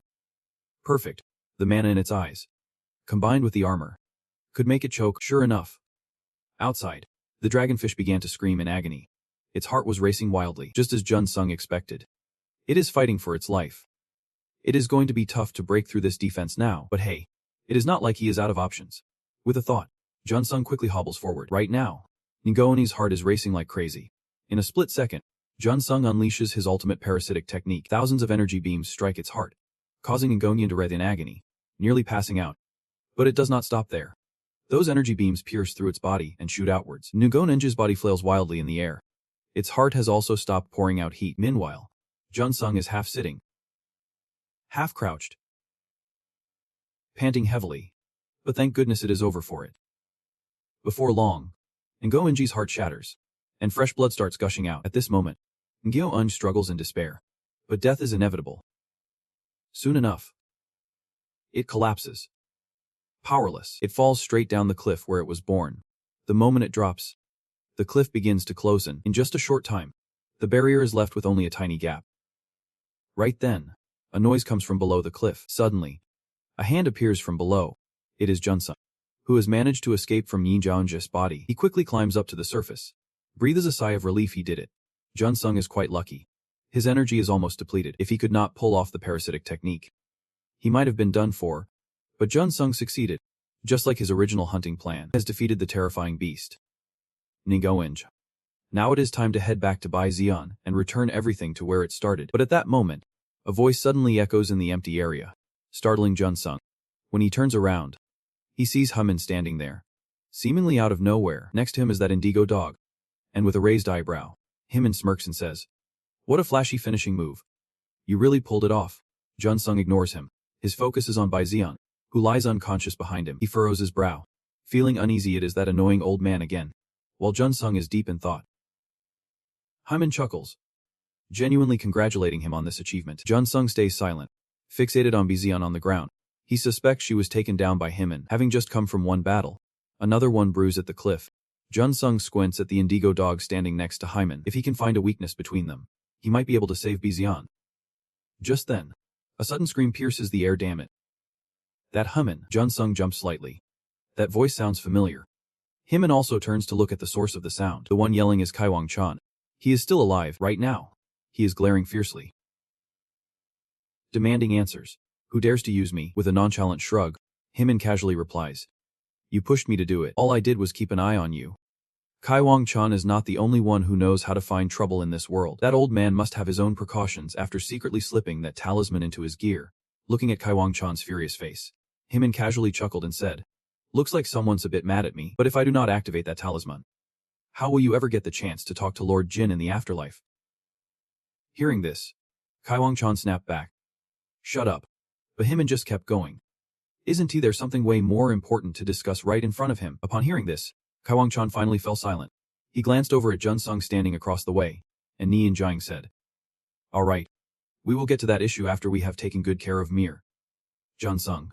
As soon as he finished speaking, he kicked Bai Xian, who was lying on the ground, and pressed down hard. Kaiwang Chan smirked triumphantly at Junsung, warning him, "The game is simple. If you take just one step over here, I will crush this girl." Seeing this, Junsung felt rage boiling inside, cursing the entire lineage of that scumbag Kaiwang Chan. "Looking into your eyes," Hyman smugly said. "Junsung, you would better give up on this one. You must know it would be pretty tough to close that distance with those slow legs of yours." And as you can see, the real power of the demon archer Kaiwang Chan lies in his sharp gaze. Even if Junsung used his clone technique or distracted him somehow, there is no way you could escape Kaiwang Chan's sight, even if you tried your hardest to move in a ridiculous way. Unfortunately, just a light touch could spell the end for poor Bai Xian. Junsung narrowed his eyes at the old man, and Ni Jiang cursed. But before you could finish your sentence, he laid down a condition. What we want is very simple, your armor. The one that just got even cooler. And the other eye of the Azure Dragon. I am sure you are carrying it too. Right, if Junsung hands over those 2 items. Hymin promised that Bizion would safely return. But as for you, he could not make any promises. Hearing this, Junsung scoffed. What a joke. Hymin was not in a rush. Calmly chuckling as he said, this could be a good deal. Just look at where you are standing. What about this? Let us put aside everything that has happened between you two. If you return to my side, both Bizona's life and yours will be guaranteed. This made Junsung a bit panicked. Thinking, you think I am going to wait for you? Are you crazy? Even Kaiwang-chan could not believe it. He nervously questioned. What the hell did you just say? Hold on. Hymin interrupted. I am talking here. Shut it. Kaiwan.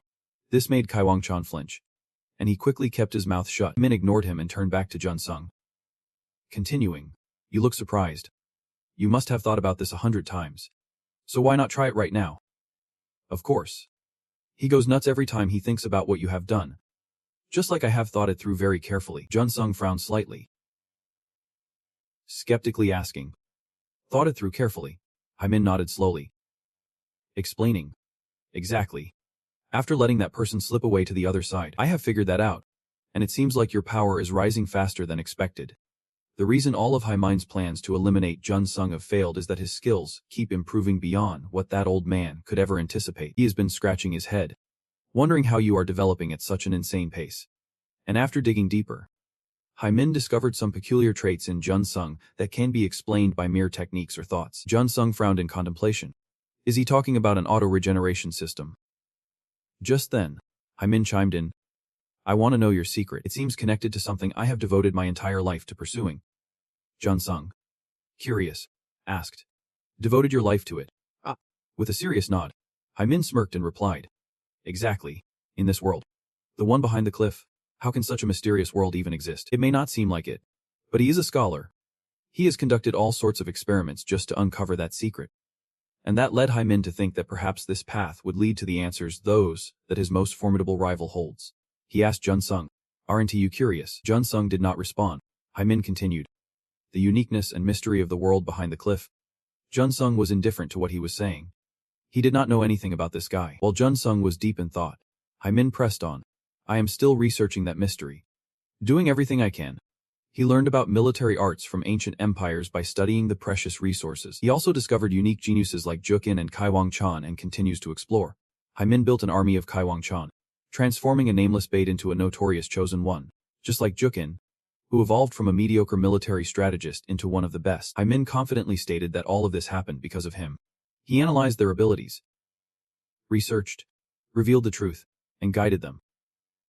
Without him, no one could pull off such feats. Junsung was taken aback by this. Hymin had no idea what he was thinking but suggested, if you want to sharpen your skills, why not join me? He wanted to create a new beginning with Junsung, and he was sure he would be very interested. However, Junsung straightforwardly declined. Not really. That made Hymen's face go pale with shock. Junsung coldly spoke up. I have no interest in secrets or anything like that. Hymin could not believe it and asked. What did you just say? Nonchalantly shrugging, he replied. Truth and mystery. Those have nothing to do with me. What matters more is what I want to do and will do. Like a true hunter. At that moment, Junsung suddenly recalled something Seo Kaio often complained about. After a moment, he sent a message. About that person. I do not want a companion who is an old, shady guy like you. With that, he flashed a teasing smile. Sure enough, Hymen's face turned as dark as a pot bottom. He gritted his teeth and snapped. What the hell did you just say? But before he could finish, another scream interrupted. Fine then. Go to hell. Oh, just as the words left his lips, something whizzed past Junsung's face. It was an arrow from Kaiwang-chan, who had stealthily aimed at him. Declaring, for the first time, you have said something I agree with. Your life will be my prize. In an instant, he pulled back the bowstring, launching 3 arrows straight at Junsung. Junsung quickly dodged to the side to evade them. Witnessing this, Hymin felt a chill in his heart. What a fool. The old man wanted to save his life. Yet he chose the path to death. The old man believed that Junsung was drained of strength. If he kept moving like this, both his power and endurance would hit rock bottom. Hymin let this go on. He was convinced the kid would die here, with no chance of escape. At that moment, Kaiwang-chan laughed. Nice moves. How long can you dodge my arrows with that exhausted body of yours? 3 minutes. 5. With that, he shot a few more arrows toward Jun Sung. The tension on Jun Sung's face grew. Just as Hai Min predicted.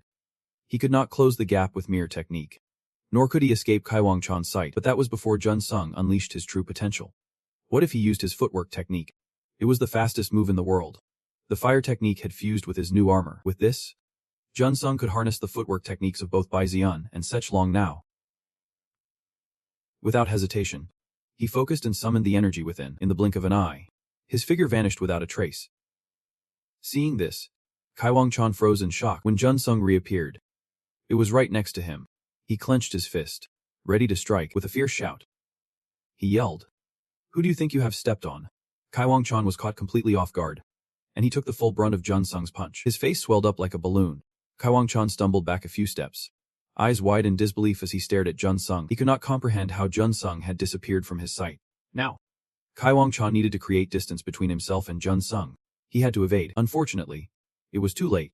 Jun Sung landed a powerful punch to Kai Wang Chan's stomach, causing cold sweat to break out all over him. But he was not done yet. Jun Sung struck again. This time, it was a blow to Kai Wang Chan's jaw, sending blood flying from his mouth. He had to recognize who was up against. This was Jun Sung, the one who just took down that legendary beast. What were his dirty tricks worth now? Whether Kai Wang Chan believed it or not, he was already down. Jun Sung looked at the figure lying in the distance, breathing a sigh of relief. At that moment, Dukin could not believe his eyes and exclaimed, "No way. When Kai Wang Chan can't be taken down this easily." Even Hai Min was pretty shocked by this. Jun Sung did not care what they thought. He was checking Bizian's pulse. Her complexion was still rosy, and her pulse and breathing were normal. At this point, Jun Sung finally felt a wave of relief wash over him. Then, he glanced back at those two. Jun Sung stood up from the ground, causing Dukin to fearfully step in front of Hai Min. At this moment, the aura radiating from Jun Sung is intense and chilling. He coldly states, "So now it is just you guys left." In an instant, Himin's face darkens dramatically. The pressure from Jun Sung is downright terrifying, causing Himin and his companion to step back. But today, Jun Sung won't let them off easy. He has unleashed his own energy. Dukin is sweating bullets, realizing it is clearly over. Yet he does not retreat. It is as if Jun Sung can read his mind. He slowly says, "Let me tell you something. Retreating won't help you now." This leaves Dukin dumbfounded. Jun Sung points to the camera on his shoulder and slowly explains, "After I entered the other world, I switched the camera. Everything you said and did to me has been recorded. If I go through that rift and use this as evidence, your hunting careers are finished." His words drain all color from Dukin's face. Yet, Himin throws his head back and laughs loudly. He even claps in praise, saying, "I get it now. Well done." As expected, this time, Jun Sung does not disappoint him. Himin wonders what else he can expect from him next time. Jun Sung scoffs disdainfully. "Next time? Not a chance. Your end will be after you are done in the prison. That is right after I take care of you from this moment on." As soon as he says this, Dukin pales in fear, but Himin remains calm, complimenting this suffocating feeling. "I feel like I am being checkmated." He admits he does not want to have to run from here or oppose Jun Sung, but he guesses he has no other choice. Just as he finishes speaking, Himin pulls out a talisman. In the blink of an eye, it transforms into 4. Then, a wooden figure appears. He bellows, "A direct confrontation is not my style. But let us give it our all." With this declaration, Dukin feels a surge of confidence. If he can kill Jun Sung, it will all be over. At this moment, Jun Sung suddenly speaks up. "Fight." Not quite. His words leave both Dukin and Himin puzzled. Jun Sung coldly states, "What I am about to do is not called fighting. From now on, you are going to meet your end." As soon as he finishes, Jun Sung's figure vanishes without a trace. Dukin panics, shouting, "He is..." Himin quickly reassures him, "Stay calm." While they are distracted, the ground suddenly cracks open. Not just one, but multiple fissures appear, and Himin seems to sense something. He shouts, "Below." He is under the ground. "Watch out for the ground." He warns that if Jun Sung pops up, they could catch him with his talismans and Dukin's blades. So there is no need to panic. Just as he finishes speaking, a hand grabs Dukin's leg. He immediately freaks out, realizing Jun Sung is trying to pull him down. Dukin's face grows increasingly pale as he frantically swings his sword down, causing rocks and debris to fly everywhere. But witnessing this, Himin mutters a curse. What an idiot. He thinks to himself that Dukin must have lost his mind, and he realized that Jun Sung had set a trap, and someone was hunting him from behind. With this thought, Himin focused on controlling the wooden figure. The moment he sensed someone approaching from behind, a smug smile crept onto his face. Then, The wooden figure reached out and grabbed whatever was rushing towards it. However, the reality left him stunned and furious. Because that thing was just a rock, not junk. Meanwhile, Jun-sung was using both hands to pull on Dukin's leg. His grip tightened around the guy's ankle. The pain shot through, causing Dukin to scream in agony. Himmin was shocked to see this. He never expected Jun-sung to pull off two tricks. Jun-sung did not care whether the old man figured it out or not. He was already breaking out of the ground. Dukin stared at him in disbelief. But it was too late for him to escape. And what had to happen? Happened. A fist flew straight into Dukin's face. He was sent flying, and Jun-sung pulled back his hand, casually saying, "Another one bites the dust." Dukin was knocked out cold, and there was froth spilling from his mouth. At that moment, Jun-sung glanced at him, his voice, "Now you are the last one standing." Jun-sung was not wrong. They had entered the narrow gap as a group of four, and Jin looked like he was about to choke to death. Just like Chan, who had already been taken down by Jun-sung. He glared at the old man. It was finally time for the main culprit to face the music. At this point, Himmin's expression was no longer relaxed. After a long silence, he finally spoke in a low voice. "You managed to withstand Dukin's attack with that enhanced armor, and even broke his leg." Jun-sung had exceeded his expectations once again. Now, he had truly become a monster that Himmin could not handle. If this continued, he would be defeated by Jun-sung. But the fact that the boy surpassed his expectations was something he had anticipated. There was still another way. With that thought, Himmin glanced at Bai Xian lying on the ground. The two were now locked in a standoff, neither willing to back down. After a long pause, Jun-sung broke the tension. "Well then, let us wrap this up." As soon as he finished speaking, he lunged forward, and the wooden figure saw Jun-sung and tightened its fist. The moment he stood in front of it, it swung down, but Jun-sung's figure vanished. Its punch landed only on air. At the same time, cracks began to appear in the ground again. Himmin clicked his tongue in disbelief. It was the same trick once more. As he finished speaking, he pulled out several talismans. Then, he threw them into the air. As he began to chant, Himmin would pour out all the knowledge and spells he had gathered up to this moment. In an instant, the wooden figure was enveloped by a surge of energy, its body growing gigantic. At that moment, Himmin shouted, "Destroy everything beneath my feet. Bring him down." The wooden figure obeyed his command, and began to pound the ground like a madman. In the blink of an eye, the ground was shattered, debris and dust flying everywhere. Seeing this, Himmin's expression suddenly turned grave. Even this would not be enough. Jun-sung was tougher than he thought, and it would be hard, even if he poured all his strength into the attack. But with this, Himmin could distract Jun-sung and hide his true intentions. Thinking about this, another talisman appeared in my hand, the final Tsukushi protective charm. But Himmin could not just run away like this. As long as he had that video, I would be done for. Himmin was left with only one target. That target was the unconscious Bizion. If he used her as leverage, he could win. Without hesitation, Himmin ignited the talisman, and in an instant, he was right next to Bizion. He grinned smugly, ready to end this. But life is not a fairy tale. A low voice suddenly echoed in Himmin's ear. "I knew you would try something like this." And he whipped around in shock. There stood Jun-sung, right next to him, delivering a swift kick. Himmin was sent flying, crashing into a rock before tumbling down. Jun-sung retracted his leg, coldly stating, "From the beginning, the one you were after was not me, it was Bizion." Himmin lay sprawled on the ground, cold sweat dripping down his face. Jun-sung cracked his knuckles, his voice dripping with mockery. He had figured out the habits and patterns of his prey. Anticipating every move is fundamental for a hunter. And of course, Jun-sung had mastered it. At this moment, Himmin realized something. He thought he had it all figured out. "Damn it, I have failed." Jun-sung was not even paying attention to his words, still standing there, observing. Just then, a voice rang out from behind him. "Hey, Jun-sung." Jun-sung glanced back to see Bizion approaching. He quietly asked, "You are awake?" Bizion nodded softly. "Yep." Relieved she was okay, Jun-sung suggested, "It is almost over. You should rest." But just as he finished speaking, Bizion placed a hand on his shoulder. Across from them, Himmin watched this scene, not with fear, but with a smug grin. Bizon's gaze was peculiar at that moment. She said slowly, "Let me fight alongside you." "Okay." Just as she finished speaking, an astonishing scene unfolded. Jun-sung suddenly attacked Bizion, delivering a powerful punch to her stomach. Bizon's eyes widened in shock as she exclaimed, "Why me?" Jun-sung let out a commanding sound, disdainfully replying, "I told you. You always have to anticipate every move of your pre." The Bizion in front of him was a fake. Once it transformed back, Himmin was left trembling, clutching his stomach. But in less than 3 seconds, it collapsed to the ground. Himmin, standing across, could not believe his eyes. The old man hazily questioned, "How did you know it was fake?" Jun-sung chuckled softly, rolling his eyes. That is a bit of an issue, is not? You have also pulled the wool over Chan's eyes. Someone on your side. From the very start. Iman had orchestrated everything. Using a mind-altering spell to swap Bai Xian with this imposter. Bai Xian was actually hidden behind the rock in the distance. Furthermore, Jun Sung pointed out to him today, Bai Xian got injured in the last fight. So her suddenly coming over like that is pretty suspicious. Do not you think, at this point? He could not help but chuckle softly. You almost had me fooled. But you slipped up with that little detail. You fool. Hearing Jun Sung's explanation, Himin's expression immediately froze. There is no way to beat Jun Sung. He reveals the final plan that the old man had kept hidden until the end, by exploiting a weakness in the moment. While Himin is deep in thought, Jun Sung chimes in.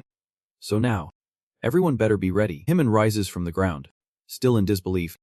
He can't accept that he has taken such a crushing defeat. Almost sensing Himin's thoughts, Jun Sung coldly remarks, it is obvious if you pay attention to what the other person has done so far. Predicting the prey's moves. That is a basic principle written in the Chinese hunting manual. Of course, Himin is not a hunter, so he would never know that. As soon as he finishes speaking, Jun Sung unleashes a burst of energy. Seeing this, Himin snaps back to reality. This is not the time to panic. He needs to say something to buy some time. Listen up, Jun Sung. Himin immediately speaks up. Hear what I have to say. Shut it, Jun Sung coldly replies. Then rushes like the wind right in front of him and, without a moment's hesitation, he lifts his leg and kicks down. The kick was as precise as Ronaldo taking a penalty, directly striking him in his calf. Pain immediately washes over him. His face turns pale. His leg is broken, but it seems Jun Sung does not care much. He scoffs and says, enough of the nonsense. No sooner had he spoken than he began to rain down punches. Can't dodge in time, taking hit after hit from Jun Sung. His glasses shattering as they hit the ground. Finally, Himin spits out a mouthful of blood and collapses to the ground in agony. However, he does not stay conscious for long, face-planting into the dirt. Unconscious, the last guy has finally been taken down, and his accomplice, Kaiwan, is still out cold. But surprisingly, Dukan has regained consciousness. Although his leg is broken and he can't move, Jun Sung speaks up again. I am a hunter, so I have no intention of finishing you off myself. But do not get it twisted. I am not about to save those who tried to kill me and mess with the people I care about. Thinking for a moment, Jun Sung glances over at Baiza, who is lying on the other side, referring to her. Pausing briefly, he continues. If I make it out of here, the first thing I will do is expose your crimes. But until then, with all of them wounded and isolated in a world full of danger, whether they live or die is no concern of mine. Upon hearing this, Jun Sung immediately feels a jolt of panic. But what can he do? All of them are down, even the strongest. Himin is out cold. There is no other way for them. And so, on this desolate ground, only 3 remain. Himin, the unconscious one, and the injured. Their fates left to chance. A little while later, Bai Xian is brought outside, after a period of unconsciousness. She finally starts to groggily wake up as soon as she opened her eyes. The first person she saw was Jun Sung, who was talking to someone. Bai Xian immediately sat up, her eyes filled with confusion. Wondering where she was just as she moved. The pain from her wounds shot through her, making her gasp. Jun Sung noticed her movement and hurried over, asking if she was awake. Bai Xian looked at him in bewilderment, asking, where are we? Just as Jun Sung was about to answer, she spotted a group of people bustling around them. At this moment, Jun Sung slowly spoke up. We are outside the water's edge. It is safe here. The rescue team from TENS that I contacted is waiting. It is best you lie down and do not overexert yourself. However, Bai Xian shook her head, insisting. Really? Then she lifted her head and asked. More importantly, are you going to accept another request? What does that mean? Don't tell me. Before she could finish, Jun Sung confirmed. Exactly what you just heard. The request I got from Jin Kwai Bitch of TENS is still pending. Hearing this, Bai Xian gasped in alarm. That is way too reckless. You must be exhausted. But since he would not listen, she turned to the guy next to her, saying, wait, if you are a hunter too, then you know that is super reckless. Right. Stop him. The guy, unexpectedly called out by Bai Xian, looked a bit awkward, unsure of how to respond. Jun Sung was the first to speak up. This is my job as a hunter. After saying this, his eyes were filled with determination, as if no one could change his mind. Bai Xian looked at him intently, her eyes full of sorrow. In the end, she could only sigh in resignation. There was no way this guy would give up. Seeing her expression, Jun Sung did not want to say much more, only reminding her, your safety will be ensured by TENS's hunters here. You will get back safely. One day, I will definitely repay you. Just as he finished speaking, he took a step to leave, but after just a few steps, Bai Xian called out, wait, Jun Sung paused. But he did not turn around at that moment. Bai Xian spoke seriously. If you truly think you owe me, then you have to promise to keep your word. Hearing this, Jun Sung looked puzzled, asking, what promise? Bai Xian hesitated for a long time before shyly continuing. You have to promise you will come back and go on a date with me. You will keep that promise we made before. Right. This made Jun Sung slightly blush. But he quickly regained his composure and smirked, saying, oh really? But with that, he started to walk away. Bai Xian felt a bit down. She still had not gotten a clear answer from him. Just then, Jun Sung suddenly raised his hand. His hand formed a tight fist. And seeing this gesture, Bai Xian's eyes lit up as she joyfully exclaimed, that is a promise. Just like that, Jun Sung stayed behind to make a splash, leaving a promise to return. It has been a month since Jun Sung vanished during the Watergate incident in Seal's Mapo district. And now the monsters have poured out, attacking humanity. Hunters have been relentlessly firing at them, trying to take them down, but there are just too many of them. The hunters are struggling, unable to hold their ground, and they turn to flee. Seeking reinforcements, the world has changed. And these water gates have been appearing more frequently. Now, countless water gates have opened, leading to an overwhelming surge of monsters attacking, leaving the remaining hunters critically outnumbered. Even though the hunters have been going on 2 or 3 hunts, they feel utterly exhausted facing this massive horde of monsters. At this moment, the hunter holding his ground is about to break. He has been attacked. His leg is injured, leaving him unable to move. And of course, the monsters have chased this hunter here. They have surrounded him, closing in on the hunter, who is starting to feel hopeless. The world really heading towards its apocalypse. If only that person were here. The one he mentioned is Jun Sung, the only one rumored to have remained in the water gate until the very end. The amazing person he aspires to be a great hunter like, but his abilities just do not measure up, and now he is surrounded by monsters. The desperate hunter closes his eyes, waiting for death to come. Just then, a voice suddenly rings out, more than he expected. This sound causes the hunter to open his eyes wide. What meets his gaze is a tall figure clad in red armor. The monsters freeze upon seeing this figure. In that moment, the hunter feels a glimmer of hope. He exclaims with excitement, really? He's back? The newcomer does not respond. But in front of him appears a blue system interface. This is Jun Sung's automatic hunting system.